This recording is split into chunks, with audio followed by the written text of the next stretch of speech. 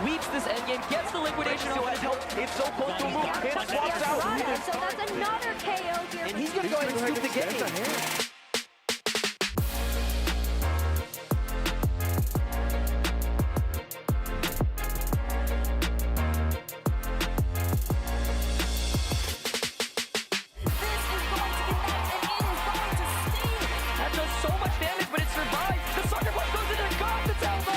Does he find it? Escape rope. Switching card. There's the switching card. There we go.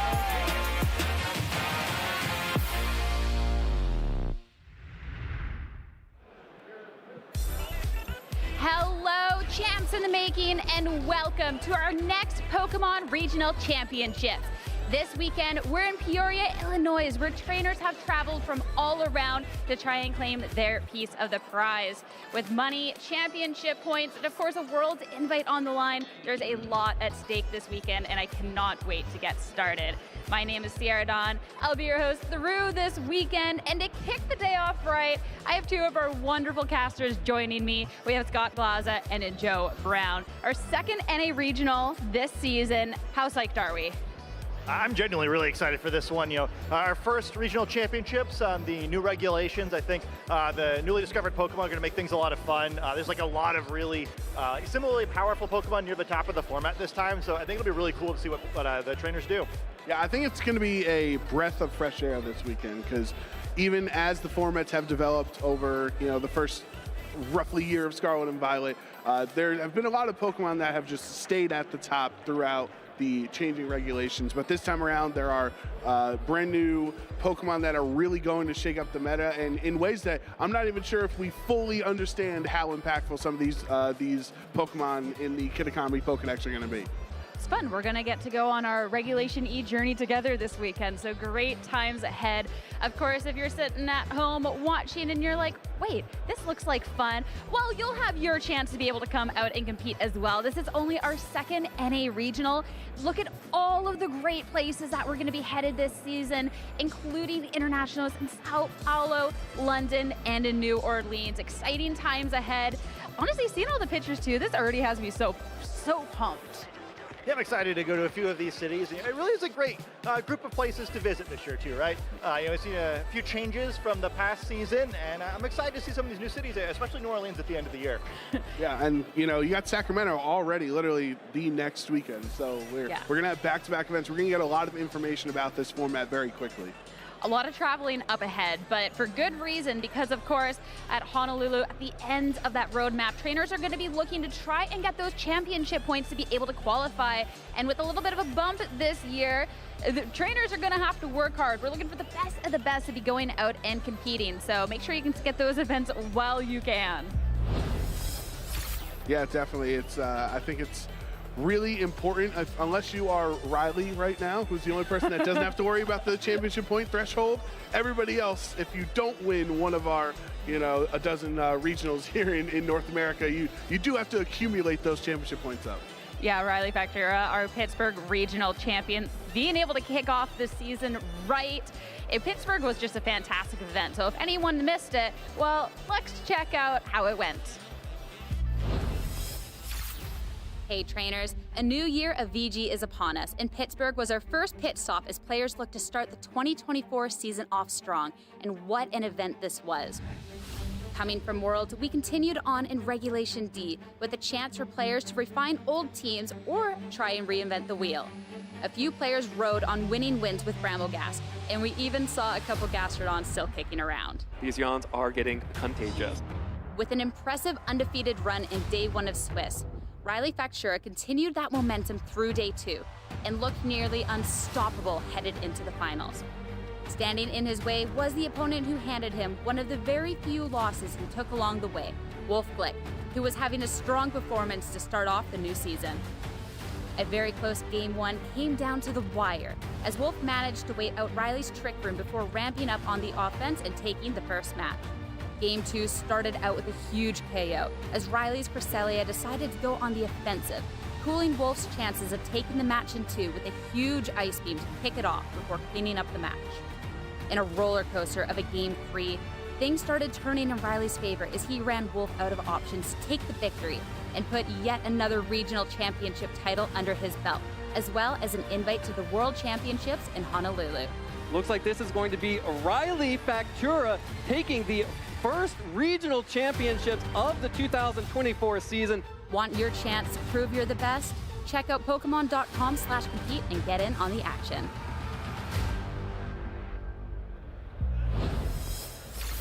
Pittsburgh to be kicking off our season was such a high talent caliber event.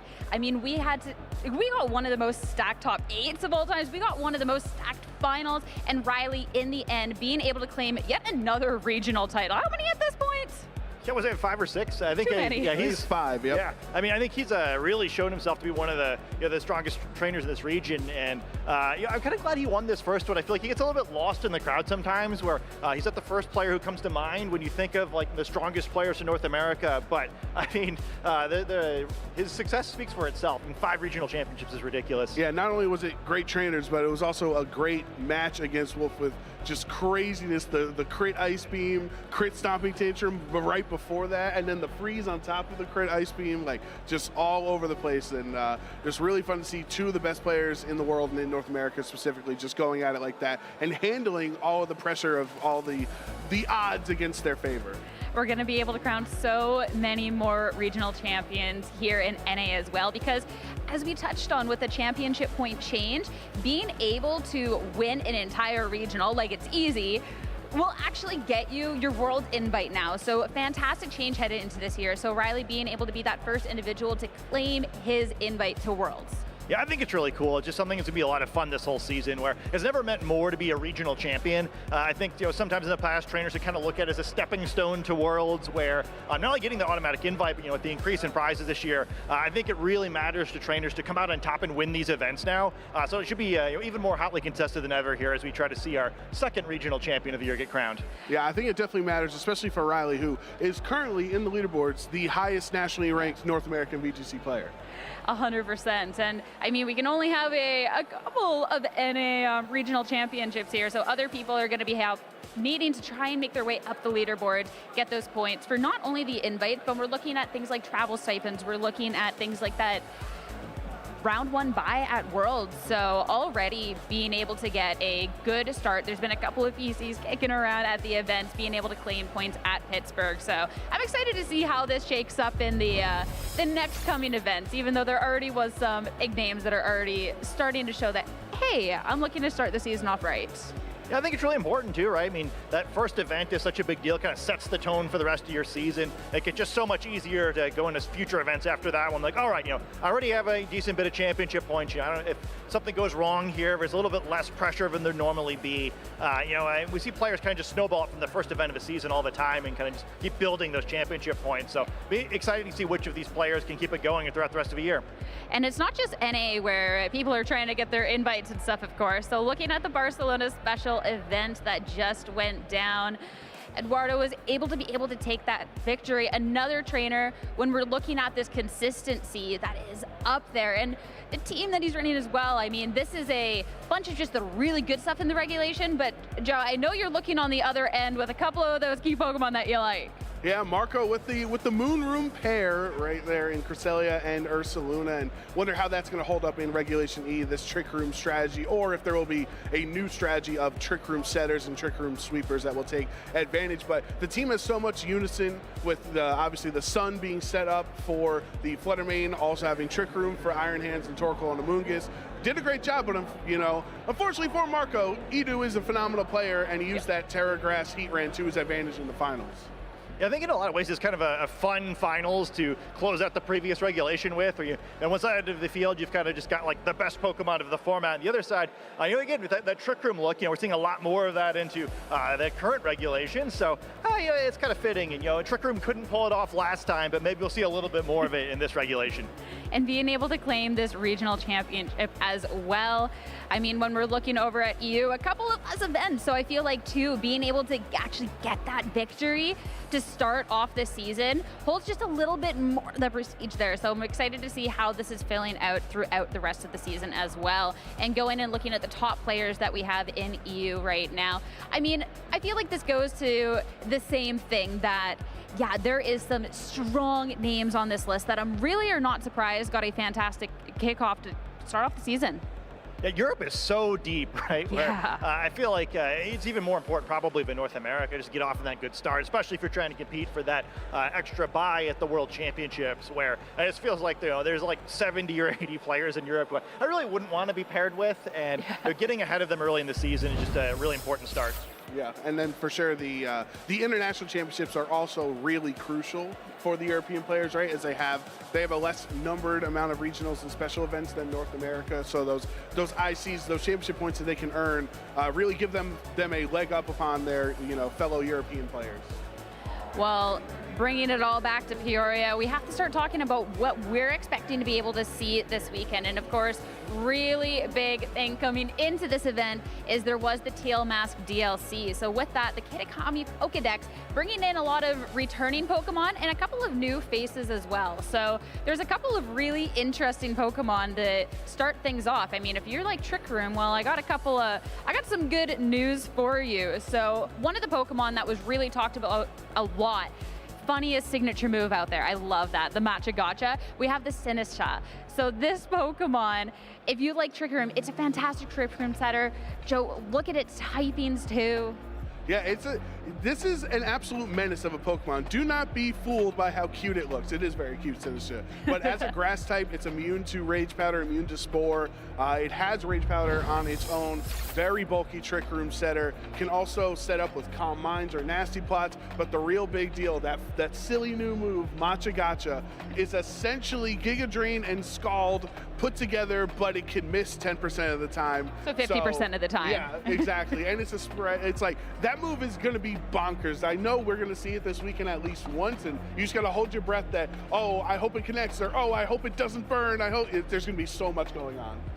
100%. Another big Pokemon, though, making its way in. Maybe you've seen that Ursaluna kicking around. Well, why don't we talk about this Blood Moon Ursaluna? This absolutely terrifying looking Pokemon.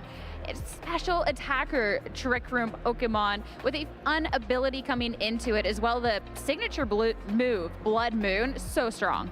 Yeah, I mean, you always know a Pokemon's gonna be pretty good when you need a paragraph to describe its ability. And I mean, yeah, the damage output for Blood Moon is just so funny, where I was playing around with it a little bit with Oranguru just to get a feel for it. And yeah, just watching it just wax two Pokemon on the other side of the field in one turn is pretty funny. And yeah, I think it'll be funny to see how it plays out too, where I think we all kind of expected the previous Ursaluna form to do a little bit more during Regulation D than it did.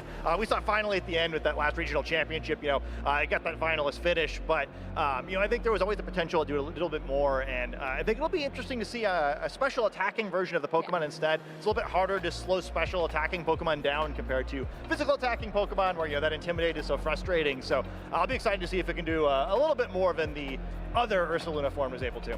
Well, you're saying that a Pokemon is good if you need a paragraph to describe what it does. What about a Pokemon that needs like 4 different slides to describe how good it is? Of course, we're talking about this Ogerpon. So what the Teal Mask was all about, this Pokemon unmasked, and boy, is it going to be a menace out there. There is a base form as well. It can be holding a mask to be going into a bunch of different forms, and this new signature move that it has is cracked. Yeah, Ogerpon is just misunderstood, and I think everyone that's played the DLC has become massive Ogerpon fans, just adorable Pokemon. But Ivy Cudgel is an incredibly strong attack that changes the typing depending on which mask that Ogerpon is holding. So there's 4 different versions, all with different abilities as well. There's a lot of variance added to this format with just one Pokemon essentially, depending on its held item.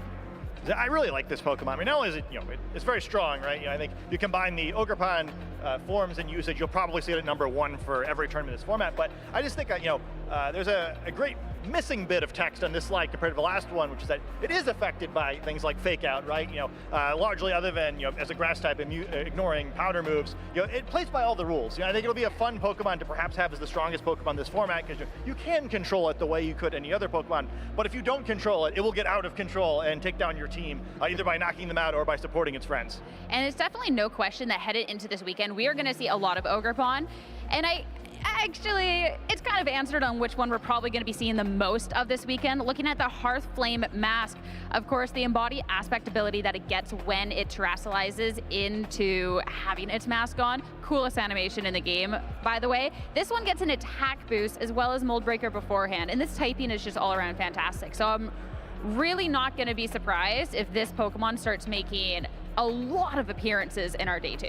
Yeah, I think there's something really important about offensive fire types in VGC that can just really output a lot of damage, and that's what Ogerpon Hearthflame does, because inherently this one is the most offensive of the masked forms, because that embody aspect ability, raising its attack by 1 stage instead of its defense or special defense, means that you're just, by clicking the terrestrialization button, you're doing more damage. I think this is the form I'm most excited to watch players use. I think this one can go really hard either direction, where like it is so strong, it dishes out so much damage, but also I think both terrestrializing at the wrong time can be really bad. That Mold Breaker ability is like very important in a few matchups, especially against Heatran, so using it willy-nilly just to maybe get some extra damage you don't need can hurt you later in the game. And then also, I think this Ogerpon's also the best Ogerpon form at getting knocked out, it feels like, where it's like equally likely, it feels like, to pick up 3 knockouts or just do nothing and faint instantly. And I think, especially early in the format where trainers may not have such strong defensive cores built yet, we might see it have some really good and really bad games, and I'm excited to see both. Well, in Ogerpon, I think that if you're looking for a middle ground is a little bit more likely to be seen, is going to be that Wellspring Mask. So looking at this ability for the Terrestrialization, the Water Absorb, so a water move hitting right into that, well, no problem whatsoever. And if you're looking for something to stick around a little bit more, Grass Water typing, also fantastic. And you're going to get the special defense boost this time around. Yeah, to me, when I saw the Wellspring Mask, I thought anti-Urshifu Rapid Strike. Yeah. Having access to Follow Me and the ability Water Absorb means that you can redirect any of those water attacks away and actually healing you up instead of, targeting down one of your teammates that would be weak to those Surging Strikes. But the beauty of all these Ogerpon forms, they can be, as Scott was saying, offensive and supportive. You don't have to run a Follow Me set. You can go Sword Stance and just all out offensive and trying to do as much damage as possible with the Ivy Cudgel. And then there is one more mask form that we have to be talking about as well, though. I'm intrigued to see how often this is going to be popping up during the weekend. This is going to be the Cornerstone Mask. So it looks really, really cool, but I feel like too, when we're looking at the different Ogerpons, that this is one that might be a little bit lacking. So maybe somebody can make it work with that defense boost, but I'm not sure. Yeah, I hope so too. We didn't see a whole lot of it in the grassroots tournaments before this regional championship, so I'd be a little surprised if we see it. I love its mask. It looks so cool. It kind of like belongs in the opening credits of Survivor or something, but yeah, I'm less confident in its ability to Pokemon battle at this point. Yeah, we'll see. We'll see how things are going to be going down, especially too. We always love to predict what we think is going to be popping up during our weekend. So we're looking at the most likely to succeed here in Regulation E. Really not surprised by the amount of masks. You can see that I went for the culture choice of the Hearthstone, the Teal Mask, the Wellspring, and the Slitherwing. Yeah, I would, I agree with you where I think just picking Ogerpon repeatedly, and of course Slitherwing, who I think we'll probably see most rounds today, I would say. I agreed with the water type Ogerpon, though I think, we'll certainly see all of them. I'm a big fan of Sinistra. I just think, the flexibility is fun. I don't think we'll see a lot of Okidogi here, but man, he is so fun to play with, where I was really expecting nothing from that whole trio, if I'm being honest, and I think all of them could surprise us a little bit, but I think if any of them do well, it'll be that one. And then I think we were expecting to see a little bit more of the weather setting Pokemon perhaps when we realized they were all going to be in this format. Not having such a good time in practice, but I do think Ninetales is very capable of taking a regional championships. I mean, Joe Brown's definitely a little weather pilled on his predictions here. Yeah, so this was my thought, like I mentioned before. We have a lot of new water types introduced in Regulation E that can really rival Urshifu Rapid Strike as your water type Pokemon of choice, when you're team building. So I had those 4 different water types. 2 of them are competitive Pokemon, so they're essentially anti-Intimidate, anti-Icy Wind. You're going to get punished if you lower their stats, Napoleon and Milotic. And then Ogerpon Wellspring, we already talked how great it is. And then, I think Politoed as a rain setter, I think traditionally it is better than Pelipper in my opinion, but I don't think Politoed will do well. I think specifically shiny cotton candy Politoed will do well this week. That is actually the right choice, yes, 100%. So I wish there was a way we could put that on the graphic. But hey, it's not just about which Pokemon are going to be showing up and performing, it's about the players and stuff too. So a lot of names to watch out for. Unfortunately, can't fit them all on the screen, but here are 3 to be keeping an eye out for. Of course, Riley coming off of a regional win, fantastic. Ryan, when we're looking at a player that has been getting these consistent results. I mean, that's definitely a name that comes to mind. And Joe, you are the president of the Justin Birds fan club. That's true, and we are recruiting, Sierra, so get your application in while you can. And I think Justin's just a player you want to give a shout out to on here, where Brian and Riley both have won recent regionals, but Justin is a part of a big team building group of popular players in the VGC community, where a lot of times he is that main architect of the team. They're like, oh, Justin came up with this specific strategy for our Trick Room team, or he came up with this spread for a specific Pokemon. So I think I would not be surprised if Justin has a great showing here in Peoria.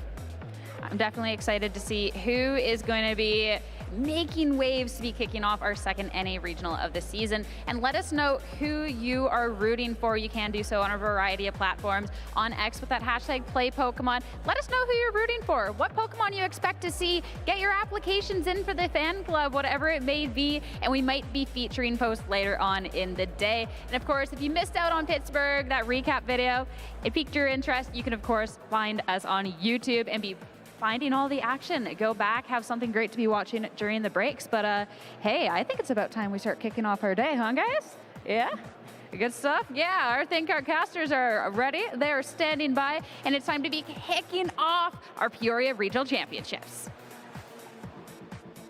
Thank you so much, Sierra, Joe, and Scott, for giving us such an incredible introduction to the new Regulation E meta. My name is Rosemary Kelly, and I'm joined by Gabby Snyder to bring you through our first match of the day. And what an exciting start to this new regulation and format that we have ahead of us. I know. I think a lot of people going up to this weekend have been wondering, what will the metagame look like? What will people be bringing team-wise? And I gotta say, these first two teams that we're gonna be featured actually hit some really interesting talking points. But before we get to that, let's go ahead and look at the format that these players are gonna be competing in this weekend. This 2024 Regional Championships event will be showcasing exciting Pokemon VG matches all weekend. Trainers from around the globe are here to compete for over $125,000 in cash prizes, travel awards, and championship points to qualify for Worlds 2024 in Honolulu, Hawaii. This tournament is a two-day event, starting our trainers off in Swiss rounds. All matches are best of 3 and will utilize an open team list format. This means that each Pokemon's Terra type, ability, held item, and moves are available to the opponent. The trainers earning 19 or more match points or placing in the top 32 will advance forward to Sunday, Day 2. Day 2, trainers will continue playing Swiss rounds until top cut is determined. The competition then shifts to a single elimination bracket where trainers battle until a single regional champion is crowned. Who is taking home the title of regional champion this weekend? Who will secure the points to qualify for Worlds 2024 in Honolulu? Stay tuned this weekend and watch all the action live. If you want to learn more about upcoming Play Pokemon events, visit Pokemon.com/play. We just had to give you a little bit of a teaser for what's ahead for this round 3 of Swiss and day 1 of the Peoria Regional Championships, because Gabby's right, it's spicy. There's a lot of things that we can cover with our first 2 players, as well as the teams that they are bringing to showcase Regulation E in its finest. Yeah, so we'll be featuring a matchup between Justin Morris and Marcos Perez. Justin is a local player to the Midwest, has been on the cusp of qualifying for day 2 of the competition multiple times in the past couple of years that he's been competing. Also rocking a blazer there, which I gotta respect. I gotta respect that. Yeah, he's dressed for success right now. You gotta dress well to do well, and with his team of Golden Go, Chien-Pao, Pelipper, Iron Hands, Urshifu, and Amoonguss, I think he's gonna have a pretty decent shot. I think so as well, but you can't count out Marcos Perez. This is a very prominent content creator in the Pokemon community, as well as another player that has been sitting on the cusp of several day 2s, has been tearing up the online competition space for Pokemon, just getting prepared for this event, and is also rocking an incredibly unique team there. When you look at some of the newer Pokemon that we're going to be seeing on his team, like the Sinistra, as well as the Blood Moon Ursaluna. But let's talk about the elephant in the room. Yes. We had a lot of introduction to the different forms of Ogerpon, but where are they? Where's the Ogerpon? That's exactly what I was referring to when we were going into the format video. There is no Ogerpon in this matchup, and I think a lot of trainers are going to look at this and be a little bit confused. On Trick Room teams, which Marco's team does have a very nice Trick Room mode with that Cresselia, Iron Hands, the Ursaluna, and the Sinistra in particular, you don't necessarily have to run an Ogerpon. I think that there's, you can make an argument for it for sure, but it's not required. Justin's team, on the other hand, though, just reads like something from a previous regulation, and I think that means it might be able to find some positioning that otherwise he wouldn't be able to find if he were using some of the newer tools. You know, Golden Go in particular was a Pokemon that really had its moment in the sun. It certainly made it rain, maybe not as literally as the Pelipper, mind you. One of the best special attackers in the format right now, but it kind of went away for a bit, especially when Urshifu and the Dark type Urshifu especially came out to play. So whether or not it's going to be able to find its footing against the Trick Room team, we'll have to see. That is kind of the biggest story of this matchup, is does Justin have enough to be able to sustain through the damage that Marco's team can actually provide when it gets that Trick Room up, or can he just go into that hyper offensive mode on the team and not rely on something like the Iron Hands and the Amoonguss to have to make an appearance to try to actually sustain? So that's definitely something to keep an eye out for, but also as well, does that Golden Go actually make an appearance? I think that's a really great point to make, and one of the things that really helps it bring back in this meta is that Urshifu is kept in check just a little better, and we have seen that usage start to go down just a little bit as we head into Regulation E. But it's about time that we kick off our first match of the day, round 3 here at the Peoria Regional Championships, day number 1 between Justin and Marcos. So let's see what both of them are going to be bringing to the table for this very first one in the leads. Yeah, and both these players are currently undefeated in Swiss, so they're coming off of 2 wins, hoping to lock down 1 more. Marcus kicking things off with Iron Hands Cresselia, and Justin also matching with his own Iron Hands, but with the Urshifu instead. Now, Marco, I think, has played a very safe lead here, being able to just go straight for a Fake Out plus a Trick Room. Does have to worry about how his Iron Hands fares speed-wise against Justin's own Iron Hands, as Cresselia could flinch in this scenario, but overall, nothing's going to threaten a KO on his side of the field, so Trick Room is his if he wants it. Yeah, Iron Hands generally wants to go for Fake Out in this situation, but you get a lot of that information based on the speed, and we are going to see Justin's go first. It's going to be a Fake Out into the Iron Hands, and that U-turn from the Urshifu is going to deal a significant chunk of damage when it comes down to that super effective bug typing, as it also allows Justin to go for a pivot here, and it is going to be that Golden Go making an appearance in this match. It's interesting to see the pivot into Golden Go, knowing that Trick Room is a possibility right now, but Golden Go will not be taking a lot of damage from the Cresselia and does have that ghost typing, so the Iron Hands isn't as big of a threat either. Now, one thing I do want to touch on real quick is I know sometimes people who run Urshifu will run a choice item on it. That U-turn was not choice band boosted. That is a choice scarf Urshifu. So that Cresselia just took a ton of damage off of one of the weaker attacks in the metagame, which is something that I think Marco will have to be very careful about moving forwards. Yeah, that critical hit was super nice. Yeah, it was. But even without it, that is dealing a lot of damage to that Cresselia, and it forces Marcos into this position where if he wants to be able to keep both of these Pokemon alive, he may be kind of preferenced into trying to click Lunar Blessing just to make sure that you are going to be able to sustain yourself. Something that is really interesting about this particular Golden Go is that it's a flying Terra type, and that's not something that we see super often when you take a look at it maybe wanting to go for a defensive typing such as the Water Terra type, or if you really want to lean into the offense, you've got something like the Steel Terra type to really help boost up those Make-It Rains. Exactly. I think this Golden Go was running the flying Terra typing for Pokemon like Ursaluna, but given that there is no Ursaluna on the field and no Terastallization, Wild Charge, even with the Helping Hand boost, does not do enough damage to pick up the knockout on Golden Go, and Golden Go will reveal its item of the Citrus Berry to get some health back. Yeah, and it gets to go for the nasty plot here as well. And so, yes, you get a chance to raise that special attack stat of that Golden Go, but it did take a ton of damage. So what is this Pelipper really going to provide in terms of support to help out this Golden Go?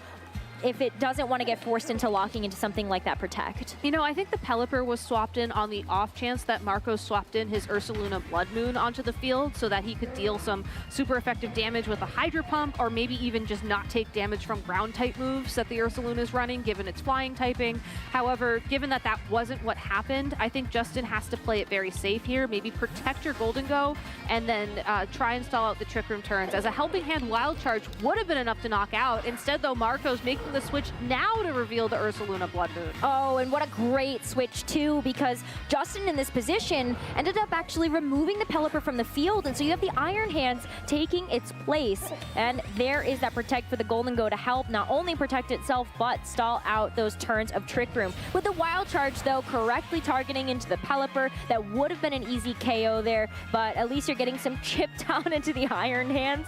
Maybe that helps out a little bit of the damage rolls there from the Ursaluna or something. I mean, every little bit counts, but I think Justin has found himself an opportunity to stall yet another turn of Trick Room, and that is essentially his winning condition at this point in time. You stall out the Trick Room, then Golden Go at +2 special attack and go for a very powerful Make It Rain or Shadow Ball to hopefully pick up a knockout on the Iron Hands through the Assault Vest, maybe even pick up the knockout on the Cresselia without relying on super effective damage. It's just going to be a very uphill battle for him to get here, and I think if Marcos is going for a Terastallization here into the Ghost type on his Ursaluna so he doesn't have to worry about Fake Out, that plan might not come to fruition. It's going to be really tough to stop this Blood Moon Ursaluna, especially when it is able to thrive in these Trick Room conditions. But you do see Justin actually opt for the Fake Out into the opposing Iron Hands with that Earth Power dealing a significant amount of damage. That poor Golden Go got a chance to set up but not make use of that special attack boost. Yeah, I will say I really like how Justin approached the Trick Room matchup as he forced Marcos to swap in the Ursaluna. Usually if you want to have your attacker come in off Trick Room, you want it to come in off of a knockout so you don't risk taking damage on the swap. And you also can just have that extra turn of Trick Room. Now with only one more turn of Trick Room remaining, Justin has a possible win condition here. Marcos has to target down the Urshifu, as that is the Pokemon that's going to be doing the most damage in this situation. So maybe you count on that, maybe you try and swap out the Urshifu so that way you're not taking damage, or you could go for a defensive Terastallization in hopes that you catch your opponent off guard. For sure, and you know that that Urshifu can't protect itself because it has the Choice Scarf, so it's going to be locked into an attack no matter what. So this defensive Terra makes a ton of sense here, knowing that it's not going to be able to take super effective damage from either of the opposing Pokemon on Marcos' side. But you do see the Blood Moon come through. That's going to be a normal type attack, and that does so much damage, but the Urshifu is able to hang on. The Drain Punch into the Iron Hands is just going to do a little bit, but that Blood Moon, one of the new attacks we're going to probably see a lot of during this weekend. It is, and it's so powerful. I'm honestly surprised that the Urshifu, was able to hold on through all that damage. But this is the count that I was curious to see. Targeting down the Iron Hands with Surging Strikes, 3 critical hits, as we all remember from the previous format, will indeed be enough to knock it out and force Cresselia back out onto the field. And with the Rain boost plus the 3 critical hits, Surging Strikes, I think Justin has positioned himself in a way where if Cresselia is the Trick Room setter, the only Trick Room setter on Marco's team, he can just knock it out before Trick Room gets up again. Yeah, you do have the Sinistra, though. That's going to be Marcos' 4th and final Pokemon. And so that Sinistra coming in, you would really love to be able to get that Hospitality and just get some amount of healing on the board, but that Ursaluna was already sitting at full health, so it's not going to be able to benefit from that ability. It is, and unfortunately as well, you can't really pivot the Cresselia in to take advantage of that either, but I think that's okay for Marcos, as his win condition right now is just set up Trick Room again and then have Ursaluna clean up. Urshifu has such There are too many Pokemon in this meta that start with URS. It's almost like Ursa means bear in some like foreign language or something. I don't know. That's crazy. How did that come about? Well, we do have another pivot coming through here. It's going to be the Ursaluna leaving the field, and seems like the Cresselia is going to end up taking its place. It's going to be really interesting whether or not that Cresselia can even survive at this point, but the Surging Strikes right into that slot. It's looking really close. Going to be able to come down to a damage roll, but the Urshifu is going to be able to knock out that Cresselia, and now Trick Room is going to be off the table for the Cresselia in particular, but Sinistra has it also. I was going to say, I think at this point, as long as you can get your form of speed control on the field, then, oh, that is unfortunate with Machagacha missing there. It is 90% accurate. It is 90% accurate indeed. But I would have thought that Marcos might have preferred the Trick Room there, just so that the Ursalunu could then come back out on the field full health and then not have to worry as much about the Urshifu in particular here. But the good thing for Marcos is that he still has an opportunity to go for it this turn, as it's no longer raining on the field. Pelipos Hurricane is not guaranteed to be accurate. And I would hope that maybe it would balance out after the double Machagacha miss, but you know, this is Pokemon. You can never really say for certain how things are going to work out. The other big question is, now that Rain is gone, can Ursaluna survive the Surging Strikes? You know, Rain would have boosted that Surging Strikes damage a little bit, and especially now that it's Ghost type, it wouldn't be taking super effective. So it looks like it's able to very comfortably take that damage now. That Ursaluna, this particular form of Ursaluna does have increased health and defense, so that is going to be coming in very handy here. As you take a look at the Hydro Pump, just as a double into the Ursaluna, it's able to survive, and the Blood Moon coming through is going to target down that Pelipper, able to get the knockout. You can't use Blood Moon 2 turns in a row, so that is why we ended up seeing Marcos go for something a little bit different there with the switch out. But here is the Trick Room, really setting that Blood Moon Ursaluna up for success. And now, since that Urshifu is at such low health as well, Machagacha is a possible knockout condition for that Pokemon. So both Pokemon are Ghost type, don't have to worry about Fake Out. Iron Hands is going to be forced on Justin's side of the field to go on the offensive here. And with a moveset of Drain Punch, Wild Charge, and Heavy Slam, I think you're just dealing Wild Charge damage to the Ursaluna at this point in hopes of knocking it out.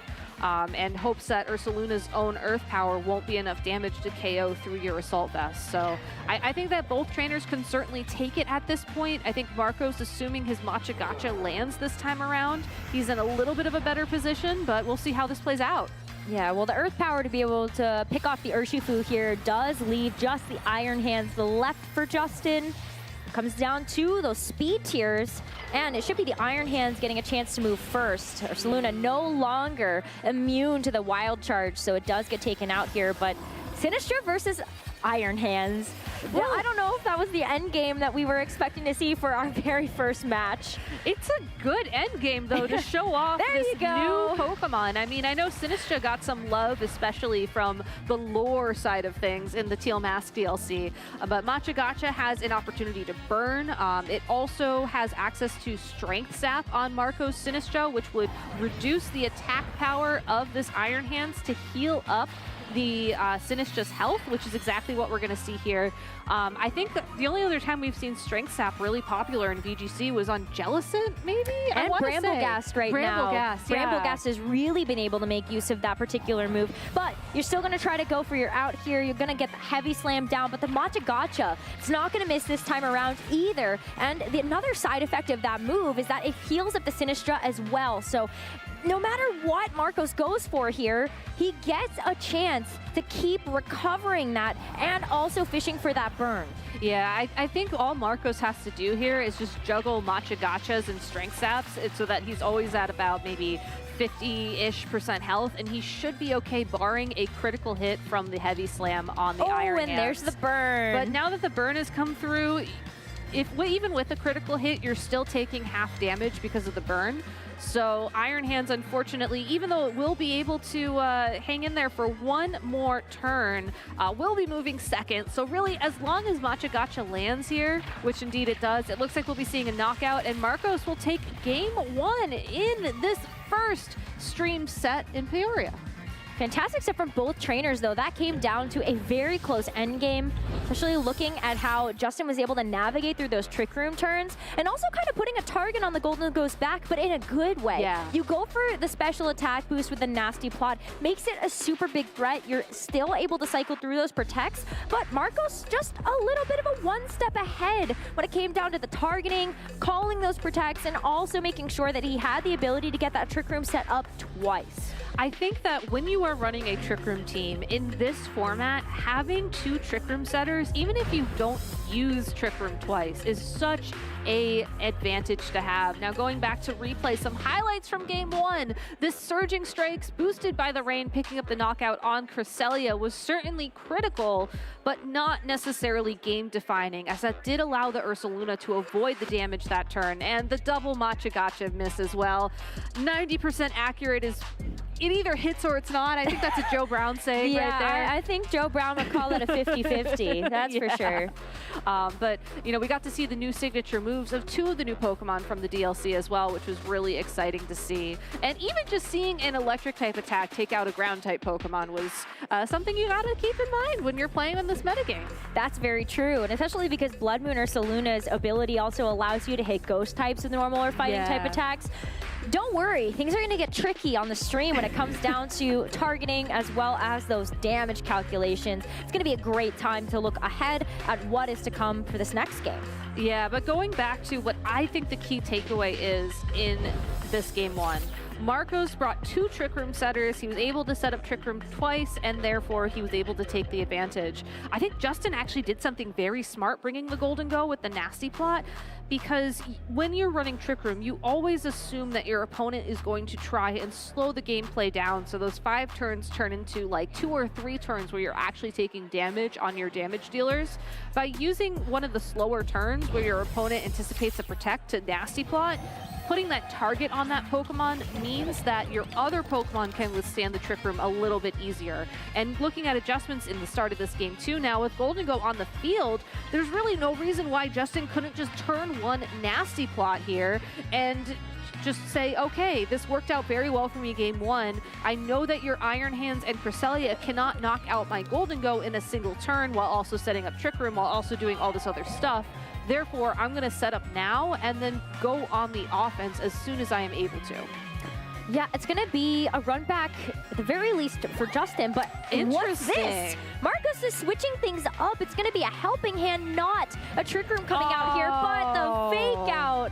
Oh, man, poor Marcos is not going to be able to get a chance to move with his own Iron Hands after the helping hand boost, and Golden Go gets away with a special attack boost, making this more difficult here for Marcos to actually get the Trick Room up this time around. I was going to say, I'm pretty sure a +2 special attack Shadow Ball from a Golden Go would bring Cresselia down into the red. And if you were to combo damage with your Iron Hands and the Shadow Ball, I think you can guarantee the knockout on that Pokemon. And yes, there probably is a Sinistcha in the back of Marcos's party once again to come back in and set up Trick Room, but you can just Shadow Ball it again, and Sinistcha is a bit weaker than Cresselia. You don't need the double damage at that point. So what an incredible turn 1 adjustment from Justin. Yeah, and this also forces Marcos into the position of either switching out the Cresselia into something that's not going to be able to take either of those, or what is happening now, which is going to be that defensive Terra for this Cresselia. It doesn't get a chance to actually use that in terms of actual like stab, but it is going to be able to take the Shadow Ball just a little bit better when it is going to be able to remove that. And you've got the Golden Go just kind of getting taken down to half here too. Yeah, the unfortunate thing for Cresselia is that had it been a Make It Rain for some reason, that terrestrialization would have gone very poorly, but that would have heavy just slam been, too. That would have been a god tier read, unfortunately. I don't think you necessarily anticipate the terrestrialization in that situation. I think that the fact that Cresselia was able to hold on is definitely great for Marcos. And now, unlike game 1, I think Cresselia is going to be knocked out this turn, which means that you can get your Ursaluna in next turn to start dealing damage. So if I were in Justin's shoes right now, I honestly would try and ignore the Cresselia. Yes, it can heal itself up with Lunar Blessing, and it can also provide like helping hand support for the partner. But at the grand scheme of things, Iron Hands is at basically full health anyways. So it will be a very interesting sort of position for Marcos to be in for sure. And I think he wants to try and almost bait Justin into picking up that knockout. Well, just in case the Cresselia is going to go down here, may as well get off one more boost as the Drain Punch is trying to chip it away, but those health bars are deceptive. The wild charge is still not enough with the helping hand to be able to knock out that golden ghost. So the citrus berry coming in clutch. It does require 2 hits though to take out this Cresselia, tanking all of that damage. It has done a very nice job and now allows Marcos a free switch during the Trick Room. Exactly, and if there is an Ursaluna Blood Moon in the back of his party, sending it out now while your opponent's 2 Pokemon are weak to those ground type attacks is so important. Justin could opt to go for that defensive Terra that we touched on in game 1, as the Golden Go is the Terra type flying, a very unique attribute for this Golden Go. But I think also just having the Iron Hands on the field and still being able to play that slower game. Ursaluna Blood Moon, I'm not sure if we mentioned this yet, is actually more of a special attacker than a physical attacker. So if you see the Blood Moon, you think special because I guess it's special. Well, it is special. There is only one in the game. There is, and it's very rare, and I hear photographers really want to take pictures of it for some reason. Yeah. Normal Ursaluna, more physical, more common.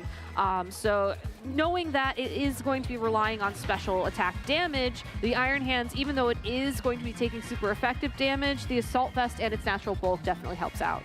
Something else that's unique about the game state here for game number 2 is that Marcos already committed the Terra to the Cresselia, so that is now off the board for the Ursaluna. And it's going to be immune now to those wild charges coming through from the Iron Hands, which is a great benefit in this particular situation. Yeah, I think that Justin... Oh, that's unfortunate. It does happen, though. I was going to say, I think Justin has a very unique opportunity to just go for big damage on the Golden Go and just see if you get it. Sometimes when you have a Pokemon in that position and it's at such low health, your opponent just kind of assumes maybe the Protect will happen, maybe something else will happen, but unfortunately we will not know what would have happened that turn, as we will wait for our lovely judges to weigh in on the board state and let us know how it's going. I'm still very interested in this particular matchup. I feel like there is a lot to be able to cover in terms of just kind of some of the newer elements that we're going to be seeing in Regulation E, but also how both of these trainers navigate. I mean, let's talk about another key aspect of this particular rule set, and that's just Trick Room is way more viable. Oh, 100%. We have seen the archetype in the past, but let's talk about it now because it really has a strong case to win this entire event. I think the popular sentiment about Trick Room, and I will apologize because I'm going to just step up on my soapbox for a moment here. Please, take it away. As a historical Trick Room player, in previous formats, because you sort of lost access to Cresselia in particular, Trick Room was looked at as more of a gimmick type team than a valid form of speed control. Yes, you did still have Dusclops with Eviolite, and that, I would argue, is still one of the better Trick Room setters, just given its typing and its access to Will-O-Wisp in particular. And that's back. And that's back, yeah, that's back finally. But I digress. Because you mostly saw Trick Room on the form of Indeedee Armarouge teams, I think a lot of people just wrote that off as, oh, it's Psy Spam. I'm not going to be seeing that at a high-level competition. It's too gimmicky. And I think you're not doing Trick Room good if that's your opinion of it. You know, yes, Psy Spam is a little bit on the gimmicky side of things, and I use the term gimmick as you see those 2 Pokemon together all the time. They're just kind of a unit, and you know what it's going to do. Yeah, for the most part. I mean, yes, you could run weak armor versus flame proof or heat proof or Flash Flyer. There we go. I'm having word problems this morning. Apologies. Yes, you could run Wide Guard over Energy Ball. You know, there's options, but at the end of the day, you basically know what it's going to do. And if you look back at Trick Room teams, historically speaking, especially those with Cresselia, as long as you have Trick Room and Helping Hand, and then a Psychic attack, and then a Ice type attack, you can really put that Pokemon in a lot of different archetypes and just have a Trick Room mode. And I think that's exactly what we're seeing on Marcos's team. We're seeing him rely on the Trick Room mode for this matchup in particular because Justin's only counter to Trick Room is the Amoonguss, and he does have answers to it. But in the grand scheme of things, he could also run like Landorus plus Iron Hands, or he could run Landorus and the Chien-Pao. Like, you don't have to commit to that form of speed control, and that's where Trick Room really shines. And the moral of the story with all of this is that Trick Room gotta put some respect on the name. Yes. And you have to come prepared to deal with it. Yes, 100%. 100%. And there are different ways you can deal with Trick Room, you can run your own Trick Room. I know sometimes a Flutter main, especially if you're running the bulkier variant, will have Trick Room on it, sometimes even in Prison. You can also maybe just plan on slowing your gameplay down to handle it, but you need to have a game plan prepped for it. And I think we're seeing Justin's game plan play out here. Trainers are at the team selection screen. We're still waiting to hear the ruling on how that works out. So while they're getting into this matchup, I will say one more Trick Room thing. Cresselia is the best Trick Room setter, I think, of all time. I'm so happy it's back in the format. If you do not have a Cresselia, I suggest you try and find one. Pokemon Go players are fantastic people to know because they have a ton of Cresselia lying around, and you can transfer them into home. I can that is my soapbox. To this. No, you gotta get, you just gotta be able to find friends all over the place sometimes for some of these games. But we are gonna be getting into game number 2. I have word on the ruling. Because it was a double disconnect for both of our players, we are going to call game 2 a tie. And this game number 3, well, we'll talk about what happens after that if it comes to it. So let's take a look at this game. It's going to be the Iron Hands and the Sinistra this time around, and the Iron Hands and the Golden Go here for Justin. I like this adaptation of the Sinistra. Sinistra is holding a Citrus Berry on Marcos's team. Sometimes they run Focus Sash, so that way you can't knock them out and they're guaranteed the Trick Room. In this particular situation, Sinistra is, I think, just hoping that it's not the target for a Shadow Ball. And we saw in our previous game number 2 that Golden Go went straight away for Nasty Plot. If Marcos does go for Trick Room here, I think he was calling this play.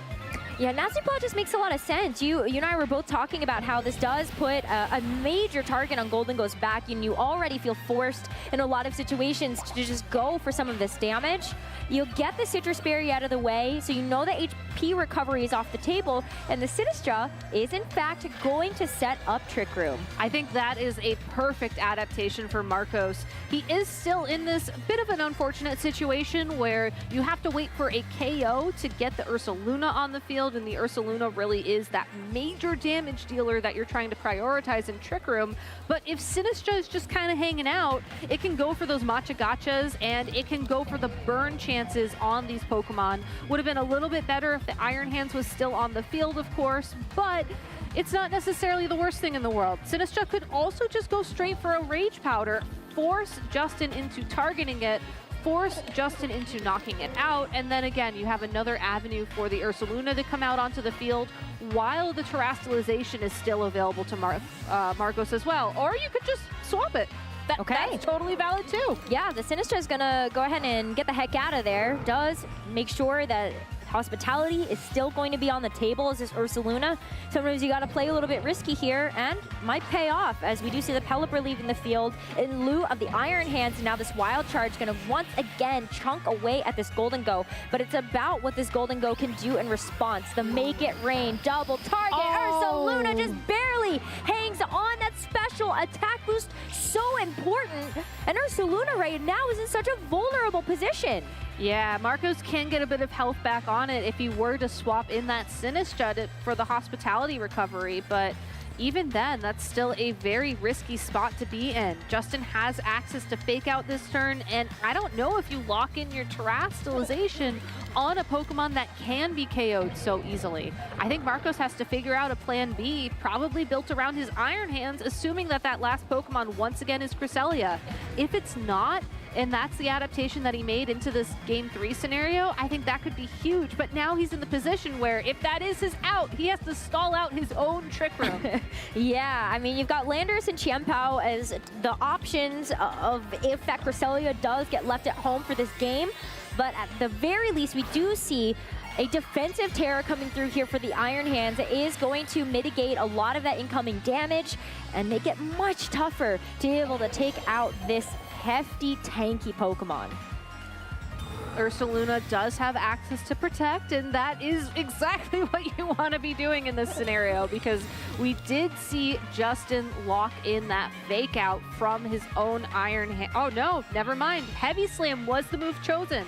It's a smart coverage. Because in this situation, you do look at it and you go, hey, Fake Out, really good here. I just got my Iron Hands in, and if this Ursaluna decides to actually go for the Terra, that's going to be really, really tough for Marcos to actually come back from. And so, yeah, it does look like that would have been maybe enough, but that's not what's going to happen, and it's going to be pretty moot turn here for both players. Yeah, and I think that's okay. I mean, at this point, I can only assume that both these players are playing to the end of Trick Room as they're out. And if y'all decide, hey, we're both going to take a bit of a slow turn, I think it can work out in both of their advantages. Now, the one thing that I am curious about is Blood Moon going to do enough damage to this Iron Hand to possibly put it into knockout range from a double up on Marcos's own Iron Hands? You know, I think we've also been seeing Justin's Iron Hands move consistently before Marcos, before Trick Room. Like, and it seems like it's very close. It's close, but I do think we've seen the Iron Hands outside of Trick Room on Marcos' side also go first. So it just really... Honestly, I've been paying attention to the Trick Room more than I have the speedsters of the Iron Hands. I have as well, and I think that's important to keep an eye on, because again, that is the bigger situation here, as with a double protect fail on the Golden Go in particular, Justin is definitely playing towards that end of Trick Room out. There you can see the Mind's Eye ability really putting in some work there to be able to get that normal type move into the Golden Go. And the Hospitality as well to help heal up this Ursaluna so that it doesn't get taken out there by the Heavy Slam. Notice that amount of damage that it did, Ursaluna was in a really rough spot. It had it not gone for the protect there on that previous turn. Yeah, I think leftovers probably would have been enough health to ensure that it would have survived the Heavy Slam in general, but having the Hospitality as well on top of things is definitely great. And now you can also threaten burns on the Iron Hands, and as it is a physical attacker, I think that is something that you definitely want to try for if you can. Obviously, Ursaluna is still going to be like the enemy for Justin to focus in on damage-wise, but that just means that opens the opportunity for Sinistra to just go for these Machagachas, get a little bit of damage down. I was going to say break the focus sash on Pelipper, but Pelipper actually has Rocky Helmet, which is something that you have to be careful about too. Yeah. That's very true. I mean, Rocky Helmet, whether it's going to be on the Amoonguss or something else that you know is going to be taking a lot of those hits, can be really, really helpful to just help chip away at that opposing Pokemon, especially when Urshifu ended up joining the meta. Yeah. That was something that a lot of people were trying to catch, whether it was kind of like your Cresselia, the Amoonguss, any sort of hit, especially multi-hit moves that make contact are going to be dealing a lot. But it's going to be protect here, not going to work. Rain is going to stop. So that is something that now, if we want to see Justin set that back up, he's going to have to switch out the Pelipper and get it back in. But Trick Room has expired. So that Urshifu is in a very nice position now. Yeah, that was a great swap from Justin there. Just, I think, almost recognizing maybe that Marcos was trying to outstall his own Trick Room, and then sending in his Urshifu on that last turn to be able to threaten big damage immediately this turn. Doesn't necessarily have to go for it. I think having the Urshifu on the field is threat enough to make Marcos play another passive turn here this turn. But overall, I think he's in a great spot to start capitalizing on damage, and that's exactly what he needs. There's no way to set Trick Room up again on the field right now, but with Sinistra still in play, I think you really need to knock out that Ursaluna before Trick Room becomes yet another option. Here's the Terra. It's going to be an investment into the Blood Moon Ursaluna. It is sitting at a much more comfortable HP total, and that could really help to make sure that it's getting rid of that weakness to those Surging Strikes right in front of that Urshifu. Gonna be a fake out though into there, and there's the U-turn. Not gonna be doing too much damage, but with that manual switch out of the Pelipper, you get a chance to bring it back in now this turn. Exactly, and you can set the rain up, and then when Urshifu comes back, assuming it's within the 5 turns, you can have that support. You can also show off your model for Paintings Mark, which is all the way from back in Gen 3, and I just gotta respect it. You know, I see it, I call it out, I respect it. I also respect just how much damage Blood Moon does, bringing that Iron Hands down to half its health through the Assault Vest. Ursaluna is such a scary Pokemon to be facing down, even when speed control is not necessarily in your favor. Yeah, I mean, 140 base power, by the way, so yeah. it's hitting you like a truck. It's also built like a tank, so Ursaluna really just scaring everybody, honestly. That is a very scary-looking Pokemon. Don't like that. But, you know, in this particular situation, Marcos is still trying to navigate how to make sure that speed control is in his favor. Yes, you got the Pelipper and the Iron Hands. You're not at so much of a threat. But as you mentioned, like, if the Urshifu comes in, Surging Strikes looks really nice here. Yeah, I think you can go for a wild charge on your Iron Hands, maybe into the Pelipper, and just force the Ursaluna back out on the field, as Justin is down to 3 Pokemon. We also finally get confirmation of Marcos's final Pokemon, and it's going to be that Cresselia once again. So it's very interesting looking at his game plan sort of up to this point, knowing that Cresselia was there. But we can certainly talk about that later, as I think it's time for these Iron Hands to start dealing some damage.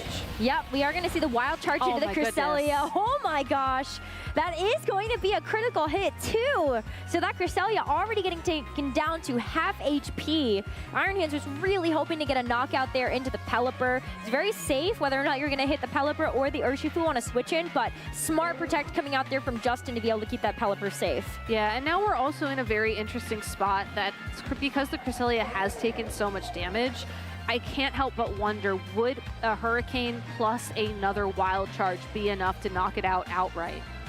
Something else we also need to consider here, after we see the Hurricane come through, was going to end up hitting the Cresselia, but the wild charge in response is going to knock out that Pelipper, dealing a little bit of chip with the Rocky Helmet, but pay attention to how much time we have left in this game. Oh, true, That is going to be a very big thing to watch out for, because, whoa, that's new.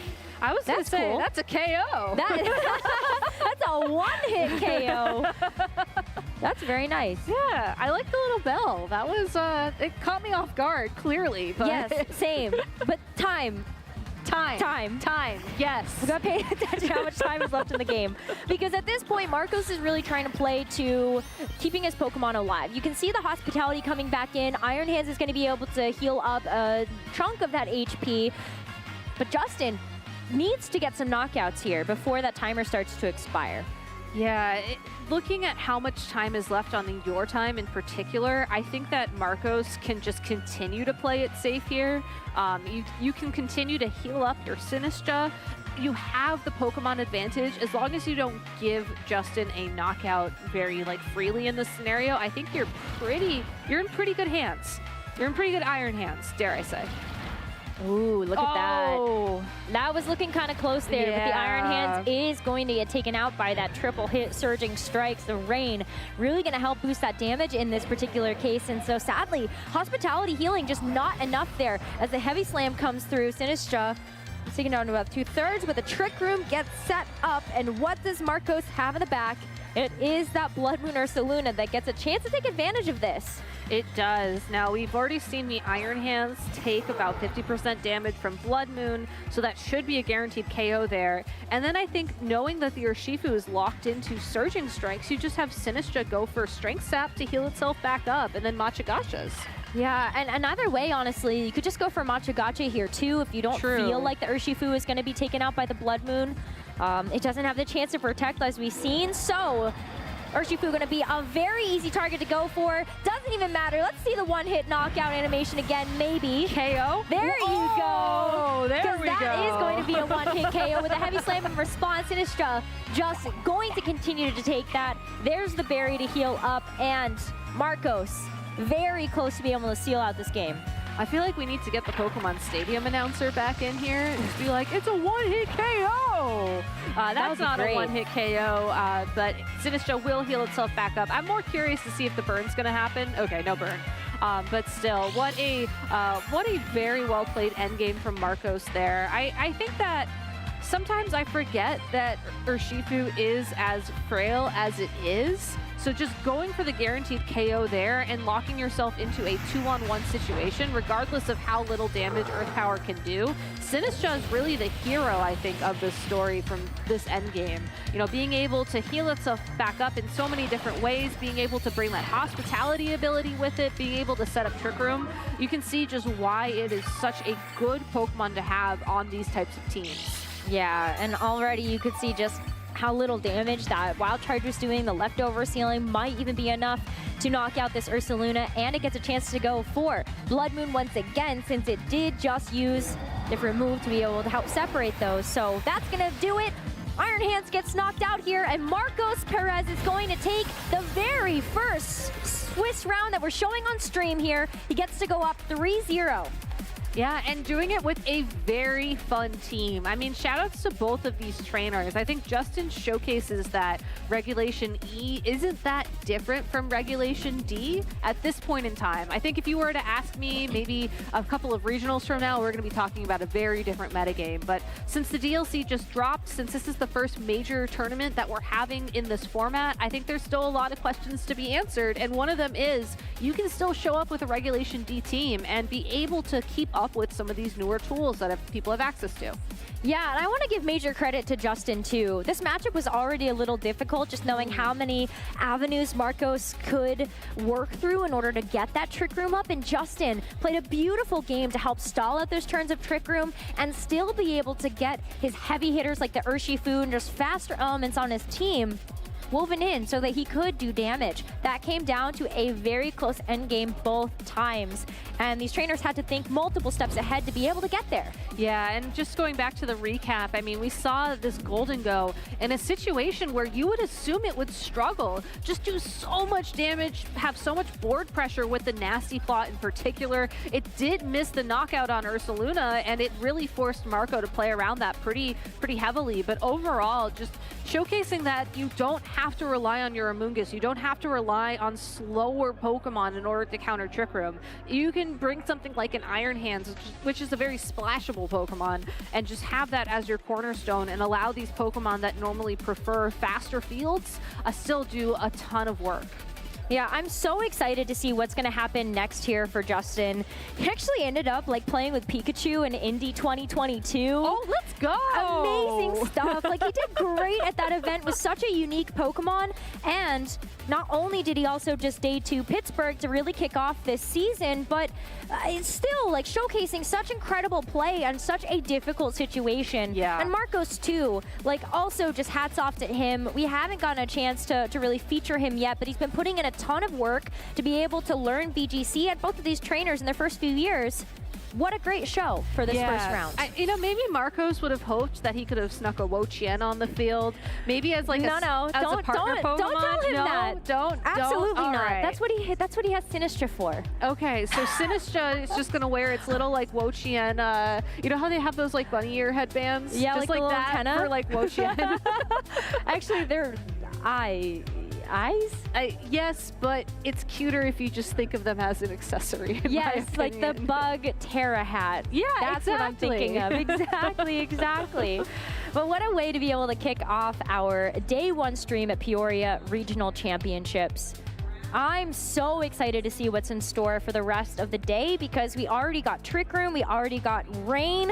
I know Joe Brown is going to be really excited to see if we can see a Politoed hit the stage, and I hope so. There's other Trick Room iterations we could even see too. You know, if somebody has a Politoed Trick Room team and they're running it this weekend and they make it on stream, I'm not gonna lie, I'm probably gonna end up making my own version of that team as soon as we get off camera, because that is just my happy place. That is like where I thrive in the Pokemon metagame. I remember when you qualified, you were playing like Politoed Ludicolo too. Yeah, so with Trick Room. Let's go, baby. It's great. You got all of the pieces set up here, but we also have an interview ready over in the lounge with Sierra. So let's head over there and hear what Marcos has to say. Thanks so much, you two. I'm here with the winner of our last streamed round, Marcos Perez. Congratulations. This is a great start to Peoria. Yeah, I mean, typically at these events, what I tend to do is I kind of follow a script. I go 0-2 in the first 2 rounds, and then I sort of just make my way up to the winning in, and then I bomb it, and that's pretty much my every regional experience I've ever had. So hey, already a different start, so hopefully a little bit of a different finish so we can see you go the distance, especially this team too. You kind of seem to throw a lot of eggs into the Trick Room basket using a couple of these Pokemon from this DLC that are really strong in Trick Room. So how was it, like, did you see these Pokemon and were like, this is it, I have to do this, or? Yeah, so I think that the main thing that caught my attention had to be the Sinistra. So Sinistra came out in the DLC, right? And its ability is just absolutely busted in a couple of ways. Hospitality, it gets you health on a bunch of really important pieces. You know, in previous formats, we saw stuff like Amoonguss, Iron Hands, and Arcanine, those like real pivoty teams. Amoonguss being able to like keep itself alive is really big with those pivot cores with Intimidate and stuff.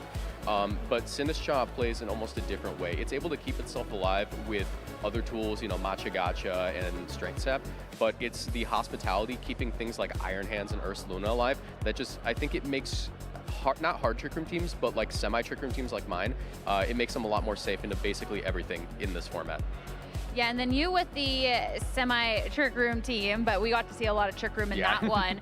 How are you then feeling going up against the field? Because sometimes with Trick Room teams, when it's so one-dimensional with the Trick Room, people can all of a sudden struggle, because the Trick Room strategy in general has been around for a while. People have practiced against it. Yeah, I mean, Trick Room is a thing that I've not really practiced too much with. I know that some friends of mine out there, Luke and Tom, they're really big into hard Trick Room. I personally don't like hard Trick Room. I think that it makes it more matchup fishy. Like if you end up pairing into something like an imprisoned Farigiraf or like an imprisoned Fluttermane, it can shut down your whole run, which is why I refer to my team as sort of semi-Trick Room. I have that Scarf Lando in the back. I have the Focus Sash Chen Pao. Basically, I have lines into teams that would otherwise shut down hard Trick Room. And, you know, I brought Wo Chen to every other regional, but now I'm playing for a different team. You know, I'm sorry, Wo Chen. I like Chen Pao now. You know, it's nothing against you. It's just that I wanted to start dealing damage, and he had what I needed. That's tragic, honestly. You were Wo Qian's strongest soldier. And I still am. A strong soldier respects their old, you know, respects the old thing they fought for. So what was the breaking point to finally like, hey, it's over, Wo Qian, like I'm with Qian Pao now?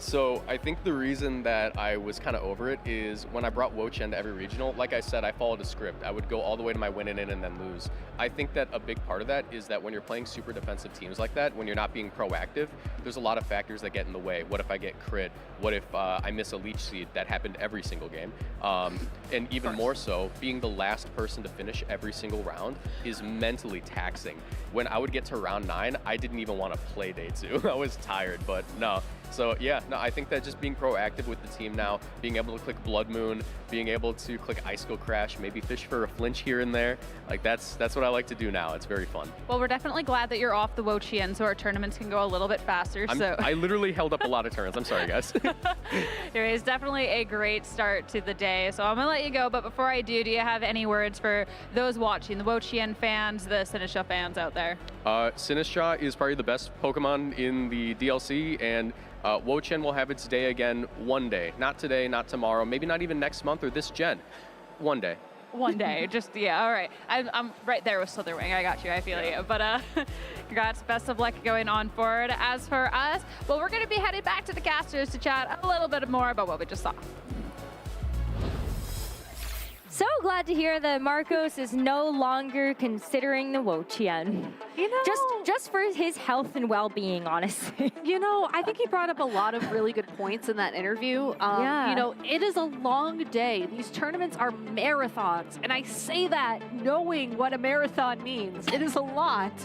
And I think that you have to be making choices that set yourself up for success, whether that's in the heat of battle and you're trying to pick out your move, or if it's beforehand and you're trying to figure out what snacks do you bring, like what shoes are you going to wear? Are you going to show up wearing your Pokemon onesie because it's really comfortable and comforting? Like there are so many things that go into having a successful tournament run, and I think being able to recognize when you are actually doing yourself a disservice rather than a favor is so important when it comes to finding success. And that's why we hear even a lot of top players try to give the advice of playing something that's a little bit faster. Yeah. Because you do need to be able to take breaks and be able to take care of yourself during an event. And it's very grueling to sit there and go to time or the end of the round every single game. So, with that being said, hopefully Marcos does get a chance to take a little bit of a break, as Justin will as well. And while we're doing that, I've got to talk to you a little bit about our new art contest, because as we have called Blood Moon or Saluna really scary, maybe you can make a cuter one that's not so intimidating and angry. Yeah, I mean, if you do draw that while you're watching the stream, hashtag play Pokemon, I believe. Please. We'll feature I it need on to see stream. it. I love art. I also love art on the Pokemon cards, which, I mean, I think you and I fall into this boat. We don't really play the TCG much, but I love opening packs and I love seeing I'm such all a the collector. incredible artwork that people come up with, including artwork that you could come up with. So I think we have a little bit of a video for this, so why don't we go ahead and roll that footage.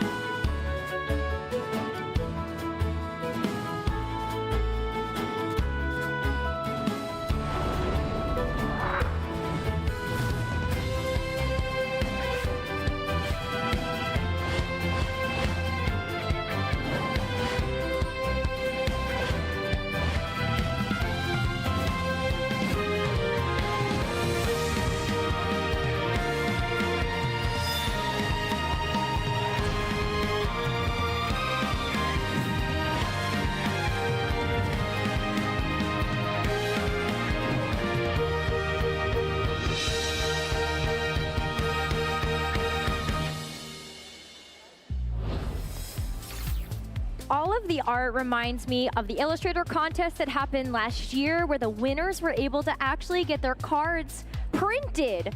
And we ended up receiving them as promos during a short period of time. They were gorgeous, and maybe that could be you.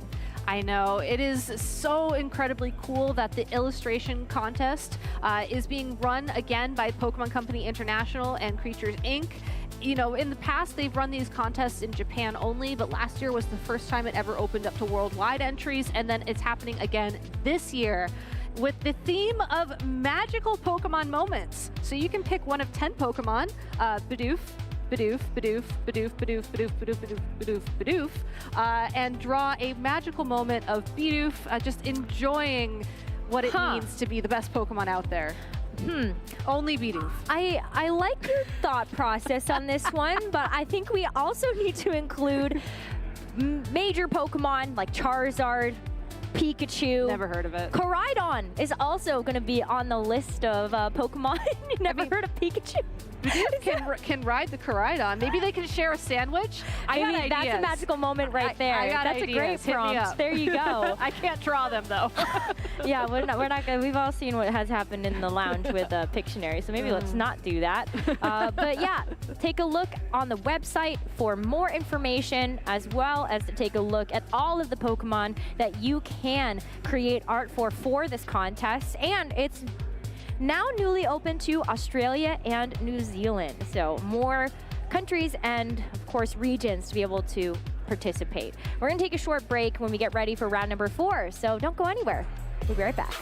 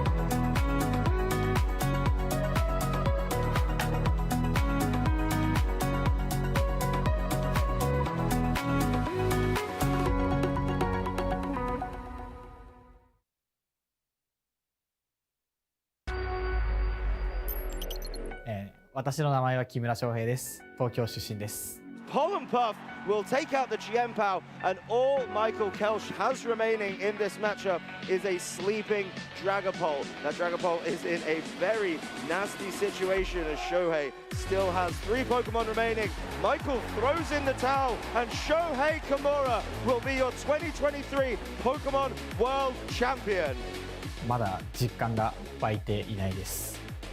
1戦目はもうその想定していた選手と違うものが出てきてしまって、かなり厳しい状態になっていたんですけど、パオジアンのつらら落としに助けられて1戦目を取ることができて、2戦目は想定していた対戦内容だったので、その想定していた通りにことが進んで、勝利を収めることができて嬉しかったです。相手のパーティーのリキキリンとウーラオスをどのように倒すかが鍵となっていて、それらに対抗するためにテラスタイプを変更したモロバレルが、鍵になると考え、臨みました。なんだろう、勝利することも大事ですが、その対戦相手がいることによって、得られる、友情だったりコミュニケーションが僕の中では一番、このゲームの大切なところだと思っています。次の大会も、参加して、もう一度2度目の、ワールドチャンピオンを目指して頑張ります。Hello and welcome to Yokohama, where we are at the Pokemon World Championships 2023. I'm Anna Prosser, and I'm standing in front of the Poke Center. I have some amazing models with me today. Please introduce yourself, sir. Hi, Spraggles, content cowboy and aspiring magician. Can you top that? Dupe Snacks, the eye on the sky on Eos Island. Now we are going to find some clothing, some accessories. What are you looking for in there? I'm looking for Pokemon themed things. I've heard there are some of those in there. What about you? Looking for anything in particular? Heard there was a jean jacket. I'm finna sport. I'ma tell you about the come up, how I learned the game. Every challenge that I faced, how I earned the name. Nobody said that it was easy going for the gold. You gotta take risks, you gotta be bold. But I'm here to run the race, yeah, I'm here to go far. Here to take names, here to be a star. And when I finally make it, I'll be at the top. Best of the best, yeah, I'll be walking where legends are alive. I'll be walking. I'ma be right there by their side. I'll be walking where everyone can see. I'll be walking that I'm the best to ever be. Forging my path, just a matter of time. You better get yours, cause you ain't getting mine. Learned every lesson in the hardest way, but that's the path that I chose, that's the hero's way. Yeah, they said I couldn't do it, but I proved them wrong. At the top of the mountain, right where I belong. And now I finally made it, yeah, I'm at the end. Best of the best, yeah, I'll be walking where legends are alive. I'll be walking. I'ma be right there by their side. I'll be walking where everyone can see. I'll be walking that I'm the best to ever be. I'ma walk the road with pride. I'ma hold my head up high. Make them stop and stare. You can find me there with my finger pointed to the sky. I'll be electric, and I'll never grow old. Here on Victory Road,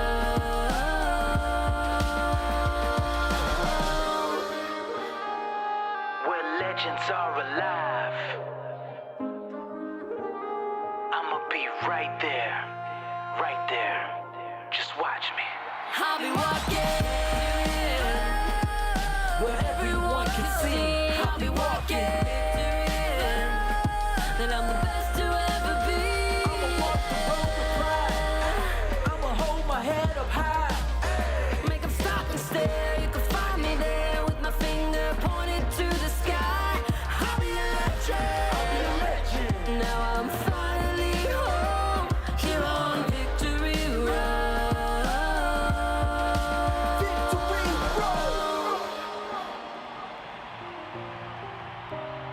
I'll be a legend.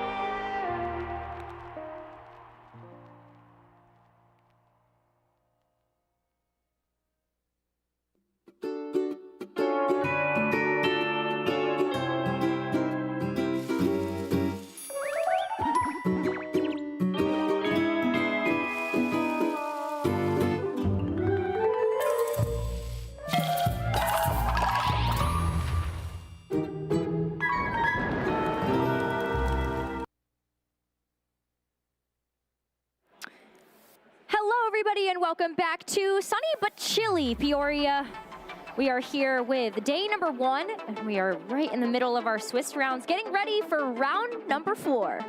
Yeah, it's been an incredible day so far. We've only seen one match on stream, so you haven't missed that much, but it was such an exciting match to watch, and I think really just sets the stage for what is going to be a very fun format for the next few months in Regulation E.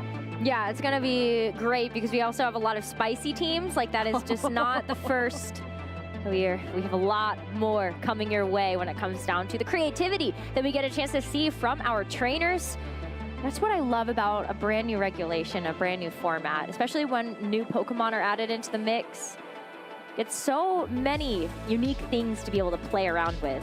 I know, but let's take a look at the current Swiss standings. These are all players who are currently 3-0, and you know, I see some very familiar names here. You know, Marcos we just had on stream. Luca Tragut has done very well in the past. Riley Factura, our previous regional champion from Pittsburgh, but also a lot of new names here. Yeah, I'm so excited to see that as well. I mean, we got a chance to witness 2 players that are a little bit newer in terms of hitting like the official circuit for VGC, but we also see a lot of new favorites also kind of rising to the top of this as well. Great to see Joshua Lorsey coming back to events and being able to show up that way too. The Shiliang Tang is another player we need to keep our eyes on, as well as Ian McLaughlin. So lots to be able to look forward to. But what I'm curious about is, because this is about the time of the day that we get a chance to really see the cream of the crop rise to the top.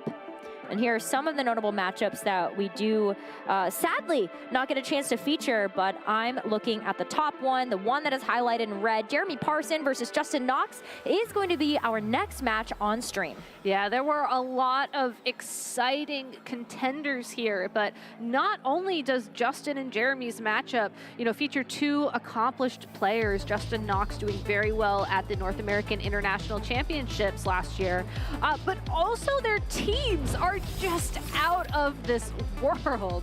Like, I love the creativity. You were just saying this, I want to second it.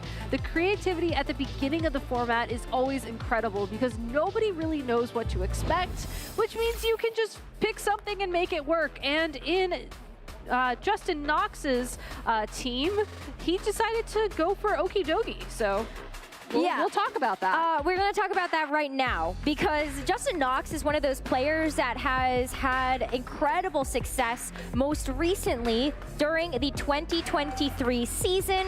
He ended up getting top 32 at Fort Wayne, and he got top 8 at NAIC, and with some really unique archetypes. We saw him play a little bit of Sun with Torkoal and Jumpluff during Fort Wayne, and then at NAIC, he brought Iron Moth and Grimmsnarl alongside Fluttermane and Golden Go, and just overall has had some spicy teams with help from incredibly creative team builders in his corner. Yeah, like looking at his 6, he's running the Rapid Striker Shifu, Ogrepon with the Hearthflame Mask, Farigiraf, Okidogi, Clefairy, and Ursaluna Blood Moon. You're seeing a lot, I see a lot of threads of other archetypes you've seen in the past. Jeremy, his opponent though, he's running a team that honestly I was expecting to see a lot of this weekend, with the call out of that King Gambit snuck in alongside of a Fluttermane, Iron Hands, Wellspring Mask, Ogrepon, Landorus Therian, and Chiyu. Jeremy Parson is another player that had a lot of consistency in the 2023 season. He played a lot of these balanced archetypes, so very cool to be able to see him bring that back for this event as well. But of course, with those newer twists in terms of the newer Pokemon that are available for this meta. And hey, we saw a lack of Ogrepon when it came down to our very first match that we featured on stream, but there's 2 different forms here that the Lounge so gratefully broke down for us at the very beginning of the day. So to see both the Wellspring and the Hearthflame match up against each other is something I'm really excited about. For sure. I mean, I think Hearthflame Ogrepon is the one that a lot of people sort of gravitated towards initially because of that Mold Breaker ability. You said this earlier perfectly, and I'm going to quite frankly steal it right now. Because of Mold Breaker, even though you're a Fire-type Pokemon and using those Fire-type attacks with your Ivy Cudgel, you can still attack Heatran, and that is great. Not having to worry about Flash Fire, A+, would recommend. You also get the attack boost as as well from your ability if you opt to terrastalize the Ogerpon with the Hearthflame Mask. So overall, it's just very offensive, very fast, and very consistent, which is why I think a lot of people are drawn to it. That being said, my personal favorite Ogerpon right now, as the caster predictions spoiled, is going to be the Wellspring Mask, just because you get that special defense boost and you can play it a bit more supportive, but still have great damage output. It is so hard to find a support Pokemon in VGC that can also deal damage. Cresselia can't really deal damage at the end of the day. Ogerpon Wellspring absolutely can. Just in case you missed the lounge segment earlier today, Gabby already gave you great details about the Ogerpon, but let's catch you back up to speed. There are 4 forms of Ogerpon right now. You're seeing 2 on the screen here. There's also the base form as well as the Cornerstone Mask, which I hope we get a chance to see a little bit later because incredibly underrated right now. But also very high attack stat, very high speed stat, puts it into a really great speed tier where you're able to play around a little bit with how you train it in order to actually make sure that it's going to be an unstoppable force. Most of these Ogerpon are going to be running Ivy Cudgel as well as Spiky Shield, and then you get a little bit of tech thrown in there, whether or not you want to lean into maybe more offense. You have something like the Swords Dance, or you lean into a little bit more defensive play, and that's why you might have Follow Me as well. Also some great coverage options there in terms of maybe like U-turn, or even something coming through like the Stomping Tantrum, which is going to be one of the newer TMs that we actually get a chance to see, thanks to the Teal Mask. And you also have really strong Grass Stab attacks too. So I can't wait to see how both of these trainers have actually like put together these Ogerpon and how they end up playing a role in these 2 particular teams. Ogerpon is also a friend. I'm just gonna say it. Really, Ogerpon is a friend. If you haven't played the DLC yet for the story, I suggest that you go befriend Ogerpon because I think he just needs a little hug. Yeah. And a friend. So I agree. That being said, as these trainers go into team preview, I want to take a moment. You know, I think we've talked about Jeremy's team being a balanced team, being something he's comfortable with. Fluttermane Chi-Yu, also an incredibly offensive option with the choice specs on Chi-Yu in particular. But looking at Justin's team, I do want to break it down because Clefairy is a very fun Pokemon. This is not going to be a metronome battle. I'm sorry to spoil that off the bat. This Clefairy is the typical VGC variant with the Friend Guard ability and the Eviolite hold item. And it's really there to provide support for the Pokemon on the team. In particular, I believe the Ursaluna Blood Moon and the Okidogi are the 2 Pokemon it's really going to want to support. Yeah, we didn't really get a chance to cover the fact that there's one of the Loyal 3 on the screen right now, but there is an Okidogi. And something really interesting about the Loyal 3 is they do have a signature ability called Toxic Chain. Of course, alongside Okidogi, you have like Pheasantipity as well as Munkidori, but Toxic Chain does give you 30% chance to actually poison the opposing Pokemon that you attack. But this time around, it's going to be the hidden ability of this Okidogi. We've got Guard Dog. I mean, Okidogi is a good boy, but Guard Dog is interesting because it basically allows you to negate Intimidate. Whenever your attack is dropped by Intimidate, it just boosts it back up 1 stage. You also can't switch Okidogi off the field with a move like Roar or Dragon Tail. Not relevant in this matchup, though. And it is going to play a little bit of a role, though, in terms of the ability, because there's a Landorus on the other side that does have access to the Intimidate. Whether or not it's actually going to make an appearance on the field, we have yet to find out, as it's going to be that special attack offense coming through from Jeremy Parson. And for Justin Knox, a little bit of a safer play here. You've got the Clefairy and the Farigiraf. Honestly, I think the Friend Guard ability almost counteracts Beads of Ruin in this situation. Being able to give that extra bulk to the Farigiraf means that it is more likely that this Farigiraf is going to succeed in this turn. Now, Farigiraf on Justin's side of the field is a very unique take on this Pokemon. I think a lot of times you see it with Trick Room, and you just assume that it's there to stop other people's Trick Rooms. But in this case, Farigiraf has Nasty Plot, Dazzling Gleam, and Psychic as well. So Justin could decide to just go for a Follow Me on the Clefairy and just start attacking things with the Farigiraf, and it's not the worst play. No, it's not. I mean, you're going to see the Terra as well. Moonblast into the Farigiraf. It's going to be able to tank that so well. You do see that Chi-Yu actually go for the Snarl, so it's going to drop the special attack, which is pretty important there onto the Farigiraf, but it does bring it down into the HP range where it gets a chance to recover some of that HP loss with the Citrus Berry. But, the Heal Pulse. All right. is going to go into the flutter main, but we're going to see the Trick Room come through. Yeah. Looks like might be a little bit of a misclick. Yeah, I was going to say that might be a little bit of nerves there, as, you know, typically when there's a flutter main on the field, you do want to attack it. And it was at full health, so, you know, at the end of the day, not the worst misclick to make, as you still have a Clefairy and the Farigiraf on the field. You are still at some decent health, and you have the opportunity to regain that special attack drop back by either swapping out that Farigiraf or even going, like we said, for Nasty Plot. But I think it's time for Okidogi to show us why he is the goodest boy on the field right now, swapping in and also the Follow Me to support no damage on that side.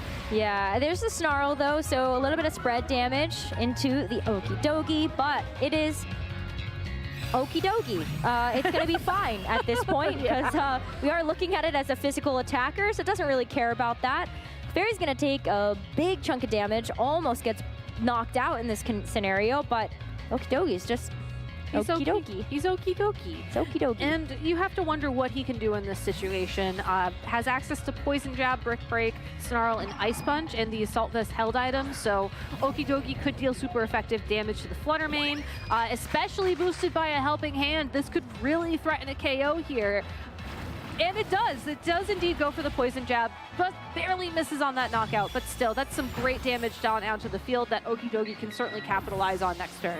Yeah, and look at how little that Dazzling Gleam ended up doing to the Okidogi as well. So Friend Guard definitely coming in clutch, and Clefairy leaving the field after a job well done. This gives Justin the opportunity to potentially bring back in the Farigiraf. It would negate something like the Fake Out coming through because it does have the Armor Tail ability, but it's going to be the Ursaluna now making an appearance. Yeah, and unlike the Ursaluna we saw last round with leftovers, this is Life Orb with access to Hyper Voice, Blood Moon, and Earth Power. So Ursaluna is a big threat right now because Hyper Voice can knock out the Flutter Mane thanks to the Mind's Eye ability. And normally I would assume yes anyways, because I believe Sylveon is really the Hyper Voice champion. We do love Pixelate. With Pixelate in particular, but in this case it's a different ability that's threatening that knockout. So you do have to worry about Fake Out onto the Okidogi, so you could just opt to you know, maybe target down the Flutter Mane just to be doubly sure that you get that KO there, or you can just swap it out, as that is the only Pokemon with that flinch chance right now. Exactly, and that's why, like, Jeremy doesn't feel comfortable actually going for the Fake Out, because at that point, you are going to be vulnerable to this Farigiraf switching in which case it did. So nice knockout there onto the Flutter Mane, and the Drain Punch now hitting into the Ursaluna. That is a lot of damage there that the Iron Hands is going to be able to heal through. Yeah, Iron Hands, like one would expect at this point in time, is running an Assault Vest held item, so it is going to be a bit of a struggle for Farigiraf, I think, to deal significant damage to that Pokemon, but Ursaluna could certainly threaten with an Earth Power or the Blood Moon into the Ogerpon, making its debut here on stream in Regulation E. Wellspring Mask, like we talked about earlier, does have Water Absorb as an ability, which isn't relevant here. I think what's relevant here for Jeremy is that this Pokemon is very well suited right now to stall out the remainder turns of Trick Room and then go on the offense with Ivy Cudgel. You have two special attackers sitting in front of you. And one of the biggest boons that we do get when Ogerpon in this form terastallizes is it gets the Embody Aspect ability, which is going to raise its special defense, which is such a nice position to be in right now. Let's see how well it takes this Blood Moon. Still going to be dealing a great chunk, but it takes it just a little bit better, as the Psychic isn't going to be targeting into that slot either in favor of the Iron Hands for that super effective damage.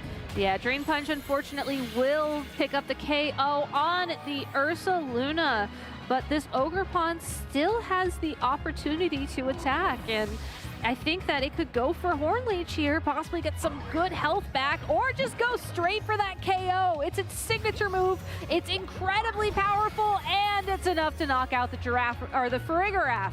The Farigiraf Giraffe. The Farigiraf Giraffe. Giraffarig. Let's not go that far down, because then I'm just going to mess it up for the rest of the set. So sorry. It's okay. Well, the Trick Room is going to expire now. And Justin gets a chance to bring back in that Okidogi, but it is that final Pokemon remaining on his side of the field. Jeremy still has 3 that are available to deal this damage, and while Okidogi is a big tank, this Ivy Cudgel still hits and it hurts. So that's gonna be, and a pretty big pinch here as the Poison Jab in response does get a chance to knock out, but this Iron Hand still gets a chance to move. We do get that interesting piece of information, though, that the Okidogi is actually faster than the Iron Hands on Jeremy's side of the field, and I think that might actually change Justin's game plan going into game number 2. He relied a lot on Trick Room this game, leading the Clefairy and the Farigiraf to just really commit to that lead, and then unfortunately did have to swap things around to adjust for the Snarl, but overall just really centered his game plan around that. And I think going into game number 2, if he's looking for an adjustment, especially if you're running one of these teams that's like, will they, won't they Trick Room, I think the adjustment you make in this scenario is you just don't Trick Room. You have your own Ogerpon with the Hearthflame Mask, you have your own Urshifu, the Rapid Strike form. There are many different options you can adapt here. And yes, being able to deal super effective damage with the Okidogi onto the Flutter Mane is great. Missing out on that KO, even with the Helping Hand boost, is really unfortunate. That's probably more so an indication of how Jeremy trained his Flutter Mane, but still, that's a calc that you have to remember going into this next game. And Jeremy is a very calculated player. He actually helped me prep for a regional recently, and I got a chance to play practice sets against him, and he gave me a very, very hard time. And he's just so well equipped when it comes down to these like special attack teams. Played a lot of like Chi-Yu Flutter Mane, and so that was a combination that really honestly put Justin on the back foot. Leading that right away, you are already threatened with so much damage, especially with a bit more of a passive lead like the Clefairy and the Farigiraf to be able to get that Trick Room up. So Justin needs to adjust a little bit here to be able to bring out some of those more offensive Pokemon just a little bit faster. While Jeremy did do a really nice job of stalling out that Trick Room too. Yeah, I want to call out, and I'm really glad that you mentioned the Chi-Yu and the Flutter Mane lead from Jeremy in game number 1. If you are a trainer who are running those 2 Pokemon and you need a Trick Room plan, I think that leading Chi-Yu and Flutter Mane in particular is one of the most flexible Trick Room plans you have, because Snarl on Chi-Yu just does so much damage to every single Trick Room setter out there. It's something that you have to be very, very careful about, and I think that's exactly why we see Justin adjust here. You still bring the Clefairy for support and for friend guard, but you pair it with your Urshifu. Now you're faster and can threaten damage to the Chi-Yu. But with Ogerpon on the field, I'm not sure if that Urshifu is going to feel as comfortable. Yeah, it is going to be the Rapid Strike variant, so going to be weak to a lot of the incoming damage coming through from that Ogerpon, but it still might be able to get some work done here. You do have the Follow Me from the Clefairy. It's not going to be something like Rage Powder, which Ogerpon would not fall to, but the Urshifu does have that Choice Scarf, so it does have that speed. Yeah, I love seeing Clefairy support a Choice Scarf attacking Pokemon in particular, because the mind games of, is it going to Follow Me, is it going to Helping Hand, or is it going to Heal Pulse? Pulse is huge. You can ignore it to a certain extent. Like, I think if you just automatically target the Clefairy, assuming a Follow Me, that's more often than not a misplay. But in this scenario, this Helping Hand plus your Urshifu plus what is probably, a U-turn trying to go for that super effective damage to knock out the Ogerpon. Yeah, it would have done a really nice amount of damage there, but getting the Urshifu off the field feels kind of good in this situation. Like, yes, the Flutter Mane switched in, and you're still in a position where you're going to have to take a bit of damage there, but the Okidogi makes a really nice switch out, as here you go with the Heat Wave. Oh boy, that is the Beads of Ruin there. Beads of Ruin and Choice Specs, can't forget that. So Chi-Yu is locked into Heat Wave now, but honestly, I think you're perfectly fine with that. I think Flutter Mane just targets down that Okidogi with a Shadow Ball so that you're not dealing resisted damage, and then you just hope Heat Wave connects with the Clefairy to knock it out. As a result, Justin probably forced to lock into Helping Hand or Follow Me here if he wants to try and avoid that single target KO on the Okidogi. But still, just a very tough spot to be in. You want the Okidogi to be able to take out both these Pokemon. It's so well suited to do so with Poison Jab and Brick Break and that fighting and poison coverage, but just not in this situation. You're going to see the Chi-Yu Terrestrialize here too, that ghost type. That's going to be a very popular choice for the Chi-Yu. Sometimes you do see the fire as well if you really want to lean into that damage, but a Protect coming through from the Clefairy leaves this Okidogi vulnerable. It's going to be a Moonblast in the Heat Wave though. does go into the Protect of the Clefairy, but doesn't connect onto the Okie Dokie. It did a lot of damage before, and that is going to be barely not enough. So Okie Dokie around to go for the Brick Break, but that goes Terra, keeping it safe. What a smart terrestrialization from Jeremy. I can see Justin's logic there. The Helping Hand Poison Jab wasn't enough to knock out the Fluttermane in game 1, and it just doesn't have that much damage down on it, so there's no way a unhelping handed Poison Jab would have done the KO there. So you try and get rid of the Chi-Yu, you try and get rid of Beads of Ruin. Unfortunately, that was a great prediction from Jeremy, and now he's rewarded with this double KO. Yeah, Clefairy tried to go for the double protect there. Would have been nice to have that support next to another Pokemon on the field, something like the Urshifu, but with the spread damage coming through, it's going to be really tough to keep anything alive at this point. And now that the Chi-Yu is also terrestrialized away from that fire type, this poor Urshifu still going to be able to do a great amount of damage, but it's just not super effective anymore. But Ogerpon now making an appearance here for Justin. I think Ogerpon is a great adaptation, as it will be able to do significantly more damage on the field in this situation. It's just unfortunate that Justin has to do the I have to choose an attack now for my Urshifu game, because it is going to be holding that Choice Scarf, and I think he really can only choose Surging Strikes. He also has close combat, U-turn like one would expect. His last move is Ice Spinner, probably to adapt to a lot of the Psychic and Grass terrains we've been seeing emerge in the Regulation DE format.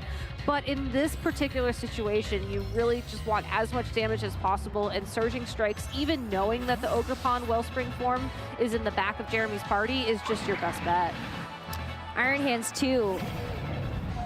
Final It's going to be another Pokemon revealed for Jeremy, and the final one, that's right. Terrestrialization now being committed on Justin's side. This is where we get a chance to see the embody aspect for the Hearth Flame Ogerpon. And this is why Hearth Flame Ogerpon is so impactful. It's going to get an attack boost to its already high attack stat. Icy Wind here to help keep those speeds in check. See whether, you know, if the Urshifu's speed drop is actually going to be enough to make it slower than the Fluttermane, but it is already, as we saw that Icy Wind come through, thanks to that Fluttermane's. The Iron Hands there. Yeah, I wasn't sure if it had hit the field, to be honest with you, and then consumed it. So I wasn't going to put my foot in my mouth with that one. But the Ivy Cudgel now coming out. Hearth Flame does so much. It does, and it did. That wasn't a one-hit KO technically, but it could have been. It could have been. We could have seen it. But no, it's why, again, I think a lot of people have gravitated towards the Hearth Flame mask, in particular on Ogerpon, is for moments like this. Now, you are going to be in a bit of a rougher situation against the Wellspring mask Ogerpon, and also I think the Iron Hands as well is kind of going to be a difficult Pokemon here, unless you just target it down this turn and just hope to knock it out outright. So it really comes down to, will Jeremy be able to land an Ivy Cudgel against the opposing Ogerpon? And Spiky Shield is one way to avoid that. But again, how much damage can Urshifu do to the Iron Hands in this situation? Yeah, the Spiky Shield is going to protect the Ogerpon from the fake out, and so Iron Hands does take a little bit of chip in response, but the Surging Strikes, that's looking very close right now. It's been able to secure the knockouts with these rolls, and looks like it's going to be able to do it. So Iron Hands does get knocked out for all of its troubles, but it's Ogerpon's time to shine. I know. I saw Jeremy, like, I think trying to do the math as well in those damage calcs, but we did see the correct read there of going for Horn Leech into the Urshifu. It is able to hold on, but I think most importantly, frees up the Ogerpon to target down the opposing Ogerpon this turn, which is essentially his win condition. What was nice, though, is that the speed drop onto the Urshifu wasn't actually enough for the Ogerpon on the other side to be able to outspeed it. So Urshifu is still going to remain the fastest Pokemon on the field as we see the Surging Strikes into the Chi-Yu, but it's not a fire type anymore. It's going to be able to hang on through all of that as the Ivy Cudgel now, it's a water type attack into that fire type Ogerpon, plenty to be able to knock it out. And now Justin down to just a sliver of HP there on the Urshifu, but Chi-Yu has yet to be able to move. So Dark Pulse just to be able to seal the deal, and Jeremy Parson is going to take down this round. Yeah, running that balanced team that he was comfortable with, at least, you know, format-wise in previous generations, and showing us just why Ogerpon is the Pokemon to keep an eye out for in the metagame right now. Congratulations so much to Jeremy, but congratulations to Justin as well. I think this is probably going to be one of the most unique teams we see all weekend with that Okidogi, the Clefairy, the Ursaluna, the Farigiraf. There were so many fun tools on that team. Unfortunately, just did not have the right matchup against Jeremy. And if there's anybody that can bounce back from one loss, it's Justin. Oh, totally. Like, thinking just again about his more recent performances, top 8 at NEIC is such a big accomplishment. And he was one round away from making the top cut at Fort Wayne as well. So really fantastic stuff coming out from him, not only in terms of that creativity that we see from him as a team builder alongside his group, but also, of course, just how he navigated this really difficult matchup for himself. Jeremy played an exceptional game and it made it very difficult for Justin to play his own. Yeah, I think that there's no way that Justin came to this tournament with this team without practicing against this type of balanced team that Jeremy was bringing. So I believe he has outs here. I just think that Jeremy made some fantastic reads throughout the day, especially here, this turn with the impending Horn Leech on that Ogerpon into the Urshifu. I mean, that was just so critical at removing Justin's ability to deal damage at that point in the game. And also, you know, again, trying to figure out, will my Iron Hands take the Surging Strikes? He made 2. Unfortunately, it was able to hold on, but still able to take the win. Yeah, Jeremy played just an exceptional positional game. That's really also what it came down to, preserving those Pokemon for the right moments for them to be able to come in and threaten the super effective damage. I mean, that poor Urshifu, it's really tough when you're sitting in front of a grass-type Pokemon. And you could see Jeremy just also doing his best to be able to keep the speed in check so that Choice Scarf wasn't too powerful. Yeah, I think the one thing that I want to call out in particular about why people run balance and why people gravitate towards that team is because you always have an out. Just like statistically speaking, you have these consistent Pokemon that are proven to do well time and time again. Yeah. Most of them are on, I think, our top 12 usage graphic this weekend for a good reason. So maybe you don't have like auto win situations where there's just nothing your opponent can do, but you're always going to be able to sort of come up with something on the fly. You're going to be able to respond to the team and the strategies that your opponent brings. And I think what we saw here was Jeremy just figure that out on the fly, because I don't think you necessarily prep for Clefairy Okidogi. No. But still, it was so cool to see the pieces on Justin's team, and I hope you're right that he does bounce back, because I would love to see this team in action more. Yeah, he's a great player when it comes down to playing new formats. And we've seen this a lot of times from trainers that bring these more unique teams and archetypes, is that can be enough to throw off an opponent when you come down to, like, okay, is this going to actually pick up the knockout? Damage calculations kind of get thrown out the window in some ways, and it's really tough to prepare for all of those different possibilities. But yeah, hats off to Jeremy. That was really well executed, and what a great team as well. Just good stuffs. Good stuffs. It's almost like they called it that for a reason for a while. Yes. And then somebody, I think, chose balance because Palafin or something. Palance. Yeah, like someone came up with that wordplay, and for me, it'll always be good stuffs. I've just been around for too long. It's been several years of us just seeing good stuff sometimes just take over the meta, and it's always a treat to see. But there are also so many different ways that you can build those balanced teams right now, and that's going to be also something to keep our eyes on, is what is successful? How do these Pokemon also in different composition? I don't know. Team arrangements, compositions. Yes, there you go. I like that. I like compositions. Isn't that what, don't some other esports say, like team comp? Yes. Team comp. That's where, that's all flooding back to me. We're going to try to separate that out a little bit more. But yes, team comps. Team comps. Good stuffs. Good stuffs. Well, this has been some great stuffs with you, Necra. But we are going to take a quick break while we set our interview up from this past round with Jeremy. So please stay tuned. We'll be right back.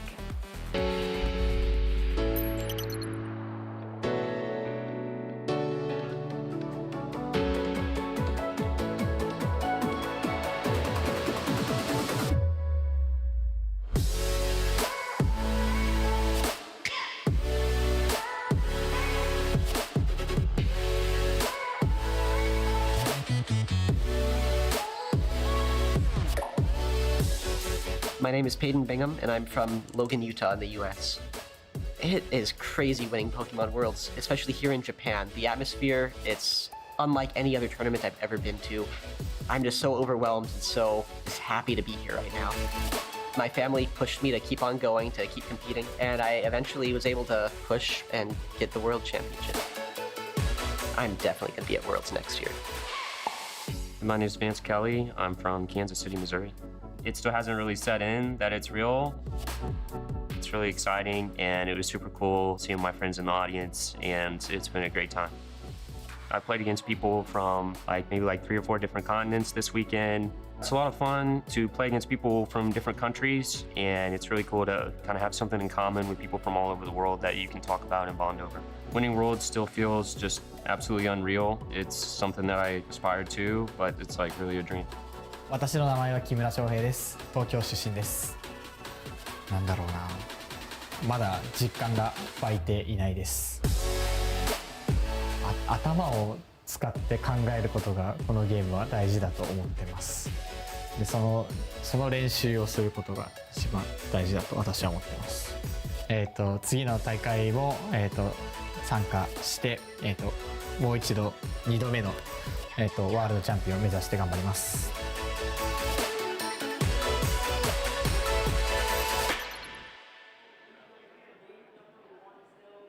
Hello, everyone, and welcome back. I have Jeremy Harson with me here after that fantastic victory on stream to get a couple more of his thoughts headed into the tournament and just about the team in general. First off, congratulations, very well played. How are you feeling about this start here in Peoria?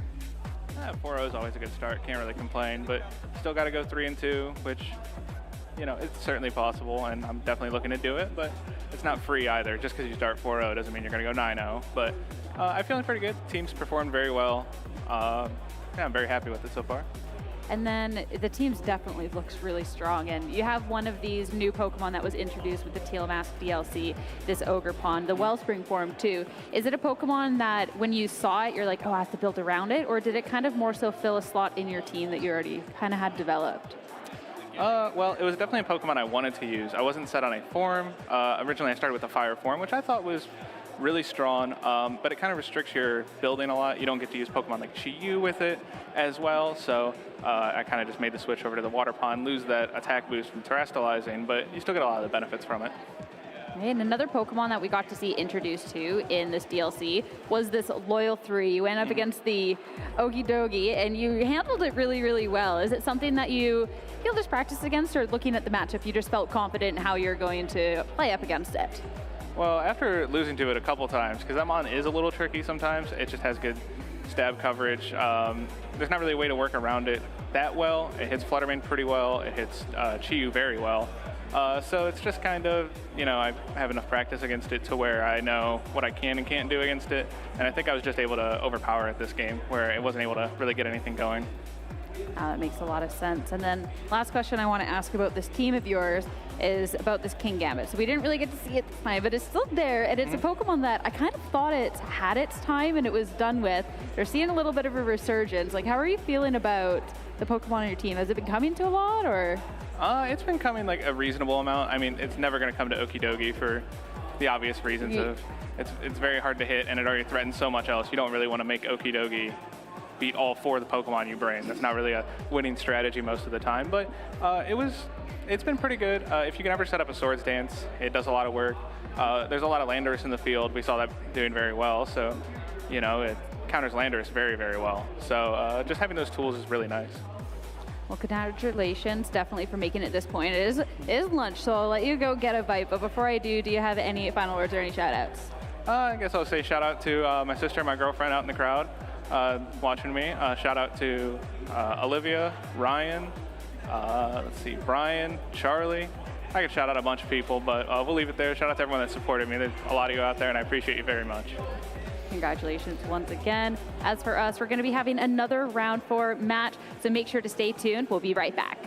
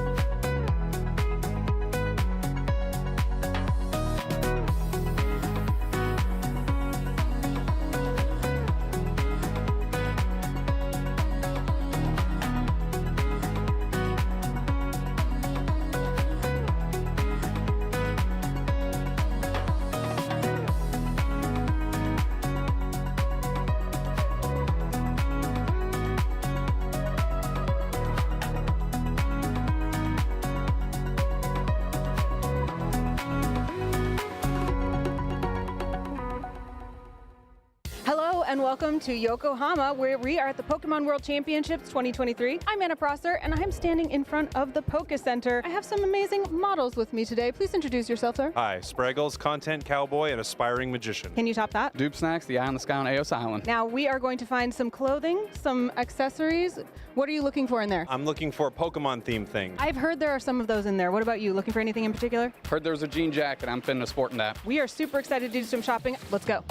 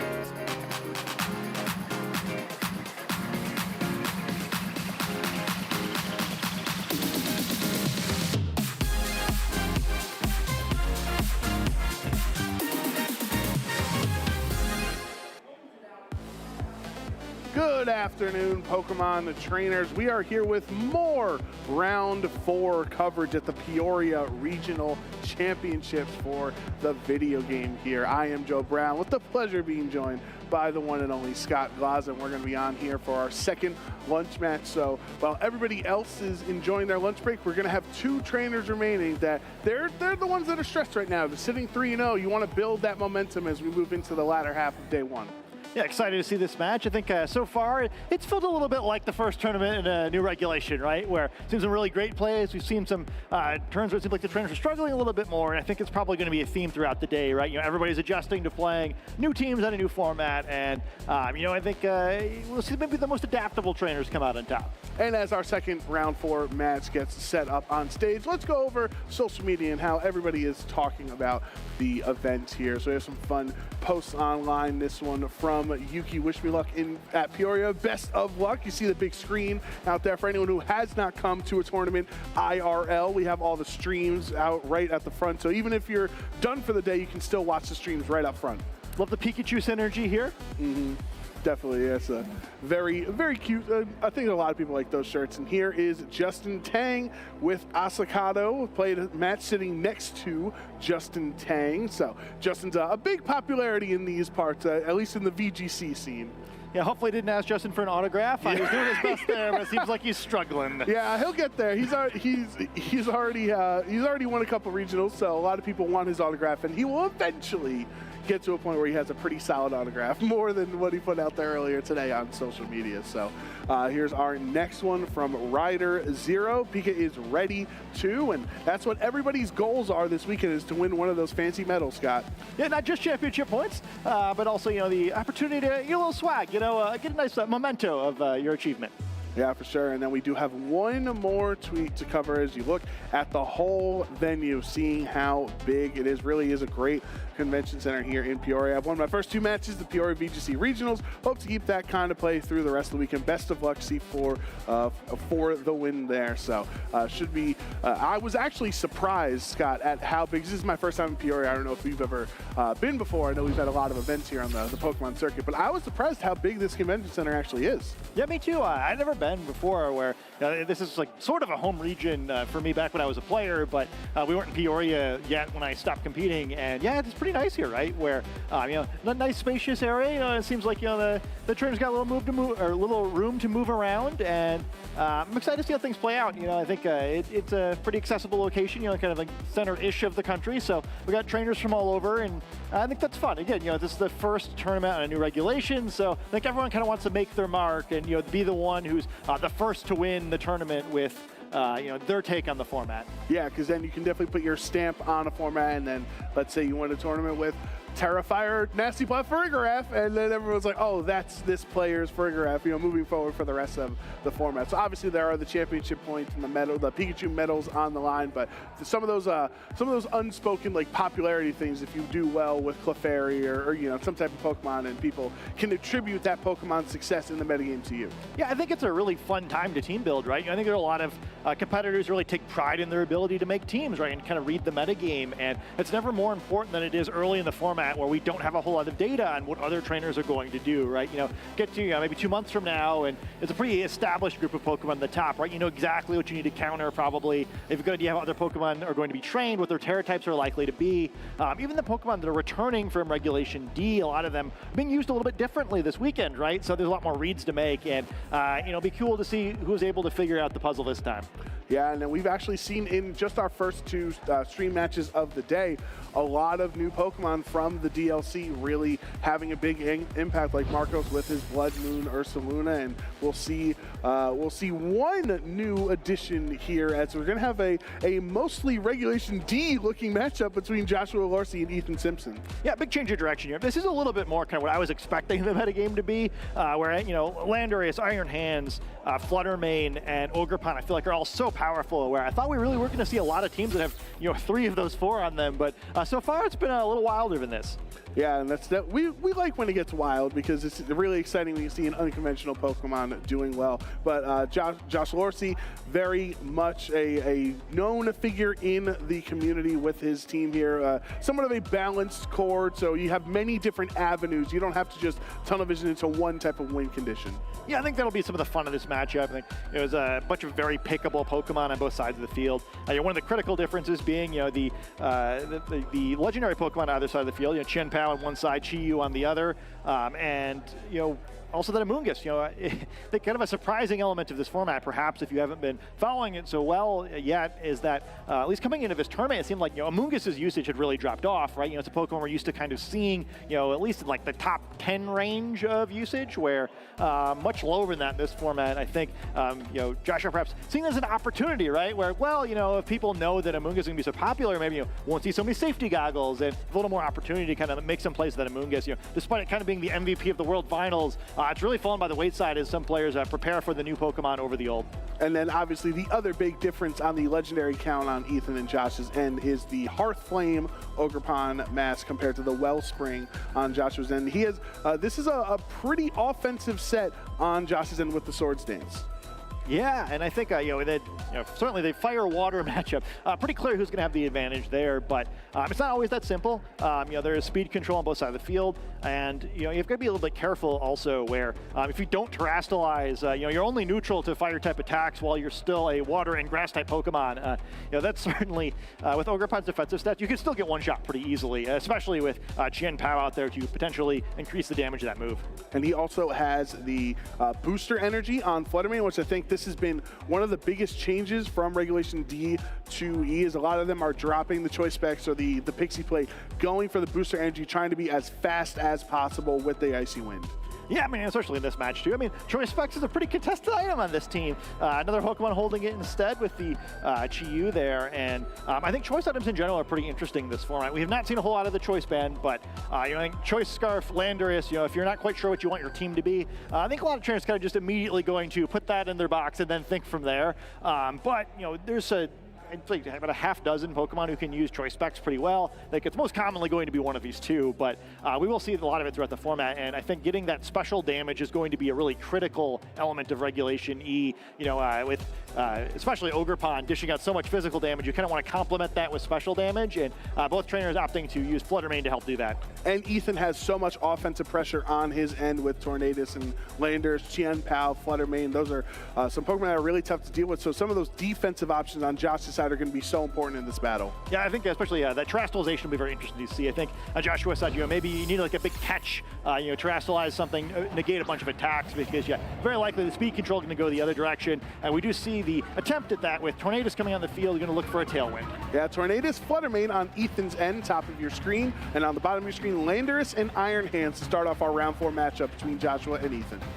Yeah, so I mean, I guess one thing to keep in mind here is that while Tornadus would love to get that Tailwind up and start to build that speed advantage, the fake out from Iron Hand's going to potentially make that a little bit tricky, but it is a dangerous turn for kind of all the Pokemon in the field, especially that Landorus. You really don't want to start getting chunked by this Fluttermane, but you could also, be a fake out, Terastallization, start pumping out some Terra Blasts. So I'll have to see how aggressively both sides want to lead off here. I think, it's usually a pretty big disadvantage. You have to commit your Terra early.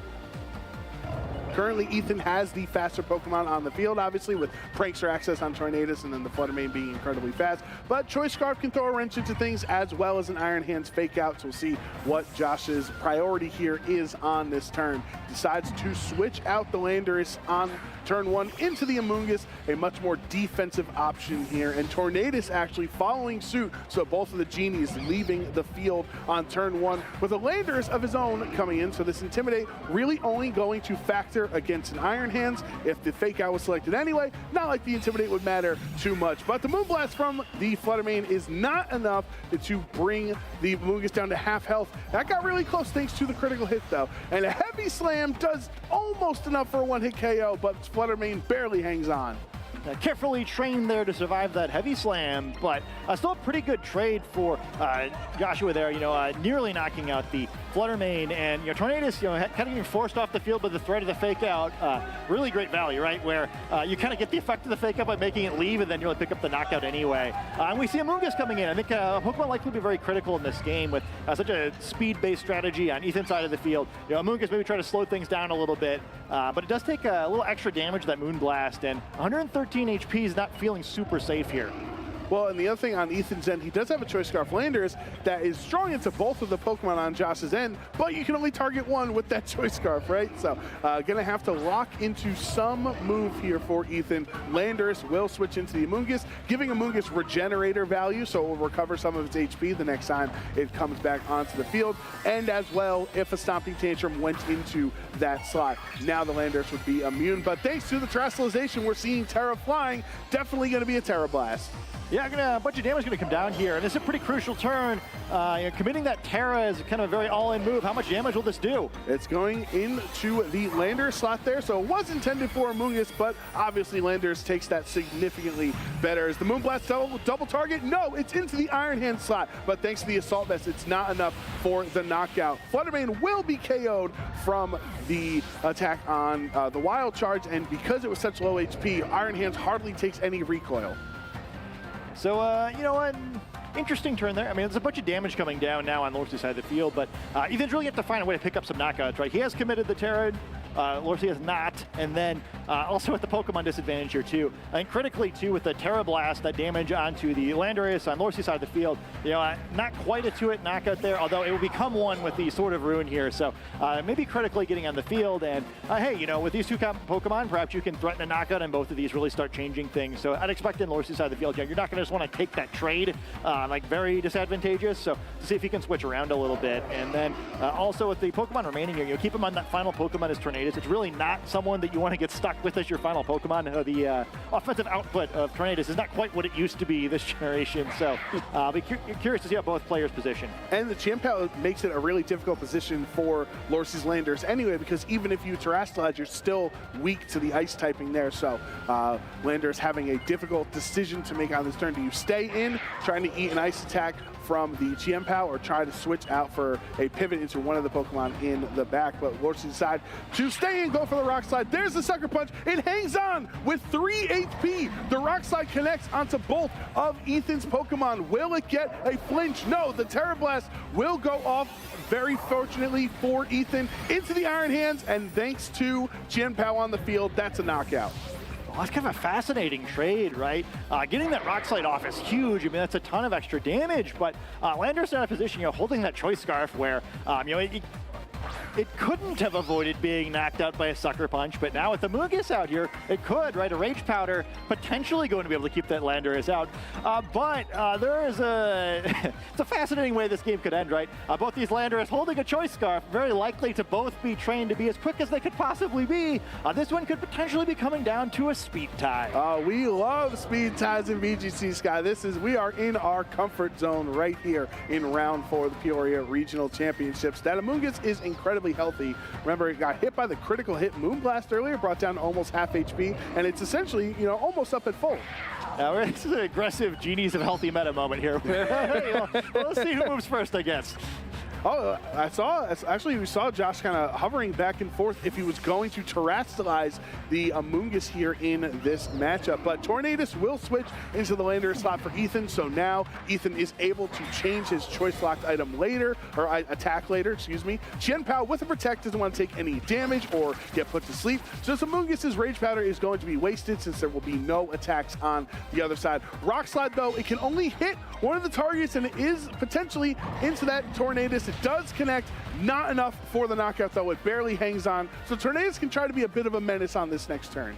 Yeah, I'm kind of curious to kind of look at this. I don't feel like things changed that much. Like, I love Ethan at least trying not to just make the game come down to a coin flip. I feel like, you probably tail it here, and then Chien-Pao attacks Amoonguss. You get the Rock Slide, you kind of wind up in the same spot where instead of being where you before, now you probably need a flinch on the Pokemon in the back. I'll have to see how this plays out, but especially if Amoonguss could terrestrialize here and you avoid the potential Chien-Pao one-shot, it's still maybe even a better position for Lorsi because Ethan made that move.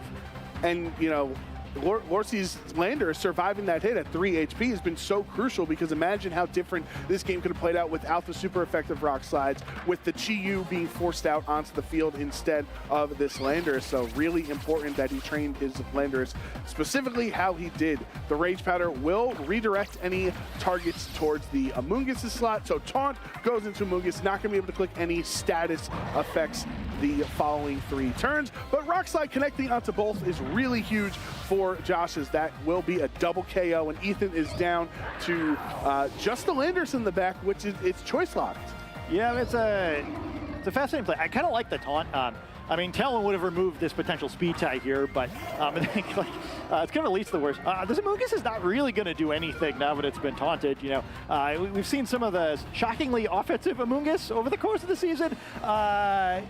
Clear Smog not really going to be putting out that offensive outfit. So hey, maybe you win the speed tie here, assuming it is one. You pick up the knockout at Landorus and then get a Rock Slide flinch of the Pokemon back. But no, it's Lorsi's Rock Slide moving first, picking up the knockout, and he'll take that first game. Yeah, single target doing more damage and just keeping track. Rock Slide has not missed yet in this set. See how many times he has to click it to get the victory. But with the 1-0 in the lead right now, I think for the most part, Josh had most of the advantage there, right? The Amoonguss came in at the perfect time to eat the Moonblast. His Iron Hands took so much damage, but brought Flutter Mane to a spot that Ethan couldn't really rely on Flutter Mane for his win condition in this match. So what does Ethan have to do to neutralize this matchup and force a game 3?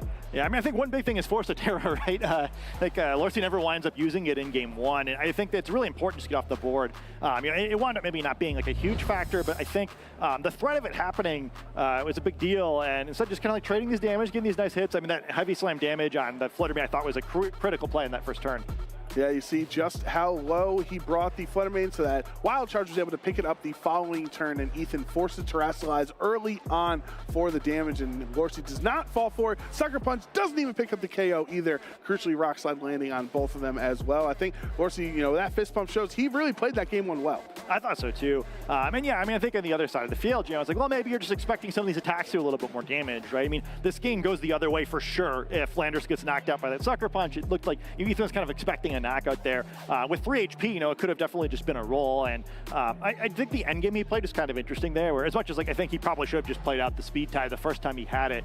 If he does get the double protect on Chien Pao, you know, he probably can still win the game from there, although, you know, that is much less likely to happen than just going for the speed tie would have been. Yeah, the speed tie obviously is a 50% chance that you move faster, where the double protect is only a 30% chance of a successful double protect. So important to note that Josh won that game without Ogerpon Wellspring, right? And in that, and we saw Chia was in the back; he didn't have to bring it. So you don't have to necessarily rely on the fancy, shiny new toy to get a victory. Yeah, it was an old favorite. I felt like it was really the factor in that one. You know, both these teams are pretty aggressive. Nearly all the Pokemon on both sides of the field can dish out a lot of damage. And I think when that's the case, it's perhaps the situation where Mungus is the strongest. You know, it forces your opponent to target a Pokemon that maybe it doesn't want to, allowing the more important attackers on your side of the field to get that one extra swing that sometimes really flips the matchup. You know, Chien Pao having to deal with the Mungus there, it's a very different game than if it's really any other grass type out there, right? You know, we've been talking about, you know, the Sinistcha and Ogerpon, and we haven't mentioned Rillaboom yet, but I think that's also been much more popular than Amoonguss has, but really, Amoonguss specifically was very important in that game. Ethan will switch up his lead in game 2 to the Chien Pao Tornadus, and Landorus Fluttermane on Josh's end, so he's also switching it up. I think Ethan's going to need more value out of Tornadus too if he wants to win this game. Yeah, and this time, if he wanted to, he could just go for that Tailwind, but that'd be a very risky play. The problem here really for him is, you know, well, Landorus is probably going to be a little spooked by having to play against the Chien Pao, but it's the spooky ghost type right next to it that you've got to be a little careful about. You don't want just to ignore Fluttermane and let it start wailing away. Sort of tough to avoid here. We see Lorcy hovering the Icy Wind as well, which is pretty cool here, you know. Not only does it kind of help negate that Tailwind, but you do need to break the Focus Sash, so, you know, you might as well get some value while you're doing it. Yeah, Chien Pao feels confident and safe right now for Ethan because the Focus Sash is intact, but if Icy Wind does connect, breaking it, that means any of those attacks, since Chien Pao's defenses are so frail, essentially would be enough to knock it out. So Ethan definitely is a really difficult decision to make right here. If you anticipate Landorus not wanting to stay in on Chien Pao, which is exactly what happens, and you're going to have to make an adjustment for whatever switches in, Josh deciding that the Iron Hands will go into that slot. Fluttermane protecting. A really passive turn here by Joshua, so can Ethan get enough out of this turn to turn this around? There is a Tailwind, so you're not going to get punished for it since you are not going to take any damage coming out on that slot. And the Ice Spinner from Chien Pao connecting onto Iron Hands on the switch-in takes that way better than Landorus would have. Absolutely, and yeah, I mean, a little bit better of a turn this time, right? It's still like not a ton. I mean, getting a free Tailwind is great, right? So Ethan's gonna have to see what he can get out of those extra turns, but the problem with Iron Hands coming out here, you really didn't take that much damage. Now it's threatening a Fake Out, so maybe you protect the Chien Pao, but you lose a turn of Tailwind for doing that, and Fluttermane kind of uncontested this time, likely going to be able to trade positively either with Tornadus or whatever switches into that slot.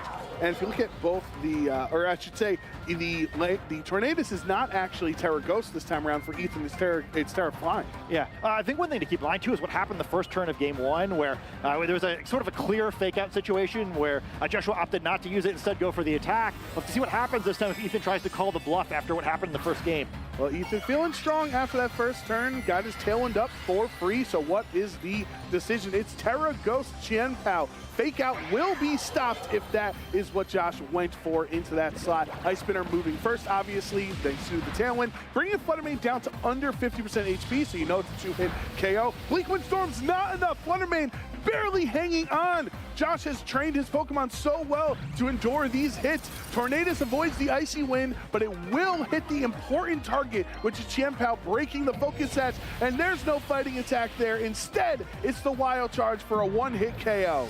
It's a big knockout there, and yeah, once again, not going for the Fake Out. I mean, wisely probably there too. You know, the damage from Tornadus doesn't matter too much, and it is the Terastallization to respect the threat of Fake Out, but that's a great trade, right? I mean, the Icy Wind not only does it break the Focus Sash, but with Tornadus having been knocked out, you know, there's no way to get that Tailwind back up, so the speed drop could matter a lot more. You know, certainly while Tailwind's active, that's still a pretty quick-looking legendary Pokemon on that side of the field, but that's a really good trade for Joshua, I think.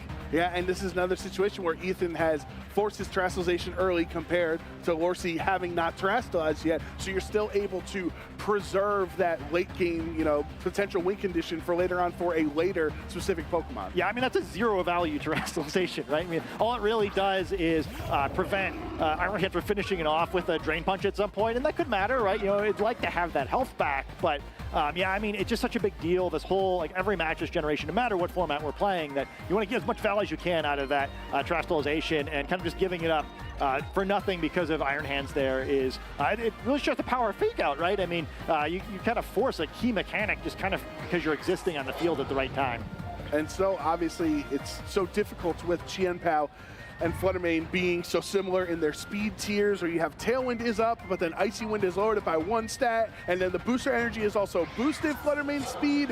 It's very difficult decision to maneuver through. Yeah, I mean, I think that's kind of Lorcy's next challenge, right? He's got to get back to an advantageous position in the field where you remove the threat of Tailwind, so things are looking good potentially, but he's not quite there yet. Especially, Chien-Pao, with Sucker Punch, even if it does eventually become slower than Flutter Mane, it's always going to be threatening that into that slot. And Lorcy waiting to the last second to lock in his moves there to protect from Flutter Mane. Iron Hands is going to eat up that U-turn like it's nothing. Ethan's just going to switch Landorus out for later, maybe get a second Intimidate onto this Iron Hands, or a better position for it in the late game. But you are kind of wasting your Tailwind turns right now. There are only 2 Tailwind turns remaining, so after the end of this turn, just the 1 left. Ice Spinner, though, into Iron Hands. The double up is enough for a knockout, letting this Iron Hands go down, and now Josh is going to have to switch something else in.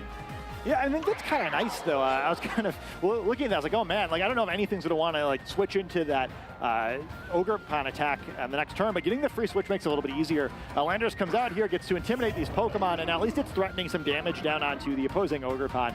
Still in the weird situation where Chien-Pao is checking the Flutter Mane, but you could potentially switch out of that, or even maybe just let it happen, right? Where I think Chien-Pao's position now, where it's been intimidated, it's been icy winded. It's not super critical in this matchup any longer, though we do see the switch coming in here probably to preserve Flutter Mane to perhaps clean up the game later on. This is the last turn of Tailwind, also on Ethan's end, since Tornadus was knocked out. So after this, we're going to be back to the normal up and up speed tiers, since Flutter Mane will have lost the booster energy when it switches back in, and then Ethan's Pokemon will no longer have the Tailwind boost. So those choice scarves between these 2 Landers are going to be really important. Yeah, I mean, this is a critical turn here, right? I think Ethan, you need some knockouts here, right? Where I think after this turn, the momentum is going to swing the other way if he doesn't have a significant advantage.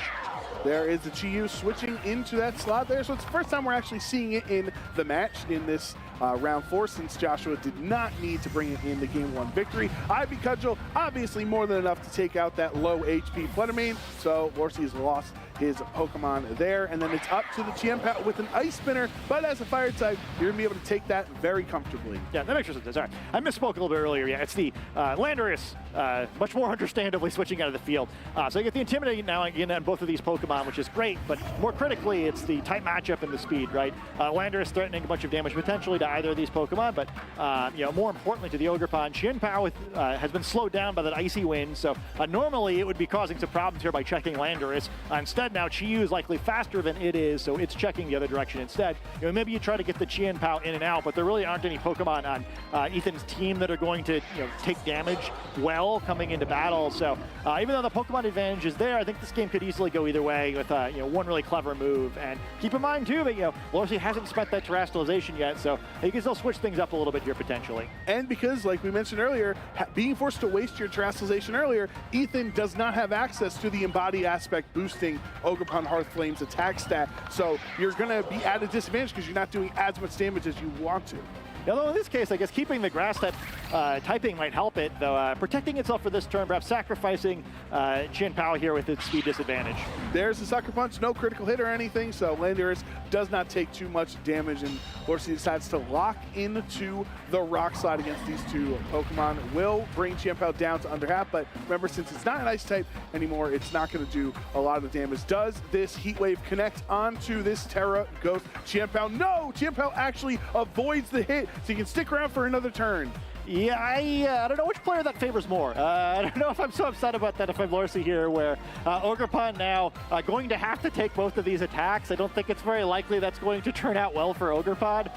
Maybe instead you go for the switch here if you think your Pokemon in the back can survive instead. But That may have been a clutch Chi-Yu play.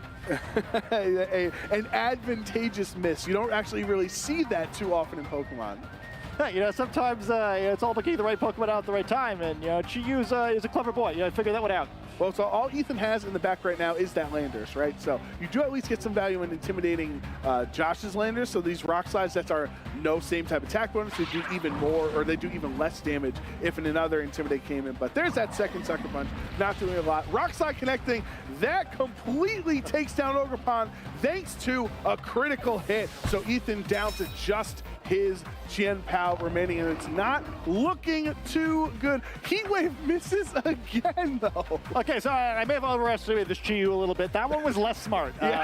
You want that knockout. Not only will that cause this to be spread damage, or cause it to no longer be spread damage from both of these attacks, but this is actually pretty scary now, where a Sucker Punch and a Rock Slide could maybe cause a knockout to occur on a Pokemon that would have perhaps normally survived here. So again, we got that speed tie again, which is going to make a big difference in this turn, especially Chien Pao being on the field, going to cause all the Rock Slides flying out the direction to do even more damage than they would normally do. And Lorcy is kind of hovering back and forth. Does he want to terrestrialize his Chi-Yu out of this fire typing? If there's a Rock Slide from the other end, that would be super effective. So obviously, the later the match goes, the more crucial every turn and every decision is. Sucker Punch means that Chi-Yu resists because he does not terrestrialize. Lorcy makes the right call. Rock Slide doesn't pick up the KO. 2 HP.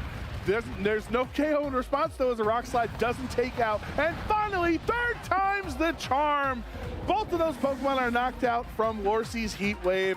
And congratulations, winning this set 2-0. Yeah, better late than never for the Chi-Yu there. Took it a few tries, but was able to finally land a Heat Wave. And what a good non-terrestrialization. One of the few times that we've seen a set where a player 1-2-0 and never terrestrialized, but very critical, actually. He probably loses the game if he terrestrializes like he was hovering on that last turn there, where Sucker Punch would have done more damage, which would have caused it to get knocked out. And then you wind up in an awkward situation there where you're facing down two Pokemon, just Landorus makes the right play and picks up the win for it. Yeah, and that's the what we love about VGC, these battles back and forth, where every turn there's about 6 different decisions that you have to make, right? And it never feels like there's only one correct answer. That's why it is so difficult to be a top level trainer in the Pokemon Video Game Championships, because you feel like you're making the right call, but there are so many other different avenues that you could have went down that might have been better. Yeah, and I think that was a great set too, right? Where it seemed like Lorcy's Pokemon were always trained just right there, where there's always surviving with a tiny bit of HP. And again, given that one Heat Wave mitch is probably actually helpful for him. Just a really fantastic set. Fluttermane taking that first hit on the first turn. We saw Bleak Wind Storm, not enough. Once again, low HP survival. Yeah, 3 different times. Ethan, not a fan of Fluttermane hanging on. Lorcy definitely much more relieved. Then there's the Ice Spinner into the Iron Hands on the switch-in. But yeah, as we're saying 3 different times, once with the Landorus in game 1, and then with the Fluttermane earlier on at the beginning of the game, and then of course the Chi-Yu later.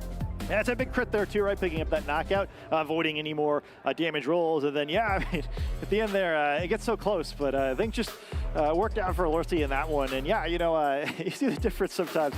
See the Rock Slides flying back and forth, and Chi-Yu trained just right there. Yeah, for sure. Who knows how that tiny little fish has, or how much defensive investment, I should say, it has, because it just barely hung on to give Lorcy the set. Yeah, I mean, it's easy. It's fun to look at that too. It's a 2-0 set the way it plays out, but not only with different player decisions, but maybe even with different damage rolls, that game could have played out really differently. I thought it was a really fun set where sometimes, especially when you're running these really aggressive teams, just that close either direction, right? Who knows how many times we see a knockout and they just barely got it by 1 or 2 damage because a knockout's a knockout, right? That's all you see. This time it's the other way around, where the Pokemon just kind of gritting it out that one, wanting to pick up that win, and what a fun set. Yeah, and all the minute differences that go into every single interaction in VGC and every single decision while team building. What if I just put a smidge more into my defense, or a smidge more into my speed to outspeed, or all right, let me put a little more special defense for the Fluttermane matchup. Like all of those decisions that are made essentially pre-game, right? Pre-tournament, they end up proving critical and crucial in the moment. Yeah, I mean, you never know what's going to matter, and it's fun too, because I think sometimes you're building your team, you feel like those decisions don't really matter. Like, is this ever really going to make any difference? moments where it's like, oh, maybe I do need those like extra 3 points of special attack or whatever. But hey, this time he was living right. Everything kind of fell the right way, and I think it's a lot of fun. I think it'd also be fun too if we.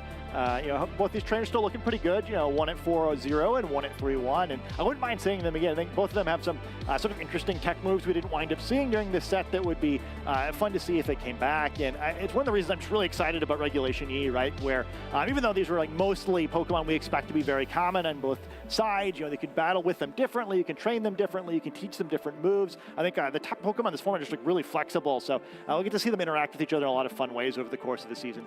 Yeah, and I think Lorsi definitely deserves credit. In two different aspects. One, bringing Amoonguss in game 1 being really crucial, and then deciding, okay, I don't need it for game 2. We're going to make an adjustment and catch him off guard with the booster energy Flutter Mane. And then also both games without Ogerpon Wellspring. I think a lot of trainers, it's the shiny new toy we keep talking about. It feels like your team is built around that specific really strong Pokemon to make the correct decision to not bring your quote-unquote strongest Pokemon in either of those games and still get the victory. Yeah, I think he played the round Pokemon he brought really well too, right? Where since he didn't have Amoonguss in that second game, instead you focus the Intimidate a little bit more on the Chin Pow to control it that way. A really flexible game plan. It's a really well played set.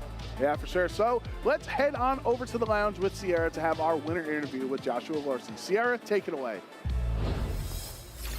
Thanks, guys. I'm here with the winner of our second round 4 match here in Peoria, Lorsi. Congratulations. You got the 2-0 win. That ending of the second game, though, started getting a little dicey with those heat wave misses. Oh, man. It's the thing with Chi-Yu. You gotta live by it or die by it. You know what I mean? So it's like you miss and you miss and you make and you make. So we missed a couple, but we got the dub. So that's the main thing. Chi-Yu's like a Pokemon where I felt as though for this tournament, I was second guessing it, but then I'm just like, wait, if I just throw choice specs on it, it just literally just obliterates like everything. So I was like, oh man, I have to bring it. Like, if I have any other calls, I'll make it at another region. But for here, I know that Flutter Chi-Yu is definitely like a safe bet for me and the way I play. So yeah, you're getting the clutch KOs with them. You're also getting the clutch survivals on the team as well. We got to see quite a few different moments that your Landorus is just surviving on a sliver of your Fluttermane, your Chi-Yus. I was back over those too because you got to keep that offense up throughout the match. Shout out to my spread builder KD.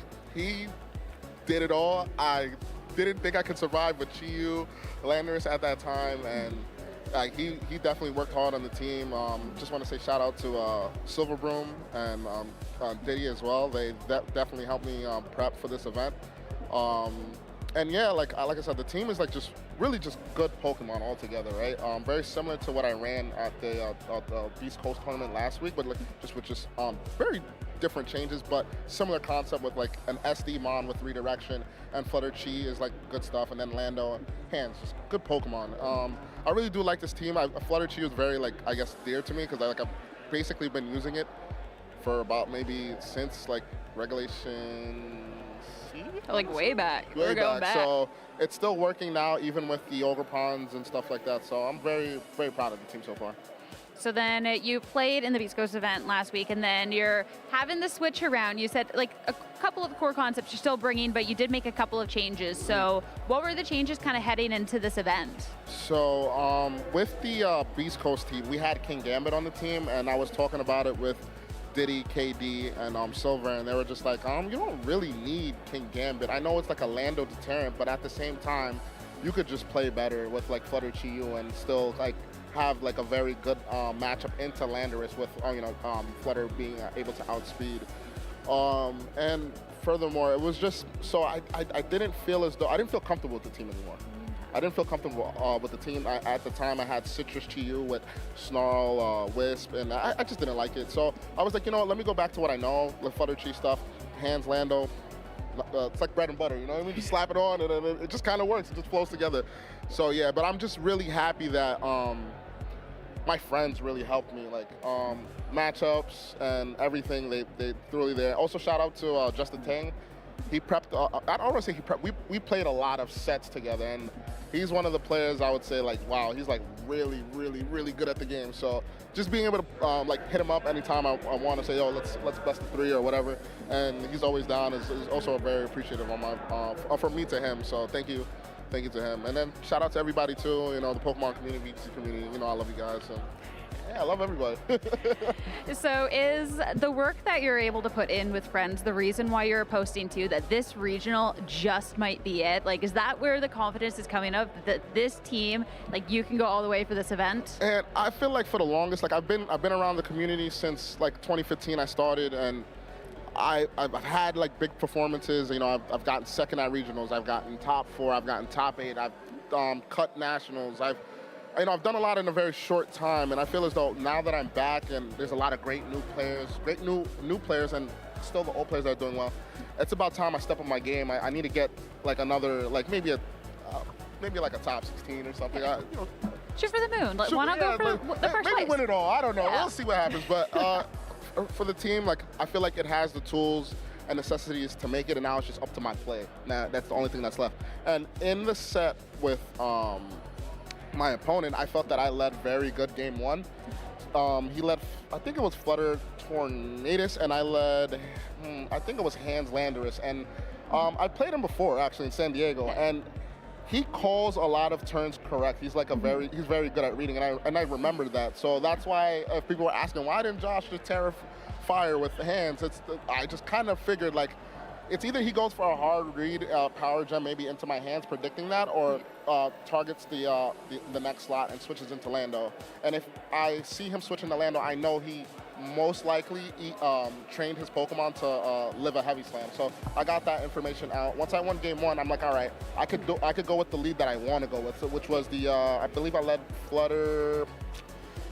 I led Flutter. I think I already forgot. Flutter. There's a lot of Pokemon today. It's okay. I think it was Flutter Landorus. That's what I led. I'm not very mistaken. aggressive. But I wanted to lead Flutter. That was the main thing. Yeah. Game 2, I wanted to adjust and lead Flutter, and it worked. But like I said, the heat wave misses were a little scary. But we got the dub. Very good opponent. He's like really good at the game. Like as you can see, like game 2, every turn I protect, he double targeted the other slot, and I was like, wow.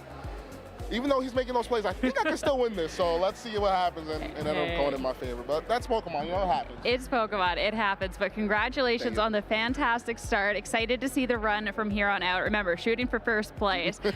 Best of luck going on forward. As for us, we still have so much more Pokemon today. We're going to have round 5 up shortly. Stay tuned.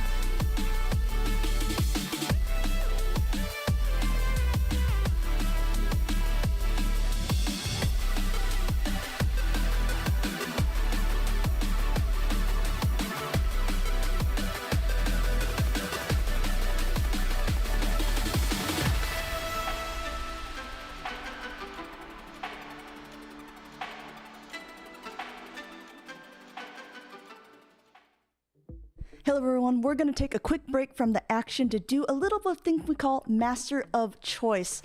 I am Amanda, and if you don't know me, I don't blame you because I am relatively new to the video game, and that's why I have these two strapping young gentlemen here with me. Gentlemen, we are going to go ahead and dive into a question that is on everybody's mind here, and that is, when we're playing Flutter Main, do we want it with choice specs or are we going with booster energy? David, we're going to start with you. So, booster energy is definitely where it's at, because not only can it give you a stat boost to whatever stat you like, it also still allows you to pick and choose the moves that you want to use. So it's, if you're boosting special attack, you can get a lot more damage, and you can fire out that damage with Moonblast, Shadow Balls as much as you like, and change it up each turn. Okay, I have to agree, that sounds pretty good as a new player. Ben, can you give me any reason why I would want to do choice specs instead? You know, Booster Energy is a great item and absolutely very variable in the way that you can use it. But Choice Specs is really how you commit to what you want your Flutter main to be doing. So it has a higher damage potential than Booster Energy, and it makes sure that you can train your Flutter main to be a little bit more defensive, maybe a little bit more speedy depending on how you want to go. But the crucial thing is you can pick up the knockouts that you really want to pick up, and that's why I'm going Choice Specs. All right. Do you have any counterpoints to this? Is this I mean, what is more popular with the people who are playing it? Like, if you see the Flutter main, what is the majority of people going to be playing? Well, at the moment, it really is a little bit of a toss-up depending on what the team you're running is. But I think people really should still be sticking with that Booster Energy because, yes, Choice Specs does give you that instant damage boost, sure, but so does Terrestrialization, which is a huge mechanic this generation. So that extra kind of 50% boost you can get from Choice Specs, you can already get from Terrestrialization, but you can also have the flexibility of that with your Booster Energy at the same time, being able to, again, get a lot of knockouts that you still wouldn't be able to without your Booster Energy. Well, and that's a really good point, David, because it does give you, again, more flexibility. But talking about choices and choice of terrestrialization, Choice Specs does allow you to terrestrialize non-offensively. We saw at the World Championships this year, players opting for Choice Specs and Terra Grass rather than the offensive Terra Fairy, and that gave them much more flexibility against Pokemon like Amoonguss that have been really dominant in the format. I have to say, listening to both of these things, if I had to pick a winner of the two, I'm just going to go with the pun. If this is called Master of Choice, we're going to have to go with Master of Choice Specs. What? Unbelievable. Unbelievable. Like, Booster Energy has so much going for it, but to be fair, Amanda, you are the Master of Choice here. So all right, that's all we have for this one. We'll get you back to the action.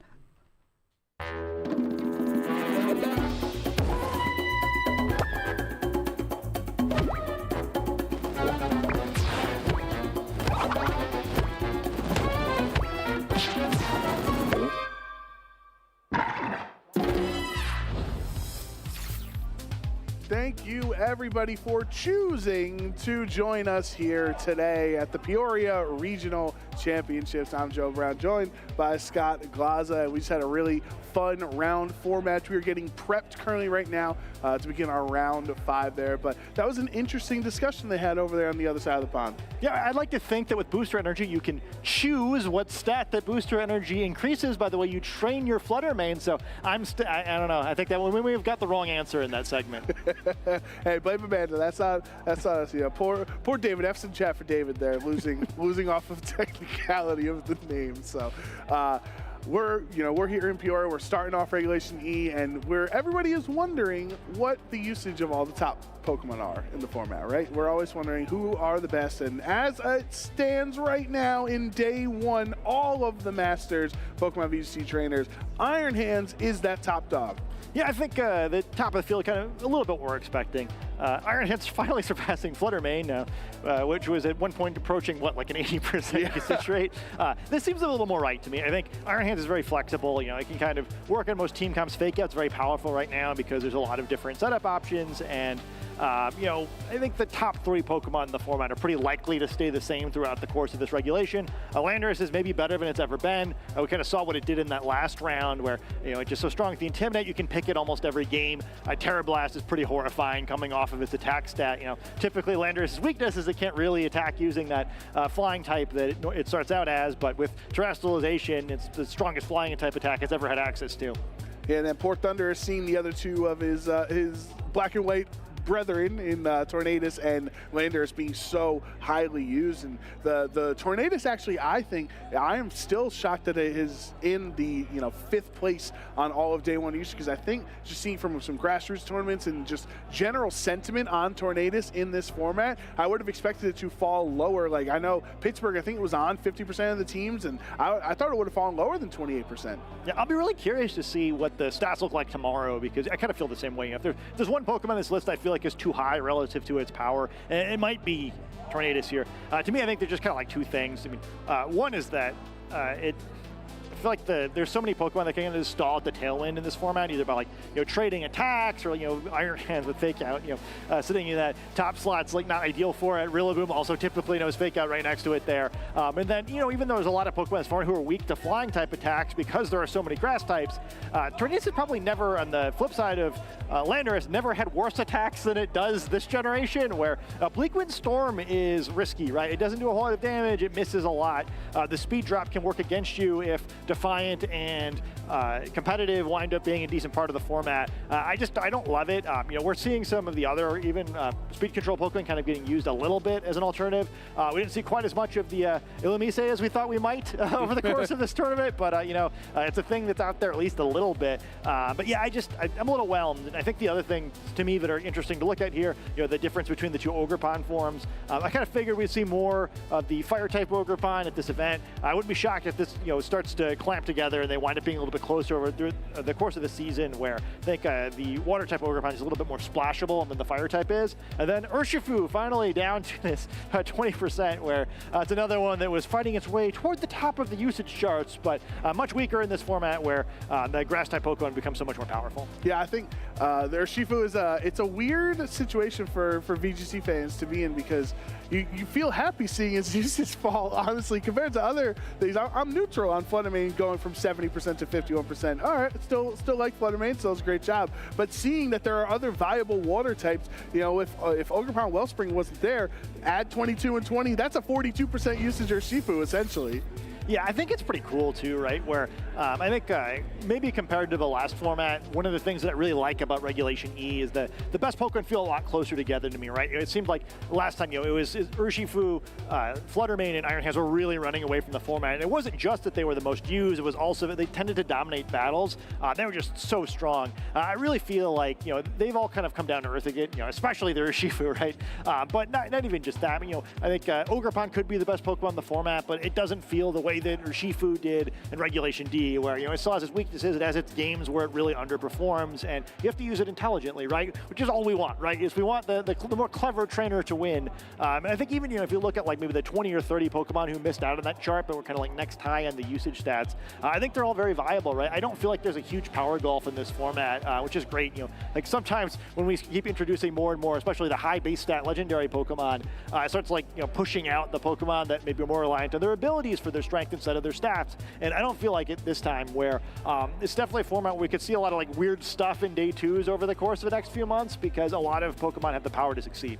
Yeah, for sure. I think it's our road to interesting Pokemon is not over yet. We still have so many more matches here in day one and day two that there could be a Breloom that makes day two. We saw there's a Breloom, ticking around there, and a Pheasantipity doing well. That just because it hasn't been on stream yet doesn't mean we lose hope that it won't be by the end of the weekend. But I agree with you on the thought that Ogerpon, potentially, if you combine all the mask forms, is arguably the best Pokemon, the most varied, useful Pokemon in the format, but it does not feel the way Fluttermane in Regulation C did, or Urshifu did in Regulation D, So that is definitely a breath of fresh air for team builders there are trainers in VGC that like playing the game and using the six-pack Pokemon and just being better at evaluating the field and beating your opponent that way. And then there are players that like formulating strategies with uncommon or unconventional Pokemon and win. It's not a win with your favorite strategy, but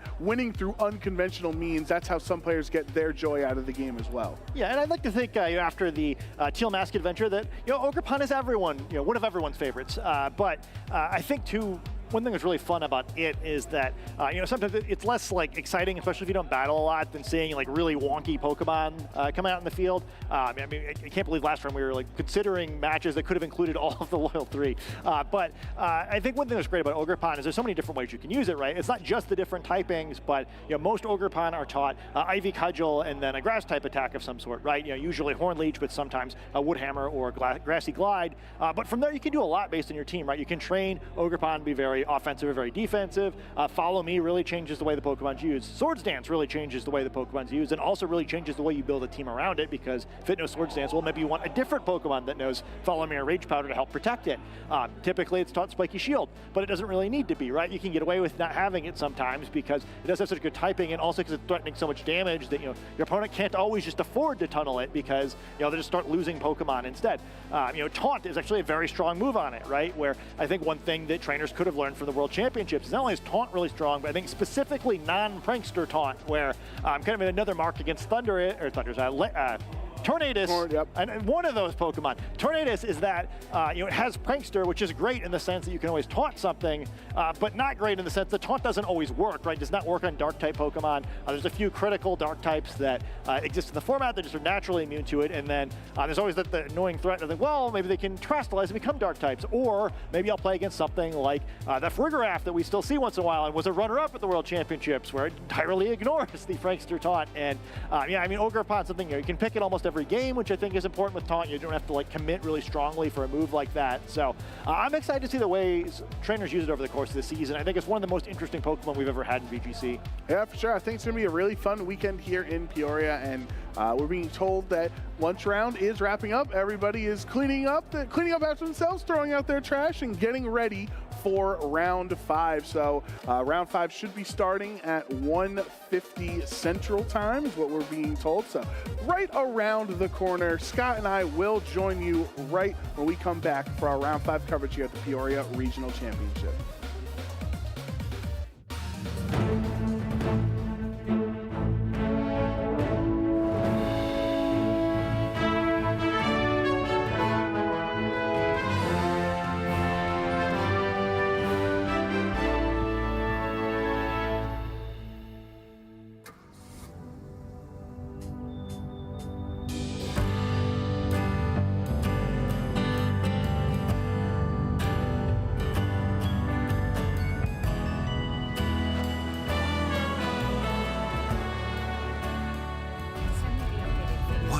Beautiful day. All right, kiddo. Ready for a new adventure? Thrilled. All right, let's go.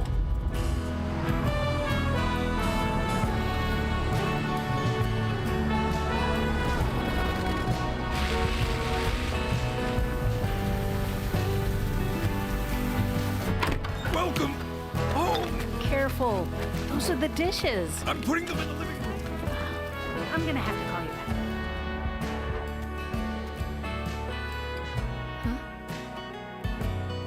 Honey, can you put that in the donation pile? Well, what is it? Oh, nothing. Just some old stuff I don't need anymore.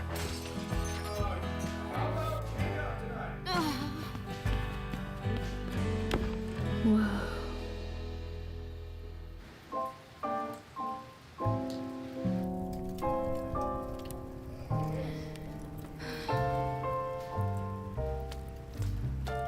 Hey, kiddo. Looks like the storm's letting up.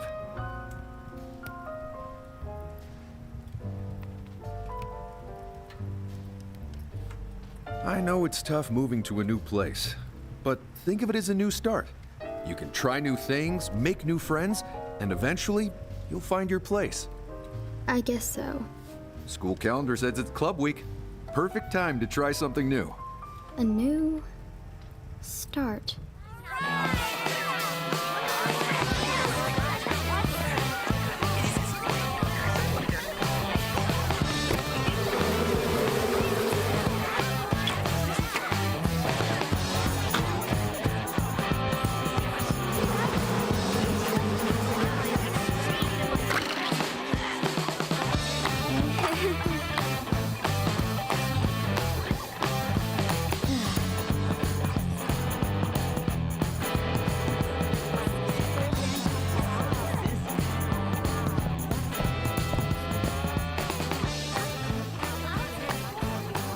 Huh?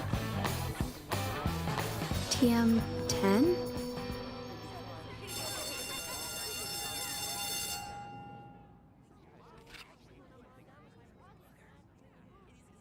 Challenge accepted! What? Pokemon! This is the Pokemon Club. You got my note? About Pokemon? You all play together? Of course, we're all friends here. All you need is a deck.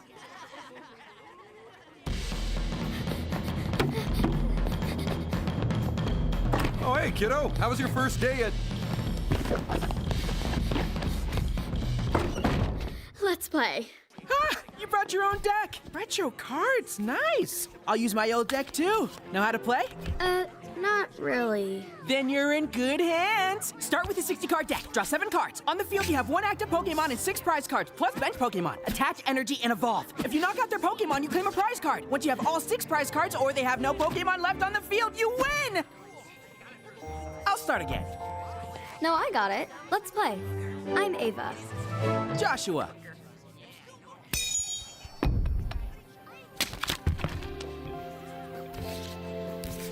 I bring out my Pokemon and attach an energy. You're doing great! I place another energy on Scyther, and you slash. Wow! You knocked out my Pikachu! So that means I get a prize card. Nice! Finished? Evolutionary Thunder, Evolve on Bench, Delta Charge, Scoop Up, Heads, Evolve Final Eevee, 3 Poke Power Knockouts, Attach, Swing for Game, and I win.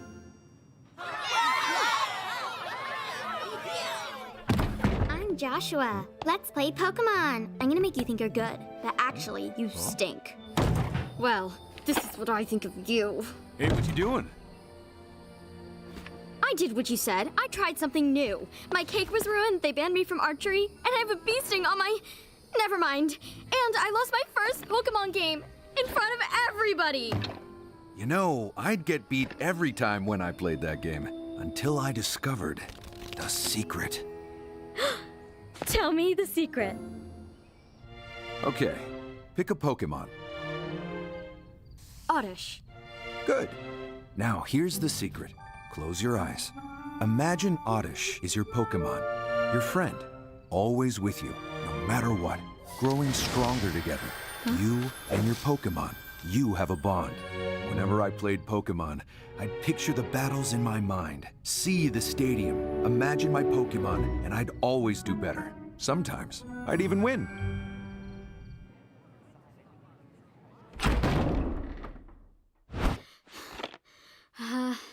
Rematch?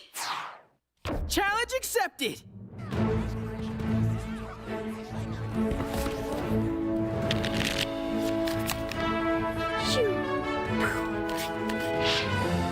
I'd picture the battles in my mind, see the stadium.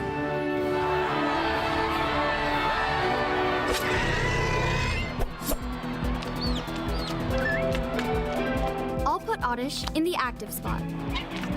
Looks like you're Oddish against my Eevee. You're up first, Ava.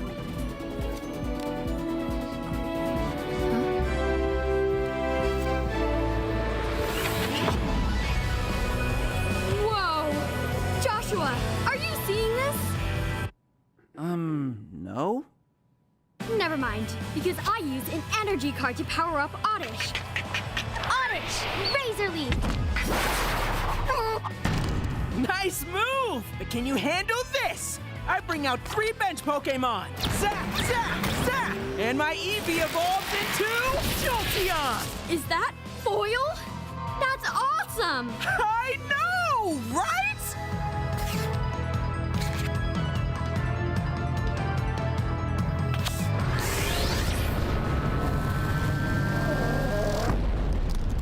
This is it. Down to your last Pokemon, Ava. What's your move?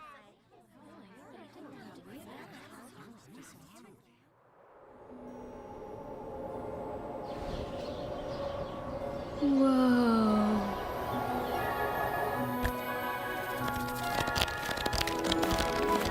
Look at the possibilities. No, not that. Nah. Nope. No, not that one.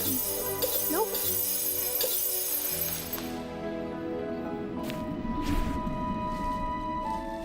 Oddish?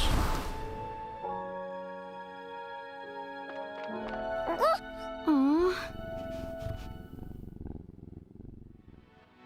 I got it! I power up Oddish with Defiance Band. Go Oddish!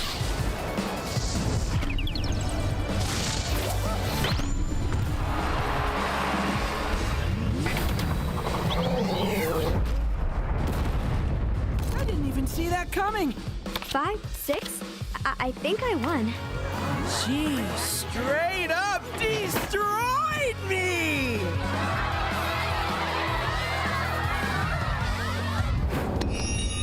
Whoa! With an oddish? That was incredible! That was fun. Good game. Who's next? No one. You beat us all. With an oddish! Catch! Welcome to the Pokémon Club!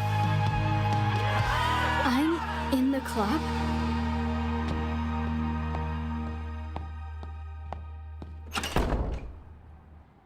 Whew. Yes!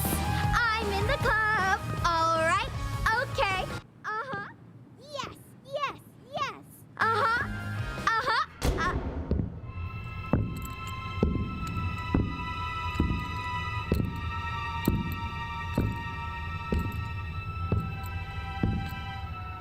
So the new girl can play. But how would you do in a real competition with championship points on the line? Nice dance moves. Who was that? Celestine, the best player in this school. What was she talking about? Regionals!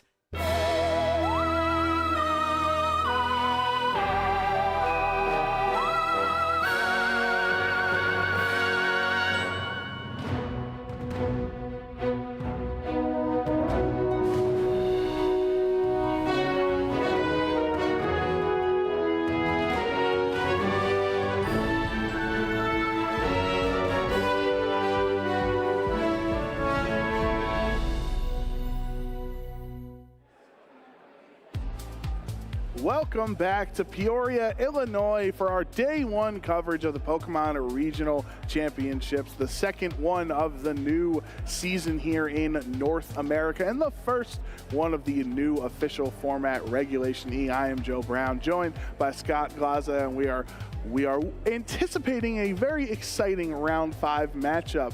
But we don't know what that is because we're going to need help from you at home, trainers. If you are watching in Twitch chat, we have 4 different options of what our round 5 matchup is going to be here on the stream. There'll be a Twitch poll for you to decide. So a little fun interactivity with our audience at home to decide what the match will be for our round 5 here in Peoria. This is exciting, Scott. Yeah, I think it'll be a lot of fun.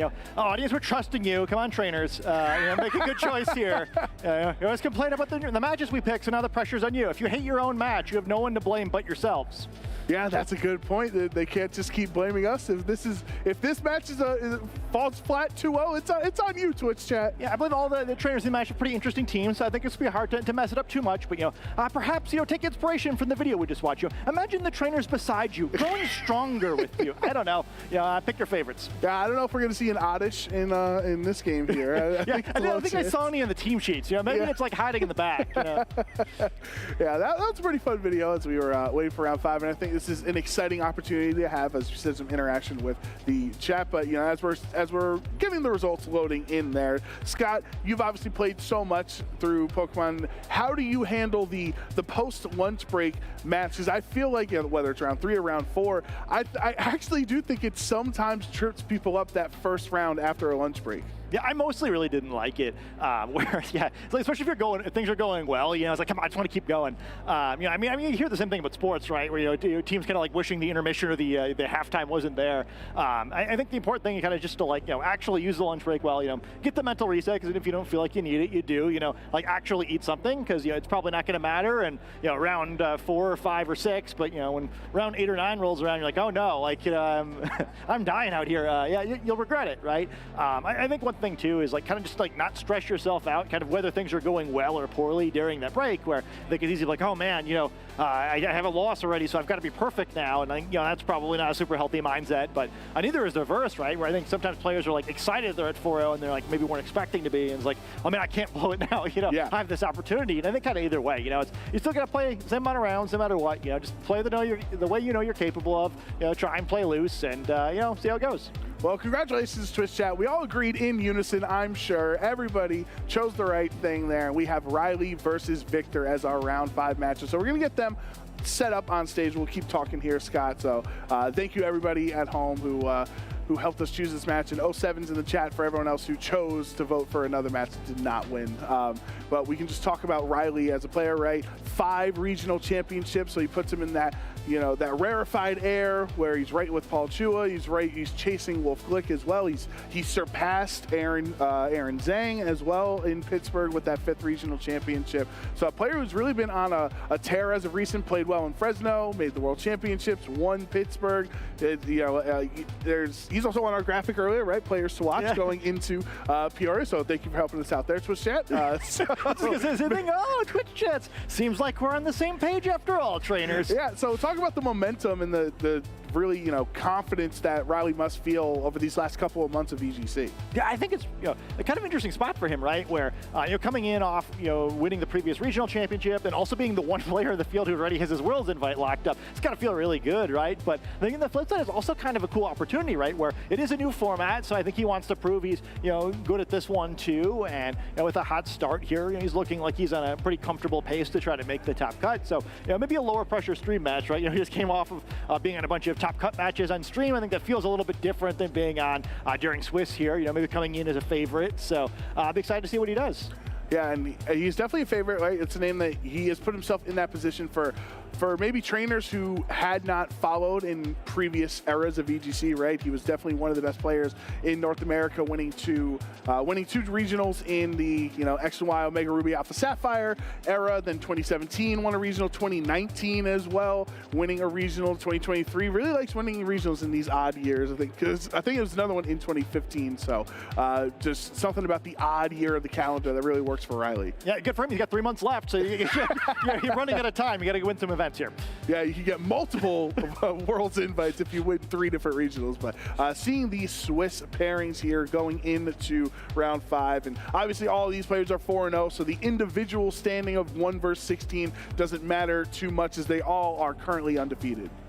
Yeah, it's a fun group of names here too. I mean, a handful of players we've seen on stream quite a lot over the course of the previous season, and also a few players that I don't recognize. I'm very excited to see both how they play and what teams are choosing to bring. I think it's so much fun being at the start of a new format. Even though it's not a new generation, I feel like the DLC has changed things up so much that I think both new Pokemon and new Pokemon trainers are likely to make their mark on this event. Yeah, some of those names standing out to me. Luca Tregood had a lot of back-to-back top cuts in Regulation C before the World Championships, and then obviously Shi Liang Tang, regional champion, and is always a threat to come home with every event he goes to, having the chance of leaving as the champion. But Riley and Joshua Lorson we saw on stream earlier as well. Other players, as the day progresses, we're gonna get a clearer picture of the top players in the building, right?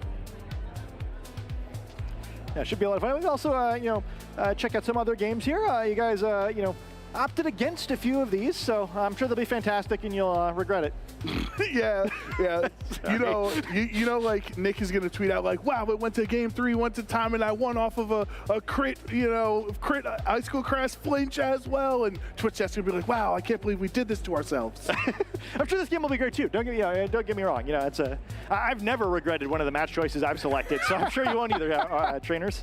Yeah, join the club, join our world. There's so many matches. Like when you're looking through the Swiss pairings every round, you're like, "Wow, table 3 is awesome. Oh my gosh, table 6 has a Scream Tail. Table 11, I don't even know what that Pokemon is on that team." Like there's just so many awesome matches every round. It's hard to say there's one correct choice. Yeah, and one of the tables did have a Scream Tail actually. So I'll be excited to see how that team does. There's been a lot of crazy Pokemon doing really well. I know Pheasantipity is up at 4-0 also. I think that if you told me before, if you asked me before the tournament if Pheasantipity was going to get 4 wins today, I might have taken the under. In 9 rounds, let alone 4 in 4 rounds. So that's a downright silly Pokemon at this point. Pheasantipity. I'm excited. Yeah. How many of these Pokemon could we be wrong about? Like some of these things. I remember like the year Aegislash was introduced, right? It basically didn't get used at all at the beginning of the year, and then like wound up pretty definitively being one of the dominant Pokemon of the generation. So I love it when we're wrong about that sort of stuff, right? I think this isn't a solved game. It never is. But I think the more we kind of get surprised, it's like, we've never had a Pokemon with these combination of traits before. It turns out it's actually pretty good. hopefully some of these Pokemon are out there, because I just think, the surprise is what makes it fun to keep coming back every tournament and every season. Yeah, and then, Poria Slash, the changes through generations makes it more of a Pokken tournament or a Pokemon Unite threat than it is in VGC as the years go on. But that was a lot of fun back in X and Y and Omega Ruby Alpha Sapphire using that Pokemon. But Victor, obviously this is a pretty important match. Not only would it give you that 5th match, you're feeling strong momentum throughout the beginning of our day here in day 1, but you probably argue would be considered the underdog, since Riley is the only North American trainer that is qualified for the World Championship right now. Yeah, I think it's a cool opportunity, right? I mean, if winning this game on stream, it's a big deal, right? People will remember that. The people have chosen this match, right? You'll be the people's champion. Yeah, people have spoken, Victor. So I think it'll be a lot of fun. I think also, too, this is a round to me, like, it just feels like a huge swing if you win or if you lose. I mean, at the end of the day, you need 7-2 to move on, right? But from 5-0, you only have to go 2-2, which feels very achievable, right? I can win half of my games. 3-1's still a little bit intimidating, right? Where it's like you have some margin for error, but the pressure's kind of still on. Like, to me, 5-0 is kind of the hump. We're like, all right, I'm pretty sure I'm going to make it at this point. So critical game, even though no one's tournament lives are on the line yet. Yeah, and I think even that's an area that I have struggled as a trainer throughout my experience. And most of the time casting, but when I'm playing at regionals or locals, and if you start off strong and you're feeling great, all right, 2-0, 3-0, 4-0, the field really, the depth of the field starts to lessen, and you're not facing somebody's Skeledirge team anymore. You're facing the Fluttermane, Chi-Yu, core strategies, and those intricate decisions are so much more difficult because they're also 4-0 at this point right now. That they're a capable trainer who has built in an optimized team that is performing well this weekend. Yeah, and I think some of the challenge of the tournaments nowadays too is like, even at the lower tables, right? You tend to see a lot of really good teams now. It's a little different from when I was a player where, you might see 3-starter Pokemon in Butterfree. Not so much anymore, right? Where I think for kind of everyone, it's just more, what level of mastery do you have your team? But yeah, I think the trouble at the top of the field is, you're competing against a bunch of other players who are realistic shots to qualify for the World Championships. Yeah, let's take a look at the leaderboards actually as we're talking about Riley, who has already qualified. And you see these are currently the top 12 trainers on championship point standings going into today. And of course, that's going to change over the weekend and premier challenges around the country and stuff. These numbers are only going to get higher. Yeah, I think it's still critical too, and the championship points do still matter for Riley. He doesn't need them to qualify for the World Championships. He will be there in Honolulu, but the advantage of it for him is still, the top players in the region do get a round 1 bye at the World Championships. It's a much smaller advantage than it was in the previous years. Last year and I think the years before that, you got to skip the entire first day of the competition. Yeah. Well, that was a little ridiculous, so we've toned that down a little bit. It's just a round bye now, which it's not a huge deal, but it does matter. It gets you off of the right foot. Get a little chance to see what other trainers are using maybe before you have to go out there yourself. Still, we see amazing players every year kind of just fall 1 win short of making to day 2. It happened to Wolf Glick on stream this year. Maybe that 1 win will make all the difference for somebody. Yeah, every little bit helps, right? Because that's one less round that you can get crit, ice beam, frozen as well. So as every time you're not playing, that lessens the variance that you have to go through in every single match. But that's just on the North American circuit. Let's take a look at how Europe is shaking out. We talked about this at the beginning of the day with Sierra Scott, seeing obviously Edu at that #1 spot, the Riley position, since he also won in Barcelona. Yeah, I mean, I think he's probably really happy about that finish too. Didn't have quite the run at the World Championships he was hoping for coming after winning the previous year. A bunch of other players we've seen a lot of over the course of the season on this list. I guess we can shout out Alex Gomez and Victor Medina. We saw a lot of them at the North America International Championships, and I think they were really fun players to watch there. So excited to see. I'm going to guess that nearly all of the names you see on this list are probably going to make it to the World Championships. There's just so many good players there. So I'll be excited to see their seasons as it goes along. And even though again, the round 1 bye maybe isn't quite the pass through day 1 it used to be, I think players will be competitive about it. It'll be cool to see who comes up in top. I think players kind of always like being in that top of the standings, being one of the favorites at the World Championships. It's something you work for all year. Yeah, for sure. Obviously some great VGC veteran names there, like Marcus and Oliver, Alex Gomez, but some great new trainers on there. I shouldn't say new, but new superstars, let's say, in Europe, like Alex Soto and Victor Medina, who had incredible performances last season on the circuit, and obviously continuing to a great start here in the new season. But, we're just looking over this matchup between Victor Magre and Riley Factura, and TwitchJack kind of couldn't have done a better job of choosing some of the Pokemon. I don't know if they knew what the teams were there, but if you ask for those who ask for Pheasantipity shall be rewarded. Yeah, I'm a little shocked. Again, the Pheasantipity is here at all.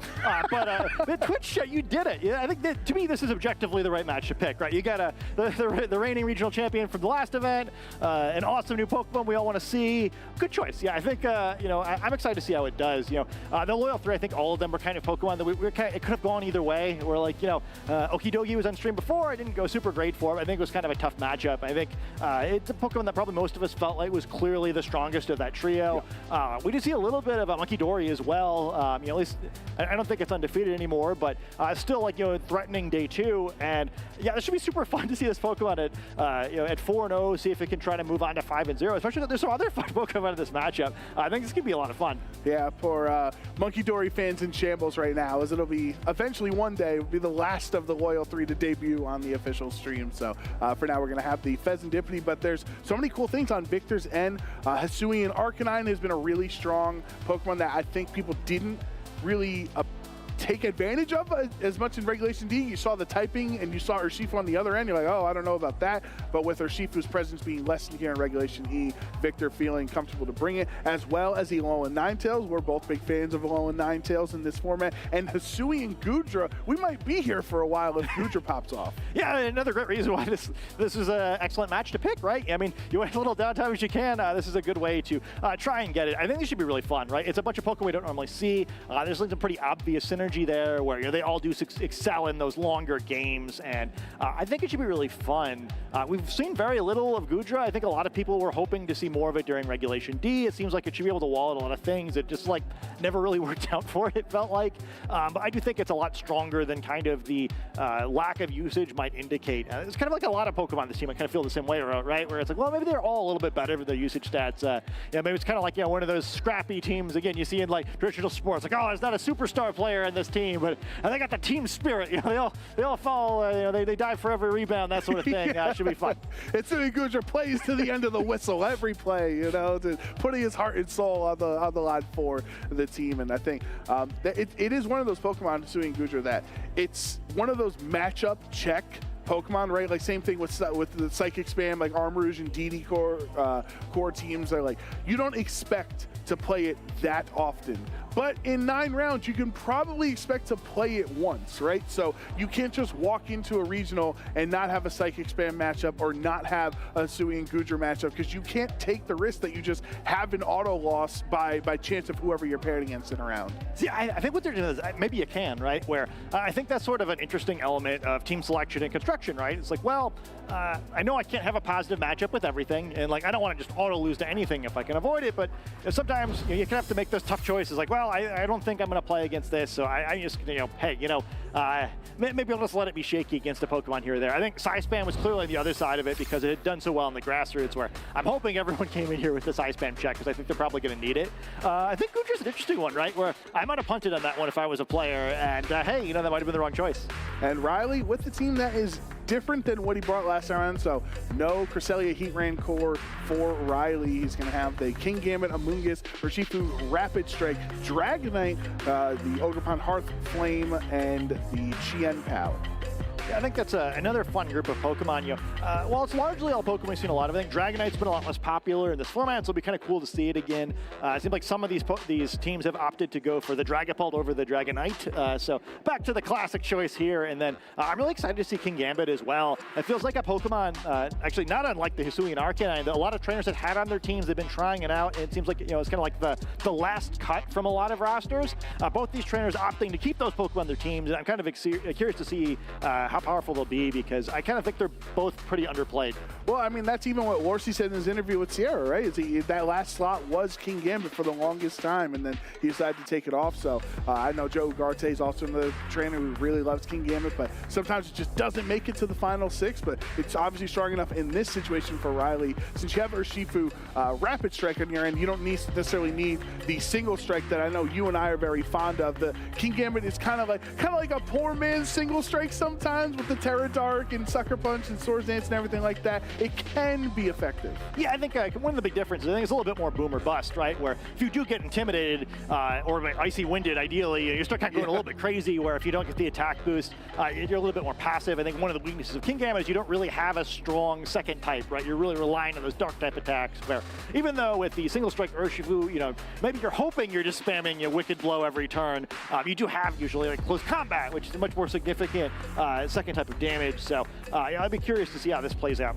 The Dragonite on Riley's end is also a bit of a different look into Dragonite. It's still Terra Normal, of course, because you want to have those Terra Normal extreme speeds. Who doesn't want to do the most damage there? But it's not Life Orb or Choice Band or anything like that. It's actually an Assault Vest on the Dragonite. Yeah, and like kind of an untraditional suite of moves as well. I'm really excited to see this, because I think if I saw this from a trainer who didn't have the tournament history that Riley does, I'd be like, this Dragonite sucks. But that's clearly wrong, right? Where, he's on this team for a reason. He's proven at this point he knows what he's doing. So I'm kind of excited to see what he's cooking with this one, because, yeah, it's definitely not what we usually see. No, and it's Thunder Punch as well as that last slot. So, sometimes you'll see a water attack or something else. So Thunder Punch, maybe that is punishing all of your Shifus and other water types that are in the format right now. But it should definitely be a really fun matchup on Victor's end. We talked about how he definitely has the unique Pokemon advantage in the matchup with Alolan Ninetales, Hisuian, Goodra, Hisuian, Arcanine, right? He's got some fun stuff. Yeah, these Pokemon were not even, like the first, the last removed from your team. They may have been the first taken out of the pool. Like, well, I know I'm not using Pheasantipity at this tournament. I'll just get that out of there right now. I think it'll be really fun. Like, again, I don't know that I've actually fought against Pheasantipity before. I've actually played a lot of games in this format, but I think not a whole lot of people have tried it, and most of the people who have tried it have dropped it pretty quickly, and so I can't wait. Yeah, everybody, you dropped Pheasantipity and Victor just picked it right up off the trade, off the trade or the waiver wire. It's like, okay, Pheasantipiti's free agent for my team. It has Toxic Chain. That's that new ability that all three of the Loyal 3 Pokemon have, where you have the chance when you use any type of attack, so not Toxic or Sludge Bomb or something like that, you can Toxic Poison the opposing target there, which is obviously heavily poisoned, way more impactful than a regular poison. Yeah, I think what's really cool about it compared to like other similar abilities, it doesn't have to be a contact move. So like Snarl from Okidogi or Icy Wind from Pheasantipity can still trigger it, so you're using a move that, the whole point was utility anyway, and then if you also get poison on top of that, it becomes really obnoxious really quickly. I do think it's kind of fun to watch too, like what abilities trainers opt to use because of that. All of them have really strong hidden abilities as well, but I think more and more like the Toxic Chain has seemed too good to give up. And one of the main benefits, and that we agree there are not many benefits to Pheasantipity over other Pokemon, but one of its huge draws is the fact that it does naturally outspeed Urshifu, both single and rapid strike. However, Riley's is holding the Choice Scarf item, so that actually does neutralize that matchup, because you could have tried on Pheasantipity, go for a faster Icy Wind or faster Dazzling Gleam, get the poison, and then use Venoshock, which does more damage if they are statused. Yeah, sort of an interesting matchup for Pheasantipity in general. I'm a little curious if we're going to see it. One of the other advantages, like many, similar like bird-looking Pokemon, it can use the Tailwind move, but it may not need that in this matchup, right? Where there's not like a whole lot of speed control on either side. More likely to kind of have like a slower grinding game where both sides kind of like give up a little bit on moving first and just kind of slug it out. It's also holding, we might not see it, but it's holding it has the access to Terra Ice, which is definitely not a common ice use or terrestrialization type besides like a Choice Specs Blizzard Iron Bundle. Yeah, well, I'm excited to finally get a chance to use this, because I feel like, it was like for the holidays last year, they gave us a bunch of Ice Terra Shards. Like, gee, thanks. Can't wait to use this. Up my 50 Ice Shards from... Yeah, I think they're still in my inventory, so appreciate it. I'll go do that when I go home. All right, so Riley obviously is seen as the favorite going into this matchup, and let's see if Victor can pull off the upset. Remember, Twitch chat, this was your selection for a round 5 here in Peoria, so thank you very much. It's going to be an exciting matchup. Victor having Alolan Ninetales and Rillaboom, and then the Chien-Pao Urshifu on Riley's end. So I'm very excited to see Ninetales here. It's another one checked off for those caster predictions. It's sort of an interesting spot for it, right? You'd love to get Aurora Veil up. It's kind of the whole point of the Pokemon, right? You get kind of both Light Screen and Reflect in a single turn on top of Ninetales being an okay Pokemon otherwise, but it really doesn't love the Urshifu matchup since it just crits through the screens anyway, so they kind of be an important Pokemon to remove so that the Aurora Veil actually does what it's supposed to do. And you even mentioned as we were getting set up the importance of non-prankster taunt users, and Victor actually has taunt on this Rillaboom, so you know it's not Assault Vest, it's actually holding that Miracle Seed. You can try to taunt something on the other side if one of Riley's supported Pokemon get out of black. That's kind of a fascinating set too, as I really like not Assault Vest because of Protect, but he doesn't have that either. Yeah, there is the fake out into Urshifu though, so it's not going to be able to get any attack off on Riley's end. Ice Spinner though on Chien-Pao is super effective into Rillaboom. That's enough for a one-hit KO, so Victor's Rillaboom not really trained too defensively to take the Sword of Ruin debuff on his defense in the Ice Spinner. It also crucially gets rid of the grassy terrain. Aurora Veil does get up though, but at what cost? Yeah, that was an aggressive trade for that first turn. But, things could be worse. You still get the advantage of now getting to get that free switch. Get the full advantage of Aurora Veil, although some of the nature of this team is that, usually you feel like you're supposed to be able to stall out some turns anyway, right? I think usually the opposite is probably the threat, right? Where you run out of Aurora Veil because you've been battling for so long. Yeah, and you also lose on Victor's end because the grassy terrain was taken out thanks to Ice Spinner's, second ability. You're not going to get the leftovers recovery for your Ogerpon or your Goodra. Yeah, and also no benefit for that Grassy Glide. Like sort of an unconventional grass type choice. We do see that here, but I guess if we see it, it won't be in a hurry because there's no terrain to help it out. Yeah, there's no priority nature to the Grassy Glide. And usually you will see a team if it has Rillaboom and Ogerpon on it, just makes total sense to give your Ogerpon form the Grassy Glide because a lot of times they'll be out on the field together, but not this time around. It's going to be Follow Me instead. U-turn though from the Urshifu on Riley's end, going to switch out into something safer. Remember, it clicked the U-turn probably last time around, but because of the fake out, it did not get to move. So waiting this second turn of the game to switch for Urshifu. Yeah, I'm a little surprised by that Follow Me. I think it's a pretty clear, you're not going to click Surging Strikes there, right? Yeah. So I feel like it was an opportunity for Ogerpon to get a little cheeky, and gets opponent as good as Riley. I don't know how many times you can afford to kind of just give up those opportunities to get a little damage. And now Ogerpon Hearthflame is on the field, who has the Mold Breaker ability. Not going to hit Chien-Pao thanks to Protect, and the Ogerpon for Riley is going to resist as a fire typing there. So yeah, that Follow Me does not really value or help Victor too much. Yeah, and that health can matter here now, too. I mean, even though the Ogerpon type advantage is supposed to go the other direction, it's not been weakened enough that, Ivy Cudgel is just going to knock it out anyway, even with the Aurora Veil.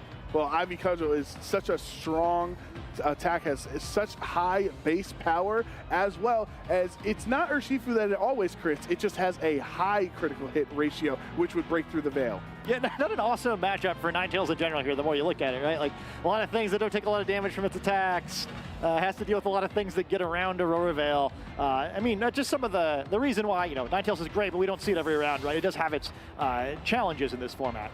Yeah, for sure. The Urshifu will switch in on Riley's here, so has its health lowered a little bit from that fake out from before, but Ninetales protecting on the third turn of Aurora Veil, not going to have an attack. Spiky Shield as well from the Ogerpon, so you have very finite amount of turns to take advantage of your Aurora Veil being on the field, and going for the essentially double protect here, you're wasting a turn.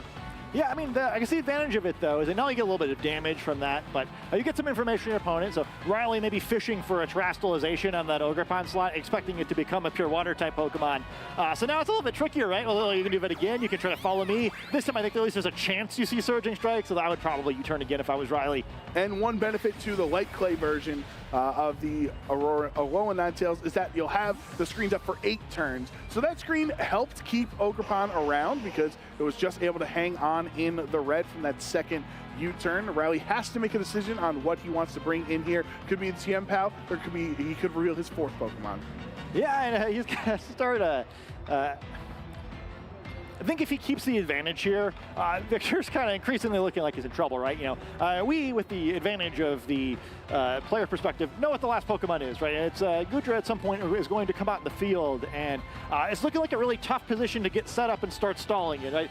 You don't like Chien Pao, that ability is going to be really impactful. You like to get off the field. You know, the enemy Ogerpon, pretty scary. We see the Horn Leech easily picking up this knockout, and Victor's now going to be forced to reveal that Pokemon perhaps before picking up any knockouts. And now you only have just a few turns remaining of the Aurora Veil for Goodra, so I feel like, oh, the Blizzard could change the game here. I mean, maybe have a fun thing there, but no, not onto either of them. But Goodra, I think if you want to get set up with grassy terrain to recover, and you know, the Aurora Veil to let it get a couple of boosts to its name, you might have to get it in earlier so you have more turns behind the Veil. Because I love this, by the way. This Goodra is gigantic.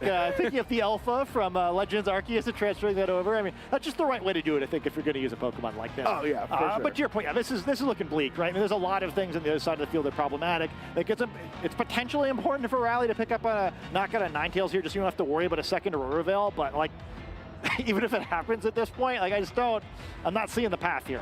Yeah, well, let's see if Victor can do something here to change his fate in game one, because it looks like it's very Riley favored right now, including the terrestrialization from the Hearthflame Ogerpon. Such an awesome animation and new cool addition from the DLC. Its Embody aspect going to raise Ogerpon's attack stat by 1 stage. No longer has Mold Breaker as its ability, but doesn't seem too relevant in this moment. There's the Ice Spinner into the Goodra, going to take a little bit of damage from Rocky Helmet, and that super strong +1 IV Cudgel into the Goodra. Should be a neutral hit, and it just barely hangs on. This Dazzling Gleam is going to be enough to knock out the Chien Pao, but the Mono Fire type Ogerpon does not care about Dazzling Gleam. Yeah, I kind of now. The only attack that this Goodra has is Heavy Slam, so certainly not going to pick up a knockout here. Instead, going for the Shelter to boost its own stats, but I don't know if that's going to be quick enough at this point. The snow stopping here also, I guess, so don't have to worry about Aurora Veil anyway. It has to be snowing in order to use that move, and you know, it's extended the duration of Aurora Veil by having the Light Clay. No way to extend the effect of the ability, and can't reset it because there's no one to switch out with. Right, yeah, the Ninetales can't switch out, come back in, reset the snow, and then click it again. But again, the Goodra is at 8 HP anyway, so it'd be a different ball game if you wanted to try to reset it later because you had the HP remaining, but Riley's just not going to let him have that advantage. And Ivy Cudgel will target down the Goodra, knocking it out, and poor lone Ninetales has had to sit on the field and watch all of its teammates be knocked out. The fate of a Ninetales. Yeah, there's the Blizzard though. Ogerpon avoiding. Well, wouldn't have done much damage anyway, but that's some solid damage into Amoonguss, and gets the freeze. So Amoonguss is frozen solid. Riley getting a little taste of his own medicine from Pittsburgh with his Amoonguss getting frozen. Yeah, it's kind of just a meme though, right? I mean, it's like the matters. It's like almost even more annoying, I feel like, if you're Victor. It's like you wasted this the freeze. Is where I get the freeze you on wasted stream. your freeze roll in game one instead of holding on to it in game two. Yeah, it's fantastic game by Riley here, and yeah, Victor's gonna have to go back to the drawing board a little bit after this game one and try a different approach here, because I think that knockout in the first turn just never really recovered from it. Ivy Cudgel from the Ogerpon. This should be the third knockout of the game for Ogerpon, and there it is. So he's going to have a pretty decisive game one victory over Victor, and you got to feel confident. Obviously, all the strategies worked out well. The choice scarf on the Urshifu really helped with your pivoting to get the proper Pokemon on the field when you needed them. Yeah, I mean, Ron just making the right move at the right time there, right? Or it just seemed like he was kind of a turn and a half ahead the entire game, not falling for the bait of surging striking into the Ogerpon on the other side, just taking the safe U-turn, having the right Pokemon on the field, getting the damage down.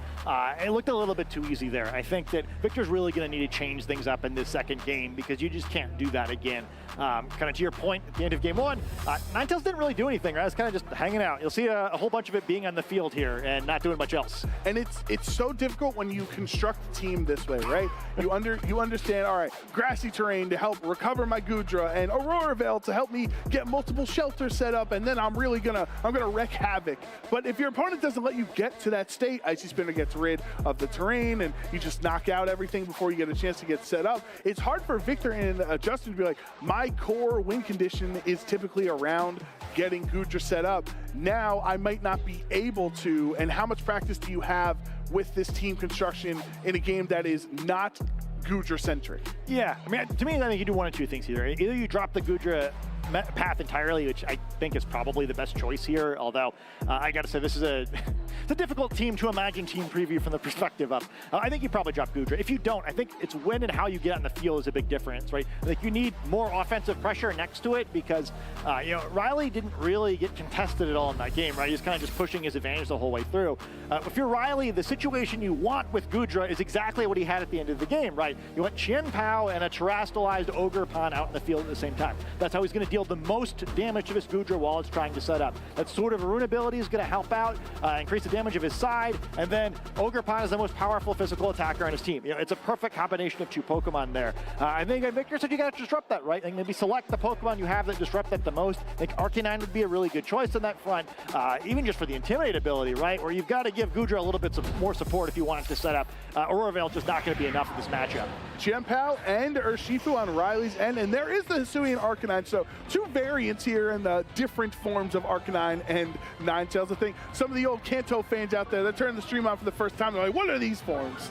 Yeah, I mean, it's almost the Pokemon you remember. It's, we have Arcanine and Ninetales at home. I think this is a cool situation, right? The moves on both sides are very interesting. There's two different things Victor could do to kind of avoid just getting dunked by Urshifu here. He could try to switch to Ogerpon, which, based on the previous game, seems very likely to get red with a U-turn, or to Terastallize and just go on the offense here. It's a sort of uncommon path for Terastallization. You see the Psychic Terra type being hovered there. Another Terra type where, I think I have 8,000 Terra shards in my bag. Never use it, so excited to see it here. Yeah, Terra Psychic Fangs is what Victor has brought here to Peoria. So really nice, iteration of this Hisuian Arcanine. Most people do Terra Normal with extreme speed, or maybe Terra Grass to avoid spores and rage powders, but no, it's Terra Psychic. There is no U-turn. The close combat will be resisted. Defense is dropped as well. So this is actually really huge for Victor, since Urshifu's still going to be on the field and weak to Psychic. The Sacred Sword goes into that slot too. This is a free Aurora Veil for the next 8 turns, and Riley can actually get pretty punished from these Psychic terrains thanks to the defenses dropping. There's no sash. That's a one-hit KO. What just happened? The Psychic Terastallization just absolutely dominating that turn there, picking up a knockout, which you wouldn't even get to attack at all because the Psychic Terastallization allowed us to take less damage. What? Why do you have that, and why did it work? And every other Arcanine is Terra Normal, which obviously the fighting moves would have been fine into. So I think Riley might have been a little overconfident, not checking the team sheet on the bottom end, saying, wait, hold on, it's not Terra Normal, it's Terra Psychic. Attacking to close combat and Sacred Sword into it might not be as strong. I totally empathize here. This is one where I was like, oh yeah, it's Terra Psychic. What could really happen? Because he can't click Surging Strikes, right? Yeah. That's the issue, because Ogerpon could switch in at any time. Yeah, can you see the power of the Wellspring Ogerpon for that reason, right? The threat of it is sometimes just as powerful as it being on the field. But it being on the field is great too, and we're about to see that. Yeah, Ninetales has done its job. I'll come back later when the snow has gone away and try to set up Aurora Veil later. Maybe a fun little blizzard later on. But for now, this turn 2, it's going to switch out into the Ogerpon Wellspring Mask. Going to have a Terastallization yet again from Riley's Ogerpon, just like last time around, increasing its attack stat by 1 stage. It was not intimidated. Remember, it was not on the field when Arcanine was here, so that is going to be a truly boosted attack stat, somewhat mitigated thanks to the Aurora Veil. Qian Pao protecting, Extreme Speed goes into Ogerpon. That's some pretty solid damage considering it's not a choice band like we usually see from the Hisuian Arcanines. Ivy Cudgel behind Aurora Veil. It gets the crit. That Ivy Cudgel, sometimes crit feels like always crit. Yeah, I mean, crit probably didn't matter. The Aurora Veil was protecting it, but it boosted attack. I feel pretty good about that one. And perhaps the perfect end for the Hisuian Arcanine in that game, where all the crazy stuff with the type on the first turn, and then a Pokemon that normally double resists fire type attacks gets knocked out by a fire type attack. How else could it have gone? How fitting for our 2 trainers here. And now Ogerpon gets onto the field for free.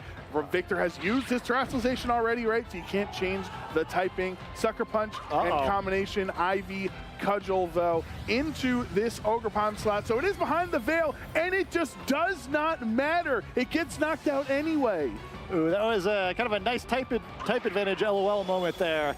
Big knockout, and we see a bunch of damage coming down to the Qian Pao, but we were winding up in a very similar spot as we were in the previous game, where again it's the Qian Pao and the Ogerpon trying to pin this Gudra down.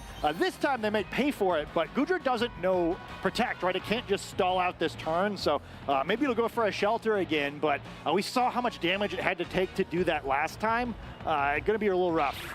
Yeah, I'm not sure if it's able to, if it goes for shelter, it might just take too much damage on the way in, but Rocky Helmet will do a little bit to Qian Pao, and Ivy Cudgel is going to be targeting down Hisui and Gudra. Riley understanding that alone with Ninetales by itself is really not going to do too much, so Gudra gets taken out. The biggest Aurora Veil counter is this Ogerpon Hearthflame just stacking up knockouts left and right. Sure, Qian Pao goes down, but by the end of next turn, Ogerpon might be able to make this a 4-0 sweep, getting all 4 knockouts in this game. Yeah, really impressive run. And yeah, I mean, I think we were expecting to see perhaps a few games this weekend where the Hearthflame Ogerpon just ran over the match, and this is the first of the season. This is definitely one of them, and it's such a tough spot, too, because you needed the Psychic Terra to not get destroyed by the 2 fighting attacks, but then because you didn't have Terrestrialization safe for the Wellspring Ogerpon, then it was able to take, it just took too much damage from Ivy Cudgel. Yeah, see, Ogerpon going for the protect here, maybe playing with this food a little bit. Surely Blizzard won't freeze a second time, will it? Let's see what happens. 100% accurate when the snow is up. Does pretty much the exact same amount to Amoonguss, and of course this time around does not get the freeze. I think even if you have the freeze, it's still in such a strong spot, but because it's unfrozen, it will put Alolan Ninetales to sleep, and poor Ninetales isn't even going to see what's coming next turn. Yeah, it might be for the best. This Ninetales has seen a lot over the course of this set, spending a lot of time in this first slot just hanging out, but I think its time is about to come to an end here on stream. A really fun team for Victor here, but Riley showing why he's a regional champion here with some overwhelming power. Yeah, Scott gets to cross a prediction off of his page, but it doesn't go too hot for the Alolan Ninetales in this set. One-hit KO, Ogerpon getting all 4 knockouts that game, and Riley Factura showing just how great of a trainer he is, keeping up the momentum from Pittsburgh, and is now 5-0 here in Peoria. Yeah, I think it's a really well-played set, right? You kind of just... it's a very veteran-feeling move there, right? Where even the first turn of Game 2 is one of my favorite turns I've seen on stream, actually, where it's like, what just happened? But like, yeah, it's still, it didn't really matter that much, right? Like, he continued to stay in a commanding position. He didn't give up too much. Like, even though he lost a lot on that turn, it wasn't really the resources he actually needed. He kept Qian Pao and Ogerpon healthy enough to just kind of control the game. I thought it was a really cleverly played set. Yeah, despite the loss, that was still a really cool showing from Victor, just showing the team synergy, and you can definitely understand, even though there are unconventional choice selections in both Pokemon and held items and Terra types, the whole combination of everything is unconventional on Victor's side. You can see the synergy, and so you got to give Victor credit there, because I think a lot of trainers wouldn't even try, there's outside the box, and then there's watching the person outside the box, which is how far away Victor was from the box. Yeah, Terra Psychic, Hisui, and Arcanine was not on, I think, anyone's bingo card, so sorry, no spots for that one. What a fun turn. Yeah, and then you see Extreme Speed even doing a lot of damage without the choice spin there. Like, I think there's a lot of value in Hisui and Arcanine for this format. Yeah, I like that read too, right? Where he correctly realizes Arcanine's gonna get knocked out and I can't really afford to switch. At least gets as much as he can out of it.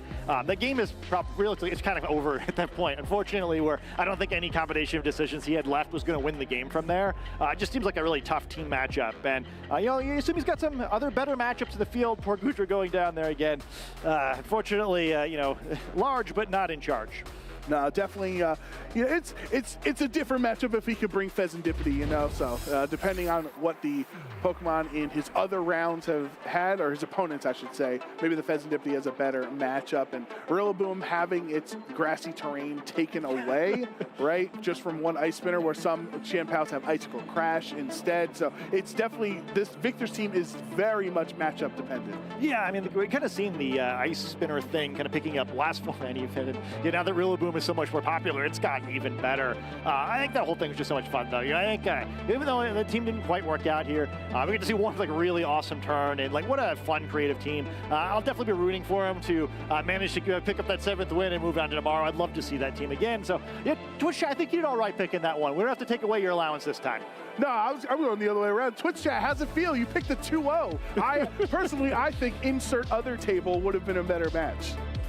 Twitch chat, I guess you can't please everyone, yeah, which we've learned over the years. No, obviously, that was still a really fun match, and it definitely makes sense choosing Riley, the reigning, regional champion, and been playing so well over the last few months, and having a really strong resurgence here in Scarlet and Violet. And his team, the choice Scarf or Shifu was really nice, having access to U-turn, where typically if you're using Mystic Water or something else, that 4th slot is probably Protect. So since you're choice lock, you have access to U-turn for the pivot potential. Yeah, and I think he played it so well to the set, right? Where you just make the right move every time. You have to play a little bit more conservatively with Ogerpon on the other side of the field, but yeah, just continuing to make those right choices. And I think Scarf U-turn in general just seems like a really big thing in this format, right? Urshifu is definitely a holdover in that role from the last format, but between it and Landorus, it feels like nearly every team has that option now. I think it's a very important Pokemon to have the right Pokemon on the field at the right time, especially for using something like that Chien Pao or that Chi-Yu, where it's really important to have or to not have the ability on the field at the right time. Yeah, so congratulations to Riley. Great job by Victor as well. Really fun matchup to have in our round 5 here in Peoria. But we are going to take a quick break. When we come back, we'll have more round 6 coverage from the Peoria Regional Championships.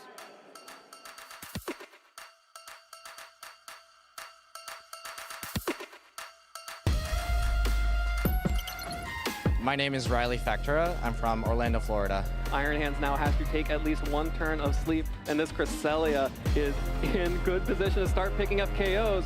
Wolf doesn't want to run out the clock. Looks like this is going to be Riley Factura taking the first regional championship of the 2024 season, and is now our first world qualifier in Honolulu. Yeah, Wolf's matchup was definitely the hardest this weekend. He played really, really well, and there were multiple turns where I had to make a risky play, or it could have been risky, and there were so many options that he could do that it was hard to cover for every single option that he could do. My strategy was to check my opponent's team, see what holes they had, and utilize either Urshifu and do a fast mode either with that and Chien Pao maybe, or go of a more bulkier slow mode with Cresselia, maybe the Amoonguss and Heatran. This event played into my overall Pokemon journey because I haven't won a regional since 2018, and I took a long break. And then coming back, I felt like it wasn't as good at it as I used to be. So it really boosted up, my confidence. Am I winning Worlds this year? Yes. But there are a lot of good players, so it's gonna be very, very difficult, and I have to work really hard in order to do so.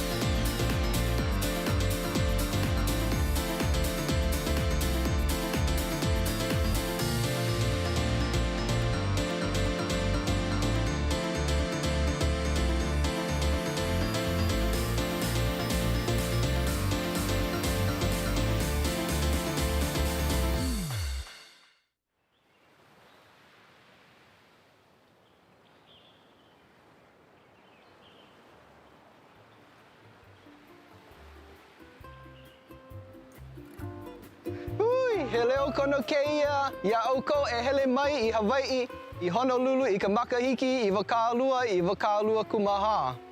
We want to invite you to Honolulu, Hawaii in 2024. We look forward to seeing you here. Ahui ho aku no.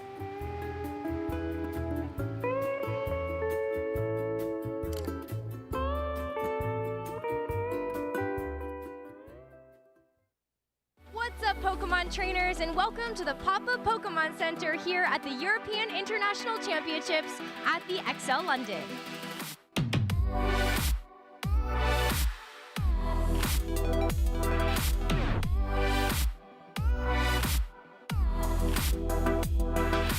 Hey, Amandine, how's it going? I'm just in a living dream today. Yeah, I mean, check out all these amazing plushies. Which one's your favorite? Probably the sleeping Flareon is just here. It's just so cute. Oh, so cute.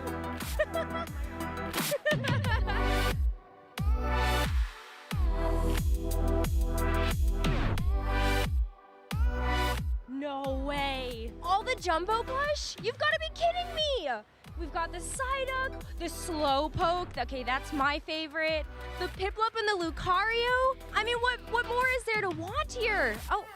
Oh, hey, Rosemary. Didn't see you there. How you doing? I'm good. How are you, Spraggles? I'm doing amazing. I'm just enjoying Arcanine's beautiful hair and its volume. I mean, you definitely know. One day, I'll get there. Oh, hey, Boo, how's it going? Going pretty well. I'm looking at all these beautiful play mats. They are pretty amazing. Yep, all these super exclusive, just for EUIC international play mats. I love that. The play mats are really cool. There's notebooks. There's kind of a lot here.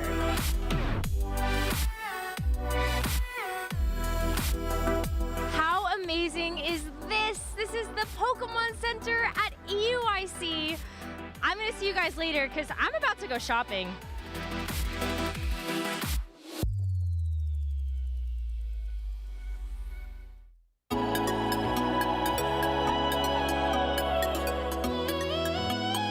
Hi there, I'm your host Anna Prosser here in Yokohama for Pokemon World Championships 2023, and we're here in the Play Lounge. We're here with Judge Kaza to talk about first steps. What's first step? ここはティーチングエリアです。カードゲームを最初にやる場所です。 If a player is just learning about Pokemon for the first time, what would you tell them when they come here? まずは楽しんでくださいと。 What games can players learn here in the Play Lounge? すべてのゲームできます。 Do they need to know anything before they come here, or can they start brand new? Nothing.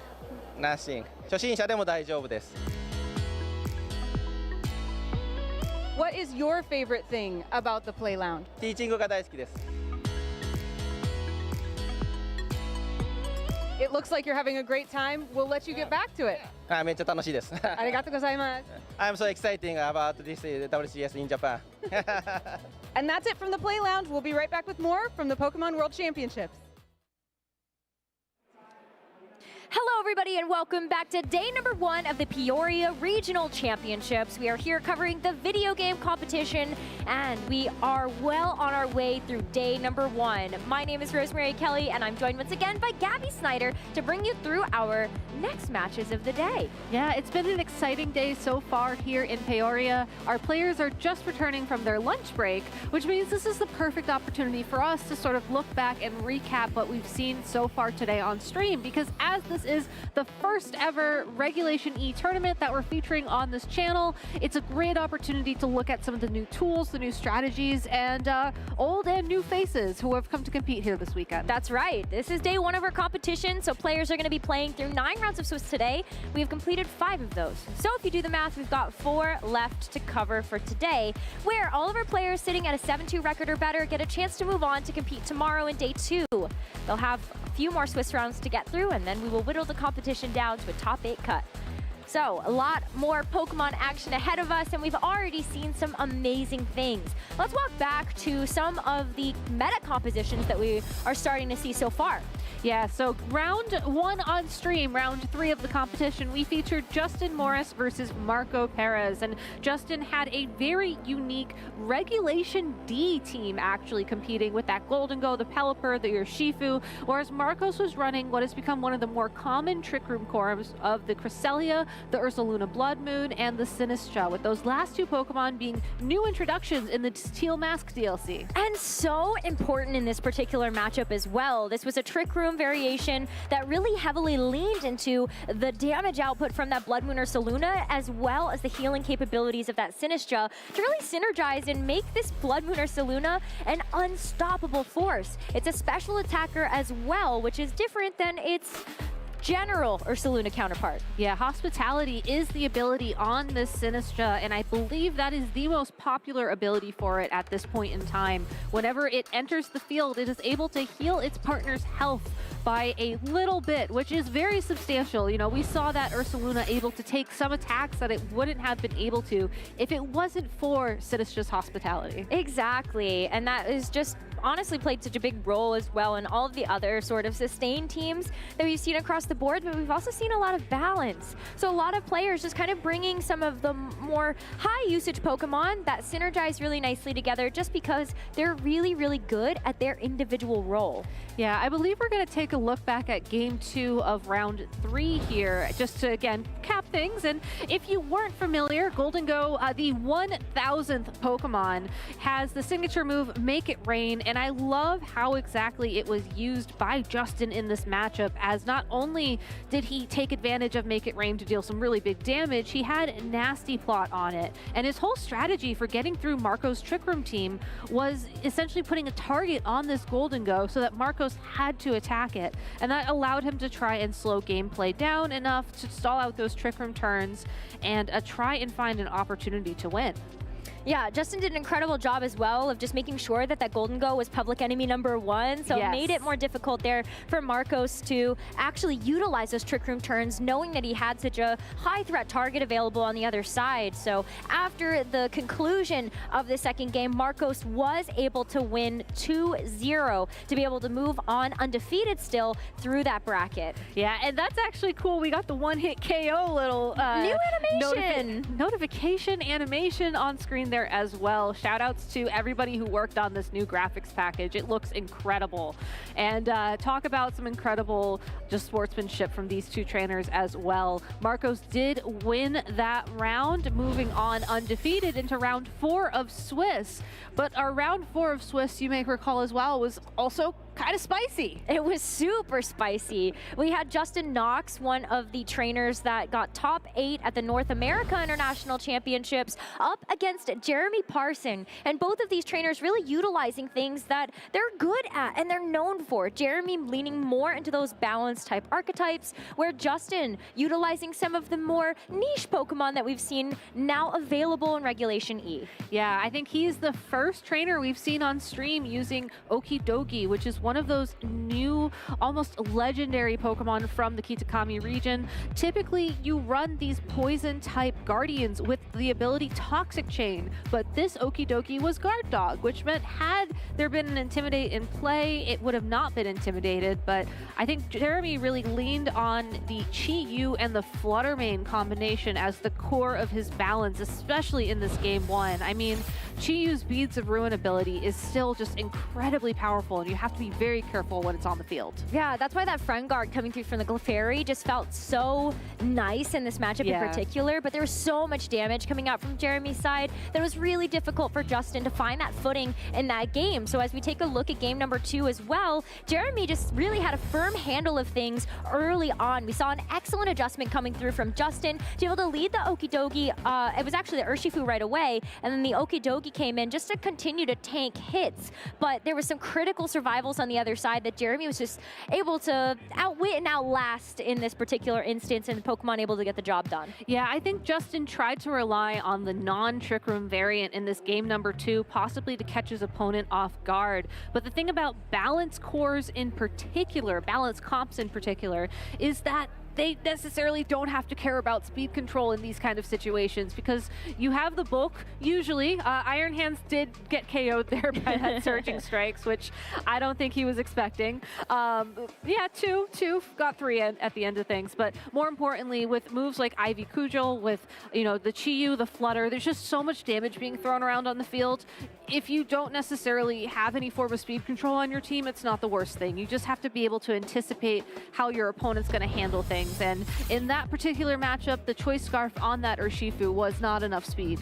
Yeah, it wasn't. Fluttermane was just still faster. Exactly. So the icy wind coming through, really nice speed control in that particular end game for game number 2. And we got a chance to see Ogerpon finally make an appearance on the stream as well, because that is on everybody's radar, taking a look across the field. How impactful is Hearth Flame Ogerpon really going to be? Because it's one of the more offensive variants that we've seen Ogerpon, and wasn't any different. We had another matchup in round number 4 just to be able to cover up that lunch break, and this was a match between Ethan Simpson and Joshua Lorsi.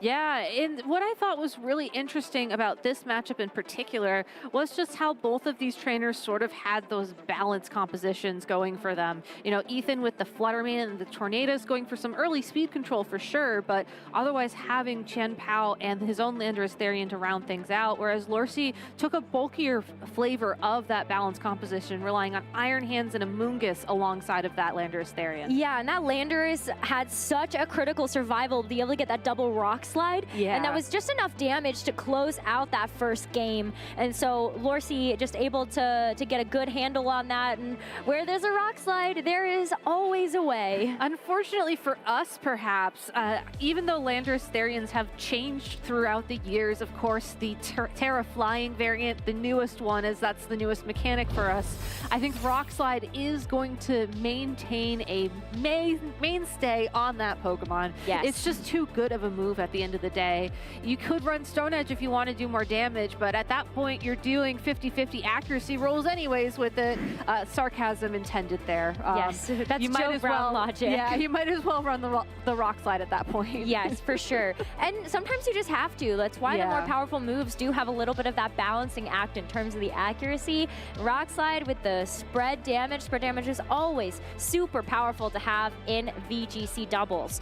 But we also were able to see just a little bit more coming out from that set as Ethan Simpson and Josh kicked off this second round. We got the Bleak Wind Storm, and once again, just Fluttermane with a really big survival that neither trainer was quite expecting in that situation. Yeah, it looks like Joshua has said a little thanks there for that clutch survival. Maybe give that Fluttermane a couple of sandwiches after the match. I think the other thing that is important to highlight here in general, you know, two things that I'm noticing as trends. One, Rock Slide, another way to super effectively hit those Ogerpons if they are running the Hearth Flame mask. And the other thing is that Ice Spinner on the Chi-Yu. You know, that's a more recent adaptation for that Pokemon. Of course, Ethan does get the opportunity to go for his own Rock Slides, but Joshua Lorsi just, I guess he must have packed a lot of sandwiches, because I think that Chi-Yu probably deserves one around now too. I think so, but yeah, just a powerful, powerful team comp coming out from Lorsi. He did a great job of navigating that matchup, and of course, Ethan giving it absolutely everything as well to give us such a treat for that second round 4 match that we had today. And we've also been able to hear from our trainers so far, and I love the insight that they've been able to provide into their team building thought process for this particular regulation and how they're approaching the metagame right now. Yeah, especially since it's so early on. I mean, the DLC just dropped maybe like 3 weeks ago at this point. I think a lot of people are still, you know, maybe filling out their Pokedexes, you know, maybe trying things out. I know that I tried Sinistra for the first time this past week, finally, after all this time. It's really good. Yeah, it's really good. But because there are new Pokemon, because there are either new strategies or maybe old strategies making a bit of a resurgence, you need some time to adjust to that. That's and true. I think that's what this tournament is. You know, it is an adjustment. And because of that, you're going to see some people go in with like all the new tools and the new toys and all the new Pokemon. And then you're going to see some people just rely on what worked for them in Regulation D because that comfort is more valuable to them. Well, I love that segue because we also had a match in round number 5 where you guys just got a chance to see that on stream. Oh. But in case you missed it, yes, we had Victor versus Riley, who had some, you know, old versus new, basically. Riley leaning into a little bit more of kind of just like the normal stuff we sort of expected to see, of course, Ogerpon included. But Victor showing off that Snow is viable again. Alolan Ninetales in particular had a bit of a moment in Pokemon Go. Now it's coming to hang out with us back on the VG side of things. And I think part of it is because it can set the snow, and then part of it is once snow is on the field, you have Aurora Veil, which sets up ice or light screen and reflect at the same time. And then you also have Hisuian Gudra, which I think is the bulkiest Pokemon in the format right now. Like, there is just a lot of bulk on the field when these two are side by side.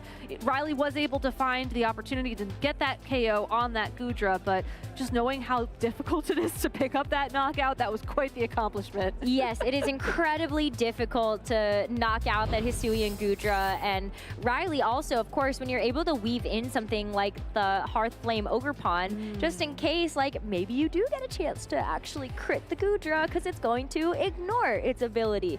So that is also kind of nice to have. Yeah, I mean, I assume it would do that much damage normally, so I feel like also true. The crit just made up for the fact that it was Gudra. That's true. Yeah, that's true. Yeah, it's always tricky because like Dragon Steel, like how do you actually get through that? It's very difficult. That's another reason why Hisuian Gudra has become a really good tanky Pokemon. Yeah, just because of its typing is also very good in Shelter. Neat animation, very tough to take down. I don't personally like the Pokemon, but maybe there are some of you out there that might want to try a team just like that. But Riley was able to continue on throughout this match, able to secure the win as we look at just this next game. Yeah, so this time around it was Hisuian Arcanine trying to find an opportunity here to get some damage. And I mean, getting a one-hit knockout on an Urshifu definitely calculated there. It goes to show as well some interesting use of Terastallization, using that Psychic type Terastallization to boost the power of the Psychic Fangs. Which is really interesting because that's not a move that you would typically see on the Hisuian Arcanine. A lot of them are either Choice Band or they're carrying an Assault Vest, so it's usually just coming down to like extreme speed, Flare Blitz, you also have Rock Slide, and then that fourth and final move can technically be some type of coverage option, but Psychic Fangs was not one that people were really looking at until Regulation E came along. Exactly, and talk about things to look at, that Ogerpon getting the knockout on the Ninetales and the Hisuian Gudra once again, so I guess good for you to see that KO happen a second time. Riley, in my nightmares. Probably one of the players to definitely keep your eyes on, like we were saying earlier on in the opening segment, just won the Pittsburgh Regional Championships, is back competing once again.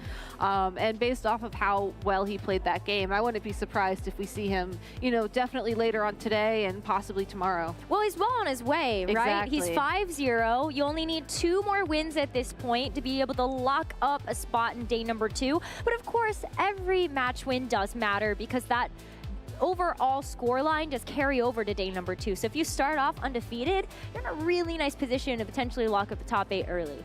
Yeah, I think it's one of the benefits of the new system that there is that carryover, because I know at Worlds when there's day 2 Swiss, at least in the past year, we did a hard reset of Swiss records. Players could change their teams along with that, but as a result, you still played the other day. You're coming in with all that fatigue, whereas players who qualified immediately for day 2 were there just ready to go. So I think anything you can do to help yourself at a Pokemon tournament is in your best ideas, and going undefeated in Swiss is certainly a great way to help yourself. Yes, because I mean, think about that as well. A new change that we made to the circuit is that regional winners get an automatic invitation to the World Championships. So Riley has already locked up a spot. He's the first player to qualify in the North America region, and maybe we get another one happening this weekend. Hope you guys enjoyed the recap.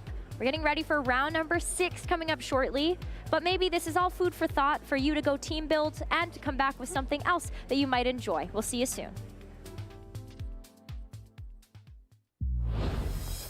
Welcome back to another round of Master of Choice. I am your master here, Leonard König. You might have not seen me. I have only played one VGC regional, otherwise you can see me casting Pokemon Go. And as this does not make me an expert, just the master, I have brought David and Ben with me so they can lecture you on their opinion on the age-old question, future or ancient. David? So, I'm going to go with ancient, actually. So, you may think, obviously, oh, future, further forward in time, it's going to be better, right? No, not in this case. Because we've got Brute Bonnet, we've got Screamtail, we've got Roaring Moon. so many Pokemon that you already know are really good, and a lot of them we see in VGC all the time, particularly Fluttermane, the #1 Pokemon that seems to be winning everything at the moment, that so many people are using in so many different ways, and with that Fairy type, it is just a must on anyone's team. I mean, Fluttermane has a whopping, I think, 135 special attack base stat. I think that's kind of a crazy Pokemon. I know my stuff. But Ben, do you agree? I certainly do not. They have their place in VGC, absolutely. Fluttermane, yes, you know what? It's been top of the usage charts. But a Pokemon that's been gaining popularity right now that I actually really love is Iron Hands, and just because he's so handy to have on a team, he does so many things. That fake out pressure, getting the Volt Switch, and crucially these days, Heavy Slam is able to knock out a Fluttermane in one. That's one of the main things that it can offer a team, especially with terrestrialization. But just going through that and some of the other Pokemon in VGC, I mean, Regulation Set B and C were dominated by Iron Bundle, dropping Pokemon speed, taking KOs with Hydro Pump all over the place. It was such a dominant threat. Okay, well, on that subject though, a lot of the future Pokemon have Quark Drive as their ability, well, all of them do, which is activated by electric terrain, which we don't really see very much. But all the ancient Pokemon have Protosynthesis, which is activated by Sun, which is a lot more a common usage that you can see even as a manual sunny day, which such as on a Tornadus, or in Torkoal, which sets it for you, whereas we don't really see Pincurchin much, Ben. Yeah, you know what? All of the future Pokemon, they're good enough not to need their abilities. And, I think that really shows in, how good they are that they still get used. Well, you do say that, but there's a lot of future Pokemon that we don't really see a lot of. So Iron Valiant, don't really see a lot of that, to be honest, at the moment. Iron Treads, we don't really see a lot of, but I think all of the ancient Pokemon we do see a lot of. So there's, it's no contest. I'll tell you what, let's let Leo make a decision here, because you're standing on the side. We obviously have very strong opinions. Leo, what do you think? So you were both making great arguments. The Protosynthesis one is great. Also, Icy Wind is such a nice support attack for the Iron Bundle. But for me, this is really about Iron Moth versus Slitherwing. And I clearly have to go for Slitherwing, so I am also Team Ancient here. Yes. Also, Protosynthesis is really incredibly strong. Sun teams are absolutely fantastic. So, thank you very much for your opinion, guys, and we are just going right back to the broadcast.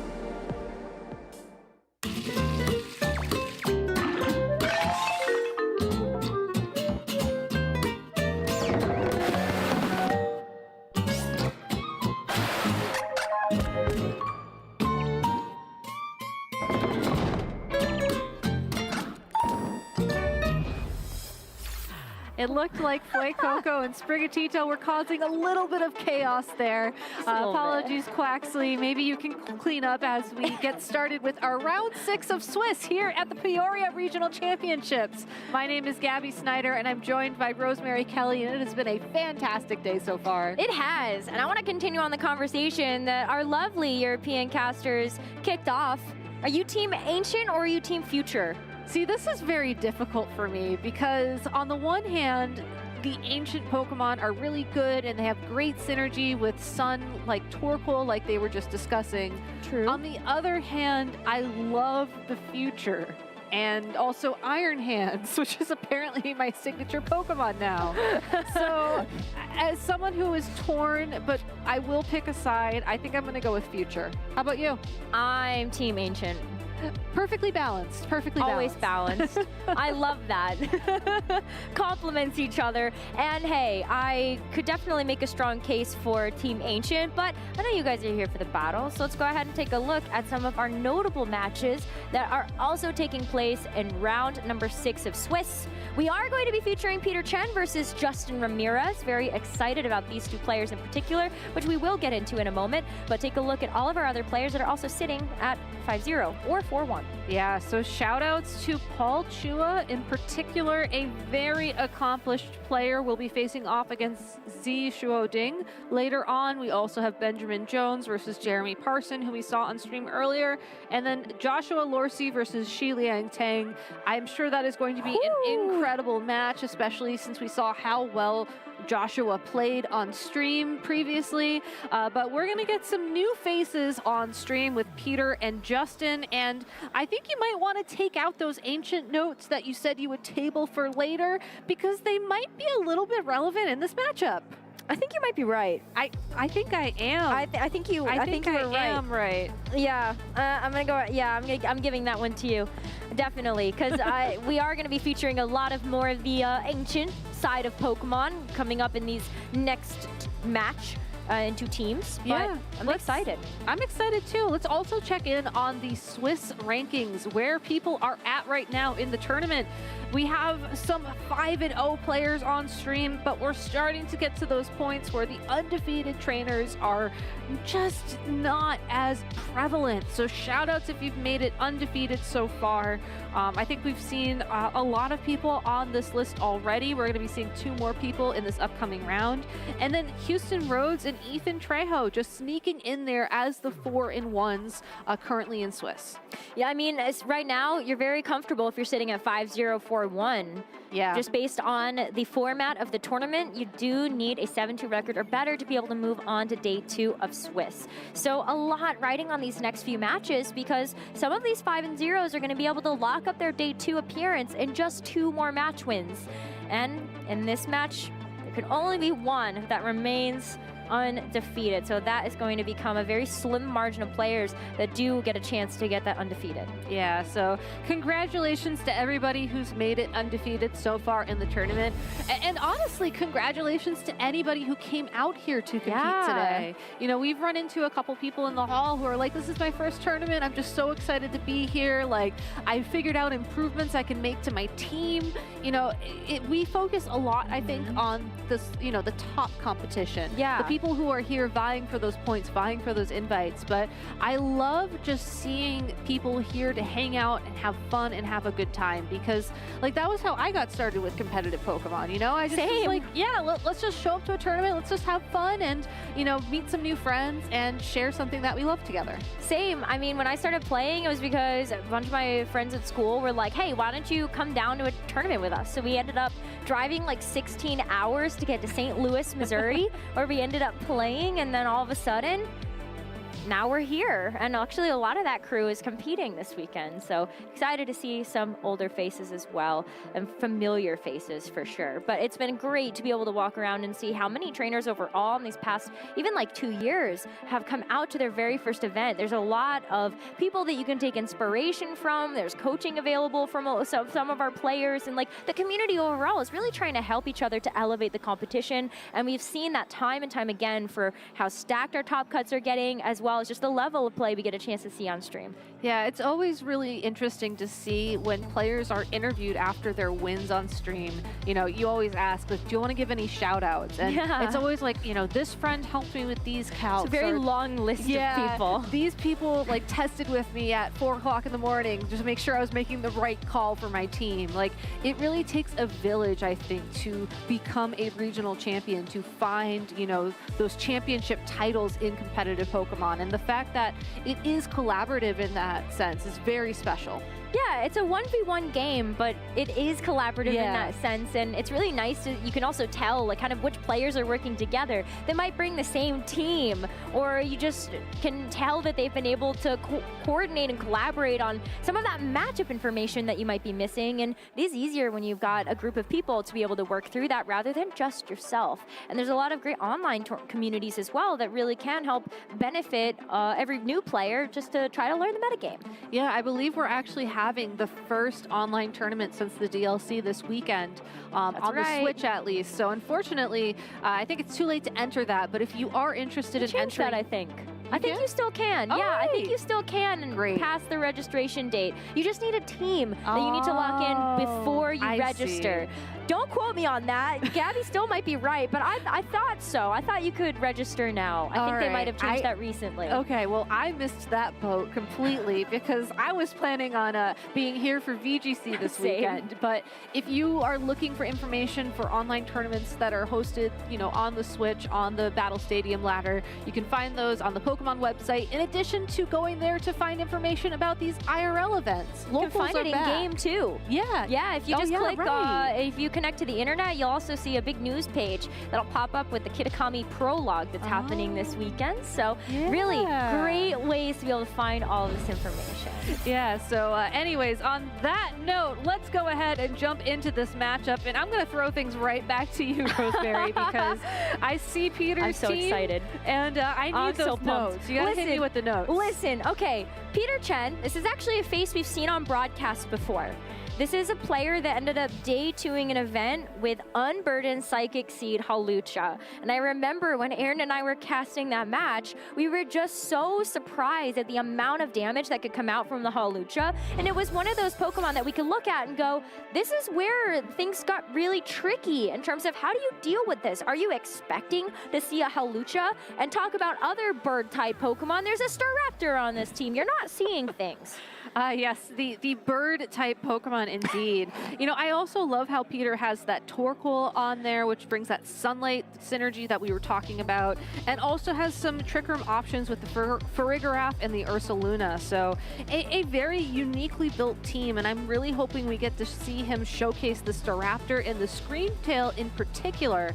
Justin on the other side of the field, though, running that balanced composition that we've seen so many trainers gravitate towards in the first tournament for Regulation E, you know, with the Iron Hands and the Landorus Therian and the Fluttermane and the Chi-Yu in particular, I believe, are the ones to keep an eye out for as we go into this matchup. Yeah, and Justin Ramirez is a player that has been around for a while. He's had some really great recent top cuts in the last 2 years, and to be able to see him come back and also be sitting at a 5-0, really excited to see how this matchup is going to go. But it does come down to, you know, is Justin confident in those more balanced pieces that he has on the team versus Peter's team, where it's all about the math, it's all about the calculations, and you could tell that Peter was very thoughtful playing through his other match with the Hawlucha, and it might come into play here again because this Staraptor has Final Gambit, and you know that that is calculated. I was just going to bring that up. I think that's quite literally calculated because for those of you who don't know, Final Gambit deals damage equal to your health points. It just takes all of them away and deals them in damage to the opponent, to the target of the attack. And I think for a while we saw a lot of Annihilate running like Choice Scarf Final Gambit as a threat.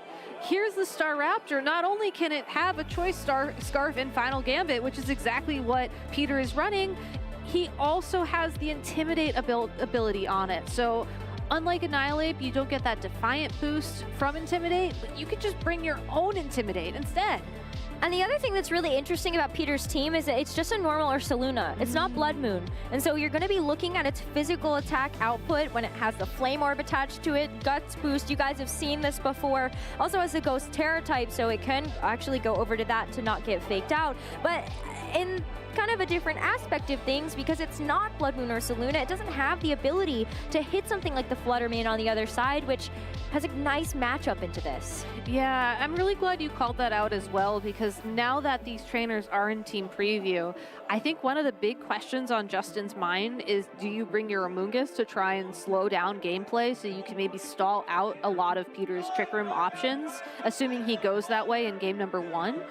But with Flame Orb, all Ursaluna has to do is protect, and then it can't be put to sleep. And Torkoal, if it is minimum speed, and that Amoonguss is also minimum speed, I believe Torkoal will still underspeed and one-hit knockout with its fire move of choice between Eruption or Flamethrower. So it's not necessarily a safe strategy into this matchup. I think we're going to see Justin take an approach like we've seen other balanced players use against Trick Room, where you just rely on that Iron Hands and you try and keep things a little bit slow, and then maybe start with Fluttermane and Chi-Yu to really threaten a knockout turn 1. And that's why I think the Torkoal as well doesn't have a great fit into this matchup in particular. Because if you set the Sun, you're getting a Photosynthesis boost on that Fluttermane. You're no longer worried about your booster energy getting consumed when it comes onto the field. And you're also boosting up the Chi-Yu. That does not feel good, especially knowing how much damage output we have seen from Chi-Yu previously in our matches on stream. And while you might be able to help out like damage from the Ogerpon, still doesn't feel good in this matchup. So let's get into game number 1 of round 6 between Justin Ramirez and Peter Chen. We see the Screamtail and the Urshifu coming out for Peter, and for Justin, we are going to have the Ogerpon and the Iron Hands. I like this approach from Peter game number 1. This Urshifu is holding a Focus Sash, which means it cannot be knocked out in a single hit, and will probably detect this turn if Peter is worried about Fake Out, but that really opens the door for this Screamtail to maybe go for an Encore into the Iron Hands to try and punish that Fake Out, or you could go for just a little bit of damage, or you could set up speed control with Trick Room. I don't think you necessarily set Trick Room up this turn. It feels like this is Urshifu's turn to shine. Absolutely. I mean, it is single strike, so you're not worried too much about it taking a lot of damage coming through from the Ogerpon, but it's going to just detect right away just to see if they can kind of sniff out anything on the other side, and it's not too bad either, because then you don't get faked out. But that's a perfect opportunity there for the Ogerpon to go for a Swords Dance and the Encore, hoping to be able to catch something like the Fake Out.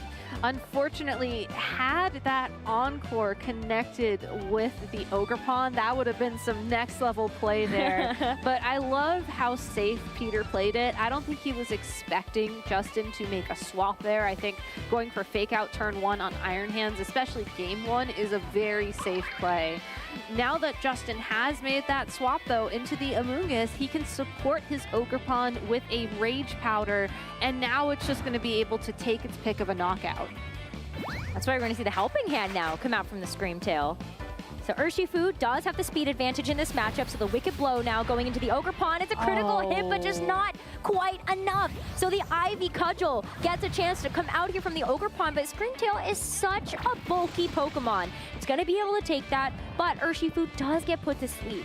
Yeah, I believe the Screamtail should be able to do enough damage to pick up the knockout on that Ogerpon. However, it is so slow right now because the Photosynthesis ability hasn't activated to potentially boost its speed, that the Screamtail probably will just be knocked out this turn by Ivy Cudgel. Or Hornleech. Or you just target the Urshifu. You have so many options. You really do, but that's one of the beautiful things about Ogerpon and the Hornleech that it has, is that not only are you looking at a physical attack, but it also heals you. And that wasn't enough. And so with all the healing output coming in from Justin, that Ogerpon is basically back up to full. And that is what I love about Ogerpon.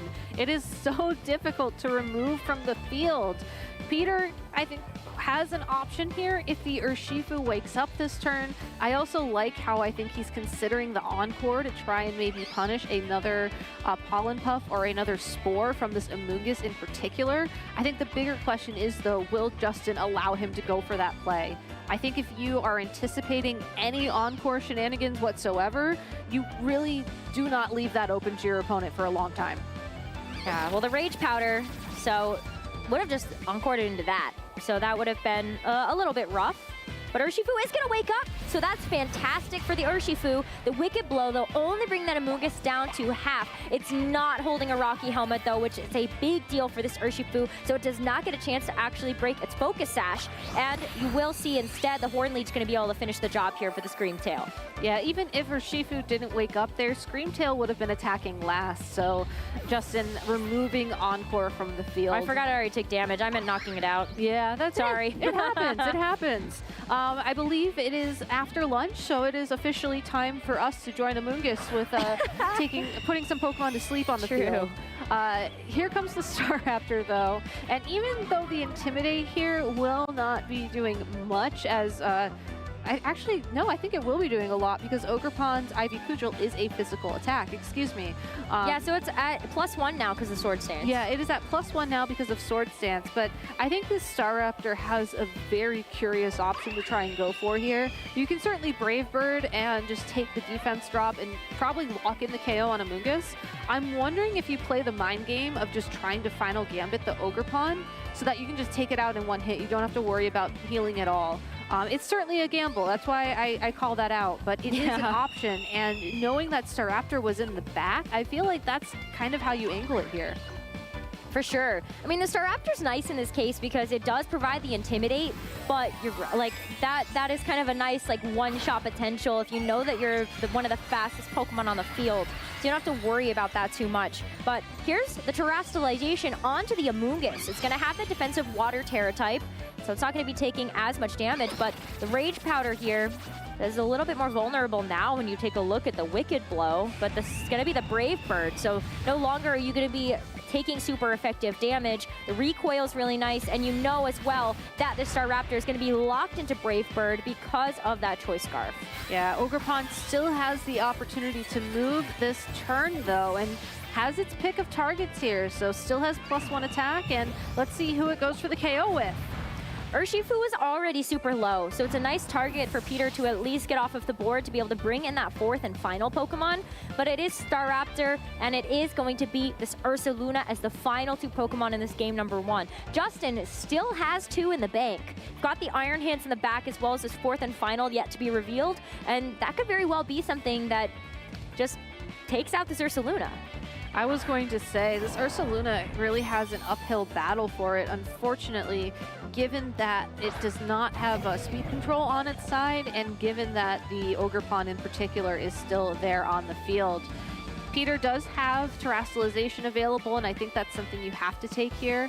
It looks like he also has an interesting option on this Ursaluna of Earthquake, and you don't have to worry about damaging your partner in this situation. So while you can't necessarily stop your opponent from going to Fake Out and then another attack, if your opponent chooses to Fake Out the Staraptor for whatever reason, that will open up the field for Ursaluna to go for a very powerful Earthquake.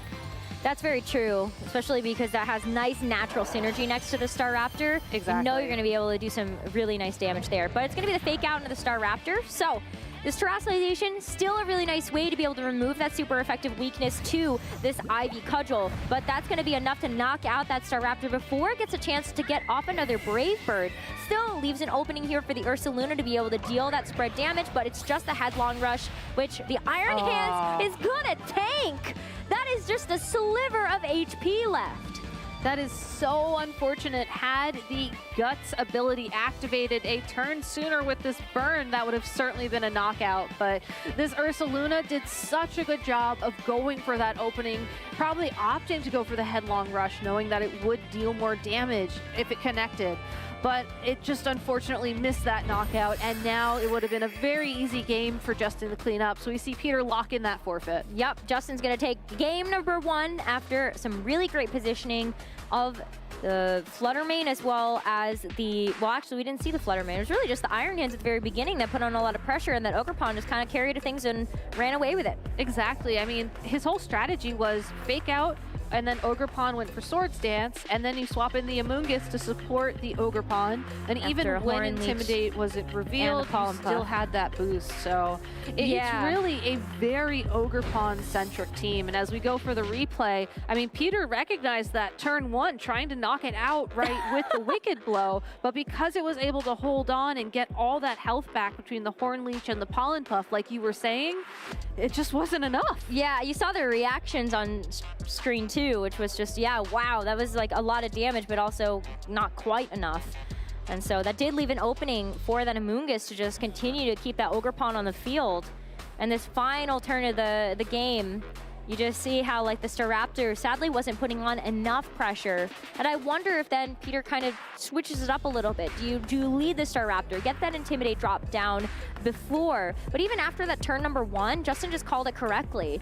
Seeing that there was a Protect that came through, that was a free sword stance.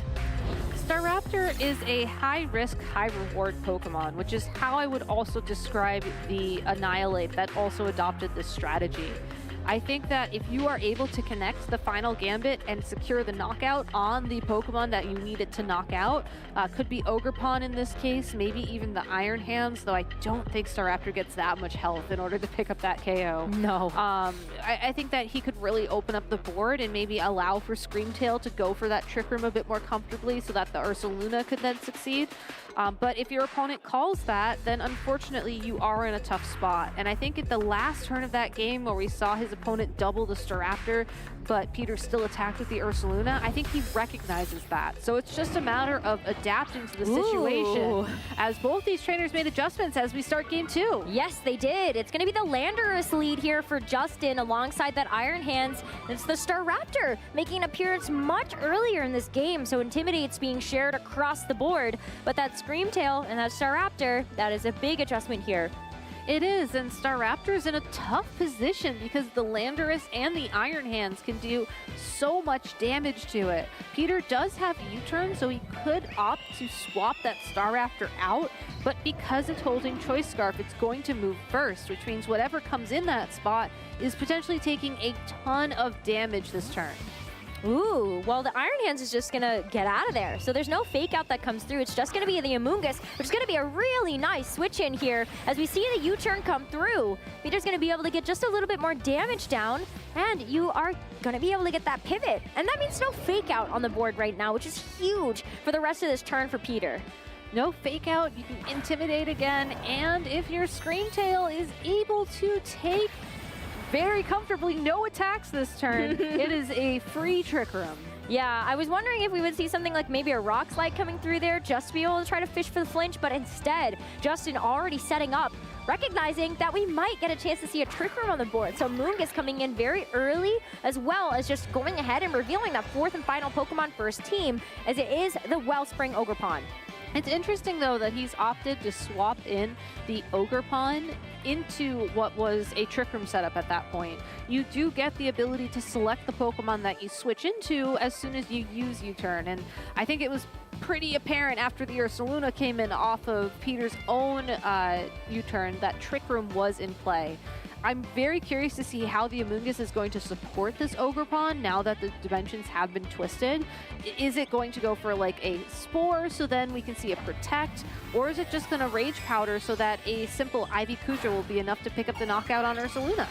Well, Ursaluna might actually even be able to take it because it is going to Terrasilize to the Ghost type, so it removes that weakness once again coming through from that Ivy Cudgel, but is this Facade going to be enough? And actually, do we even see a Terrasalization on the other side? The answer is yes.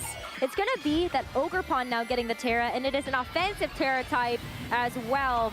Only can be because it is going to be the Wellspring Mask, helping to not only be able to get that Embody aspect, but also be able to boost up those Water type attacks once again. Yeah, in this situation in particular, I think you want the extra offensive power, as a special defense boost is not going to be making taking this next attack with that helping hand boost easier. Yeah, you see the Rage Powder come through, but the Facade with the helping hand is going to take care of that Amoonguss so easily. And so now we do see pretty close one-hit KO there. I think that counts. I think that counts. That U-turn damage was not going to save that Amoonguss at all. Look at that. Ursaluna does take that Ivy Cudgel pretty comfortably. Yeah, it's one of the nice parts about being able to Terrasilize to a type that just has no weaknesses or resistances, or no weaknesses to what you were weak against earlier. It makes situations like this a lot more playable too, because especially with Ghost typing, don't have to worry about being flinched. All you have to do is make sure that you can attack first here and lock in a knockout against that Iron Hands before it goes ahead, and I guess can't Drain Punch now, probably goes for a Wild Charge. Yeah, exactly. I mean, this is a really interesting position to be in, because you could see Peter kind of hovering over, okay, do I go for the Staraptor switch in here? It's already going to have that natural immunity, but it also provides an Intimidate drop, which would be very nice in front of course, the Ogerpon, as well as either the Iron Hands or the Landorus, which we're going to end up seeing hit the field. I was just going to say, we got an interesting reveal of Pokemon speed as well here. Because the Iron Hand swapped out first, I believe that means it is slower or faster in Trick Room than the Screamtail, and that could come up later on in the match. But I do like the swap here for the Staraptor just because of that synergy and because it allows you to just get damage down onto the field. And given how low health Ursaluna has, this is the best way for Peter to take advantage of it. Yeah, that Landorus switch is also nice too, because you're also going to be naturally immune to the Earthquake. And so, sadly, that Earthquake damage, just especially after the Intimidate drop, not enough to be able to knock out the Ogerpon, so Ursaluna is going to go down. And that's really unfortunate for Peter, because that was his Pokemon that was going to power him through the remainder of these Trick Room turns. I mean, he has Screamtail and Urshifu left. Staraptor has the Choice Scarf item. It's gonna be moving last in Trick Room. Urshifu as well, I believe, should be faster than that Ogerpon. So really, this is the unfortunate situation where you run Trick Room on your team for one particular Pokemon, but if that Pokemon's unable to find the knockouts that it needs, it can really backfire. Well, there is only one turn of Trick Room left. True. So at the very least, you can just go for a Protect on the Urshifu, and you are going to at least buy yourself one of those turns to be able to allow that Trick Room to expire. And the Staraptor, in this case, do you just go for a final Gambit? Do you try to just knock something out before you realize that something else could maybe come in and tank that? Or you could also just go for a swap here and preserve that Intimidate for later, since everything left on Justin's side is physical. Yeah, I think that the mind games of the final Gambit here are the most powerful. So if you were to make that swap, you're also keeping that mind game alive. And that's going to be really huge once the Twisted Dimensions expire, because Staraptor will outspeed and knock out that Landorus Therian. And depending on how much this Wicked Blow does, would eventually be able to knock out that Iron Hands as well. Yeah, it's really rough here too as well, because like, yes, you can rely on Urshifu being able to take a hit. So the other nice thing about just attacking is, you know, you have the Focus Sash. You're going to be sticking around for one turn, and then you get a chance to allow that Trick Room to expire as well. And if you had caught the Ogerpon, that would be knocked out, and that would have been a really big knockout there for Peter to get to really help to get back into this game. Yeah, so with Urshifu and the Screamtail on the field, there was two left. I do believe that Screamtail is still enough board pressure to maybe keep Justin from using Fake Out again, because we saw just you know, how punishing that can be in other in past games. You know, Encore, being able to Encore really anything at this point in time would work for Peter's favor. And again, I like how he is keeping that threat on the board by making the swap here. And you also have the benefit now of intimidating both the Iron Hands and the Ogerpon, which should allow the Urshifu to hang around for possibly a lot longer because of the Detect. Yeah, exactly. So this would have been the turn that I would have been talking about, with just like, got one turn of Trick Room left. Go ahead and protect, make sure that you'll be able to survive until when that Trick Room expires. But sadly, the Staraptor on the income is going to have to take this Ivy Cudgel instead. And so it does get a chance to land the Intimidate drop, but because Justin still has 3 Pokemon remaining, it's nice to be able to get that revolving door of Pokemon out so you can get rid of those Intimidate drops. Exactly. So chances are Justin will swap out that Ogerpon, I think, this turn to drop the Intimidate on it and to buy the Ogerpon time, so that way the Urshifu maybe is not as big of a threat, you know, with the Intimidate from the Landorus Therian in the back of his own party. So I really like how Justin has played through this matchup. I think that he's been able to sort of match threat for threat what Peter's been bringing with him. And because this Ogerpon in particular seems to just be hanging out on the field, it's bulky enough to take the attacks. It's, you know, dealing enough damage even when intimidated to get those knockouts.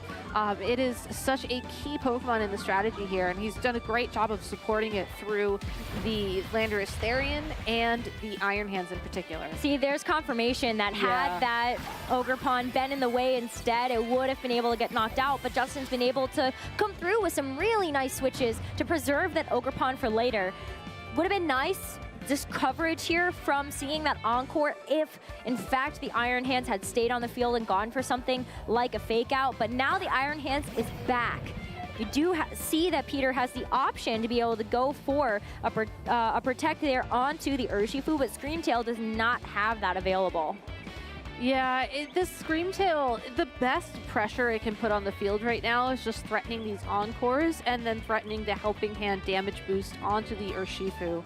I don't think Helping Hand Wicked Blow would be enough to knock out this Iron Hands in one go, but it's more than enough to knock out this Landorus. If given the opportunity, but Landorus also holding a Choice Scarf. That's something we haven't had a chance to touch on yet. And also able to hold on just barely through that Wicked Blow.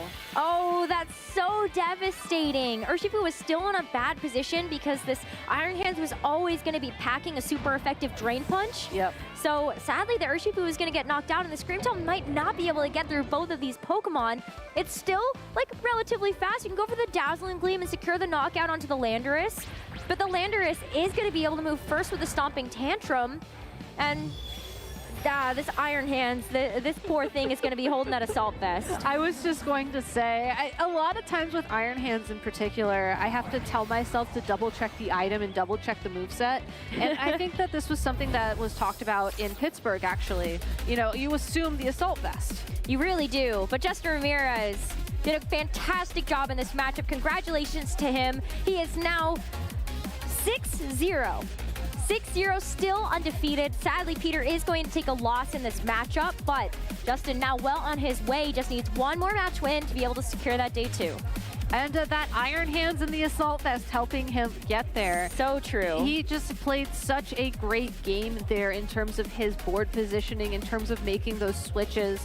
Even though Peter tried to find openings for that Ursaluna, for the Staraptor to go for that big, you know, game decisive damage that those Pokemon were looking for, just was not quite able to align things. Yeah, it was really tough as well. I mean, Justin, especially at the end of that game number 2, had a really great rotation coming through just to be able to read a little bit into what Peter was doing and then be able to come back and just sustain through all of that damage. And just going back to the replays, like, you can see, like, yes, the Amoonguss gets knocked out here, and you remove one thread off the board that just has the Pollen Puff available to really help keep this Ogerpon alive, but the Ivy Cudgel in response time and time again. That's why Ogerpon is one of the most used Pokemon in the format right now, just because it's really good at hitting things. It is very good at hitting things. And the fact as well that this Ogerpon was able to stare down Trick Room,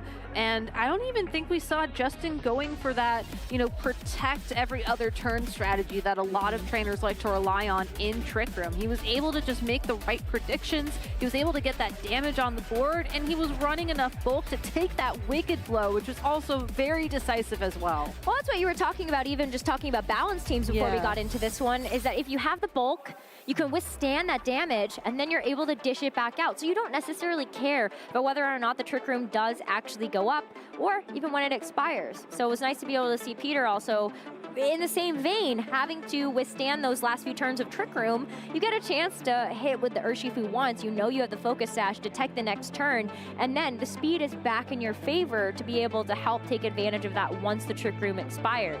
So fantastic play coming out from both trainers. Justin is going to be able to get the win in this matchup, but I'm still excited about the team that Peter brought to this tournament, and he's always been one of the more creative team builders looking across the board at our competition as of late. Yeah, and I would love to see just how he approaches other matchups with this team as well. Because running like a Trick Room setup and actually committing to the setup, but then having 2 faster Pokemon in the back is a very risky play for a Trick Room player. And it's not something you go for, I think, unless you have that confidence. I think what made this matchup really tricky is that you do have a lot of Trick Room pieces, but the Torkoal was just not the bring for this matchup in particular. And that's why we didn't see Peter even try to commit to that in any of the games that we played, because again, you keep the Ogerpon in check, but then you're setting up a photosynthesis boost if the Fluttermane is making an appearance, and you're also helping boost up the Chi-Yu, and it's just really risky to actually have that as an option, even though Justin didn't bring it. Yeah, I didn't want to say this when we were going into the match, but I think that Drought can actually be an advantage against some Flutter Mane and Trick Room matchups, assuming it boosts speed. That's if true. It boosts anything else, then true. I'm totally in agreement with you. But I also know that just looking at what I've seen in my own play, looking at what trainers are talking about online, I think that the speed boosting Flutter isn't as popular as it used to be. I think that there's enough speed control in the format right now with Bleak Wind Storm, with your Icy Winds, with Trick Room as well, that you can run like maybe a bulkier variant with the special attack boosting, distribution of your stats. So it's something to keep an eye on. Definitely something you don't want to risk, but it is playable. And then once you know what is being boosted by the sun, certainly you can take advantage of that. Yeah, it's something you don't get a chance to see in team preview though, so it is a little bit risky to have to run into that. But we do have Justin Ramirez on standby with an interview with Sierra, so let's go ahead and hear from him. Thanks so much, you two. I'm here with our winner of round 6 here in Peoria, Justin Ramirez. It's been a great run so far. Yeah. At this point, you're so close to that day 2. How are you feeling? I got to get one more. I'm not content yet. I've heard a lot of stories about people choking it away at 6-0, so yeah, I don't know. I'm just trying to stay locked in. Well, you went up against a pretty crazy team. We get to see the Star Raptor out there. We get to see the Screamtail. How is it then going into this crazy matchup? Because I'm assuming that's not one of those things that you have the most prep up against. Yeah, no, I didn't have any practice into that at all. I thought it was originally going to be a Parrish team. I heard about the Screamtail. I didn't hear about anything else. Yeah, the biggest problem was going to be Ursaluna. No matter what happened, I was worried about that thing the most. It's kind of why I was game 2, just trying to pepper it down, trying to make a read around it. Because that thing is just really strong. It's just really obnoxious and can OHKO anything. And yeah, so I think that was the main priority. The other mons weren't really that. They didn't really have that much output. The Urshifu, even with Helping Hand, didn't OHKO the Water Ogre Pond. So I wasn't really worried about any other pieces after game 1 besides the Ursaluna. Yeah, you just can't disrespect that one piece of the puzzle. Yeah. And then you're all good. So is it safe to say that this is the craziest thing you've gone up against, or has there been anything else spicy? Because Regulation E, it's kind of delivering right now. Today, I've heard people playing against some weird stuff. I played against some pretty normal stuff up until round 6. Yeah, that definitely caught me by surprise. Not what I was expecting in round 6, but props to him for pulling it through, going 5-1 with it. Yeah, I don't know. Hey, when hopefully you either play against a crazy team that you can beat, or you go up against the usual stuff to try and close things out. Yeah, I like the normal stuff more, I think. Yeah. Okay, then hopefully we're hoping for the normal stuff then. Yeah. And then for yourself, you're playing in Pittsburgh as well. Obviously, you've been around the scene for a while, on and off for playing. What are your plans then for this year for competing? I think I'm going to go for Worlds finally. I got my invite in 2022. Didn't end up going, couldn't make it happen. But yeah, I think this is going to be the year. I kind of want to do the Joe Ugarte route and just go to everything and play everything and have fun with it. And I think that'll be, I think that'll be the way I go, for sure. Well, second event and it's already going super, super well. So off to a good start there. Best of luck going on forward with that. And before I let you go, any final words or any shout outs? Yeah, shout out to Case, shout out to Karis, shout out to Yo Tom for snoring last night and giving me 30 minutes of sleep. Shout out to my girlfriend Izzy. Shout out to Lorcy and Brian for helping me with the team. Yeah, shout out to Luca Paz also for inspiring it. Yeah, I think that's it, yeah. All right, best of luck with the next couple. We'll see you in day 2, hopefully. Yeah, hopefully. We don't know yet, but thank you. We'll see you there. We'll see you there. As for us, we're going to be seeing some win-and-ins up next. We're going to be taking a short break, but stay tuned.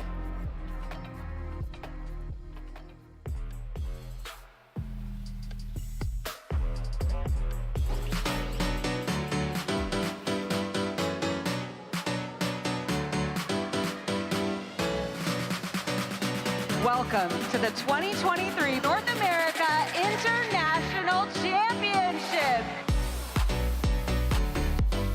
This is my 4th time at NAIC, and I'm totally blown away by all of the new stuff that's going on here, like that setup where it's you're in Mesagoza and you're looking at all of the Scarlet and Violet Pokemon, and it's just really cool and really impressive, and I haven't even gotten to look at everything yet. Everyone's so welcoming. I enjoy the community, and all the battles have been so fun so far. It's always an absolutely great time. The vibes are absolutely electrifying. Just jump right in. These events are so much fun. I've been playing this game for 10 years, going to these tournaments since 2011, and it's just been such a blast. It's just such a great event, such a great community, and yeah, if you win, you win. Yeah, great. But if you lose, you're still here with so many people. It's just amazing.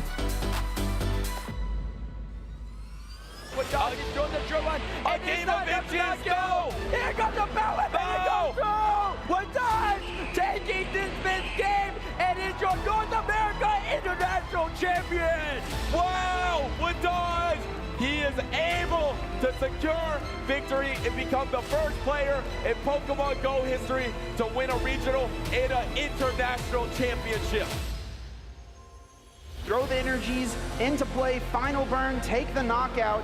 And even though Drake cannot attack this turn with the way his energy are set up, all he has to do is pass the turn, and Drake becomes the North American International Champion.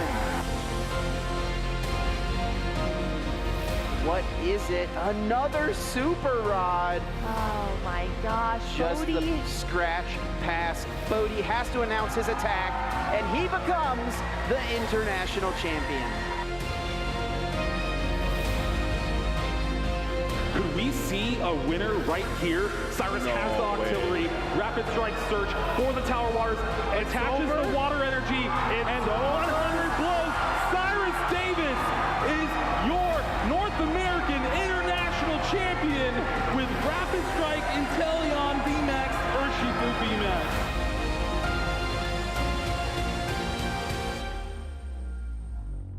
This is going to be massive. The outrage. Dragonite outrages Into the Flutter Mane again. Shadow Ball into the Flutter Mane is enough to knock it out. And Takumi's Flutter Mane is down, meaning Dragonite is the final Pokemon that Takumi has. What a choice on the item And that's gonna do it! Major congratulations to Avery, your 2023 North America International Champion! And the Gyarados left at this next turn. He is one step away, one Moonblast away from securing the knockout under the Roaring Moon and becoming your 2023 North America International Champion.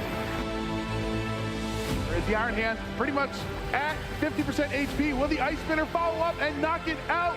Sort of ruining Iron Hand's day. Alex has wrapped this up. Flare Blitz into the Dragon Ball, takes it down. Alex is the VGC 2023 North America International Champion in the Masters Division. I haven't won a tournament since 2016, so I feel amazing. It means the world to me to be back. When I was on stage and I won, I was just like really hyped up because it was like a super close game, and I didn't think I was going to win. So when I did, I just kind of popped off. This victory means a lot to me personally, and because it allows me to get the travel award for the World Championships, which is very exciting. Winning feels very exciting. I felt so happy. It feels really great, and I'm really happy that I finally got my trophy set. It means a lot, as this is my last year in seniors, so it feels really good to finally get it on that last opportunity. Winning this event is life-changing. It means everything to me. It means I've left a mark on the history of this game, and it means that my long time playing has all led up to something.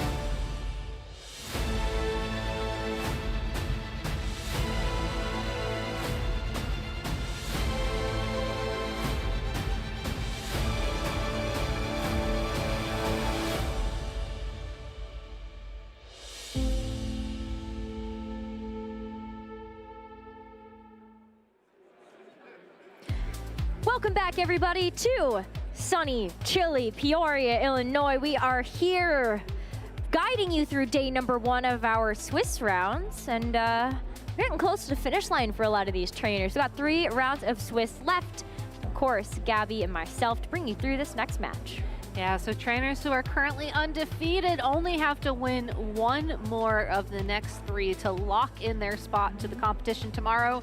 We will kick things off with day 2 of Swiss and then top cut until we have 1 trainer standing. So even though we're almost at the end of the day here today, there is still a ton of incredible Pokemon battles to be featuring moving forwards, because this is where we start to decide who is going to be in contention to be that champion. Right, I mean, you heard it from Justin Ramirez too before we even went to the break. In his interview, he said, it's not over yet. It's not over until you see that 7-0, 7-1, 7x record on your name to be able to make it forward. And there's only going to be a handful of trainers that are able to accomplish that in this first day. Yeah, so I think it's a little bit early to start talking about, you know, maybe trainers that we were expecting to see do well here this weekend, though we did already shout a few of them out earlier on stream. But let's check in on our caster predictions for the Pokemon that we thought would do well this weekend, because I think that there is a bit of a conversation that's evolving that we all picked up on, which is the defiant competitive ability, being able to take advantage of those stat drops to power up yourself. Yeah, I mean, look at you got King Gambit. I also picked that. You got the Empoleon that has competitive now as an ability. There's still also Intimidate to be able to take advantage of some of that, but I do feel like a lot of those competitive Pokemon actually haven't made an appearance quite yet, despite the fact that in theory they feel really good in the meta right now. Yeah, the other thing I want to talk to you about is that Roaring Moon. Oh boy. Because, okay, I was actually considering it on my picks, but I went a different direction with the Weezing. But I'm curious, why Roaring Moon? Why now? Well, for my 4, I figured all of you would name the obvious choices because that is actually what we got asked to do. And I said, well, here are some that I think are obvious, but also not so obvious. And the Roaring Moon in particular, we did see a drop-off in usage of this Pokemon. It was really, really, really good when it first ended up introduced into our regulation where we had the Paradox Pokemon added. But in terms of the Roaring Moon, like we do see that it still has a choice and a place here. It has a great ability with photosynthesis. You can use a booster energy on it. A lot of them are boosting up either mostly attack. Sometimes you can intimidate it. It sadly also boosts your speed instead, but you know, maybe you're still able to get some work out of that one.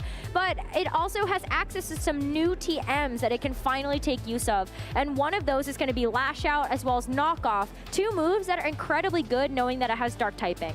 Yeah, the new TMs in particular introduced as part of the Teal Mask DLC is something that is worth keeping an eye on as this format develops. You know, so far I don't think I've really seen any Pokemon utilize those new moves, but I think once people figure out, okay, this is what to expect when I'm going to compete in Sacramento next week, when I'm going to compete in Toronto at the end of the month, this is how I can anticipate that. And I think Roaring Moon has a very unique opportunity because of those TMs, because of its access to speed control. It has Breaking Swipe, so it can drop the attack of Pokemon. There's just so many options with it. It's a very unique utility Pokemon, and I think those are the ones that I want to keep an eye on as the metagame develops. Well, speaking of maybe Pokemon that can make use of those new TMs, Milotic is another one. Gets access to Scald now. We do love that move for it. It was also able to really make use of that in the Sword and Shield era. I think Politoed actually lost access to it, sadly, or a couple of the more important ones. I know Pelipper doesn't get it anymore, but, you know, still something else that's going to be going in Milotic's favor. And a lot of the other Pokemon across the board just are strong for also the secondary effects of the moves that they typically carry. Love to see how these do moving forward. And while this is what we thought would happen, let's actually take a look at what's happening today with our day 1 usage stats. Because sitting at the top, Fluttermane has been dethroned. There's a new king in town. It is going to be Iron Hands. Yeah, so +1 to those future fans out there. We finally are on top after how many months of Fluttermane crowndom has it been? It's been a while. At least 11. At least 11. We can maybe do the maths on that later, but being able to see Iron Hands, you know, that Assault Vest fake out damage dealing variant do so well right now in Regulation E, to me is not that surprising. Wild Charge can hit the Ogerpong Wellspring super effectively. You have Drain Punch for Pokemon like Chi-Yu, like Heatran, and even though these Pokemon will often run Terra types that make it easier to handle the Iron Hands, it's also a very easy Pokemon to pivot, and then you can get multiple fake out turns. It's just one of the most, I don't want to say balanced Pokemon of all time because it's #1 on usage, but I think it's there for a reason. I agree. It has so much utility if you are looking for a Pokemon to fit on your team and you haven't considered Iron Hands yet, I think it's worth considering 100%. And you talked about something else too, that Iron Hands doesn't just run the Assault Vest variant. While that is the most common build that we have seen for this Pokemon, we've also seen other players utilize something like a Citrus Berry instead, and opt to actually go for something like Swords Dance, just to be able to have that option to boost up its damage or even just get access to Protect since it's not carrying that item. But we still see a very high usage of more familiar Pokemon. We do have Intimidate making a very big appearance here, just looking at how Landorus stocks have also gone up, but other just really great, like, bulky attackers like Rillaboom and Heatran. I was talking with a friend earlier once this graphic was revealed on stream, and they were trying to decide a team to bring for something. And they're like, what if I just try, 6 of these Pokemon? And honestly, I don't think you necessarily have to pick, like 6 in a row. And, don't pick both Ogerpons. That's not currently allowed. Ogerpon can only wear one mask, unfortunately. But you could really pick any 6 of these Pokemon. And as long as you are intelligent about those picks, I think you can have a very solid team. Cresselia squeaking in there in last place, or in terms of this usage graphic, I think is also really exciting because it does show that people are recognizing Trick Room once again. So there are so many different strategies encapsulated in these 12 Pokemon. I think you really have to look at the context of the team overall to figure out what your opponent is thinking. And if you're at home and you're like, I want to run some of these good Pokemon, but I want to run it this way, I want to run it that way, you have options. The creativity is here, and I love it. And even looking at Tornadus making an appearance in the top 12, usually when we get a chance to see a new regulation or a new format, a lot of trainers opt to try to build hyper offense teams because it's a really easy way to start learning the meta. Your games are fast paced. You get a chance then to see a lot of different teams if you're just going to sit down for a practice session, because your games are quick. You're either going to win quick or you're going to lose quick. So you get a chance to get through a lot of things, but it's also really powerful because you get to play around with some of the more prominent pieces, like Hearthflame Ogerpon is definitely one of those you might want to pair up with the Tornadus Fluttermane as well, but there's going to be that speed or special attack booster energy variant, or you even see like Toy Specs or something like that. A lot of those pieces just do really well having the support coming through from a Tornadus. Yeah, and Bleak One Storm has been such a unique move for it to get, learning it all the way back in the Hisui region in the Pokemon Legends Arceus expansion. I think that it's such a interesting idea to give it the same type attack boosted flying type damage that's also not accurate, but also can drop the speed of your opponent's Pokemon. True. Like, it's obviously not a consistent move because of that, but the fact that it has that option and the fact that a lot of trainers typically ignored it in the past. Once Tailwind was up, you kind of just let it sit on the field and hopefully knock it out before it needs to reset Tailwind. Now you can't necessarily ignore it like that anymore. So it's been a unique adaptation, and I've really enjoyed seeing players bring it to these tournaments. And something else that's been really great about just the sets that we've seen from Tornadus is Taunt. Taunt has always been a utility move that has been very prominent in VGC metas, and one of the reasons why it's good now is to be able to shut off access to things like Fake Out, or like even just kind of not Fake Out, like Spore, or I was thinking of Trick Room actually, and like, but you could stop the Trick Room with the Fake Out, and I decided to get my ideas and thoughts scrambled instead. But you guys get the point. Taunt is very good. We don't see a lot of Mental Herb either, but Taunt just a really nice option to have. Especially if you are running Trick Room, from personal experience, like having your own taunt, so that way if your opponent's solution to Trick Room is just Amoonguss, the Amoonguss show, if you will, being able to shut off Spore for a few turns is very, very valuable. And I think that even if it isn't like there for anti-Trick Room, you can typically identify the support Pokemon based off of the team sheet that you swap at the beginning of the match. And, taunting a Cresselia, taunting a Sinistcha, taunting a Pokemon that knows like a Will-O-Wisp or something, definitely always has value. It's a very difficult move, I think, to justify. I feel like Taunt is often the 5th move that people are contemplating, but in the format right now, I think it's a great tool to have. Yeah, and that's why I like Pokemon that we see sometimes to be able to counteract that, especially if it's going to be Prankster. Oh, taunt, yes. Is Fergaraf. Armor Tail's great. It's a great ability. If you have Trick Room on Fergaraf, you can't get taunted. That's like, at least not by a Prankster variant, but there are other Pokemon in our metas previous that we've seen carrying taunt, like Gyarados was one of those other ones. Taunt, Thunder Wave, Waterfall, just all around a very bulky, very supportive Pokemon. So that was another really great thing. Water types are thriving right now, though. Water type stocks are definitely going up. Highly recommend. You know, I want to touch on one point while we're waiting for the next round of Swiss pairings to go up. And I'm glad you talked about, you know, water type Pokemon stocks are going up. Grass type Pokemon stocks are going up as well. That's but it's true. always interesting, you know, what water type, what grass type you pick. You can't necessarily run 2 water or 2 grass type Pokemon in the format right now. It's just too much of a risk. So how do you pick? Do you want the Rillaboom? Do you want the Ogerpon? Do you want the Milotic? Do you want Politoed? You know, there's a very tough decision to be had there. And it's always very curious to me to look at the team compositions and identify they picked Ogerpon because, or they picked Rillaboom because, and just sort of look at it from that perspective. Yeah, we've always looked at Fire, Water, Grass cores to just be great balance cores because of the different coverage options that they provide. But one wrench I'd like to throw into the plans here. Please. Terrestrialization. I think that that's a really great way to be able to hold multiple of the same type on a team, because guess what? You get to get rid of one of those types. Has been very impactful already, just seeing some of these teams that have run like double fairy or even just, double grass. We've already seen like Ogerpon next to Sinistro or like Ogerpon next to a Moongus.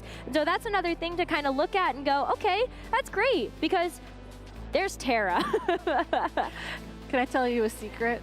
Yes. I sometimes forget that Ogerpon still has the grass typing until it Actually, terrestrializes 100%. So it's yes, you're absolutely right that terrestrialization does make it a lot easier to run some of those like double typing things. But at the end of the day, I think in team preview, just having that fire, water, grass option and then having the ability to support it, regardless if it's by taking away one of those types or maybe throwing in a new type into the mix, is just so important. And it really, again, brings out that creativity that we keep coming back to. Oh, for sure. And just to help you out a little bit too, I still don't really know the typings of the Loyal 3. To be very honest with you, because they aren't the typings that you would expect looking at the actual Pokemon. So we're gonna take a short break and maybe go figure that out while we get ready for round number 7.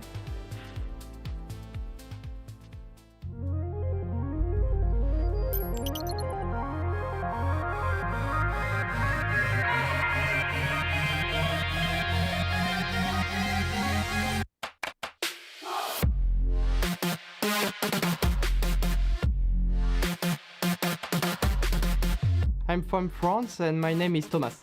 This win means a lot for me, for representing France into international, because until now there is 0 French player qualified for Worlds, so it means a lot for my community. If I won the World Champion, it's big, it's amazing. So yeah, that will mean a lot, and I know that for every player will be really proud of him because he had such a difficult tournament from the beginning to the end. I'm Alex Shmansky from the United States. It feels amazing to win UIC. It's really hard to articulate what this win means to me.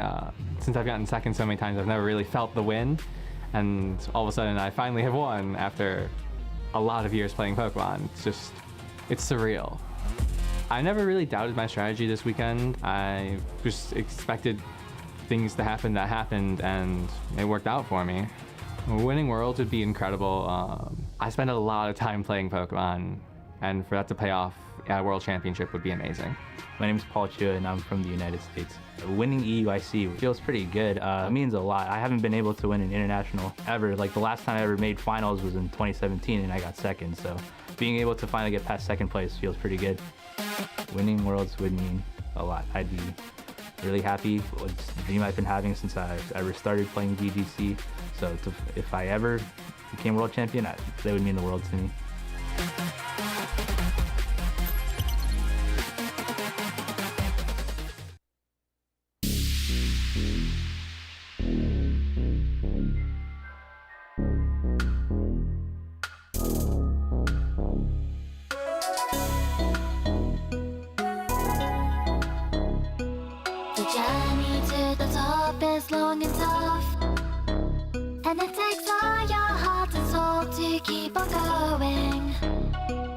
夢にたどり着くまで諦められない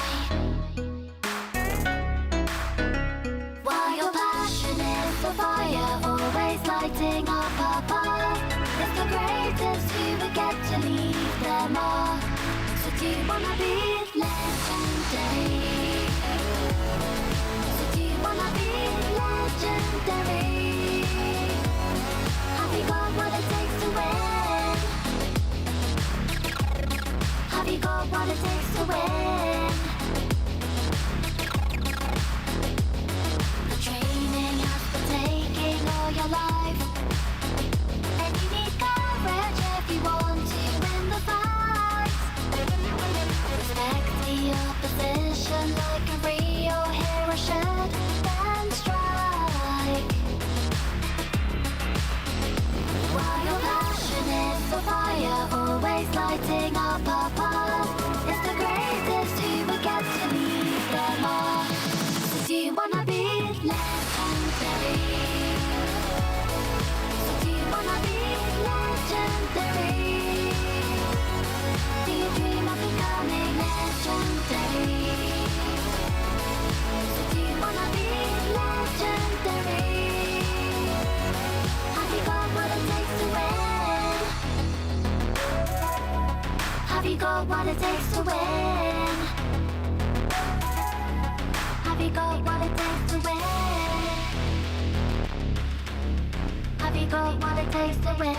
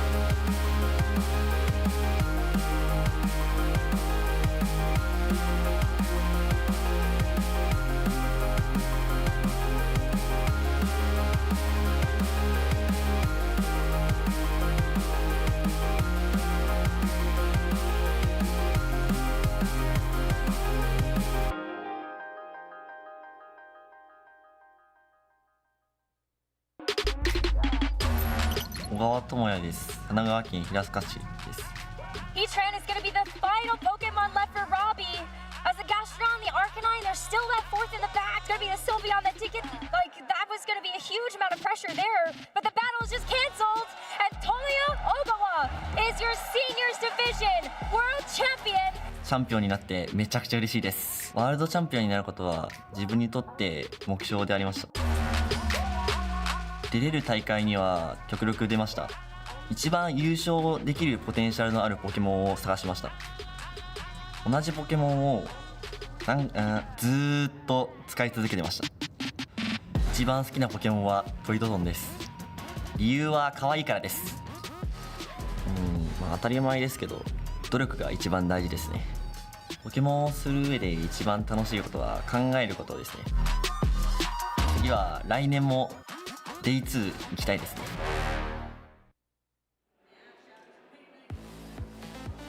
Hello trainers and welcome back to the Peoria Regional Championships. We are getting ready for Swiss round number 7 here. We only have 3 rounds left of the day to see which trainers are moving on to day 2. Yeah, my name is still Gabby Snyder, still joined here by Rosemary Kelly. I hope so. You know, I always want to check in because you never know. No, maybe a Ditto has taken my place. You never know. Now I have one fear. I mean, it is spooky month. It is Pokeween after all. But we're actually going to get a little bit spooky this round, come to think of it. So no spoilers yet. Let's take a look, though, at the notable matches from this Swiss round of 7. By first looking at the Masters Swiss rankings.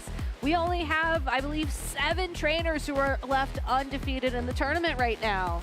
It's getting really close out here, and you know that that competition is going to continue to get whittled down as we look ahead to who's going to actually finish out the day at an undefeated record, or even if that even happens, because we have at tournaments where it's just 8-1s across the board as the best result, but we still have a lot of trainers that are very recognizable on the other side. Abdul Barry is a trainer that I haven't seen in a while, but he's a local to the Midwest area, I believe.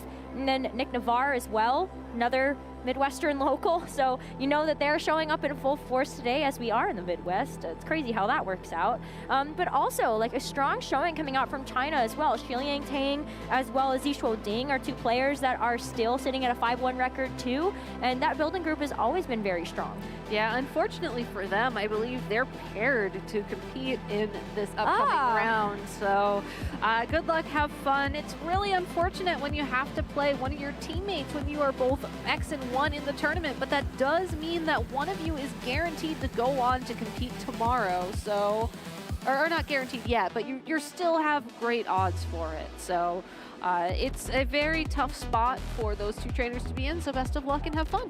One of my favorite memes, or I guess like templates to come out of these events is I flew all the way to X in order to play a local. Oh, I love that. Because some of those do happen. What I want to say was like EUIC actually last year. It was like Javier Valdez versus Paul Ruiz, round 1. It's like, oh, you flew all the way from Latin America to London to play a local against a good friend. Like, it's really rough when that happens, but sadly, that's just sometimes how the pairings fall. Yeah, and sometimes you play your partner, and they actually help your Swiss resistance. That's so, true. You know, it's not all sad feelings. But now we do have the notable matchups from this round. So we will be featuring Carl Schatzberger versus James Beck on stream coming up. But as you can see there in that there you 4th go. slot, Zishuo playing against Xiliang. I think they might be running very similar teams as well. So certainly a interesting match for them to go puzzle through. I think at that point you're really playing your friend. You're not necessarily playing the matchup. Yeah, exactly. I'm excited to see how like the rest of those go too. Like all super incredible trainers that have had great performances in 2023 and beyond.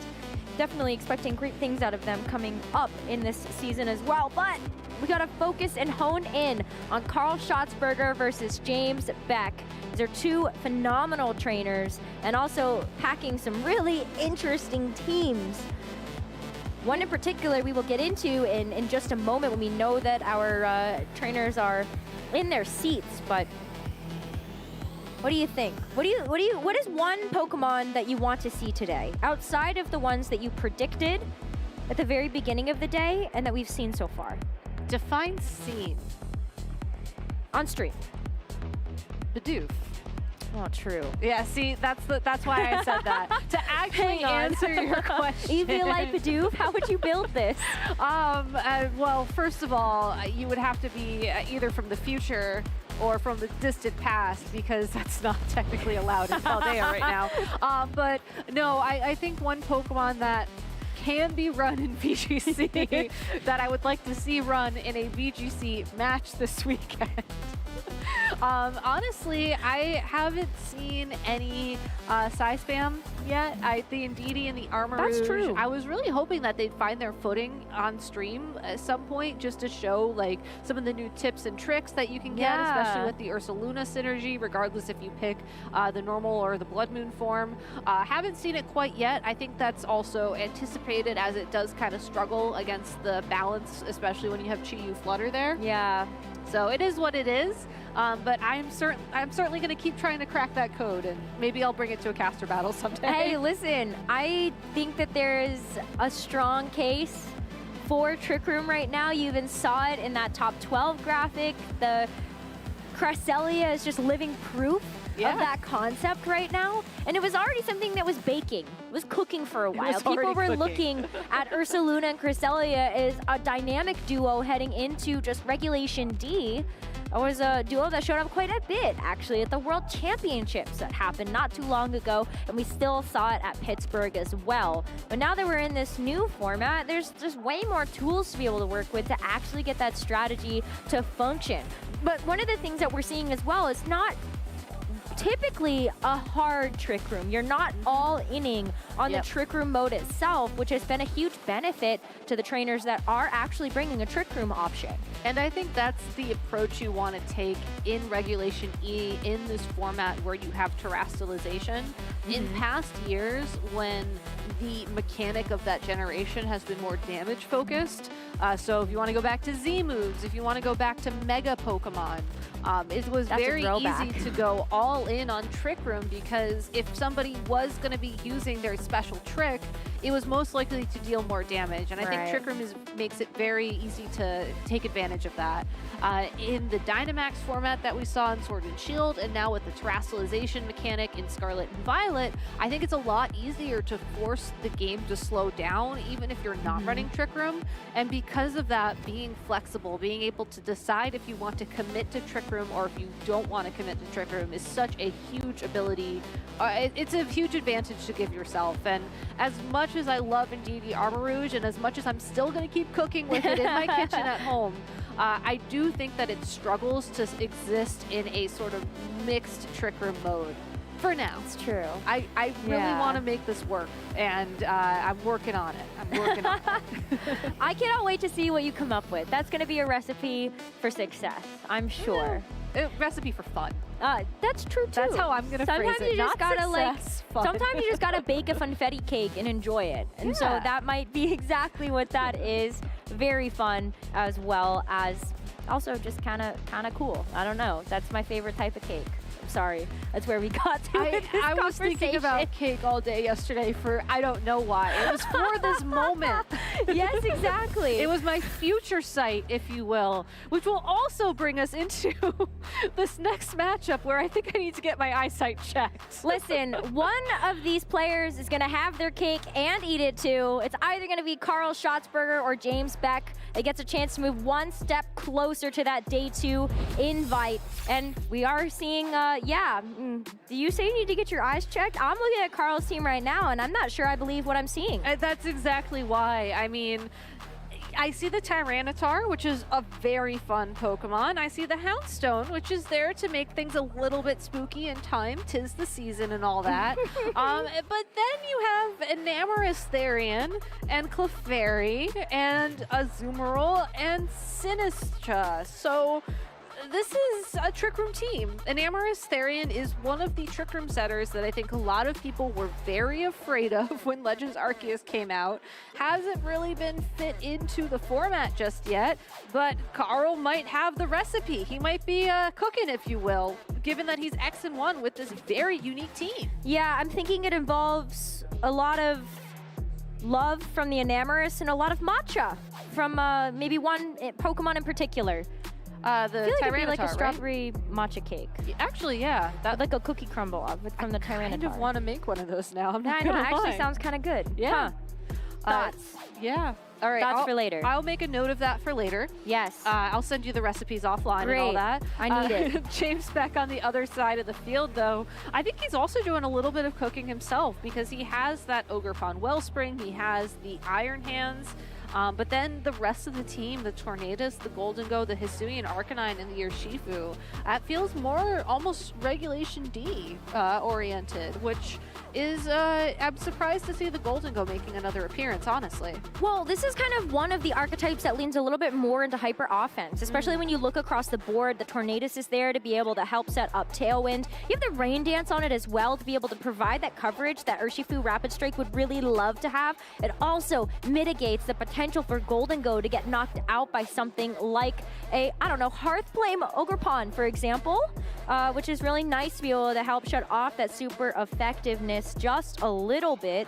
But you also instead on the Hisuian Arcanine for this team have the Choice Band over something else like the Assault Vest. So you're going to be hitting really hard with something like a Rock Slide or a Flare Blitz. Yeah, Hisuian Arcanine in general has always been one of the more unique Intimidate users. I think typically takes a step back when Landorus Therian finds its way back into the format.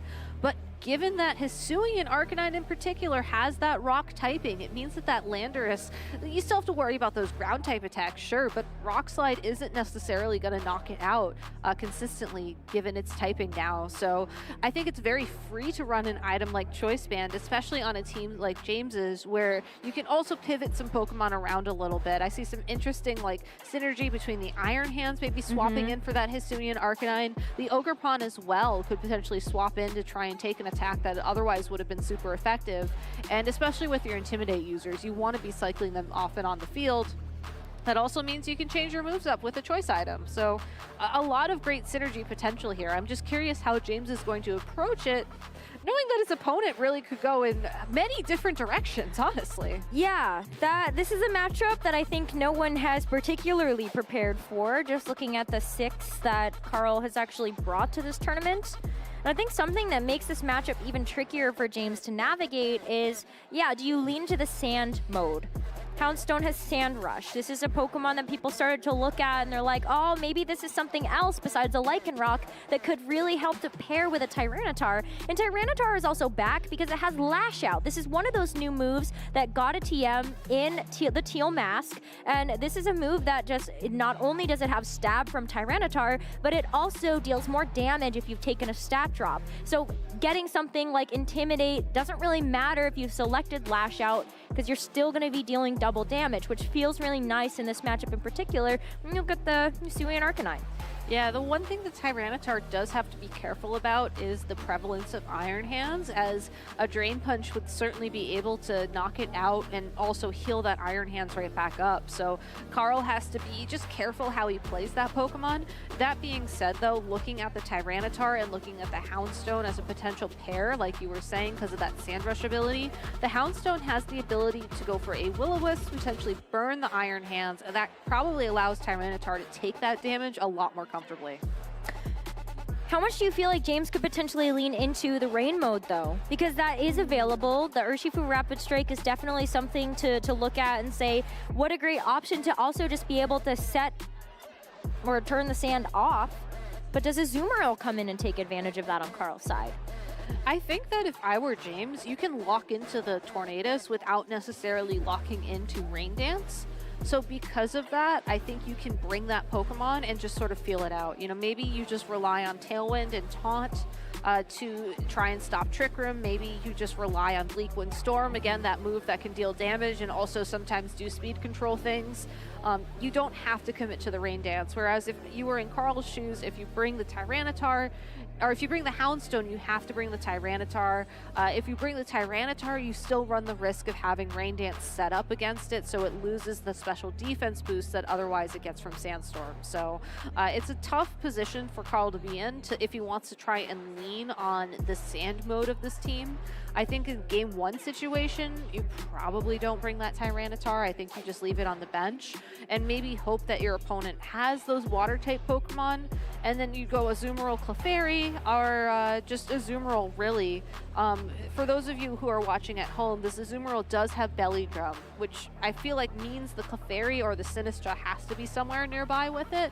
But still, it's a very tough spot for the sand benefiting Pokemon, at least. I think if you bring the sand too, like Houndstone, one of its major strengths is the Last Respects. That is a stab attack for the Houndstone, and it increases in power based on the number of Pokemon that have been knocked out on your team already. This is a move that we've seen from male Basculegion. That's kind of one of the must-brings for that Pokemon to really be powerful in a matchup, especially on a rain team. And it hits really hard. So if the Houndstone has the ability to have like the Sand Rush active and you're able to weave that in, then that is a really nice way to be able to start hitting things. super effectively there on James's side, or even doesn't even have to be. It's just going to be a lot of damage. Yeah, and I'm glad you brought that up too, because I think that also sort of helps piece together how Carl may approach this matchup just from like a team standpoint. You know, it's possible that the Houndstone is like his late game damage dealer. If Trick Room is still up and Sand's not up on the field, then you're not necessarily the fastest thing there, and you can still go for those last respects. If Trick Room is over and Sand is up, then you still go first, you still have last respect. So it just builds in a little bit of resiliency for that end game. And if you know how many turns of Trick Room are left, if you know how many turns of Sand are left, you can sort of add that to your play style. So we'll have to see just how James is going to approach this in regards to that. If he's going to try and predict that the Houndstone will be there in late game and maybe preserve one of his water type Pokemon for it, or if he's just going to hope to power through. And if Carl doesn't bring the Sand mode, I mean, it is tough because you do have the access to the manual rain coming through from James if you do have the Rain Dance, but it's going to just be the Golden Go and the Hisuian Arcanine here for James. And Carl's going to lead with the Azumarill and the Clefairy, a lead that you talked about where the Clefairy with the Friend Guard, very nice for this Azumarill. Very nice for the Azumarill, but I don't know if you feel comfortable just going for that belly drum straight away. It's a big threat and something that James has to take in account for his game plan here, but it's possible that this Azumarill, even with the Intimidate, could do enough damage to this Arcanine to pick up the knockout. The Golden Go as well is also going to be dealing a decent amount of damage with a Make It Rain, even before something like Nasty Plot boosts its attack. So even with the Friend Guard support, even with the Clefairy having the ability to redirect attacks, I think if you go for a Belly Drum here, you have to be very careful with how you approach it. And maybe a defensive terrestrialization, like we saw Carl just consider, is the way that you find the opportunity for Azumarill to max out its attack. Yeah, especially because you know you're not taking super effective damage anymore there from the Make It Rain. It is going to be a switch out of the Arcanine into the Iron Hands, and there is that defensive terrestrialization. Azumarill now becoming the Steel type to make it easier to get this Belly Drum off, while Carl's also going to be playing it safe there with the Clefairy. We'll see this Protect go through as well. So what does James do in this situation? Does he call that? Does he go for something that will boost his own attack? And there it is, the Nasty Plot. Yeah, Nasty Plot will keep this Golden Go in contention against the Azumarill. The other unfortunate thing about this Belly Drum for Azumarill, yes, it has to cut its HP in half. It will be able to consume its Citrus Berry to get some of it back, but it will not be at full health. Carl has to be very careful with how he approaches this next turn. That's why maybe Sinistra's in the back. Hospitality could still help to make sure that Azumarill comes in full, because you do got a 25% HP regain when that Sinistra hits the field. Whether or not it's there, we're gonna have to wait and find out, but Azumarill, at least at this point, gets access to the Protect to be able to preserve its HP while you know that there's an Iron Hands with Fake Out on the other side. Yeah, I was going to say one possible option for Carl, especially if he wants maybe the Sinistra to come in next turn. You Protect on Azumarill. This Clefairy does no Moonblast, so maybe you do a little bit of chip damage to the Iron Hand if you are able to get any damage down through a Make It Rain. And then once that Pokemon has been KO'd, as I'm pretty sure a +2 Make It Rain should knock out the Clefairy, Sinistra comes out on the field for free. You heal up your Azumarill, and you still have redirection threat on the field. Whoa! Oh my goodness! Oh. Just calling the Protect like that. Golden Go gets a chance to get a second Nasty Plot, and that Golden Go is now going to be a +4 special attack. That Clefairy is also going to be staying around. So now it's down to Carl to make a manual adjustment if he wants to bring in something like the Sinistra, or whether or not he goes for some more support with this Clefairy. If you send in a Pokemon, though, I mean, I don't think there's anything in the metagame right now that can survive a +4 same type boosted Make It Rain from a Golden Go, other than maybe an Assault Vest Iron Hands or something.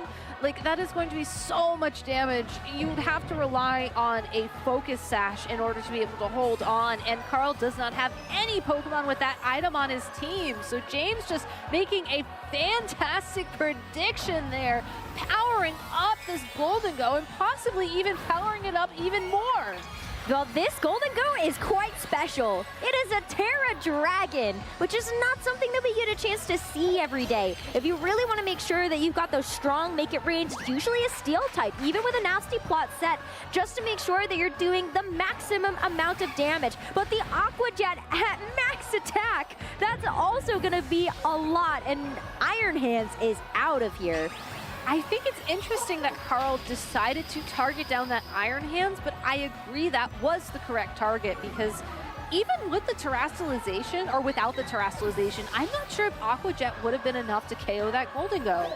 Azumarill has the option to target it with Play Rough now, but then he's going to be slower than the Golden Go. So Sinistra will come out onto the field to heal up that Azumarill a little bit, but I don't think that's going to be enough to take a second Make It Rain, even with the special attack drop. It's going to be really rough, that is for sure. And especially now that you also have the Ogre Pond hitting the field, it has access to Follow Me. So even if you wanted to be able to try to hit the Golden Go, all of a sudden, not only do you have Follow Me, but you also have Water Absorb. And this Azumarill no longer can safely go for something like the Aqua Jet. And who knows how these speeds really truly interact with each other right now between the Azumarill and the Golden Go. Yeah, that's something that we'll see revealed very shortly. I think looking at Carl's team, I assume that the Azumarill is a bit on the slower side of things, just because that would give some really nice synergy there. It's also a more naturally slow Pokemon. It's also true. Very naturally slow, very naturally bulky Pokemon. And that's also why you run Aqua Jet, because then you're dealing damage based off the priority tier and not necessarily your own speed stat. You're going to see the Sinistra just make use of its ability really fast, pivot back out, have that available for later, and the Enamorus is going to end up taking its place. Protect is very smart here. Just allow that Azumarill to stay around a little bit longer, and it's also going to be able to protect it from the Ivy Cudgel coming through here from the Ogre Pond. Knowing that the terrestrialization is also off the board probably makes you feel a little bit more comfortable. But because this Golden Go isn't choice specs, doesn't have to necessarily lock itself into the Make It Rain, so it still gets +3 special attack to hit this Enamorus really hard. But Enamorus has the weakness policy. You kind of would have hoped at least maybe you're taking some damage. But I don't know if Enamorus even lives through that. I don't know. I think that would have been insanely exciting if the Enamorus was able to hold on and then also activate that weakness policy and then also be faster than the Golden Go. But I just don't think that's something that Enamorus is capable of, unfortunately. I think Carl probably was hoping that the Enamorus would have been knocked out there, so then the Sinistra comes back out onto the field again and you get that hospitality boost again. Azumarill does get another Protect here, but at this point in time, I mean, what else can it do? It needs to start attacking at some point. All right, that's a great double Protect, and it's also going to protect itself from this Make It Rain as well. It gives it another chance to be able to survive, especially now that the Golden Go is only at +2. You saw how well it was able to hang on from the +4. Can you imagine now when the Sinistra is able to come back in with the hospitality, it gets another little bit of buff to its HP. The one advantage as well that Carl has going for him is the unique Terra typing of that Golden Go, because all of a sudden a situation where this Azumarill kind of struggles to deal more damage becomes you can use Play Rough and hit that Golden Go super effectively. You do still have to worry about this Ogre Pond as well, but both of your opponent's Pokemon are at full health. I feel like you can't necessarily be relying on Aqua Jet. You need to try and find a KO somewhere, and Play Rough into the Golden Go just seems like the most likely situation right now. Yeah, you're going to see the Ivy Cudgel come through too. It's just going to try to hit the Sinistra, at least be able to get it a little bit lower, but the Shadow Ball to be able to double up into it. We saw that Sinistra try to go for something like the Trick Room. It's not going to be able to get it off before it gets knocked out. And Azumarill does have its work cut out for it. The Play Rough is able to land, so the Ogre Pond is going to get knocked out, but James still has a Hisuian Arcanine in the back. So that's going to be really tough to take down, especially knowing it's coming in. And okay, well, let's bring it to +5. I guess that's a little helpful, but it does have a lot of tools to be able to play around with. Yeah, Carl's end game right now, I think, is hoping that James cannot secure a 2-hit knockout on this Azumarill. I think you Aqua Jet turn 1 into the Arcanine because it also has a choice item. It cannot protect. and you assume that at +5, Aquajet's gonna pick up the knockout on the 4-time super effective attack. You'd there. hope. And then the next turn, you hope that you can connect the play rough against the Golden Go. You could certainly maybe flip the order of those and just know that Arcanine is going to be relying most likely on extreme speed to deal damage here, or Flare Blitz. But it is going to be faster and super effective because of the Steel Terra typing. So Yep. a very commanding win from James here, all thanks to that Golden Go and Nasty Plot. I can't believe it got to +4. I mean, what a huge call from James right at the beginning of that game. Called the Protect, went for the Nasty Plot, saw that maybe Carl noticed a position where he could try to go for the Belly Drum as well, and James's Pokemon were just naturally faster. We saw the Golden Go, super speedy, but even with something like the leftovers that it was holding, really, really tanky. That was always going to be a very tough Pokemon to knock out. Yeah, and the way that James approached that matchup as well, for Carl, I think it was just consistently an uphill battle. You know, he tried to get that Belly Drum in very early on in the set, and we saw that Azumarill get that critical knockout against the Iron Hands, which was great, but there was just so much damage potential on the field from James's Nasty Plots. In particular, you know, we saw Make It Rain knock out the Enamorous. We also saw James just play very smart and not necessarily click Make It Rain unless he absolutely had to, like this turn with the Shadow Ball into the Sinistra. Yep, exactly. I mean, at that point too, Sinistra was already such a big threat. Like it was able to help out there with the hospitality to at least get some HP recovery down on that Azumarill. But what James's team is really good at, when it leans into the offense, you don't necessarily have as much time on Carl's side to really help keep that Azumarill up. You're looking at a turn of setup with the Belly Drum, and then you have to protect it and try to keep it alive with some amount of recovery. And that's just several turns you're taking while James gets to chip away at everything else around it. Yeah, it's a very, I don't want to say telegraph strategy, but I feel like when you're relying on a Belly Drum Pokemon paired with Clefairy, you know, it could be a Snorlax, it could be an Azumarill, it doesn't really matter. You know, there is going to be that turn where you click Belly Drum, and then you're going to immediately try and protect that Pokemon because you put so much resources into getting that attack maxed out. And James just, again, just made that call early on in game one. Nasty Plot, Nasty Plot. I know this is how you're going to start this game off. And then Carl really had to struggle to find an opening to just bring it back. And I'm very impressed that he was able to bring it as close as it was in that end game. Let's run it back. Game number 2 now. James is going to be up 1 game, leading this one off with the Iron Hands and the Golden Go, and it's going to be the Sinistra and the Clefairy here for Carl. So a little bit of an adjustment now coming through. Yeah, a very passive lead from Carl, and I'm a little bit worried because we saw James recognize that so well in game 1. I'm wondering if it's possible for this Sinistra maybe to help out here. It does have Foul Play, which can do super effective damage to that Golden Go, but that's probably not for a KO. No, I think at this point too, Carl has recognized the speed tiers of all of the Pokemon, so you might want to lean into this Trick Room mode that he's hovering, because otherwise you're just going to get overrun by everything on James's team. And despite the fact that James has the Iron Hands, you know, are you confident that it's going to be better trained, a little bit faster, a little bit slower? The Golden Go is just going to go for a Nasty Plot here, with the Wild Charge going into the Clefairy. Frengar keeping it nice and safe, but it does leave room for the Sinistra to go ahead and switch the dimensions after we see the Moonblast come through from this Clefairy. Yeah, James, I think that is the right play at the end of the day. There's only so much you can do here. If you go for Make It Rain immediately, you're going to do a little damage to that Sinistra. You might knock out the Clefairy depending on how it's trained, but at the end of the day, the Sinistra still will most likely get Trick Room set up on the field. By using Nasty Plot there, now you're in a position where Carl has 2 passive Pokemon on the field. They can't necessarily threaten damage against this Golden Go. So if James wants to, he can pick a target for Shadow Ball, or he could go for Make It Rain and anticipate a switch and maybe try and get some good damage down on a possible Azumarill in the back of Carl's party. This is a very awkward position for Carl to be in.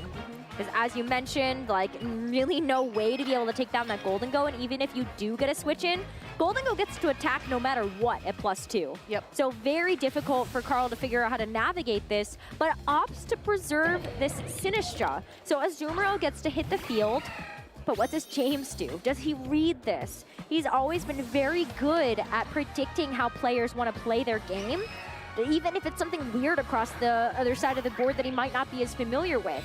And so Ogerpon switches in, gonna take this Moonblast incredibly comfortably, and it's just gonna go for another nasty plot. James keeps getting away with this. +4 Golden Go in Trick Room, he's not even worried. That is a very terrifying Pokemon, and I think it's also a great adaptation for playing Trick Room teams. You recognize the passive turn and you go for the damage boost. This Azumarill has not belly drummed yet, which means it's not going to be able to do a lot of damage here. So I think Carl very smartly targeting the Ogerpon instead with that helping hand play rough. But what does Golden Go do? Is it going to go for +6? Oh no, it's time to make it rain. That is a knockout onto the Clefairy, almost a one-hit knockout onto the Azumarill. Still an incredibly tanky Pokemon, so that is a testament to how this Azumarill is trained, and it gets a chance to actually utilize the Citrus Berry, but it will not be able to get a belly drum off based on the HP that it currently has. Trick Room is still active. Now this Golden Go is at +3, so maybe Enamorus is able to tank a hit. It might, and if it can, it will be able to activate that weakness policy and get the +2 special attack boost, and then you also have Earth Power as your coverage move. You know, Springtide Storm and Draining Kiss are great, but they're fairy attacks, and you really want to be dealing super effective damage to this Golden Go. That being said, though, I think without the weakness policy boost, this Enamorus is really going to struggle to find a 2-hit knockout on Golden Go. I think Earth Power probably would be 3 if this Golden Go is on the bulkier side of things, which is what I would anticipate looking at James's team, but we'll have to see how that's going to play out. Now that the Iron Hands is back on the field as well, it's possible that Carl might not even have a chance to go for it. Yeah, you might just look at trying to go for a Protect, or just try to maybe even read that this Golden Go might actually go for a Terra here. But at the very least, we're going to end up seeing a Terastallization on the board. You got to do something, though. And it's still worrying that there's an Iron Hands on the other side when you know it can go for Fake Out. So what does Carl do? Terastallizes this Enamorus so that it is going to have that Ghost Terra. But the Fake Out goes into the Azumarill. Not going to be able to actually get any damage down onto the Golden Go. But that Earth Power does feel really nice. Drops the special defense. Maybe that comes into play a little bit later, but the Make It Rain's gonna happen first, and Enamorus just gets knocked out. A double knockout here for James in this game too, and Carl is down to just the Sinistra left in James's way to be able to get the 2-0 victory. Yeah, that Enamorus tried so hard to be able to take that +3 Make It Rain, but you just get a certain number of boosts, and then that's just how that is going to play out, unfortunately. James just recognizing how his opponent is going to play the match and just one step ahead with that Golden Go in particular. I love how Carl's been using the Sinistra. I think he's swapping it back so that it could return with Hospitality, like you were just saying. Unfortunately, it just can't give itself some hospitality here. It's going to have to try and find a way out in this situation. It's not impossible, but... It's not impossible, but it is incredibly, incredibly difficult. And the odds are certainly not stacked in Carl's favor right now. The Matcha Gotcha also has to hit. You're fishing for a burn at this point just to make sure that the Iron Hands' damage is kept a little bit in check, but it is not. Heavy Slam going into the Sinistra is going to chunk away about 1/3 of its HP. And even more importantly, this Golden Go did use Protect here, and we're going to see some leftover sealing across the board. We are, and I think the other thing that we should check in on is how many turns of Trick Room are left, because now that that was the last turn of Trick Room, I think Carl conceding the match in a very unique way, just ensuring that his opponent's Pokemon know who to target on the field. Exactly. Golden Go is going to go for the Shadow Ball. Sinistra is sadly the only target left. It's super effective. It's a knockout, and James Beck wins round number 7 of day 1 of the Peoria Regional Championships. Yeah, Carl bringing a very unique team, and I really wish we could have seen that sand mode on the team with the Houndstones and the Tyranitar in particular, but that Golden Go not only was enough to scare those Pokemon away in Team Preview, but it was also enough to just power through that matchup with those nasty plots. 2 boosts per game in both games. And that is such an incredibly tough opportunity to find for your Pokemon, and the fact that James was able to consistently find it just goes to show how accomplished of a player he is. Yeah, James just has great positional awareness. Every single game that I've watched him play, he just has such a great awareness of when does he need to have what pieces in, great read on the opposing player's game plan, and so he can actually go for risky strategies like that, where he gets away with a +4 special attack boost on his Golden Go. Yeah, that happens. 100%, yeah. That sure happens sometimes. Yeah, and I think it also just kind of shows him recognizing his own playstyle and his own preferences and bringing Pokemon to this tournament that align with that. You know, his team otherwise has a lot of pieces of this balanced composition that we've been seeing do very well here today, but the Golden Go is a very unique adaptation, and I think James just showcased why it fits his play style. Being able to one-shot that Clefairy, being able to almost one-shot the Azumarill in this game number 2 was such a defining moment.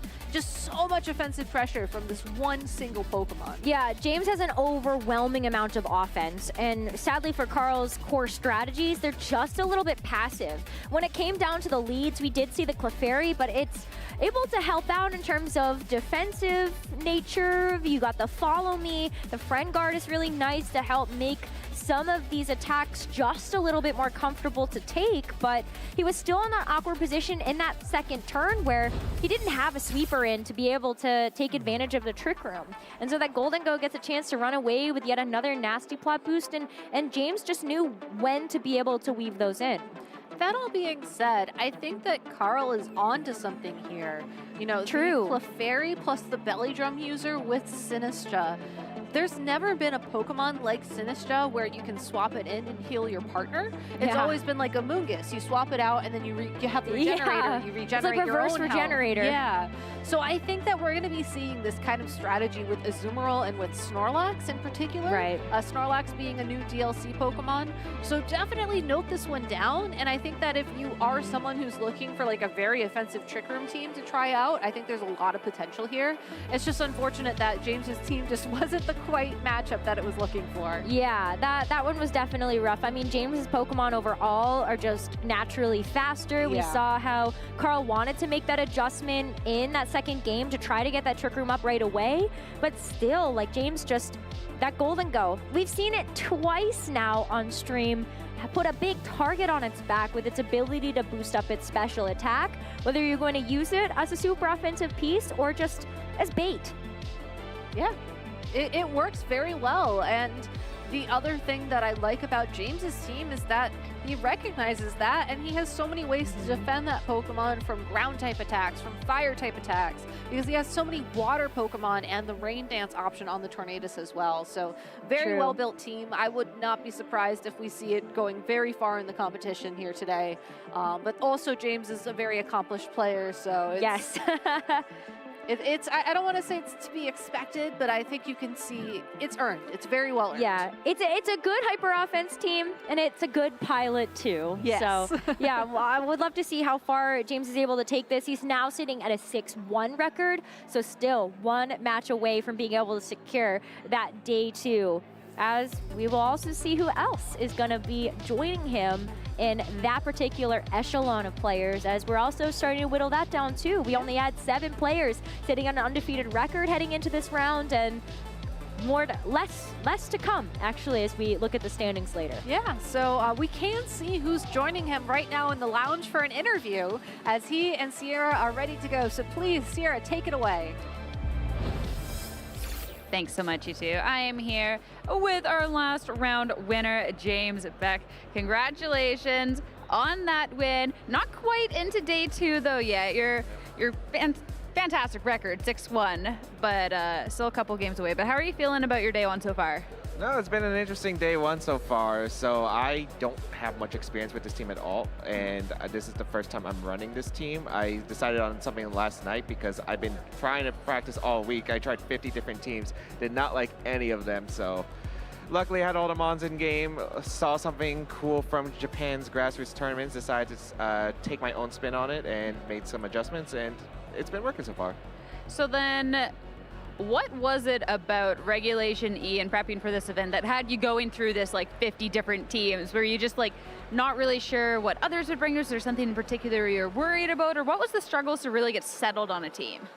I think the thing is I haven't really played too much of this format, and the main reason is like they didn't really we didn't technically have like all the legal Pokemon like written out saying like, oh, this is legal or this is not. So I wasn't sure on what the rule set is, and I don't like really prepping for anything that's like not 100% confirmed. So I have been playing a bit of like what we assumed which was Regulation E, and yes, that is the format we got, but like ever since then, it's been like a week of like trying to figure out a team, and there's quite a bit of different stuff. There's some teams that work now, and some team comps that like have fallen off.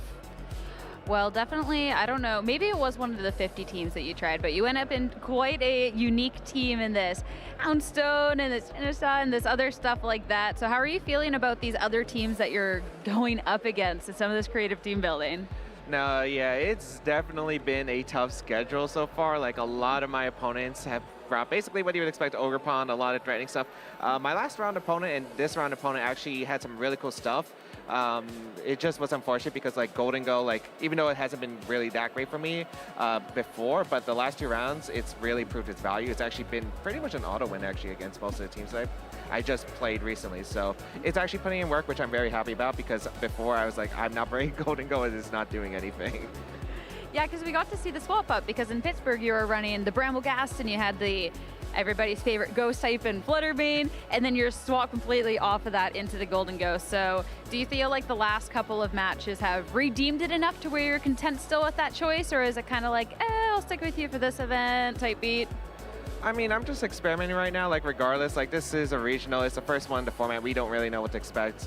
There's like a lot of meta teams, there's like a lot of really unique teams that we saw like from my opponent this round. So really it was just like a team. I felt like, okay, it has some general good stuff. I should be able to like play with the tools, and it should have like tools to win most matchups. It has been a little bit difficult against some of the standard stuff that I kind of realized, but it was too late already. But overall, it's a pretty good thing. I'm actually surprised that Golden Go actually has been putting in as much work as it has now. All right, we get to see an interesting terrestrialization on it too, because before it was all about the offense with the steel terrestrialization, but you have the dragon on there instead. So has that been really clutch in the matches where you have been terrestrializing it? It's more so of a fail-safe against all the Ogre Pawns out there. It's funny, it's supposed to be a fail-safe against the Ogre Pawns. The one Ogre Pawn, like there was one matchup I brought it in with like an Ogre Pawn, and it was a Rock Ogre Pawn, and I had to tear a dragon to avoid a knockoff, and like I win the game and I win the set because it was like game 2, and like as long as Ivy Cudgel doesn't crit, like it wins, because it's like normally we see the fire and the water one and then it's the grass move, but then the rock move crit. I'm like, okay, that's how we play this, I suppose. But like dragon's an interesting type. I don't know like how effective it is. I didn't want steel because like fire Ogre Pawn like is just pretty bad, and even water Ogre Pawn crit is like not great. So I feel like dragon probably still has a good point. I think it's one of the better terrors for Golden Go right now. I think it's just really good against like again like the fire water grass we've been seeing recently. All right, and now you're one match away from making it into day 2, and if you make it into day 2, of course, there's a lot of fun teams out there. Is there anything in particular that you've seen or that you've heard of that you're like, I just don't want to go up against it, whether it's just like a hard loss or you're just like, it's kind of annoying, I really don't? Stop giving me Iron Bundle. I play 2 Iron Bundles, and I have beats in both of them, surprisingly, but like, it is not a Pokemon that my team enjoys. Just like, okay, so no more Iron Bundle. You got them out of the way. That's the thing. You're Hopefully. getting them out of the way. Anyways, congratulations on the run so far. Before I let you go hang out with friends, get refreshed for the next round. Do you have any final words? Yeah, just thanks to my friend David Mancuso. He's the one who actually got me here, because I originally not planned to go to this regional. It's pretty expensive from the New York, New Jersey area, but he said, hey, fly down to Ohio, we'll do a road trip, and yeah, like that was over $700 cheaper, so oh, nice. I will take that. hey, it's fun to road trip too. You save some money and you Yeah, get it was to chill. a cool road trip. I loved it. Nice, let's go. Well, I'm glad you're here and you're definitely making it worthwhile right now. As for us, we're going to be taking a short break before we're up with some more Pokemon action.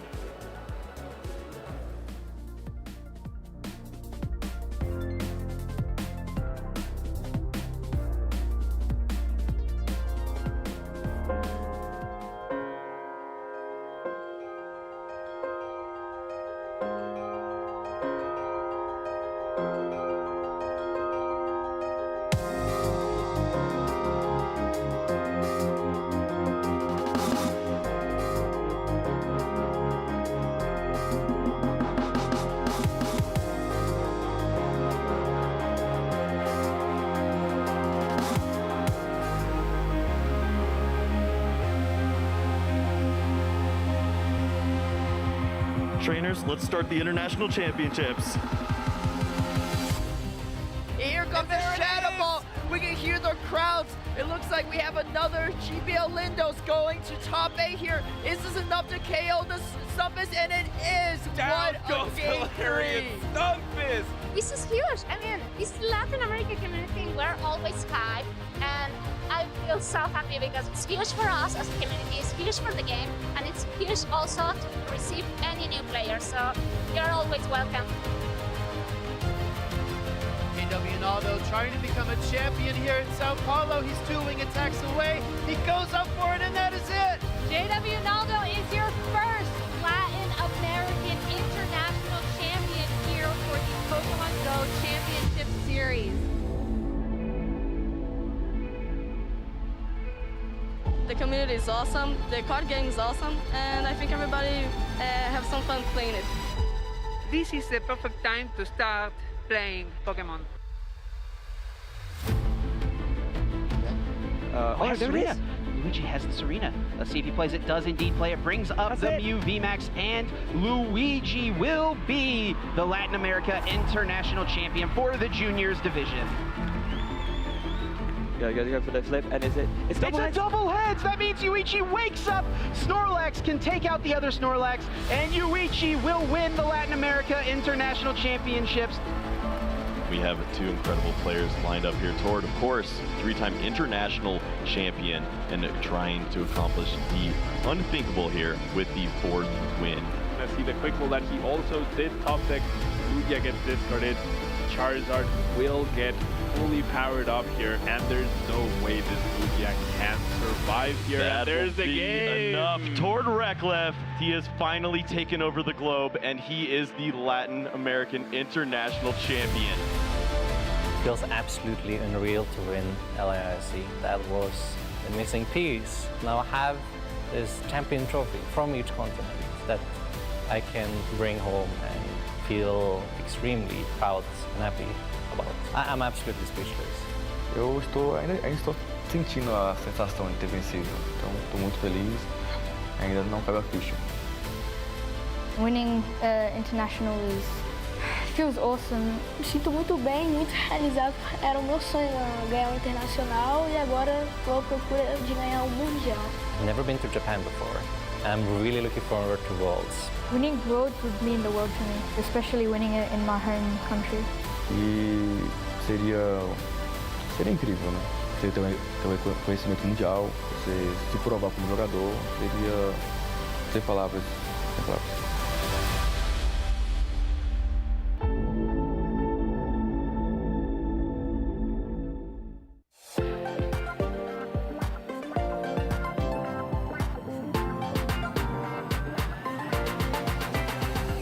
Hi there, I'm your host Anna Prosser. We are here in Yokohama at the Pokemon World Championships 2023, and I'm at the prize wall with Travis. Travis, what's the prize wall? The prize wall is a wonderful wall of prizes we have this weekend for players participating in our side events. We've got, again, Go, TCG, and VG side events to sign up for. Players can have a great time this weekend and come redeem even more fun prizes. So tell us exactly how it works. Someone plays, then they get what, and then they...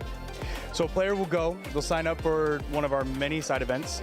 After they've completed the side event, they'll receive prize wall tickets, and once they've accumulated however many they're wanting to save up for, they can come back to the prize wall and claim one of their fun prizes. There are so many things here that I already am like, I want that, I want that. There are a few exclusive world things here, right? What are those? Just a couple things this time, but we have the World's Playmat exclusive to the Yokohama tournament, as well as a few copies of the World's Promo available for players to get as well. But a lot of fun, mainly Japanese Pokemon Center prizes this time, so that's a lot of fun for a lot of international players. Which one's your favorite? This time I'm going to go with the Butterfree Umbrella. It's so cool. It comes with a Metapod carrying case. Gotta love it. It's so cute. It made me squeal. I'm going to go squeal over some more things. Thank you so much, Travis. We'll be right back with more from the Pokemon World Championships.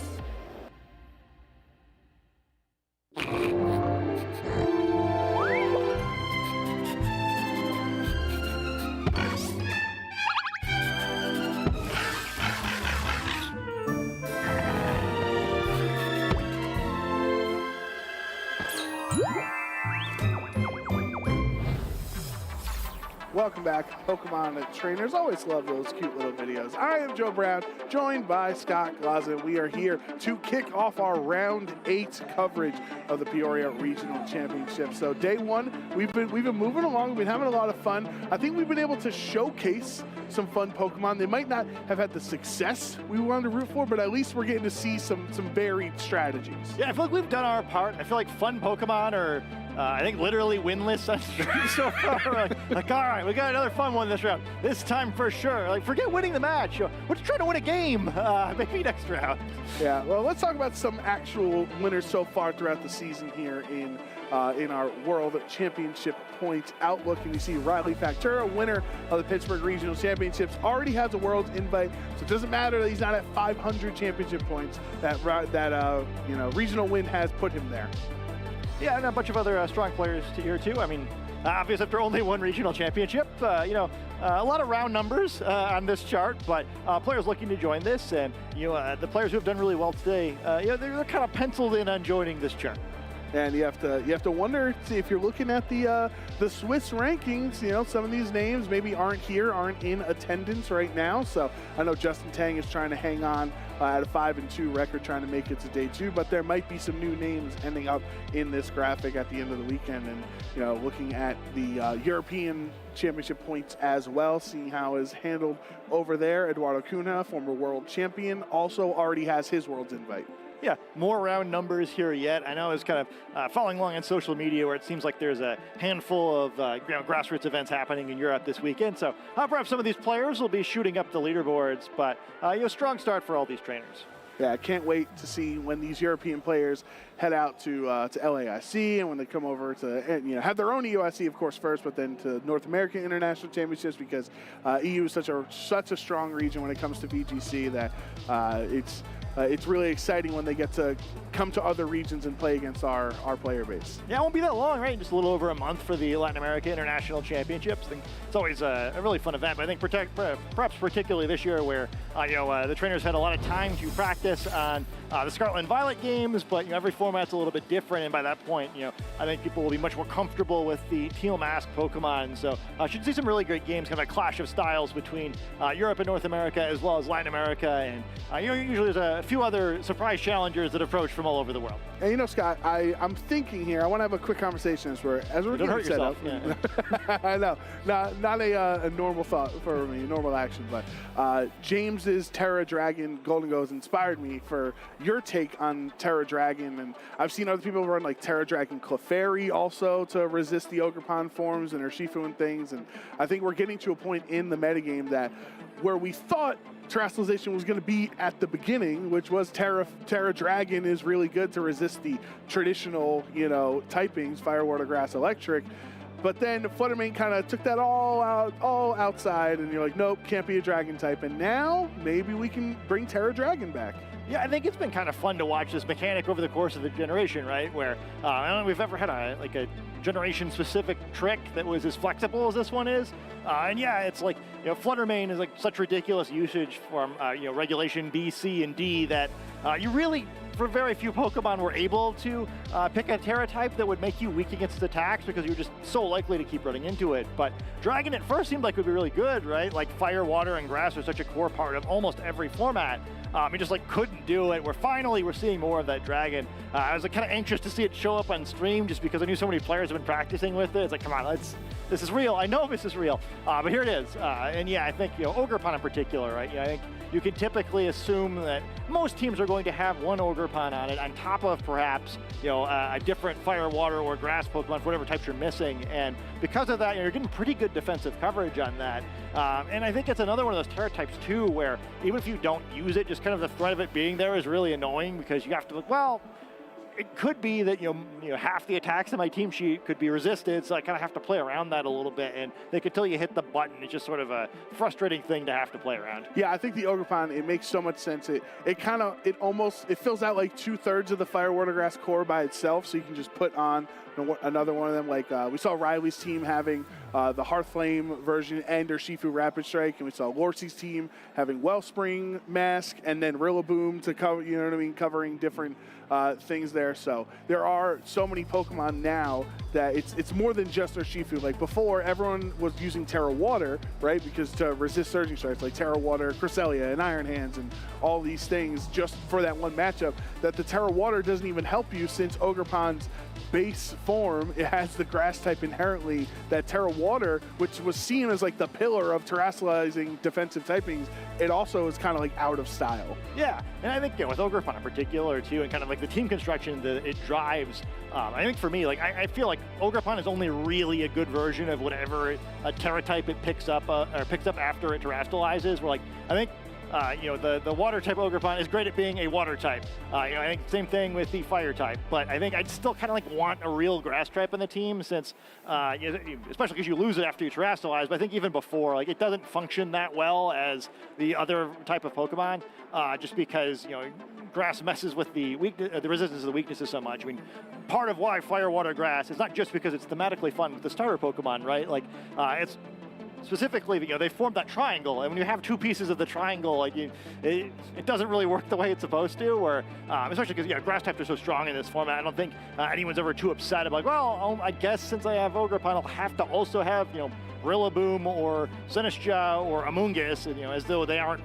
top 20 Pokemon themselves. So we've literally never had a group of grass type Pokemon, I would say, in any VGC format as strong as those Pokemon. We haven't said the word Bramblegast on stream today yet, I don't think, but another very strong Pokemon, and I think there's even like 3 or 4 more that are like on the brink, but if people brought them out, I wouldn't think they were crazy. The grass type just looks really good right now. Yeah, stop the clock. We finally mentioned Bramblegast on the broadcast today, so I like Bramblegast. I think it's fun. Who knows what's going to happen in this format, especially since Tornadus' usage is going down, but we talked about the Fire, Water, Grass core. That's the main elemental core, but one of the other popular trios in team building is what you've mentioned is the fantasy core before, with Fairy, Dragon, and Steel, and the synergy that they have. And we saw Terra Dragon Golden Go. We've seen Terra Steel on Urshifu also to resist Fluttermane. And then, Terra Fairy Heatran is picked up a lot. Terra Fairy Iron Hands as well. Like, it seems like what terrestrialization has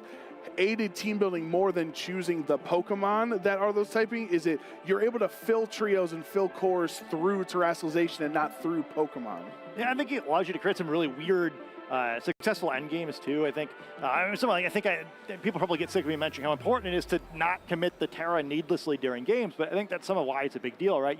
Like Heatran is a good example. It's already got fantastic defensive typing. It gets used a lot in almost every format it's permitted in, specifically because it's just so hard to take off the board. But if you can get through the Pokemon that Heatran's original typing helps it against, get rid of them, and then be able to then afford to terrestrialize Heatran and deal with some Pokemon that normally it's bad against, I think it makes a big deal. I was playing a ladder game before I came out here. I thought it was very funny where I got stuck against a full 1-on-2 against one of the Ogerpon and Iron Hands with just my Heatran, and I won because he will-o-wisp both of them and then barely took any damage, just slowly grinded it out. Like, this is ridiculous. This is how Heatran works. But poor Iron Hands is just sitting there, punching me for 18% or something. It's like, good job, bud, you did it.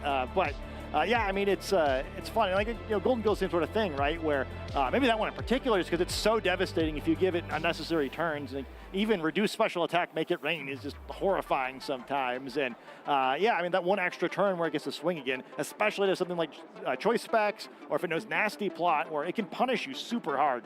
Well, the Golden Go really is a perfect example of how varied the use of terrestrialization is, and how or why so many VGC trainers love it. Because Golden Go, for most of the time, you've been Terra Steel, I'm going to resist Fluttermane, I'm going to lose that Shadow Ball weakness, I'm going to just sit here and make it rain. And now you have a decision. It's like, okay, I can be Terra Steel and have a better matchup into Fluttermane, or go Terra Dragon and have a better matchup into the Ogerpons, right? And so it's the same Pokemon that has access to the same held items and same stats and, same, trying to use Nasty Plot or whatever, or choice specs, but just by virtue of its Terra typing, it really alters its matchup, viability, the same as Terra Grass Heat Rain versus Terra Fairy Heat Rain. Yeah, and I think it's fun too, because again, just having your team sheet's a big deal. It's not even just like, all right, I got him, here's the time for the terrestrialization. Even just, the threat of it, where we haven't seen a whole lot of people go for the big reads and whiff yet, but sometimes you're predicting the terrestrialization, it just doesn't come, and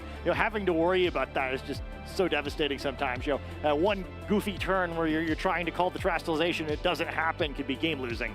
Yeah, you go for he's going to Terra Go, so I'm not going to fake out, and then he doesn't do it, and you're like, oh, I should have clicked fake out. Oh, those are the VGC classics, the second guessing afterwards. But let's take a look actually at our Swiss standings as we head into round 8 coverage in Peoria. And there are 4 trainers already that have cemented their positions into day 2 here in Peoria. Yeah, congratulations to all of them. We'll be seeing more of them tomorrow. Probably going to be focusing on tables just below them for the remainder of today. We've got 2 more rounds of Swiss, so we'll get to see which trainers can join them by picking up that critical 7th win. Meanwhile, though, their games are still going to matter. The records do carry over to tomorrow, so going in with that 8th or 9th win really improves your odds of moving on to the top 8 cut at the end of tomorrow. And that's what helped Riley, obviously, right? He went 12-0 to start off Pittsburgh, so had the best resistance possible in having that number 1 seed. But we know our notable pairings as well, seeing how these trainers are matched up for round 8. And you can see we have 5 different pairings here. A lot of players we've had on stream before, but for right now we're going to focus on Zishuo Ding and Giovanni Aranibar, excuse me. Should be a lot of fun. I haven't got a chance to see what other their teams are. Hopefully this won't be yet another round of us having a promising looking fun group of Pokemon just absolutely get decimated on stream, but I believe.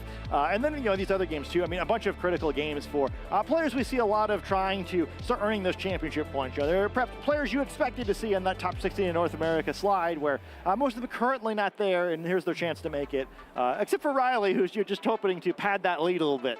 Yeah, those last 3 matchups there, with Nick and Nora and Joshua, those are all 6-1 tables. So the winner of that match would be able to put themselves into day 2. So obviously, even though they're not on stream, there's still a massive amount of stakes on the line and pressure to win that game, because you don't want to go into round 9. Now, we love it, Scott. We love the winning into round 9 scenarios, but I imagine the trainers on stage are a little more anxious than we are watching. Oh, for sure. I mean, not only, who wants to have to win that last one, but there is a big benefit, right? You get the chance to go for the 8th win if you win your 7th here, and yeah, it does really help your odds where, it's not a huge gap between 9 wins and 7 tomorrow, but if you start out 7-2, you have a very small margin for error, right? You're at least needing to go 4-1 to move on, and that's a lot of pressure once you've gotten down to a field that's already only the best players in the tournament.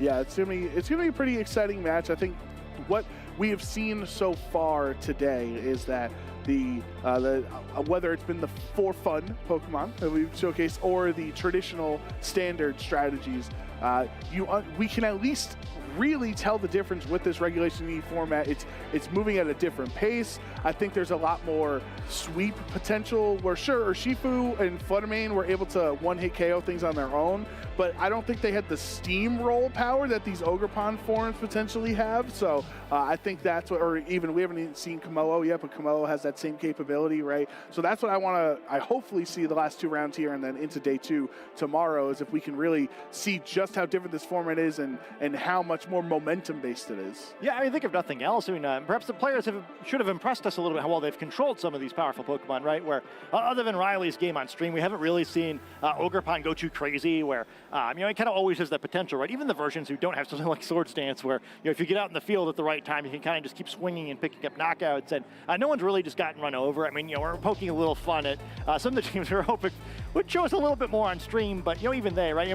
They fought it out to the very end, right? Most of the games have been very close. They're just tipping in the favor of the teams that have Pokemon with a little higher stat totals, perhaps. Yeah, and Zishro is a player who's no stranger to the main stage and performing well in VGC, having 2 top cuts to his name in the 2023 season. So that's some recent success, as well as getting some early championship points on your side. We're only in October. You got all the way till past New Orleans essentially to earn the championship points. So if you can build them up now early, that'll put a lot less stress on your performances later on in the season. Yeah, I think it kind of helps too, especially for the players who really looking to win some tournaments, where sometimes the way you prepare for a tournament where you're seriously trying to win it versus just get some championship points a little bit different, where it's tempting, maybe I won't win the event if I play whatever the big 6 is this generation, but you feel more confident, I can go 7-2 and make it in the cut, get some championship points, keep moving the ball forward, right?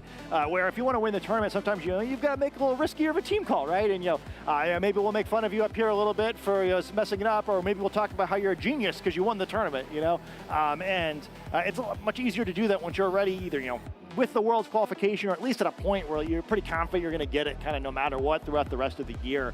Those early championship points, I think it really does just, in addition to taking stress off, really let you play the rest of the season kind of however you want to play it, right? Some players just really like accumulating as much CP as they can. Others really like going for those wins, and especially now where I think, again, being a regional champion, I think matters more than ever. It's a little easier to shoot for that when you're already safe. Yeah, I think that's a great point to mention the team building dynamic when, depending on what you're trying to accomplish. Like, one of the examples I think of is Joe Garte's Portland team that he won with a Jetpack Torkoal and Jumpluff and the King Gambit popping off and everything like that. And he had already accumulated so many championship points that he wasn't at that point just trying to top cut anything. He was trying to go for broke and make the best team in the format and win an entire event off of it, where let's say Joe was 10 points away from his Worlds invite at that point, and that was his last event. He probably brings a more traditional team that can secure those championship points, but because he had the comfort of knowing that my team, I'm trying to create a team that will win the event, not just do well enough to be content with it, that changes your team building dynamic.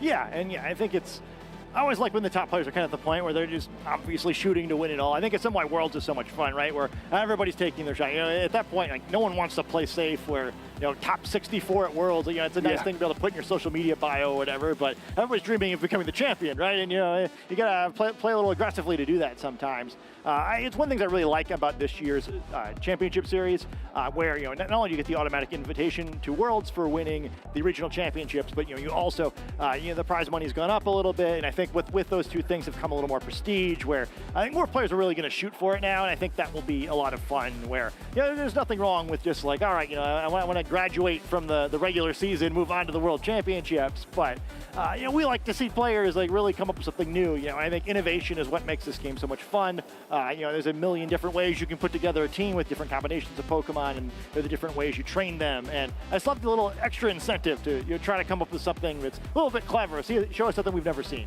I kind of selfishly, I want to see the other way around too, Scott, where somebody gets to 264 CP, but they won a regional, and they're like, all right, see you in Honolulu. You know what I mean? I'm not revealing any of my tech. I'm not going to waste any time stressing, and we're not going to waste any more time as we get into this round 8 matchup. Giovanni, Arani, Bar on the left side there, and Zishwo Ding on the right. So both these trainers kind of going with the fire, water, grass plus Ogerpon thing. Heatran and Rillaboom making appearances in both teams. Kind of two Pokemon I'm surprised we didn't see a little bit more of. I've loved playing with them, so I approve of these choices. Landorus in both sides as well, and then both sides going for different forms of Ogerpon with the fire versus water matchup once again. One side's got the Fluttermade and the Roaring Moon, Pokemon that get a lot better in this format as well. And on the other side, the Iron Bundle and the Iron Hands. Yeah, the Roaring Moon is Pokemon I think a lot of people have really been hyping up. And there's going to be two Pokemon that Rosemary actually spotlighted in her predictions this match with Iron Bundle and Roaring Moon in there. Pokemon that maybe they aren't too much greater, but it feels at least stronger. The addition of Roaring Moon getting knockoff in Regulation E in the DLC, and then the Iron Bundle just feeling more consistent and needing to come back to stop the speed booster energy Fluttermane. It needs to like gatekeep Fluttermane out of that speed tier. Yeah, I guess it makes sense. Now there's more competition there. There's a little more incentive to win it, right? I do think it's a huge deal for Roaring Moon. I think that the usage of Roaring Moon has lagged behind its actual power level in this format a little bit, where I think we got kind of used to it being such like a difficult Pokemon to use that, it made sense that people were straying away from it. But Knockoff really solves a lot of its problems. I think one of the big issues that Pokemon is it didn't use its typing very well. It was like kind of fun, but like it didn't at first really have a consistent move for either of its initial types, where you kind of like are forced in doing the booster energy acrobatics thing so it can be a flying type Pokemon. And then on the dark side, things are pretty bleak. Knockoff is a fantastic move, right? Like it does pretty well just as a damaging move, but also so many Pokemon are like very reliant on their items that it really changes things. A good example of this matchup, both these Landorus are holding the Choice Scarf, them being speed tied. I guess the last time we were up here, there was a big point of tension in the match that we had. If you could just simply knock the Choice Scarf off of the opposing Landorus, only one of yours is threatening a flinch the other direction. You know you're going to get the damage off first. It's a pretty big change.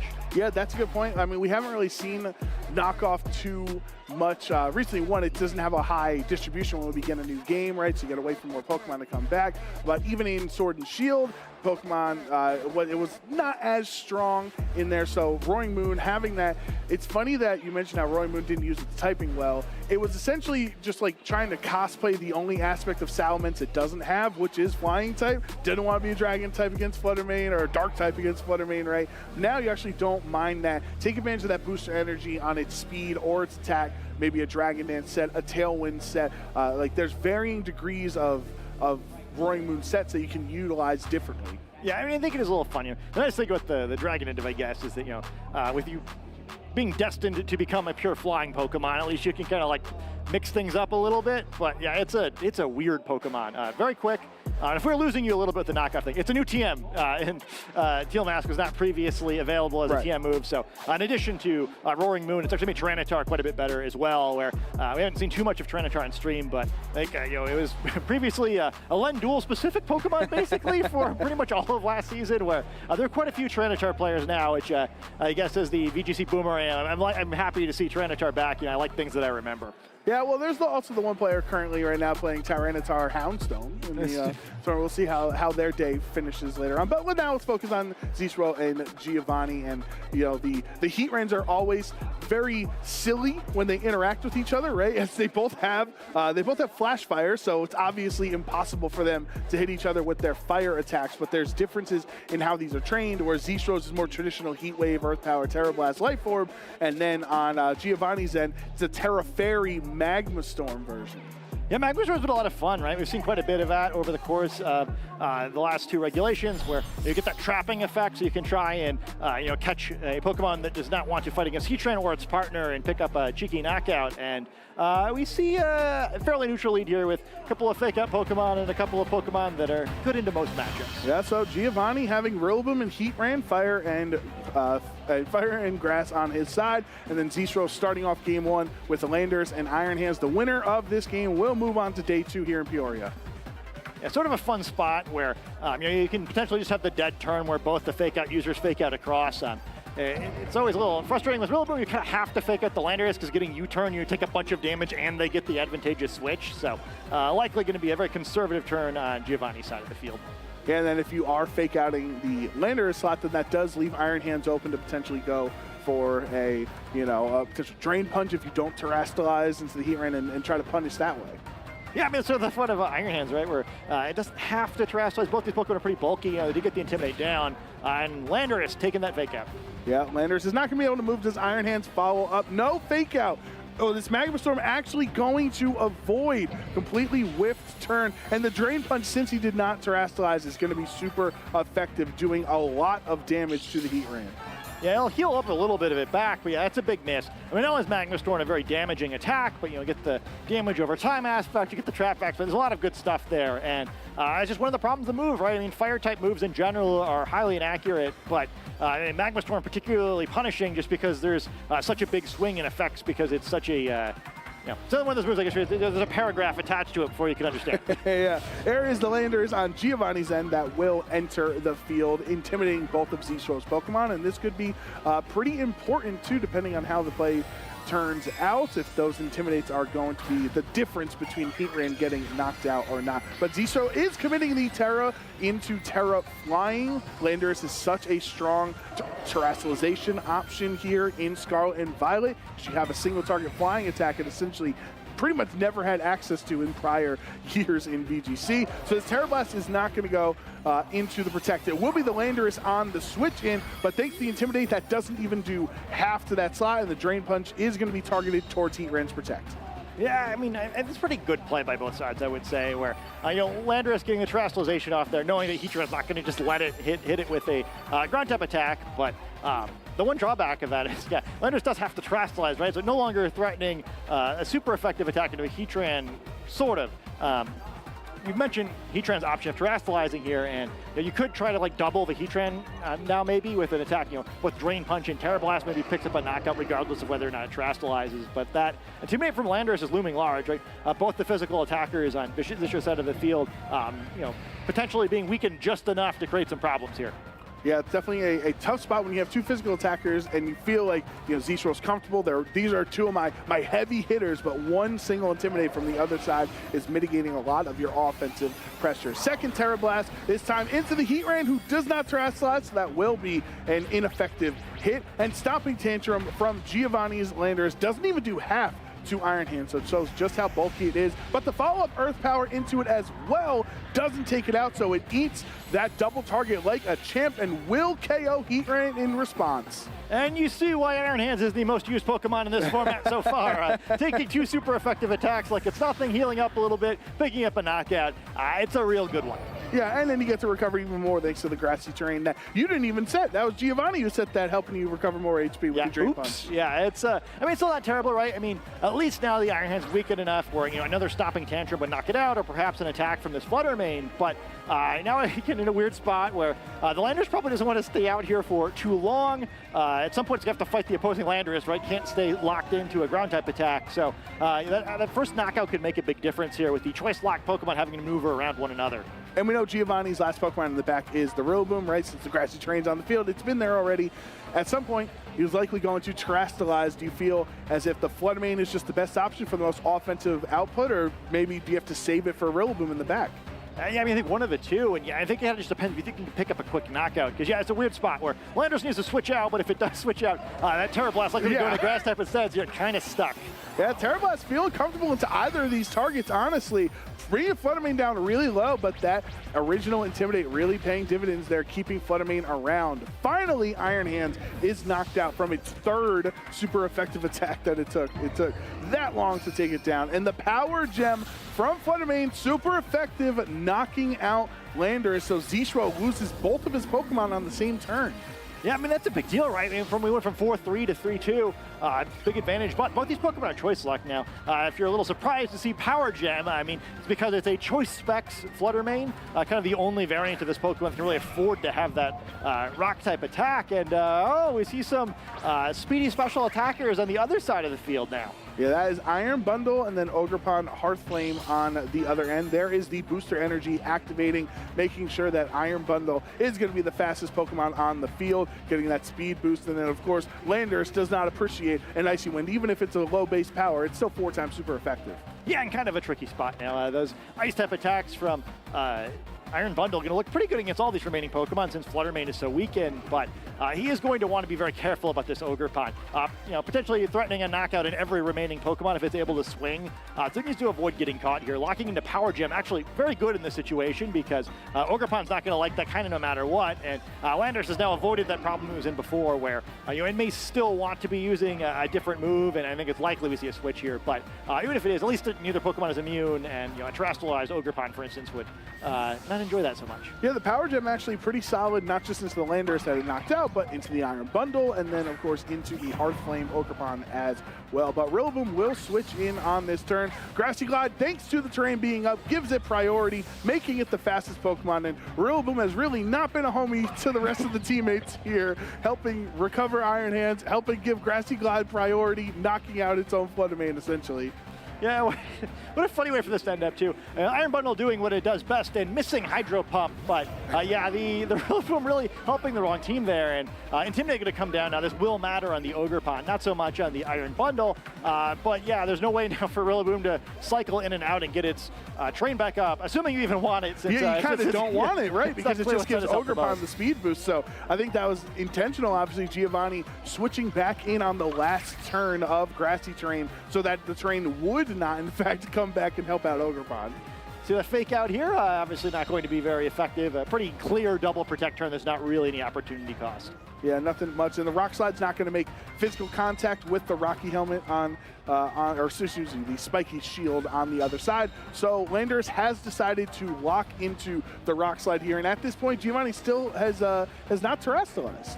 Yeah, I mean, great for him, sort of. Yeah, I mean, it's not like he's going to get a whole lot of offensive benefit out of this, but it will at least help Rillaboom stay on the field probably a little bit longer. I guess if you really wanted to be bold, you could try to call this with a Hydro Pump. I think it's much more likely we'll see him try to target the Landorus down instead. No threat of it protecting or anything, and I really don't want to risk too many rolls from these Rock Slides. Oh, there is the Hydro Pump, but it's into Landorus, knocking it out from half HP. So finally, Iron Bundle landing that pesky Hydro Pump that has a tendency to miss. Here's the Ivy Cudgel from the very resistant attack actually there. So Terrifier, huge to keep it around, and the Wood Hammer is enough for a one-hit KO. He's going to lose a lot of health due to the recoil though. Yeah, wow. I mean, a decent amount of health, but I think not nearly enough. I gotta be honest, I was kind of expecting a little bit of a different play there where, yeah, the Rillaboom's looking very good all of a sudden. It resists both grass and fire type attacks. And wow, we've seen things turn around here. The Spiky Shield hoping to get some free damage here. We'll have to see what Rillaboom does, but high horsepower coming in, not gonna happen. Yeah, that is not going to take any damage there. Just a simple, excuse me, takes the Rocky Helmet damage is what I meant. So Rillaboom's the only person that got hurt on the last turn. Yeah, I mean, that's good. That could matter though, right? This is close. I like the Sword Stance here. Lots of benefits of this. And hey, maybe Ogerpon can still pull this one off. Yeah, high horsepower. You're not here for a long time, so you might as well boost up that attack stat by 2 stages with the Sword Stance because you don't want to mess around. Maybe an Ivy Cudgel critical hit as well at +2 might be able to be the difference. And we can see some more Spiky Shield damage here. Another high horsepower going to come in, do a little more free damage. I mean, it's a weird thing to try to call, but I think you need to fake out that turn so you don't hurt yourself. Or target your own teammate slot that's currently empty, right? And missing on purpose, especially with the Stomping Tantrum interaction. Yeah, there you go. Oh, that's I kind of like that. Oh, we don't quite. Just misses the knockout, but things are still looking rough. Rillaboom's going to knock itself out if it ever targets into the Spiky Shield again. Does he target himself or his own teammate or click fake out? Has Giovanni learned from the situation? And the high horsepower, it goes into the Spiky Shield. So Zistro is going to defensively, passively win game 1. It's better to faint than be knocked out, as they say. Rillaboom picking itself out here, and what a strange way for this first team to end. Hey, that maybe makes sense. Ogerpon canonically, defeated 3 poison-type Pokemon somehow. Just a Pokemon that does not care about the type chart, I guess. So defeating the fire-type Pokemon as a fire-grass type. It's Swords Dance is so brutal. It's so tough to deal with because you have Terrifier on Rillaboom essentially specifically for this scenario, and it ends up not working in your favor because Swords Dance just makes those hits even stronger. Yeah, I mean, that's a pretty decisive endgame. I mean, losing all that health to Spiky Shield's a little bit weird, but regardless of what happened, there would have been at least one more attack going the other way, and I think it would have done far more than the Spiky Shield damage did anyway. So it looks a little weird, but in the end, I don't think it really mattered. Yeah, so now you're going to have an adjustment on Giovanni's end. So one of those rare scenarios, Scott, where you're a big fan of preserving terrestrialization for later, but it happened so late in the game that it wasn't able to help preserve any of his other win conditions, say the Landorus or the Heat Ran that was knocked out very early on. Yeah, Rillaboom versus Ogerpon. I mean, at least at both of them at full health, not a win condition as it turned out. Yeah, so let's check out the replays here and just see how much of an absolute unit Iron Hands is, taking two super effective ground hits there and recovering up, knocking out the Heatran and Zistro. He had the landers early on and was just able to be pesky with those Terra Blasts, doing a lot of damage, even to that Flutter Mane, making it really low.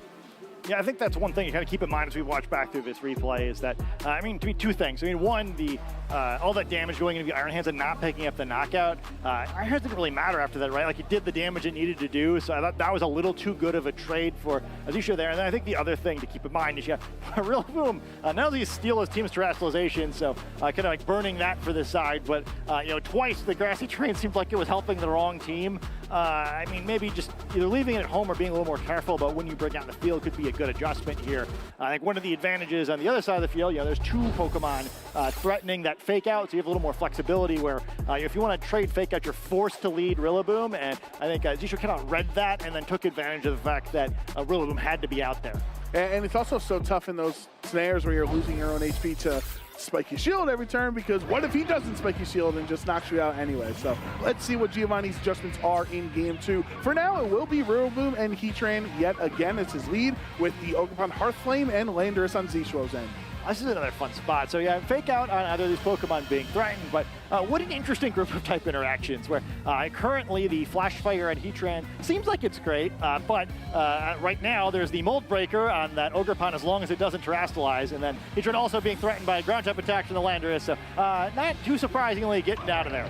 Yeah, Heatran saying, not cool, guys, double targeting me, doubling up on me like this on the lead. I am essentially forced to switch out. So Giovanni brings a Landorus of his own into that slot. Obviously, a Stomping Tantrum would do no damage as Landorus is a flying type. So there is Stomping Tantrum. It is ineffective. Maybe next turn you can have some weird things with the double damage, but I think the Terra Blast is just more effective. Yeah, I mean, I think that winds up being a really tough turn there where terrible move to be locked into against the Grass-type Pokemon and a Flying-type Pokemon. And you know, even if either of them, I guess, if you're dreaming of the Rillaboom terrestrialization here, I guess, or like as you target the Rillaboom slot and hope for a switch, but those are, you know, pretty optimistic calls to try to make here. Oh, and he does do it! So he does. It's not the most outlandish decision since you are sitting against a potential Fire Ivy Cudgel in that direction. So Giovanni does not terrestrialize, meaning this Ivy Cudgel is going to be super effective. Not enough, though, for the knockout into Rillaboom, thanks to Landorus' Intimidate. Woodhammer bringing Zistro's Landorus down very low, and if this Rillaboom knocks itself out twice in 2 games for Giovanni. Oh, it's having a rough run here. Get some pretty good damage down, but yeah, awkward, but maybe not the worst thing in the world. You know, sometimes there's some advantages to being the player who gets the free switch. Heatran coming in is sort of interesting because you know, you'd expect to be hit by a Stomping Tantrum here, but you know, maybe Heatran's got a trick up its sleeve. Well, I guess there is the possibility, since Rock Slide is the choice lock on Landorus on Giovanni's end, you try to go for, you know, the Rock Slide flinch or even just straight up knockout if it lands on Landorus. Yeah, and the Protect Rock Slide's pretty safe here, although, yeah, I mean, it's not threatening a whole lot of damage, so by doing that, you're really opening the door for Zisho now maybe to try to make a play and improve this board position. Right, because Zisho could just switch the Ogerpon into something else in the back to reset its stat drop that it had on the previous turn. Yeah, in addition to getting a little better of a matchup here, because, yeah, I mean, as much as Mold Breaker is threatening damage down, the risk reward here isn't very good, and instead it's the Landorus exiting battle for now. So Zisho deciding to value that low HP that Landorus has remaining because the Intimidate and the Choice Scarf that it provides for later in the game. Iron Hands will switch into that slot, and a Spiky Shield from Ogerpon, so no offensive output from Zisho's end at all. The Heatran will protect as anticipated, and of course, Landorus' Rock Slide not going to do too much damage into this Iron Hands on the switching. Yeah, nice little switch there where Grassy Terrain almost going to negate the damage. Would have negated all of it without the critical hit. Critical might be a bit of a stretch there. We get an above average hit, and now Iron Hands in the battle, threatening a fake out again, and creating a little bit more of a safe situation for this Ogerpon next to it. You could still go for a switch if you wanted to, perhaps. I think kind of just depends where it's not about prioritization if you're Zisho. You know, what Pokemon do you need to take out first? And the Magma Storm is pretty important as Zistro still has all 4 Pokemon right now. So if you can limit Zistro's switching capabilities, that can be one way Giovanni can get back into this game. But there is the Terra Fairy Heatran changing its typing there, wants to get out of that fighting weakness. Now a fighting resist. Rock Slide landing onto both ends. Does it get a flinch into the opposing Ogerpon? No. Ivy Cudgel is going to go off here, but it still is intimidated, and Heatran is an absolute tank on that side, living it and knocking out Ogerpon in response. That's a very good trade there, picking up the knockout, not really taking any damage in return. At least getting some value from the Terastallation this time, which includes reducing the damage of his Drain Punch. Yeah, that Drain Punch is effectively irrelevant. He'd recover more from grassy terrain than he did from the actual Drain Punch. So this is one of those scenarios where we talk about Terra Fairy versus Terra Grass on Heatran. This is how it benefits Giovanni. Yeah, Iron Hand just doesn't really do anything to either of these Pokemon now. I think it's kind of a situation where you can kind of just ignore the Iron Hands until the very end of the game, maybe allow it to be the final Pokemon you can Magma Storm that slot too, yeah, right? It's like, just force it to stay around. Why don't you hang relevant. around for a little while? Because, I think that's great, right? These Pokemon both resist fighting. One of them can't be hit by electric type attacks at all. The other one, probably not going to care too much. Landorus already now at very low HP. This is a pretty good looking situation all of a sudden.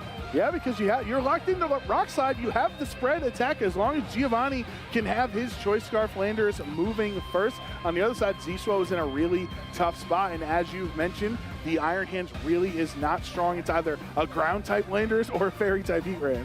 Yeah, it's kind of just hanging out. And now I kind of look at, well, I kind of need to get this out for a free switch, but I don't want to take a bunch of free damage for it. I mean, this might be a good turn to go for that sort of thing, just because Heatran kind of wants to protect here in a telegraphed way, so we can see what move the opposing Landorus locks into. And it does go for the protect, but Iron Hands is sticking around.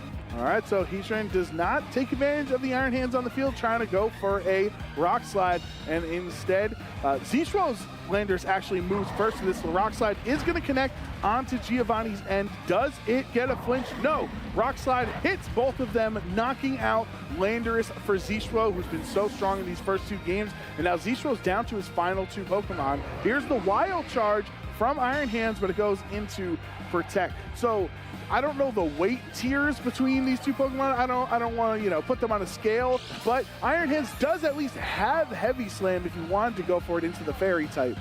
Yeah, I mean, it seems like it would probably, really, it'd be better than Drain Punch, that's for sure. Wild Charge is also a little safer, where I think there was a reasonable threat of Heatran switching out that turn, and things are getting simplified a little bit as we see the final Pokemon, and it is once again that Iron Bundle. Iron Bundle with that booster energy, really helpful. If it can land its Hydro Pumps, just like it did in Game 1. Landorus is in a really tough spot. Cannot Terastallize out of that ground typing because Heatran is already Terran.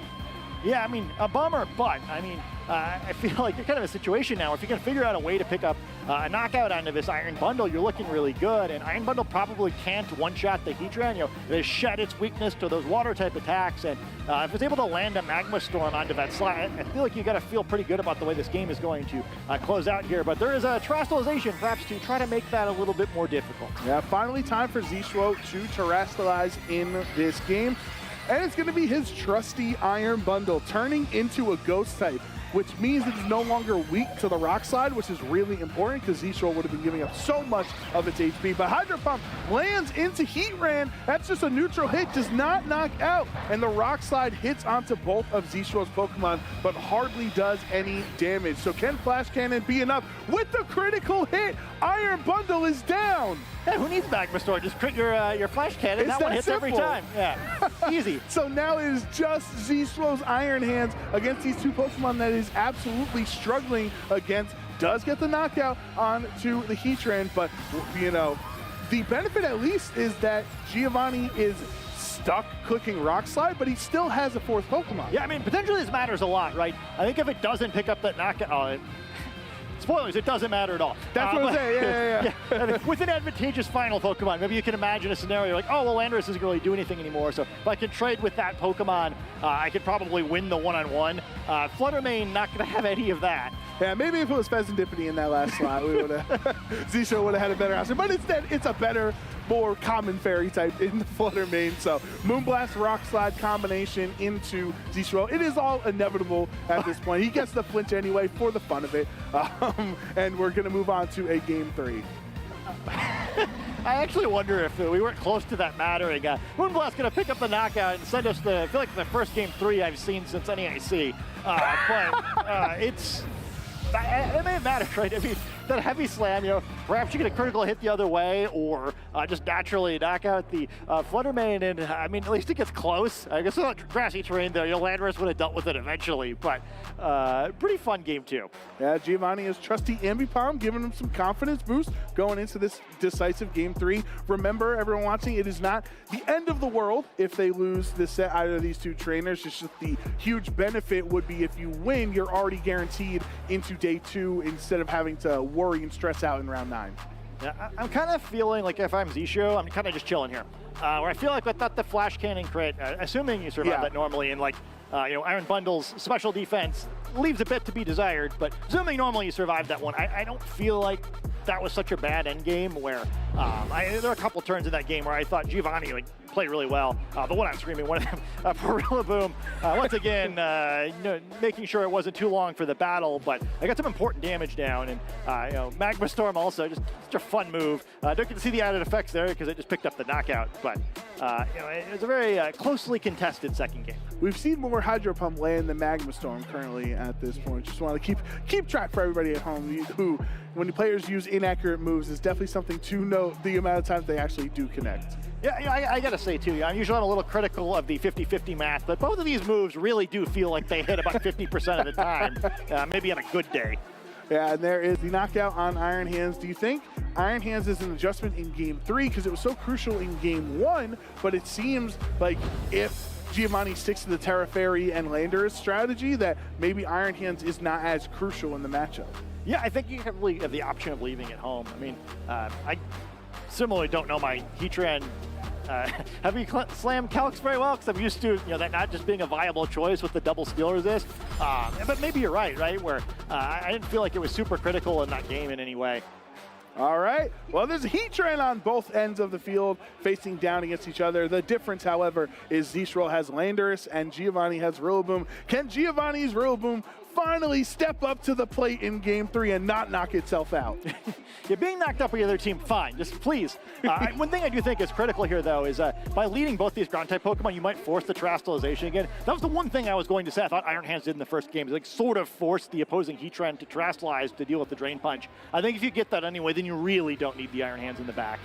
Yeah, so we don't know what Zisro has in the back here, but obviously those are two Pokemon that can threaten down Giovanni's Heatran since he has access to ground attacks. However, on Giovanni's Rillaboom, he has high horsepower as well, so there are ground attacks galore on the field right now. Yeah, both these trainers deciding that Heatran is a critical Pokemon in the metagame, and neither of them want to be defeated by it. Yeah, Zisro's is also Terra Fairy, so it would be essentially the same scenario. And both things are running through both of these trainers' minds. Do I Terastallize? So far, the answer is one of these two Heatran has Terastallized into the Fairy typing. Is it going to be a 2-for-2 on this turn just to play it safe? So Giovanni and Zisro, great minds think alike. Hey, one way to avoid dealing with super effective ground type attacks: don't be weak against ground. Yeah, who'd have thought, honestly, everyone's just playing Pokemon wrong for 27 years. Now you just change out of your typing and you're no longer 4 times weak to the ground. But no switches from either end. Fake out onto Landorus, so it's not going to be able to move this turn, even want to go for a stomping tantrum. Magma Storm does connect, however, into Landorus, bringing it down low, and he's not going to be able to try to cycle those Intimidates around anymore. But the Heat Wave Flash Fire gives the Giovanni's Heatran a boost, thanks to it being a fire move going in. It is immune and brings the Rillaboom down really low. Sort of interesting spot here. Landorus now basically forced into trying to U-turn its way out, maybe just preserve itself with a tiny bit of HP. It's a pretty free click into the Rillaboom slot, who's either going to get itself knocked out again. Or I guess no, I could go for the Grassy Glide. Yeah, I didn't even think about that until I started hovering it. But Rillaboom, it's Regulation E Rillaboom, not that Regulation D Rillaboom. This one knows how to get the jump on people. So yeah, Landers is kind of just host here. Can't switch out with the Magma Storm. It's going to go down. That's right. Priority Grassy Glide means it moves before your choice Scarf on that land. Rillaboom, fastest Pokemon currently here. Flash Cannon from this one fairy into another does a really solid amount of damage, bringing it to the point that definitely another one would knock it out. And that's, of course, from the Heat Fire or the Flash Fire boost as well in the prior turn, making sure that Giovanni is just super safe right now. Yeah, I mean, super safe, especially after that Heat Wave misses. Would have been a knockout, bringing us to 3-3. Instead, a 4-3 game with a ton of damage on the Heatran on Zisho's side of the field. He's looking fast now. But we got Mold Breaker out here, a Pokemon that will not care about continuing to boost the damage of this Flash Fire. Yeah, Mold Breaker, and obviously you don't need to Terrestrialize since the Heatran has already taken that for you here. You get to keep Mold Breaker, meaning Flash Fire is now irrelevant, and you're essentially hitting it neutrally with that Ivy Cudgel that has the chance to create really strong base power as well. So, Zisho bringing it out in the perfect time. Yeah, kind of an important time now for Giovanni just to calm it down, make sure he plays this turn well. How do I get to an end game? He's in a very advantageous position. And he's make sure he preserves the right Pokemon here. Ogerpon going to hit something pretty hard in this turn. There's no way to avoid it. It'll be less hard thanks to the Intimidate from this Landorus. I just need to keep playing smart. And Landorus does intimidate there. It's only mattering into Ogerpon Hearth Flame. It's a physical attacker, and there's no way to Terrestrialize to get that attack boost. I feel like that's so crucial with the Ogerpon Fire form that you can negate some intimidates because you Terrestrialize, but the other way is to break out a couple of swords and boost your attack by 2 stages, helping very much against that intimidate. But this Flash Cannon is absolutely resistant, and so perfect Iron Hand switch. Yeah, fantastic turn. I don't think you could ask for any more if you're Zisho. Things are looking very bleak there. He has pulled himself back in that game, basically takes no damage, gets the Swords Dance for free, and now is threatening Fake Out, so even with the speed disadvantage, Landorus kind of has to leave the battle. Now Ogerpon probably gets to pick up a knockout. We're looking at a pretty even game. What a fantastic turn. Rillaboom switching in here at such low HP. Heatran will protect, so no attack into that slot. If an Ivy Cudgel or something goes into the Rillaboom. Yeah, huge turn. If he has to target the right Pokemon here, if a knockout and Rillaboom make a big difference. All right, Zisho, what is the call? There's the Ivy Cudgel, super effective, and Rillaboom is down. 3 games in a row that Rillaboom has underperformed, and it's going to be off the back of Giovanni's Heatran and Landorus that he wins this game. I think we got a clapping emoji a little bit for Rillaboom. Finally managed to get knocked out by the other team and provides a free switch in for its friend Landorus here. Going to get to intimidate both of these physical attackers, negating the Swords Dance, weakening the Iron Hands, although, I mean, was it really going to do anything to these Pokemon anyway? Yeah. Once again, see the situation where Iron Hands is facing down a couple of Pokemon it does not do very much against, and just one turn of that, slightly sus grassy terrain this time.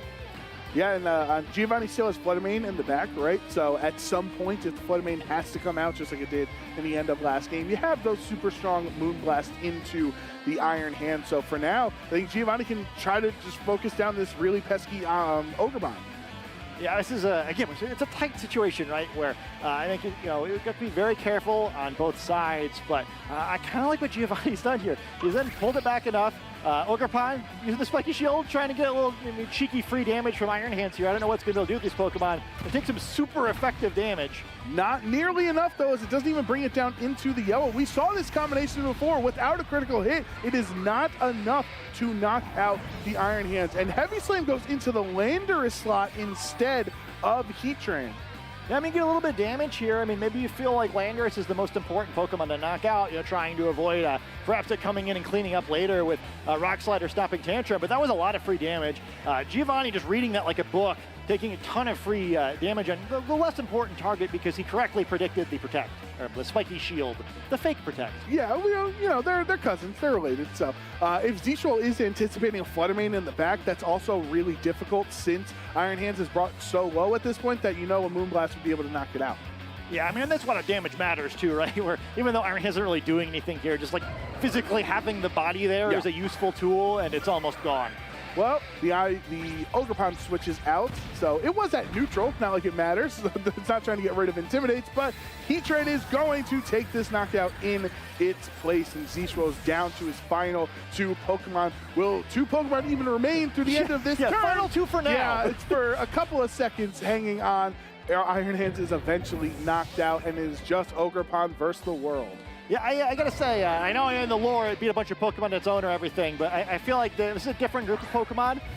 They're more likely to understand the type chart, and yeah, things are looking a little bleak for Ogerpon. Zichu's actually played a pretty good set, but Giovanni had a couple of turns that were just so dominant this game, and now he has a huge lead. Yeah, 3-1. He hasn't even shown his 4th Pokemon in this match. That's how dominant it's been. There is Stomping Tantrum from Landorus doing some solid damage. Ivy Cudgel has a tendency to crit. It does not get one there against the Landorus, so doesn't knock out. And the Earth Power follow-up, at least somehow, whatever doesn't get knocked out next turn can KO Ogerpon. Now, Landorus is going to move first here, so it'll be all he needs. And yeah, that's going to be a very decisive 3-0 victory to move to 2-1 in this set and make it to day 2 in this competition. Yeah, congratulations, Giovanni. That was really shows the composure that you need to have as a trainer and great sportsmanship on the stage as well, because game 1 did not go your way. 3 times in a row, you called the spiky shield turn wrong and targeted yourself and knocked yourself out. So you can understand how difficult of a position that could potentially be for somebody. So to have the mental fortitude to come back and win game 2 and game 3, and be excited that you're going into day 2. Yeah, I thought by far his best game was that 3rd, right? It was a very clutch performance where, even the 2nd game, it was like pretty even. Either side could have come out on top, but Giovanni had a couple of big turns that game. I think he just felt like he was reading the game really well, always had the right Pokemon out in the field at the right time, and it was really that Heatran that felt like it was the difference, right? These 2 trainers had very similar teams, but the Heatran, his side, just always felt like it was doing a little bit more. 2 Terra Fairies on the field to start the game, and they didn't really interact with each other too much. It was kind of everything revolving around each other besides that one Flash Cannon. But Zishro losing his terrestrialized Pokemon, and usually when your Terra goes down, sometimes it's really tough to come back from, especially since the Iron Hands, we really did touch before game 3, Scott, about how Iron Hands is in a precarious spot against the Landorus and Fairy-type Heatran. But Zishro thought it was going to help him out, but unfortunately kind of somewhat of a dead weight in game 3. Yeah, I thought what was pretty cool about that too is we saw in both game 2 and game 3 the Heatran on the other side not only kind of just wall out the Iron Hands, but pick up knockouts with Flash Cannon. I think that's a move we almost never see. Like, a surprising amount of Steel-type Pokemon don't typically know Steel-type attacks. Maybe better this generation than ever because of Flutter Mane, but 2 non-Flutter Mane Pokemon getting knocked out by Flash Cannon during the set. Not just Flutter Mane that is affected by it, and I think probably in both cases those were like the decisive.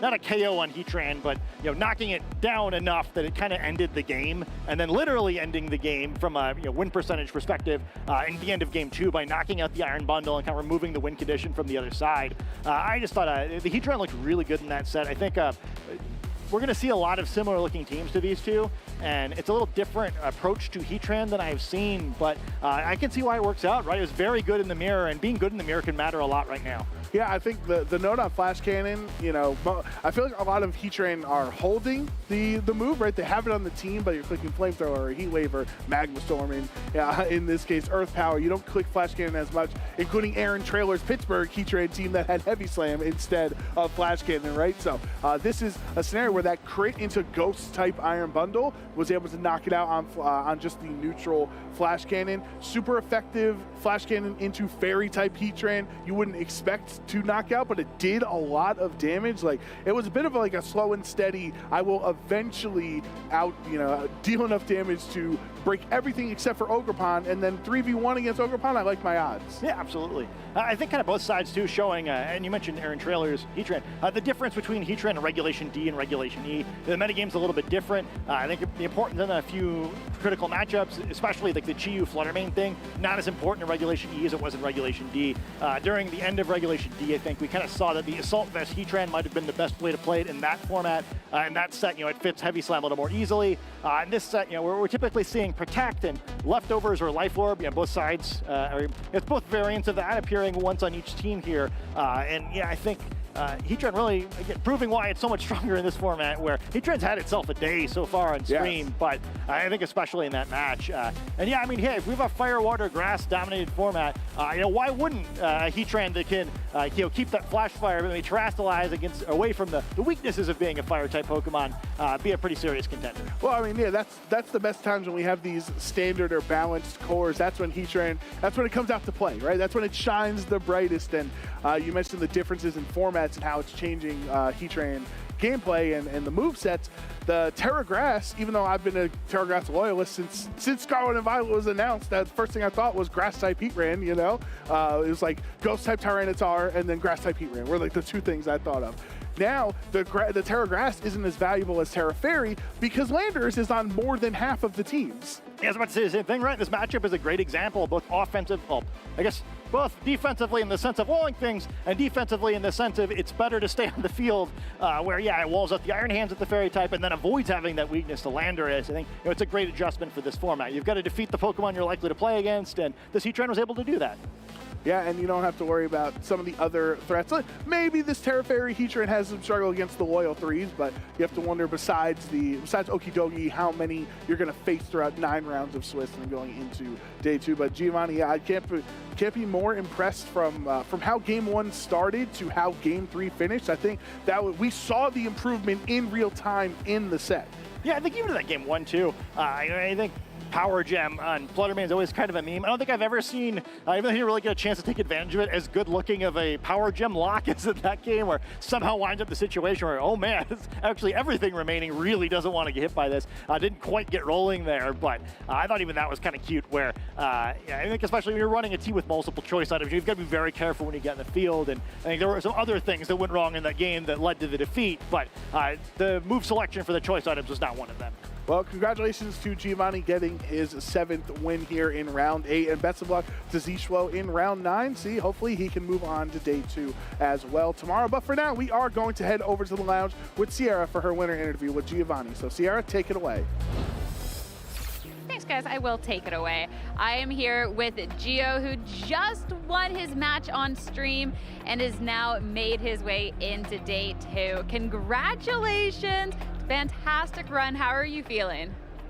Thank you so much. I can't believe I make day 2 because yesterday I was feeling really non-confident about my team and about my performance because, it's kind of new format and I didn't know what really was going to be the format, so what people was going to cook. So I was kind of nervous and I said, okay, it's going to be what has to be. So at the end, I didn't expect making day 2, but here I am. Well, then that's amazing. You made day 2 even after you're unsure. Great stuff. Speaks to your skill as a player, especially to this match. You lost that first game, and the second game was really close, but that third game, you is so strong by you. What adjustment was made by you in that game 3 to take that win? After losing the first game, I thought that I needed to control my opponent's team because he has a very fast offensive. And in the first game, I realized that his Landorus was even faster than mine because I could fast Landorus. But yeah, that really took me surprised. But then I really found that if I get rid of Landorus, my Heatran has a really good matchup. And in the game 3, when he started with Heatran, I was like, okay, his Heatran doesn't have how to hit my Heatran, and if he Thera, I can flash cannon his Heatran. So yeah, I was thinking that I think I can do this. Just try to keep my Landorus in the back if the Ogerpon come in, but I think I did it really well. It was a great game. It was great stuff. One Pokemon that we didn't get to see on your team that you did bring to the event was Roaring Moon, which is up and down sometimes. Have you found that you've brought it to a lot of games, or are you sticking with the other core of your team? Actually, Roaring Moon is precisely the one mon that I'm doubting about because, to be honest, I just picked it in one round and I lost that round. It was my only loss.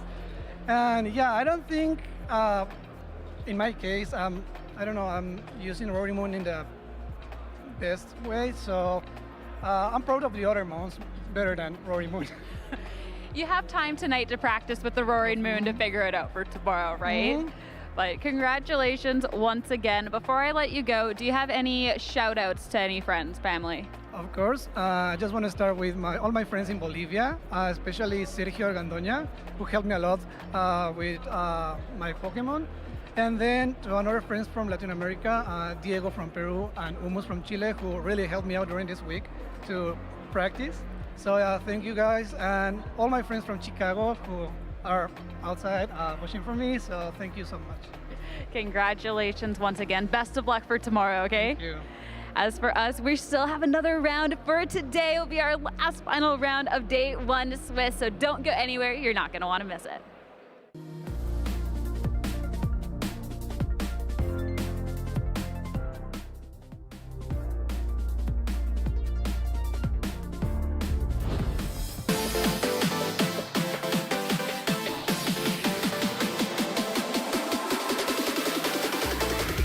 If I had one tip for a new trainer to the game, I would say it's to build relationships. And you rely on others for tips and advice to become a better trainer and improve on yourself to become better at the game. I'd say the main thing that really comes into it is like 3 important things. Having people that are like solid that you can practice with. Also, you know, being very disciplined when you practice, trying to really just improve the most you can. And the final tip, honestly, is just have fun. I feel like when you're enjoying yourself, it's a lot easier to just grow from your experiences and you get a lot more out of playing. Play your own game and don't be discouraged by the results. If you stick with it and stay consistent, you will improve and really enjoy the game. Look at resources for Pokemon Go PvP, whether that's content creators that can help you learn the basics and the fundamentals of the game, like your move timing, like your typings, and just having fun with it, not being too hard on yourself. Practice as much as you can so you know your team well going into a tournament, and in the end, just trust your instincts and trust your gut in making those decisions. It would be applying a growth mindset, especially during your practice. Look back, analyze your games, think about what you could have done better. There's a lot of variables in Pokemon, and there's like a lot of what-if scenarios, so you have to go back and analyze your games, otherwise you might make the same mistake again. You should take everything one step at a time. Don't think about top 8, don't think about winning. Think about the game ahead of you, set your goals realistically, and focus on your game. Don't focus on anyone else's, don't focus on anything else. Just play your game and have some fun.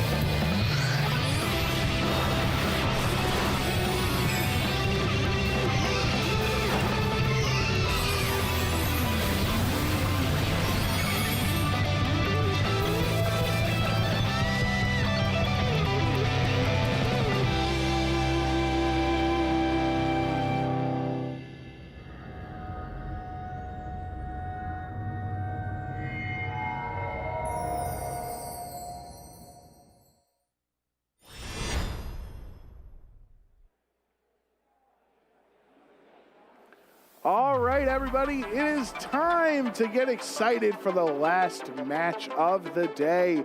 Round 9 of the Peoria Regional Championships, day 1 here in Peoria, Illinois. It's been a great day. We started our stream in round 3, and we've had so much fun. I'm Joe Brown, joined by Scott Glaza, and we've got one more best of 3 to go till we see who all of our trainers are that made it to day 2. Most important sets of the day, right? Either you playing a win and in, or you're playing for championship points, perhaps, where the players with 3 losses right now could still matter to be 6 and 3, or maybe your players, one of the lucky few who are already at 7 or 8 wins. It still matters a lot, right? Playing for that better position tomorrow. Yeah, as we said earlier, Riley finished day 1 9-0 in Pittsburgh, giving a lot of momentum going into day 2 there against the other top trainers. But I think it's time, as we wait to get our match set up, Scott, I think it's time we do what everybody does when they're just trying to kill time, and that's browse social media. So let's take a look at some posts online. Use the hashtag #PlayPokemon. Make sure we can feature your posts online. This is from Ashby, watching at Play Pokemon VGC Regional Championship while competing in the Kitakami Prologue simultaneously. Kitakami, that's a hardcore format. Yeah, I mean, only the Pokemon from the new Pokedex are permitted, which takes out most of the key defensive Pokemon, and that makes things a lot of fun. Imagine Ogerpon likely pretty good in that one. Yeah, I think it's Ogerpon and 5 other Pokemon is your choice there. But thank you, Ashby, and best of luck. Here's our next one. Ask and you shall receive. Rose and Gabby wanted cute fan art of Blood Moon Ursaluna, and they sure did get it. Yeah, I love it. It's awesome. So cute. Yeah, this Pokemon does not look like it's about to shoot its weird death laser thing at any opponents. Instead, enjoying a nice day at the park with little Teddy Ursa there. Yeah, it's like holding back the laser rage, just trying to enjoy a nice little day at the park. But so great job by Liz, and I know Rosemary and Gabby are very happy about that one. Here's our next one from KCG8 Streams. PSA, this Bulbasaur has lost their trainer at the Peoria Regional Championship. Oh no! They are waiting for their trainer at table 336. Please spread word so this Bulbasaur can get back home. Somebody get back to 336 pronto! I mean, the good news is trainers brought Bulbasaur to the competition. That's likely about the right table for them to be at, so maybe they'll just meet up with each other by chance. Oh man, that is savage, Scott. Let's move on to the next one before we hurt any more Bulbasaur fans' feelings here. Here's another one from Solivanti13. Eventful day 1 of regionals, found tons of new plushes and watched some intense battles. Speaking of new plushes, I don't know if you saw, I did earn a new plushie this weekend as well, my Emolga. You win that through a gym battle, Joe? Yeah, something like that. A battle of pride. How about that? just that Sierra. I'm very proud of that Emolga plushie. And look at all the people out here in the event. As you said, this venue hall is massive. So much going on. So many, gigantic levels of a tournament here in Peoria. Yeah, it's been a lot of fun. Yeah, I got a little chance to walk around the halls between our matches. And yeah, it's hopping here. Now let's head on to the next post here. We got some cosplays going on. Pokemon Crossroads. Some cosplay spotted at Peoria Regionals. That is not Lou Chromie. That's actually Pokemon Crossroads cosplaying. Yeah, it's another fantastic cosplay, by the way. But yeah, I'm just really glad that I feel like in the more recent games we've gotten some characters that have inspired such great cosplay, right? Yeah. Where I don't know, the character design just feels like it's been a little fun lately. I'm glad to see some people taking advantage of I guess the opportunity to express themselves through cosplay and doing such a great job. Yeah, everybody, if you ever cosplay at an event, you show up, post that photo. Use hashtag #PlayPokemon. We would love to showcase your post here, seeing how the Pokemon community interacts with each other. We're 11. Let's keep it going on here with our last one. Girl Power TCG, all the girl power in Peoria. Taking a fun group photos. I feel like group photos they're some of the favorite parts of regionals because you all work so hard collectively together that regardless of the performances and who wins and who loses, you still feel like a team. Yeah, good to see all them together. And yeah, I think there's one thing if I could do different in my own playing career, it's being better, but actually taking the group photos of people where, it's such fun memories. I think kind of like looking back and it's good to memorialize that, get the whole scrapbook thing going. Well, I think it's interesting you bring up taking photos because I thought you played so long ago it had to be oil paintings. Yeah. I mean, that was the problem. We had to pose for a really long time while the caricature guy, it's a lot of work. All right, so we're getting set up for round 9 here, and I do have a question question for you, Scott. I always think this is fascinating. Like, let's say from Giovanni's perspective, he is currently 7-1. Obviously, 8-1's better than 7-2, so you have some wiggle room. Let's say you're in game 3, just a hypothetical scenario. You've got to play turn 1 that can either win you the game or lose it for you in game 1. You have that wiggle room. Do you just go for broke, or do you still play it safe because that 8-1 is so much more valuable than 7-2? And what should you do, or what would I do? I guess both. Yeah, I mean, I feel like realistically, I mean, the game matters, right? Like, you know, the last round today, the first round tomorrow, they both count for 1 win, right? I mean, it actually kind of matters a lot to start out with a better record because it makes it much easier tomorrow to have a strong opponent's win percentage. Unlike your record that does reset, so starting out with a higher record just kind of like tends to put you in a better trajectory. However, I think most players tend to do the opposite. I think if I was playing in round 9 of Swiss, especially that scenario, I might metagame it a little bit where people are tired. Tired people make different decisions, right? Like, well, maybe I'll just flip this coin and go get dinner, right? And yeah, I think I would probably try to call that sort of move a little bit more in round 9, especially once both of us are safe than I normally would. And I think you'd cash that check more often than not. And it also depends, right? If you're friends with whoever your round 9 opponent is, you might be a little more playful banter back and forth. You want to play out the set and have fun since you're both guaranteed. Compared to if someone you don't know, you want to be respectful. You don't want to go crazy on them or anything like that. So there's obviously various factors that would determine your play style. But I do think. It's probably not a shock to you, but I do think I would be the go for broke strategy. Like, I'm already in a beneficial spot that I'm guaranteed to day 2. So, like, if I lose, it's not the end of the world. But if this play works out, this sick hype play, I can tweet about how this cool, I made a cool terror read and, you know, and I won it and now I'm 8-1. I feel like I would go for it. I feel like you'd go for it too. I don't know. I mean, I guess we'll cross that bridge if the hypothetical bridge if we ever get there. So we're not in the city of bridges anymore. Yeah, that's true. That was Pittsburgh. We're in the city of Peoria. I mean, sometimes you just got to play to have fun, right? I mean, that's why we're all here. I don't know how many times I see players play on stream and like, I think they'd probably have made a safer move were they not on stream, but they're trying to have a little fun out there, and we all appreciate it. Hey, it's just a game at the end of the day. Yeah, for sure. So it's definitely going to be very exciting in this matchup. I think we have it selected. I don't want to spoil it for anybody else, so we're just going to hang out and get ready because these are always our winning in scenarios are always the most fun we can have. Loser goes home. You still be confident or happy, I should say, not confident, but happy that you'll earn championship points at the 6-3 rate, but it's definitely not what you want. Yeah, it's a tough loss to take, right? Where being that close definitely makes it hurt more. I mean, I think all these trainers can know, they had a pretty good read on the game, right? And I think, win or lose, you're just a few decisions away from, making it to day 2, and then who knows what happens. But if you make it to day 2, you can just find out, right? You don't have to imagine. So, a pretty critical game. I do think, too, kind of looking at the pairings, I don't think we have them for you yet, unfortunately, but I was looking at myself because, I'm the main person I'm trying to entertain out here, let's be honest. And there's a lot of good matches this round. I feel like we kind of had like a lot of like that big names, so it seems sort of to avoid each other throughout most of the day at kind of an unprecedented rate. There's a few matchups that I think players were hoping for someone else. Yeah, I mean, this might have been the perfect Twitch chat Pokemon decision to take it out of our hands because kind of feel nervous whatever decision we don't make, right? Whatever matches aren't on stream, and not going to be able to experience those awesome battles between those trainers. And there were a lot of top trainers that were maybe 2-1 or 2-2 and fought their way into this round 9 and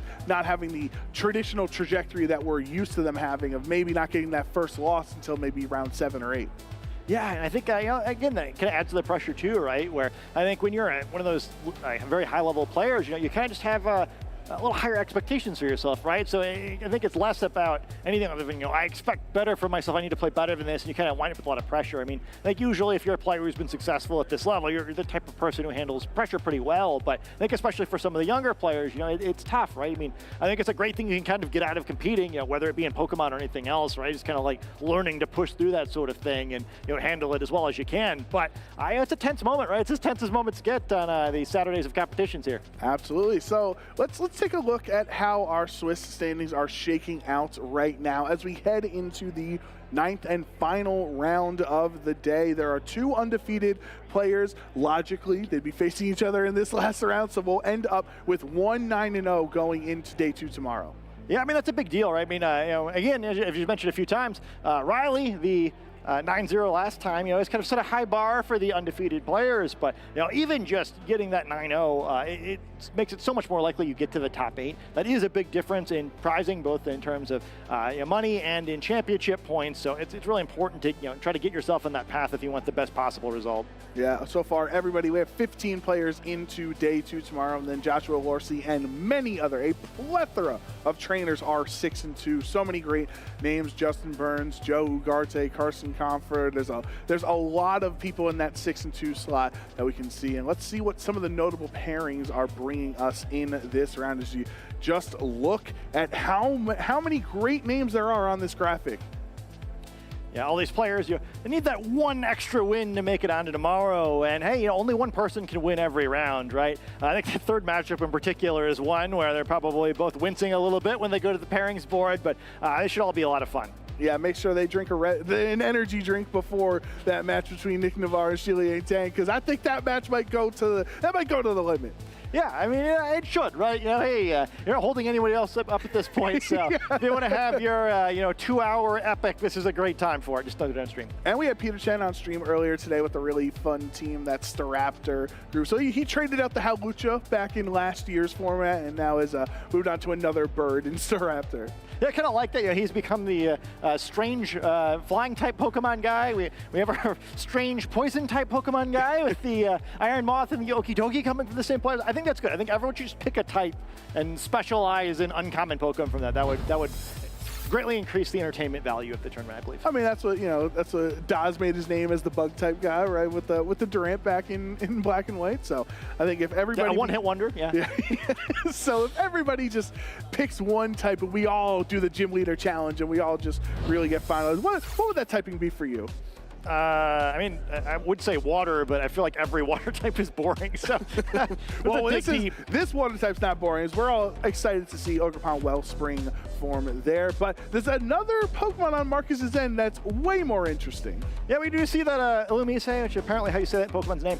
Yeah, I think it's a lot of fun. I'm kind of excited to see it. Where we talked very briefly about it earlier, but it's another one of those Pokemon with the Prankster ability. It also gets Tailwind, and then a bunch of fun support moves too. It's like kind of something in between Tornadus and Sableye. I think it's particularly good in this format just because usually the trade-off of a Pokemon like that is, well, it doesn't really have any offense. But since the other Prankster Pokemon in this format kind of don't have any offense either, you're not really giving that much up.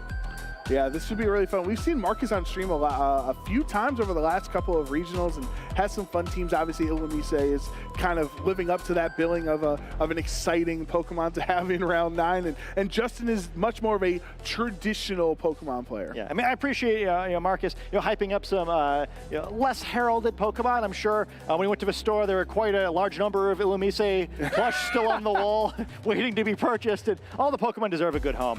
Yeah, but like you said, the flip side of the field, it's similar to what we saw in the previous round, right? That core around the Ogerpon, you get the Fire, Water, Grass thing, Landorus, Iron Hands. Justin Ting's always kind of been a player who plays, what he perceives to be the best Pokemon in the format, and I think this is a very good read in what that could be.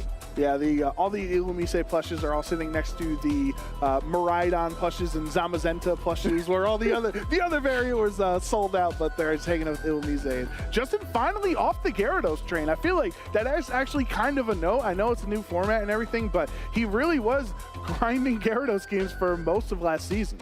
Yeah, I'm excited to see how he plays this, where I think this is a player. I think like the Rillaboom Heatran stuff is just so fun to play, where if you like the more defensive style, they're just so good at what they do, to hang around the field for a while positioning to get a good advantage. Landorus plays so well into that.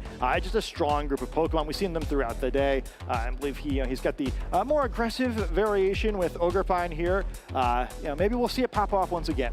One thing that I'm interested in on Justin's Rillaboom there is it does not have Protect, has U-Turn in that 4th slot instead. You think, oh, okay, 4 attacks, maybe it's Assault Vest. No, it's the Citrus Berry. So I think Marcus's Chi-Yu has a lot of area in this game as a fire special attacking fire type into Rillaboom. If Justin does not terrestrialize it, the Rillaboom could be in a lot of trouble. Yeah, Rillaboom's a tricky Pokemon to build in this format, where I kind of felt like the Citrus Berry build was the best version in Regulation D, but then you didn't have Grassy Glide, which is why I forgot about it briefly last round. Instead, you could find a fit Protect in there. This round, you still usually want Woodhammer because it hits so much harder than Grassy Glide does. You kind of get crunched, right? Do you give up U-turn? Do you give up Protect? Protect is what he's chosen to give up. You just have the Assault Vest elsewhere on that Iron Hands, and I think that's another tricky part of his archetype, right? I think it'll be fun to see how trainers build this Rillaboom, Heatran, Landorus, Ogerpon core over the course of this regulation, where you kind of want multiple Assault Vests in particular, and you've got to figure out, well, they can't all have it, so what's the most optimal way to build this? And let's see how much experience Justin Tang has against Illumise, right? A very old Pokemon, traditionally not a lot of competitive success, and Justin new to the scene and taking it by storm. So Justin's lead of Iron Hands and Heatran on his end. We're to the Illumise that we're so excited to see, and to Chi-Yu. Yeah, so this is a fun interaction here. The Fake Out potentially being threatened to the Illumise, but as you see here, Encore, one of the moves it can learn, if it's able to survive the turn, which, potentially a precarious situation against this Heatran, but if it's able to, could try to go for a lock into that Fake Out there, would at least force out a switch. Perhaps because of that, Iron Hands will either switch out or use a different attack, or simply trust its friend Heatran to deal with this problem for it. But then if you just give Illumise the free reign to click Tailwind, these are the mind games that we get into in VGC. If you're expecting the Encore on the next turn, you can give him a free option. And this option, at least for Marcus in game one, is to switch it out for later into a different, more conventional Pokemon in Landorus, intimidating both of Justin's Pokemon on the end. It's only really mattering onto Iron Hands, and there is a Terrestrialization. Yeah, they're likely going on the offense here a little bit. We see Heatran for the second game in a row, now in a different set with that Fairy-type Terrestrialization. And, it was a winning strategy last round. We'll have to see if it works out this time. Hey, might as well. Snarl is landing on both of them, really only mattering onto Heatran, as it will lower its special attack by 1 stage. So whatever attack it wants to go for is going to do less damage. Both Chi-Yu resisting it, but Landorus takes a critical hit. Snarl is just not relevant. That sure is a one-hit KO. That's a big one. Yeah, I mean, Heatran not going to mind taking the Life Orb recoil for that trade. And the Wild Charge, thanks to Intimidate on the Landorus switching, does not knock out Chi-Yu, because if that Chi-Yu went down as well, that could have been disastrous. Yeah, I mean, this is still really tough if you're on Marcus's side of the field. Illumise is cool, but one of the problems, it doesn't do any damage, right? You cannot get stuck with last Pokemon Illumise. You will lose the game, and he's not really done any damage yet. I guess the one benefit here is this, unlike some of the Chi-Yu we see, this is a Focus Sash Chi-Yu, so at least can switch moves, but this is just a really tough spot. Devastating with the critical hit there. I think that would have been a very positive turn for Justin anyway, but picking up the free knockout, I mean, that's just, creating through the special attack drop critically from the Snarl is a big deal. Yeah, we don't really see too many Heatrans one-hit KO things in general, right? Especially not on a super effective end, since that was just a neutral hit into the Landorus. But if you are going to focus offensively into attack and speed on Landorus, you are sacrificing that potential bulk, especially special defense-wise. So that is the risk you run when you don't invest into bulk and get hit by a crit. But Justin will make a switch on this turn, getting rid of the Iron Hands, and Rillaboom joining the field, setting up grassy terrain, hopefully trying to take advantage of a Grassy Glide later on in this match. Heat Ring will protect though, so no damage on this turn. Heat Wave, if it lands, this is always a risky position, but Rillaboom is a grass type, so he is not going to appreciate that, and there's no AV. It's a big knockout. It gets us even here, I guess, but I don't know if that was really a trade that both sides are going to be equally happy with. It does get Justin a free switch here. Needs to figure out how to deal with the Chi-Yu, but once he does, we then wind up again in that situation where, Iron Hands is facing down the Fairy-type Heatran. Yeah, and then if the last Pokemon on Justin's end would be the Ogerpon Hearthflame, does also have Grassy Glide in its move slot since there's a Rillaboom on the team. So, at least for the next 4 turns, Rillaboom will help its teammate out while it's on the bench because of that grassy terrain. Yeah, this is a tough spot. I mean, Marcus is just going to have to try to find anything that can get him back in the game here. So he's switching to Protect Me, hoping that Justin will make a move that allows him to get a free Encore off or something to try to turn the tables a little bit. Chi-Yu using Protect to stay safe. Its sash already broken, so pretty much any attack in that direction will be enough to knock it out. And there's the fake out. Doesn't matter until Illumise as it just switched in. And now you have the threat of the Encore next turn following, but never mind, you don't, because I totally forgot. It's super effective. Illumise gets knocked out before it does anything. Yeah, that's kind of the Olumise that we all remember from our Ruby and Sapphire playthroughs, where it shows up, it gets knocked out, and you kind of go on your way.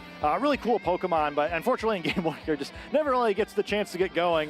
Heatran's been hanging out in the field since turn 1, and it doesn't seem like it's in too much danger even now.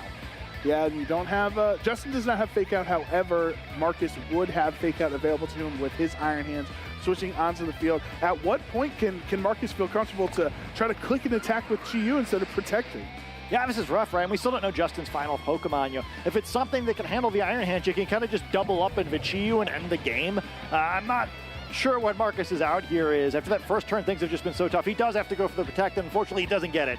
No, so this Chi-Yu is very threatened from an Earth Power, knocking it out, and now Marcus is down to just his Iron Hands remaining against 3 of Justin's Pokemon, so it's obviously an incredible uphill battle to try to win this one. Wild Charge into the opposing Heatran, not enough for a knockout. So you know on the next turn, it's going to have to take a double attack from these two. Yeah, and that's going to be tough, where Heatran, we've seen how much damage it's dishing out.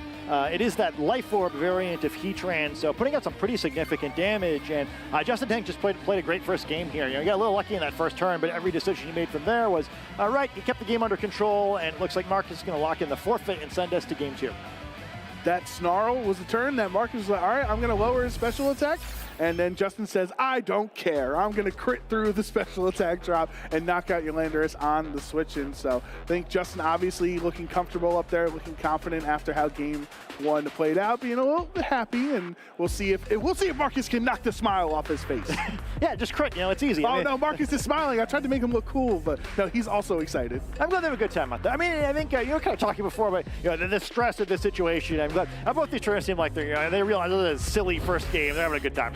I didn't realize how many Olumise plushes were on the stage. He bought the whole shelf, bro. Yeah, he bought the whole shelf. That was the first one hit KO. Look at Justin excited there. Marcus understanding, all right, that was, my Snarl was essentially irrelevant. Heatwave does actually knock out Rillaboom in response, as we mentioned, not holding Assault Vest, so gonna take the full brunt of that damage and just really difficult. We don't know what Justin's last Pokemon was, even if we anticipate that it was Ogerpon. He was still able to win without it. Yeah, I think it's great too. I mean, once you had that first turn, I feel like just inside the field, you kind of know you're going to win. I love that he maneuvered the game in such a way that he didn't have to reveal the final Pokemon. I think, it not being super clear to Marcus how Justin was planning for game 1 makes planning for game 2 even more challenging. So he got a win and then some. Yeah, I think obviously Marcus is going to want to get more value out of Olumise. That's definitely an understatement. Yeah, I mean, I assume when you have the whole shelf of Plex there, you're probably going to bring it to the battle. So he's going to have to find a lead combination that actually lets it do something, right? I think with a Pokemon like that, that's already limited impact. Having it switch out of battle and kind of be a hindrance on the team like that is really tough. Like, it needs to be able to stay out there on the first turn and not endanger its teammates. But once again, we're going to have the Heatran on the opposing side of the field. Heatran and Rillaboom is the lead on Justin's end, and Fluttermane with Marcus's Olumise in the lead this time. So he's at least swapping the strategies around to a different special attacker. Yeah, it's different for sure. I'm not sure if I see how Olumise is any more likely to survive the turn this time than last time. At least this way you could trade for it a little bit, but I don't think Fluttermane is super likely to pick up a one-hit knockout the other direction either. He could now. There's no fake out, so this could do a whole bunch of the Heatran. Will Olumise get its revenge? -2 special defense into Heatran. That's a really strong Shadow Ball, and Heatran is down. Justin loses it on the first turn thanks to a one-hit KO. Fluttermane already doing more work in one turn than Chi-Yu did, and never mind, it's just going to get knocked out from Woodhammer. Oh, God, Pokemon are falling down all over the field. Yeah, Rillaboom with that really strong Woodhammer thanks to grassy terrain being on the field. It does give both these trainers a free switch. At least Marcus has Iron Hands in the back if he wants to try to fake something out. Yeah, this is it's an interesting situation, right? You bring that in, try to go for a fake out, or play a little bit more aggressively with the Chi-Yu that we've already seen the devastating potential of the fake tier special attacker combination. And that's one of the cool things that Olumise can do that Tornadus can't, right? It's not just Encore. Chi-Yu is the choice, so Marcus will leave his Iron Hands in the back for now. There is the Ogerpon on the field for Justin. the very strong Fire and Grass type that has the ability to move first with Grassy Glide currently. Yeah, so interesting spot, right? It's hard for me to imagine exactly what Illumise is going to do here. Not a Pokemon I have ever sent out into battle. But I think you have like two pretty cool options for it. Right? I don't think switching is really viable, but you could go for a Fake Tears and try to nuke something with Chi-Yu, or you could just go for the safer Protect Tailwind if you think that your Pokemon can clean up the game. I actually don't think that's very likely. I think that like you kind of have to get a little bit more out of Illumise than just kind of going down for the team and getting the Tailwind off. So we see the Rillaboom switching out. What's going to take this powerful attack? Oh, well, that means we know Justin cannot double target the Chi-Yu to knock it out and break that Focus Sash this turn since he'll only have one attacking a move. Iron Hands is revealed, so Justin finally having to show off all 4 of his Pokemon in this game too, and that will obviously be the Terrestrialization from Ogerpon Hearth Flame, boosting its attack by 1 stage, and then now it is just a pure fire type. You don't have the grass typing anymore. These Ivy Cutters are going to do massive amounts of damage if it's allowed to. Fake Tears lands into Iron Hands, which will somewhat neutralize the Assault Vest, but it's still Assault Vest and resisted. That does hardly any damage at all. Here is the Ivy Cudgel from Ogerpon. Illumise fans, look away! Volbeat fans, look away, because it's not looking good. Oh, that poor Pokemon. It got another one-hit knockout in this game, and things are looking pretty good from Justin here. I've got to say, those Fake Tears were not convincing at all. It had like the XD emoji while it was doing it. I was not convinced it was crying. No, yeah, and now you don't really care about the special defense drops when it's just Iron Hands left, so most of the brunt of the damage needs to come from this Chi-Yu that still at least has its Focus Sash intact. Yeah, I mean, it'll be very critical again to see what that last. I guess we're kind of an interesting spot where, we've seen all of it now. This could be just a sacrifice here, perhaps. And I guess the fire types at both sides are in a pretty critical position now. Rillaboom switches into the Iron Hands position, but we did see a Heat Wave come out. So if it does land onto Rillaboom, it's going to be the same story in Game 2 as it would be in Game 1. But Protect or Spiky Shield means Justin doesn't take damage on the Ogerpon. Heat Wave lands onto Rillaboom and knocks it out. It is 2-on-2. This could be the Galaxy Brain do a tiny bit of damage here with that knockout, forcing Iron Hands to attack the Spiky Shield. Technically a better trade than last game for Rillaboom. But critically, though, I mean, jokes aside, it does allow a free switch here. So that fake out advantage has changed from one side of the field to the other.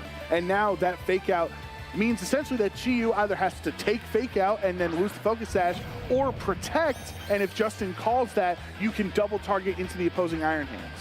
Yeah, I think that's almost for sure the play here, and I think it's a great time on Justin's side to be up 1-0 in this set, right? You can kind of feel a little bit more confident taking some risks.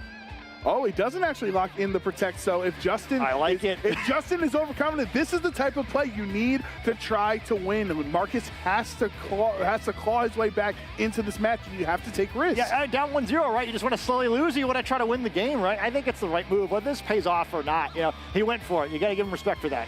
And Justin taking his time to decide, because this is obviously a crucial play. It's a hard decision. Will he make the safe play? Will he make the risky play? We know that Marcus went for the risky play, but what did Justin predict? We shall find out momentarily. But for now, Iron Hands will terrestrialize for Marcus. So now, as a fire type would resist the opposing Ivy Cudgel on the other end, but don't know how much damage Iron Hands can do here, especially he's not going to do any on this turn thanks to the Fake Out. But the Dark Pulse into Ogerpon does exactly half and gets the flinch. Iron Hands and Ogerpon are both flinched, but only one of them was guaranteed. Well, that is a huge turn. Not only is it avoid any damage coming with an Ogerpon, but keeping the Focus Sash of Chi-Yu intact is a big deal there.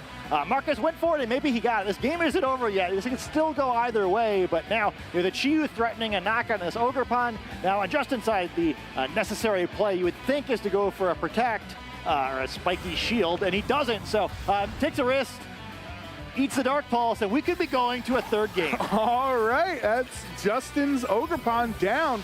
Just a Iron Hands remaining, and the Drain Punch from Marcus will do some solid damage in their okay amount. They will recover up a little bit with the Drain Punch, restoring some HP. But remember, the Iron Hands had its special defense lowered prior on by the Illumise in this game. So Chi-Yu just hangs on with the focus sash. Iron Hand's actually going to recover a lot there. That's a pretty solid amount of recovery from the Drain Punch, bringing Chi-Yu down to its sash. And if you want to go for a strong fire attack into the -2 special defense Iron Hands, I think that's the best bet. Oh, I think I just Dark Pulse it. I think I just want to get enough damage that I know I'm likely to win the one-on-one between the two Iron Hands. I think you can also kind of go for a cheeky protect here. You misses the Heat Wave, that's why you click Dark Pulse. I didn't want to say it, but you could also miss Heat Wave and do no damage compared to Dark Pulses a little bit. But it's all right. Everything's fine. Justin doesn't target it down. It all works out in the end for Marcus. Yeah, Justin calling the protect there and not getting it, but still, Marcus able to if he misses again, if he misses Heat Wave again, this is the most nimble Iron Hands I've ever seen. It's not going down on Justin's side, and honestly, he's beside himself right now because Iron Hands is a pretty big target for that Heat Wave to keep missing. Yeah, I mean, I think if we've seen anything from Chi-Yu over the course of this year, it's that you can miss any target. It's willing to rise to the challenge. And that could have been in your position on Dark Pulse. That could have been solid. It's resisted, sure, but solid Dark Pulse damage as well as the chance to flinch. At this point, you're going to knock out with one more Drain Punch in that situation, and maybe you're not. You've got to flinch because you've had 2 30% chances, right? Likely still going to end the same way, but a little scarier than it could have been. Yeah, definitely making us sweat a little bit more in the match, but you see just how low Justin's Iron Hands is at this point, so you know the health advantage is on Marcus's side, so he'll eventually win this Drain Punch battle. Yeah, I think there's no way, but even with like a critical hit here, this could flip. So, it's going to end the way we expected it to, but a little more exciting in this end game than maybe it looked like it was first going to be. Just getting the Heat Wave misses out of the way in this game so you can go into Game 3 already able to land all of them. That's how I would see the perspective from Marcus's end. That is a way to look at it. Yeah, I mean, I think I would love to see, someone just like track the average Chi-Yu accuracy on stream because this is about what we're expecting here. Marcus and Ilamise a little confident after that first game, perhaps, kind of enjoying the moment. Ilamise had a good game, we're talking down to it a little bit, but Ilamise was a big part of what happened there. That first turn mattered. I'm still a little, I don't know what the word is, disconcerted to see Ilamise on stream. It's definitely a win and in. It's a culture shock. I'm not going to lie to you. This is not a VGC Pokemon, Scott. This is fun. I think I wish that this happened more, right? Where there are reasons to bring this Pokemon, right? It's not like it's just a joke. It has a combination of moves that other Pokemon can learn, and we saw the effectiveness of it in that game, right? It never actually used the Tailwind, but I'm sure there's other matchups where that's more important. And the threat of it always changes how the decisions play out. Yeah, that fake tears into Shadow Ball on Heatran was absolutely massive because we've seen just how strong Heatran's been in the last couple rounds here in Peoria. So just so hyped getting the one-hit KO. Justin kind of shrugging, yep, you got me there. Yeah, they pretty much could have just left the one-hit KO text up on the screen the way the first few turns of this game were going, or both sides just trading back and forth very aggressively. I agree, Justin, like that. What is this game? And the Ogerpon with the Ivy Coach. There were some back and forth turns here. You're really having to decide as we get to the end of the latter half of this replay here. Once Ilamise was knocked out, do I protect from the fake out, or do I expect to protect and target down the other slot? There was still a lot of decision making to be done. Yeah. Chi-Yu making a good decision there, deciding to hit that one Heat Wave, which is the only one that really mattered, thankfully.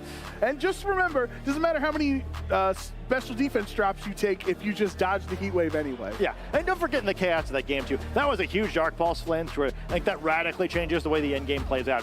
The game is probably over from the moment that happens, but still making a great call to use the Dark Pulse and Ogerpon here, finishing the game off. And at that point, even if you miss Heat Wave twice in a row, you've probably got it in the bag. Yeah, so Marcus does come away with the victory, and we are moving into the Game 3 slot. So do you think this is a spot for Justin to be like, listen, a lot of funky things happened that last game. I'll stick with my 4 and just try to win traditionally? Yeah, I 100% take it till the final second on Team Preview if I'm Justin here. Let's try to get the mental reset, and then, I guess somehow I think the lesson in that first game is not to disrespect Ilamise, but we don't see it on the field this time. It's a nice little switch up for Marcus here after kind of trying to show Justin the first 2 games he's always going to lead in. 2 fire types on the field for Justin, Heatran and Ogerpon Hearthflame. Landers loves to see this. Yeah, this is a very good lead for Marcus, I think. He kind of conditioned Justin a little bit. And like, this is still very unsafe, right? It's not like this is a free turn or anything, but potentially Landers threatening a bunch of damage on either of these Pokemon. You could go for like a Spiky Shield and Ogerpon and terastallize the Heatran or something if you really want to go on the offense quickly, but I think that's committing way too much. You're sort of in a position now where maybe you do go for like a safe double protect / Spiky Shield and then try to move from there, but he's pretty pinned. It's a really nice lead from Marcus this time. He should be able to have a positive damage trade either this turn or on the next turn. Yeah, going down to the wire there on his decisions. Marcus taking all that valuable time to figure out what is the best play. There's so much on the line right now on this turn. Iron Hand's coming in. This is not very screw-upable where if you don't get him any damage on the Iron Hand slot, it threatening fake out the next turn really turns things around. Fake out from Iron Hands goes into the Heatran Protect, so doesn't really do anything there. No valuable damage, but the U-turn from Landers does give Marcus some pivot potential. So I don't hate it then. We're not really trading any damage, but at least now you get to make the choice of like, well, I'm going to pick my most advantageous Pokemon, so he's not going to fall at least too far behind here probably. But yeah, it's a sort of weird spot, right? I mean, I feel like you kind of have to bring Flutter, but instead it's the Chi-Yu coming in. Maybe either going for a Protect and a Switch here, or trying to get some cheeky damage off. We saw how aggressively the end of the last game was played, so I don't know, maybe Marcus looking to take a few more risks, try to pull out a flashy victory. And knowing that Flutter is the last Pokemon on Marcus's end, that means Illumise is not brought to the most crucial battle of his life, and the plushies on the stage are very upset. I mean, they're all just like the Illumise and the team. All they can do is cheer for their friends now. Yes, so the Snarl, if it lands, and if the crit doesn't negate it like it did in Game 1, can be very important into Heatran, because obviously Chi-Yu cannot safely click fire attacks while Heatran's on the field. Yeah, the one advantage of having Chi out here, it does kind of force this terastallization on Heatran, where there's too much potential damage coming from the other side of the field, either from a Dark Pulse or from Chi-Yu's partner. So we see, once again, this Fairy-type Heatran seeing if it can close out a set. Chi-Yu, once again, not going for the Protect, and this time getting punished. That Focus Sash is broken, and the Earth Power follow-up into a double target means that Marcus's arguably best Pokemon helped him so much in Game 2 is now gone in Game 3. Yeah, things are looking scary. All of a sudden, this Drain Punch is going to hit the Heatran for very little damage because of the terastallization, and Marcus is looking like he's in trouble. He had such a promising start with those leads, but in just a couple of turns, though, he's down a Pokemon and kind of in a troubling board state. And now we're seeing him deliberate between Fluttermane and Landers. You kind of want to save Landers for when Ogerpon's back on the field, right, to intimidate it, but you kind of can't when you have the Iron Hands on the field right now that you can hit with a Stomping Tantrum. Yeah, Fluttermane's just going to get knocked out if it gets sent out this turn, right? You'd have to knock out Heatran before it responds with a Flash Cannon in return, so no choice but to bring the Landorus out here, and again, Justin's kind of in a position where he's got pretty good control of this game. Yeah, so right now, Justin with the Pokemon advantage right now, 4-3, has not revealed that fourth Pokemon. We know Ogerpon Hearthflame is looming in the back, waiting for a moment to come in and click Ivy Cudgel onto Marcus's team. Will it be coming back out onto the field this turn? No, Justin revealing that fourth Pokemon. Rillaboom just really happy that she used it on the field to Heat Wave it on the switch in. Yeah, we've seen it get torched in a bunch of games the last 2 sets, but maybe this will be the set where Rillaboom finally gets some work. Doesn't have to deal with the Chi-Yu, and this Landorus already out in the field, going to have a hard time intimidating it as well. Yeah, and not only just Rillaboom doing work, but also setting up grassy terrain for the Ogerpon in the back to have priority, making it faster than the potential Fluttermane looming in the back on Marcus's end. So not too much damage from that Drain Punch, but Rillaboom is in safely. Yeah, I love this combination of Pokemon too, right? Where having the grassy terrain out to help the Heatran also makes a big difference. It's a pretty tough Pokemon to remove. You have to dedicate a lot of resources. If you try to chip the Heatran down, the actual healing from grassy terrain over a few turns can make a really big difference. I think Marcus has to play this really carefully. He's been very aggressive so far this game, and it hasn't paid off for him. You have to keep taking risks, but he has to find the right risk, right? He basically has to make, the next time he makes a big read, he has to get it. I don't think he can afford to fall any further behind. And even at the bare minimum with the Heatran recovering HP from grassy terrain, not only does it make it harder to knock out, but it's essentially negating the Life Orb recall that it's taking every turn, because it doesn't even out, obviously, exactly, but it's still keeping it healthier than it would be without grassy terrain. Yeah, we'll have to see what happens here. I mean, this is a really tenuous turn. This terrestrialization from the Landorus is going to allow it to do a whole bunch of damage, but it's going to have to find the right targets from here out if he wants to win the game. Terra flying from Landorus, but the fake out goes into Iron Hands. Nice little critical hit for a little bit of extra damage, but Landorus with his Terra Blast doesn't target Rillaboom. Instead, the Fairy type Heatran takes that like a champ, does not get knocked out. Heat Wave hits on both, brings Landorus down to under half HP, and it looks like there is not a burn on either of them. I was worried for a second. Yeah, that would have been devastating, right? But even the way it plays out, Heatran gets a bunch of damage down. Landorus is that flying type Pokemon, not going to recover any hit points from this grassy terrain, and we're in an interesting spot here, right? Certainly Landorus this time healthy enough where it's not going to be knocked up by a now resisted grassy glide, so you kind of have to figure out how to do just a little bit more damage if you're on Justin's side of the field, right? And this Heatran now has been such a dominant position the whole set, but finally really looking threatened here. You also don't want, on Justin's end, you don't want to take so long before you can get Ogerpon back on the field, because these are a finite amount of grassy terrain turns for you to take advantage of.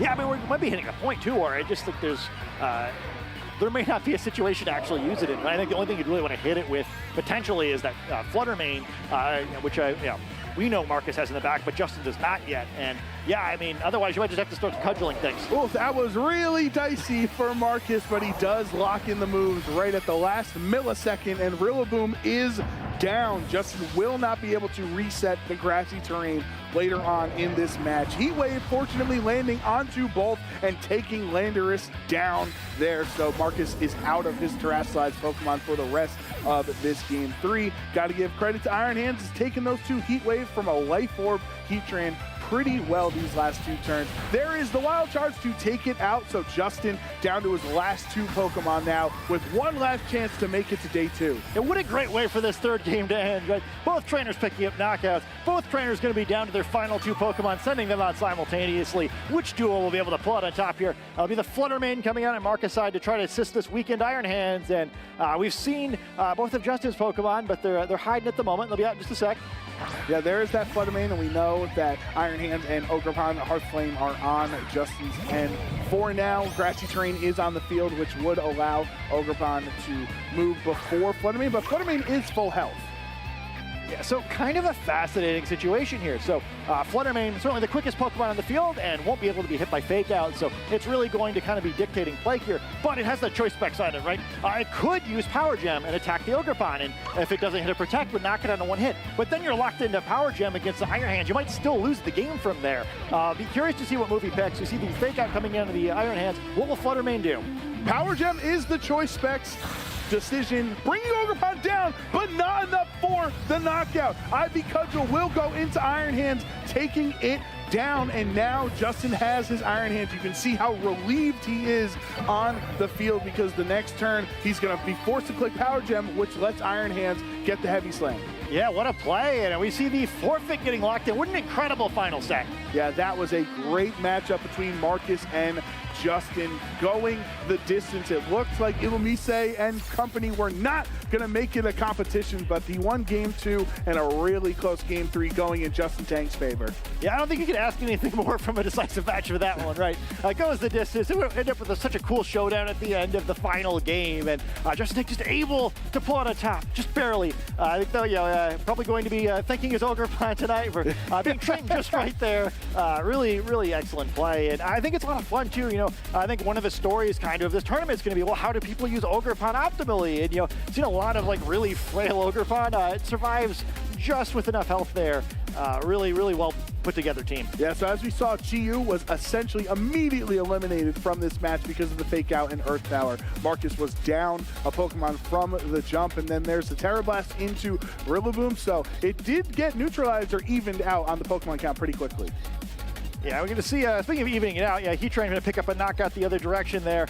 Fairy, Terra-type Heatran looking so good the end of Swiss. Yeah, for sure. It's definitely the story of the day, at least for you and me in these last couple of rounds we've seen. Look how clutch that Ogerpon is. Justin didn't get karma for critting in the first game because that crit Power Gem would have been enough to knock it out.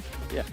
And in some ways, what an appropriate way for this to end. You know, the old king of the format, perhaps in Fluttermane, facing down Ogerpon, just not quite able to do it. The new, I guess the queen of the format has come and able to lock in a victory there for Justin Tank, who will be moving on to tomorrow. And what's so impressive about specifically that Ogerpon Hearthflame usage from Justin in that set is he was not terastallizing it. And many of the super hyper aggressive strategies are just terastallize, get the attack boost, and click Ivy Cudgel. He essentially had to win without that simple strategy. He had to switch it around, Terra Fairy Heatran, and Rillaboom setting up to recover HP and different things. Like, he didn't just have to do that simple play that so many other trainers would have fallen into. Yeah, I think that's kind of just going to be what we see as trainers evolve in this format, right? Where, Ogerpon is powerful, right? But first of all, it's not Urshifu, right? Where I think it does just naturally require a little bit more finesse, using Spiky Shield at the right time, finding the right opportunities to use whatever your third move is, be it, Swords Dance or Follow Me or anything else. And also just, taking the right damage where he didn't need to be terastallized, right? He did enough damage in that form to pick up the knockouts he needed and get to the right point in the game. I think he did a really good job of navigating that. One of the cool things about this team is you see the double fake out, right? It's the second round in a row. It kind of saw the fake out cycling. Not really a thing we've seen a whole lot of lately, in large part because, Fluttermane had been the strongest Pokemon in the format and you can't fake it out. But now that the spotlight's a little bit off of it, proved to be a very powerful strategy. And let's, while we're here, giving credit to Marcus making it to round 9 in Peoria, let's give a little shine, let's give a little spotlight to the Illumise that he brought here. Obviously, there were a couple that made it very far in the tournament. It'd be exciting to see if any of them did make it into day 2, but you could definitely see that it's not just a silly Pokemon. There is certainly a strategy attached to the Illumise. Yeah, I think it's a really tough matchup for the poor Illumise here, where since it doesn't have Protect, it really doesn't want to deal with Fake Out. There's 2 Fake Outs on the other team. I think the fact that Marcus managed to win even the one game using it was pretty impressive. I think he probably made the right adjustment in game 3 that this team matchup just isn't going to work, right? And who knows, maybe he plays game 1 and 2 differently if he's not on stream, but all the more respect for I'm the Illumise guy, I'm going to bring this Pokemon. But it looked great in game 2, right? Where despite how difficult that matchup was with multiple Fake Outs and multiple Fire-type Pokemon on the other team, you're able to orchestrate a really critical knockout that eventually snowballed to him winning the second game. Well, we are ready for our interview, and if it's one thing as we sign off, Scott and myself, for the day, we know that Justin might have to work on his autograph game, but we know he doesn't have to work on his Pokemon game because he's one of the best players in North America winning that set, and he is in the lounge right now with Sierra, ready for his winner's interview. So Sierra, take it away. Thanks, guys. I'm here with Justin Tang, who just made his way into day 2 here in Peoria. How are you feeling? Oh man, it's been so long since I've been here. I lost the winning in at Pittsburgh, and I lost in stream at Pittsburgh as well. And I kind of had a dry streak. If you don't count Beast Coast from last week, and I kind of ran the similar stuff. And it just feels so good to finally break the X3 curse. It's been like 4 straight regionals, 4 straight events, and so happy. I'm so happy. Oh my God. It almost looked like the curse might happen again though, because that second game too, for example, crazy. There's the flinch, there's all of this stuff. So then what are you thinking then heading into this game 3? Yeah, so the game 2 was pretty big. Of course, Heatran was really a big part, that role. And I figured, I'm not gonna die to Fake Tear Shadow, right? I dropped. And probably the safest way was to Protect because Heatran was such a key piece. And of course the flinch at endgame as well. There's the flinch, the miss. Honestly, this was a great set. Honestly, playing with a friend, and I don't think I've laughed more in a set. Even though Marcus has been trying really hard recently, and I know he's been shooting really hard, and I know that in Toronto he's gonna kill it. And it's just really unfortunate we have to face here. But I know that whenever we face again or in the future, it's gonna be in day 2, for sure. So yeah, just really tight, and one of my favorite sets I had today, for sure. Was it the craziest Pokemon that you've gone up again? Because there's a couple crazy ones. Yeah, probably. This is my first. Okay, so me and Marcus have been talking. Me and Marcus actually worked on this team together, the one I built. Okay. Me, Marcus, and Shilang, and there's a bunch of people that helped on it. But he was on that train for a while, and then he ended up switching out to help out with another group to use the bug. And I was a believer, but I was also skeptical. And after seeing it work, it does work quite well. And I think that, since Whimsicott's not in the format, that this is the best thing we get. And, Prankster will always be good. Prankster Fake Tear is especially insane when you pair it with Fluttermane. One-shotting Heatran or Shadow Ball should not be legal. This was my first time using it too. I got crushed at Worlds. But yeah, the set was just wild. I didn't really know. I kind of just winged it because it's not a matchup like I knew he's running it, but I'm not gonna prep for him for the most part. You know, we're friends. Yeah. So, but yeah, came with no expectations, won, and we made day 2. So feeling great overall. Yeah, especially too. So you came in midway through the season last year, Yeah. and like one of the biggest explosive starts that anybody could have had. You win a regional, you take a break and just hop 16-1, and you win another one. Yeah. But this is your first time where you actually get to play through an entire season. So how are you feeling about that with the whole season ahead of you? Like, what are your goals? Yeah, so last season, of course, I had a great 4 events. I top cut 2, won those 2, top cut Milwaukee, and top 6 in Charlotte. And after I kind of had just a dry 6-3 streak for 4 events straight. And that really killed my mentality quite a bit. That was probably the lowest I've been in this game. And it really did hurt. And at that point, I was like, oh, wow, maybe it was just a 4-time thing. Maybe it was just all luck. And I think today I proved that it wasn't just all luck. And that this game just has so many variants and that anything can happen. And my goal, was to day 2 every regional this season. Of course, Pittsburgh, I lost to win in as well. And it just means so much to win this one, to prove that I can still do it. So, and it's only the second one of the season so far. Only the second one of the season, yes. Yeah. And then last but not least, we do need to be bringing up these allegations that Joe Brown was tossing around. So he showed it off on stream earlier, I think. I know. Your signature, because people are asking for that on cards, and it is lacking. When are you going to do something about this? I will learn. I should learn how to do cursive. I was never that kind of guy. I was like, you know what? Cursive is overrated. I'm just going to do my own thing, and it looks not good. And your own thing is just a single J and a single T and the calling quits. It makes it unique. Everyone else does this swiggle, and I got a little JT. So, I mean, make fun of all you want, okay? But yeah. Whatever works, whatever works. Right, sorry. For realsies now, we'll see you in day 2. Thank but you. before we see you there, is there any final shout outs you'd like to give? Yes. I would like to shout out Sheeling for making this team work and just believe in the squad. We had, before Beast Coast, we had so many different errors and not knowing sure if this was the call, and this was the call. I've never had much more success on a team in practice. It's a team I almost know in and out, and I'm really proud to make it work and go to day 2. So special shout outs to Shi Lang for helping me, and just everyone else also helping aside. Marcus again for being a good sport and also helping in the original project. Also inspiration from Chuppa. Chuppa is a very similar team. He also helped out a little bit. Zach Carlson is also a big part, and Jesse Romo also helped out a lot with this team. Thank you again. Well, best of luck going on in day 2. As for us, that is all it for day 1 of our competition. We're going to be taking a short break before we wrap up our day.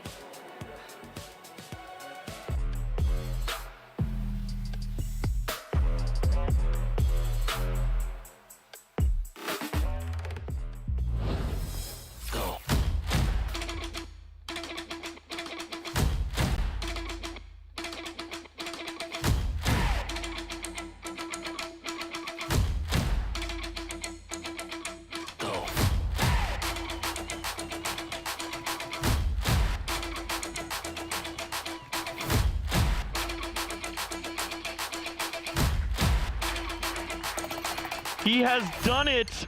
He has taken all 4 hemispheres of the globe, and he is the Latin American International Champion. That was the missing piece. It's something I could only dream about. I'm absolutely speechless. That is it! JW Naldo is your first Latin American International Champion here. It looks like that is a knockout. Jakobovic is your first ever Oceania International Champion. Wow! What does? He is able to secure victory and become the first player in Pokemon Go history to win a regional and an international championship. This win, I've always wanted to show that I'm one of the best, if not the best, player in North America. Like, honestly, no words to describe it. Like, this experience has just been absolutely amazing. Ainda estou sentindo a sensação de ter vencido. Então, estou muito feliz. Ainda não caiu a ficha. Piper Lapine closing out here, winning her 2nd regional of the 2023 season. Justin Tang winning his 2nd regional championship. My goodness. The back-to-back champion, Luminion V, into Boss's orders, brings back up a Crobat V for the knock. Definitely pretty excited. A little bit lucky for sure to win 2 regionals in the same year, definitely. It feels really good. It feels great, it really does. we're kind of reaching like this culmination of old and new. We're seeing a lot of good players like Paul Chua, Nick Navarre hitting their stride again and again. Like they just do it time and time and time again. This is it. The battle is over, and Paul Chua becomes your 2023 European International Champion. Winning EUIC means a lot. I haven't been able to win an international. Being able to finally get past second place feels pretty good. But we're getting a lot of new players as well, like Justin Tang, who just kind of pop up, and they're incredible. Justin Tang, your Knoxville Regional Champion. First regional competition that he has competed at, and he's taken down the entire thing. I was confident in my skills to do well, but I now expect to go it away. This is my first play Pokemon tournament. I didn't think I had a chance at winning. And this is my first competitive regional. Winning a regional is undescribable. Of course, there are competitors I'm worried about facing. The most notorious one is Sander. He's always bringing these crazy control decks. I'm worried about facing Yuichi because he's really good. Kingsley, Prince, Edison, Robert. I didn't face him in this tournament, but Valiant Bish, I have no idea how I'll hold up against him. He's definitely one I'm watching out for. I'm always worried about facing Tord again. That is always an experience and will be always difficult. I'm not really worried about facing anyone, because I think I can beat everyone. Denting Grob and Emi Riddle. I'm definitely worried about facing Gabriel Agati. I'd be nervous about hitting Isaiah Bradner. Justin Bakari. Probably Luca. Justin Tang. I think I'd be nervous going up against Caleb Gedimer again. I'm confident in my abilities, but I know there's going to be 100 plus of the best players in the world, so it's going to be really tough. All the trainers have just scaled up their game. The competition has just gotten so fierce. This has made me so excited to get to Worlds. Winning Worlds would mean the absolute world for me. After getting second in 2018, winning would absolutely be amazing. Winning Worlds is everything to me. I really want to be the best player that's ever played this game. I think you have to be a little bit crazy to think that you can win the World Championships, but I am a little crazy. So it would be breathtaking to win the World Championship. I've won a regional. I've won an international. Worlds is the last thing I have on my list. Winning Worlds means I can submit myself into the history of Pokemon Go forever. Winning Worlds would mean everything to me, you know? So I'm going to try my best at Yokohama to hopefully maybe win. I just feel like I'm going to have so much fun. What a great day one of competition we've had here in Peoria, Illinois. Our second NA regional, and it is not disappointed so far. Every match today has been fire. We're even just coming off of that fantastic match with the little bug that almost could in the end with the Illumise. Like, this has been crazy. It's been an amazing day so far. The fact that we were able to kick it off with such unique teams that didn't include Ogerpon, and then we ended up getting all of the Ogerpon in the world was really exciting just to see all the spice that people were bringing to the table. Yeah, it shows that there's a lot of opportunity in the metagame right now. You know, we saw some trainers experimenting with Trick Room. We saw some trainers experimenting with the Ogerpon forms. You know, which one do they want to run? Do they want the fire? Do they want water? Or maybe even double grass coverage, which I don't think we've seen yet. But I think someone's planning to, you know, figure it out and make it work. And that's what's always the most exciting part for me at the beginning of the format. 100%. And of course, you at home watching through the competition, we want to know what you thought of our first day of competition. So make sure to be using that hashtag #PlayPokemon over on X. And of course, if you missed any of the matches, you need to go back and watch them over at YouTube/Pokemon. And of course, if you missed out on just the action today in general, you're wishing that you were here in the hall. You were here, you're the one competing. You want to maybe bring this double grass core that Gabby's talking about. You, of course, have so much opportunity to do so over the season as well, because hey, we're looking at Peoria. This is only our second NA regional. There is still so much more down the line. That is so true. I mean, take a look at the different locations that we have for the North America circuit. We still have, I think, like 10 more regionals, plus we also have the international competitions. I'm not going to do the quick math on that one, but we are visiting some really exciting locations with our first international coming up very soon in Sao Paulo, Brazil. Also, our next regional is just next week in Sacramento, California. So if you want to compete there, you really got to figure out your game plan as it's coming up. Yeah, these regionals are coming up real fast. Get those flights booked, get everything figured out. It is going to be such a great time. But before we wrap things up, I know we did our predictions at the beginning of the day, and we picked, like, you know, the boring meta stuff. We've gotten to see a lot of spice today. What spicy Pokemon do you think we're going to see take it all the way tomorrow? Ooh. I need to double check all of the teams that made it through day 2. So I'm waiting to see like the full results. You're not going to go with your heart here? But I would really love to see a Sylveon win it all.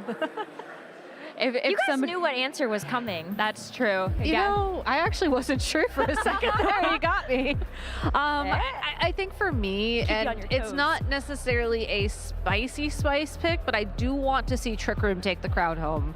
You know, I think that Ursaluna Blood Moon has shown that it's an incredible Pokemon in the format right now, and I would love to see it plus Trick Room take the crown.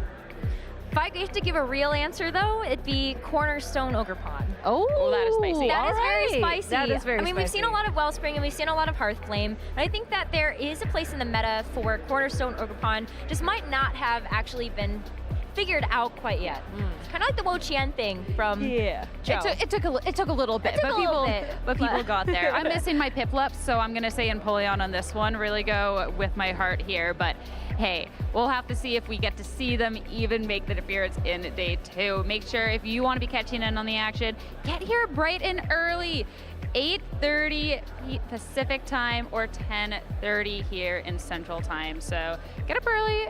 You know, have some water, enjoy some Pokemon. It's going to be a great time, but I think that is where we're going to be ending things off for today. It has been such a blast, our first day of competition here. Cannot wait to see you all tomorrow. Have a great night, everyone.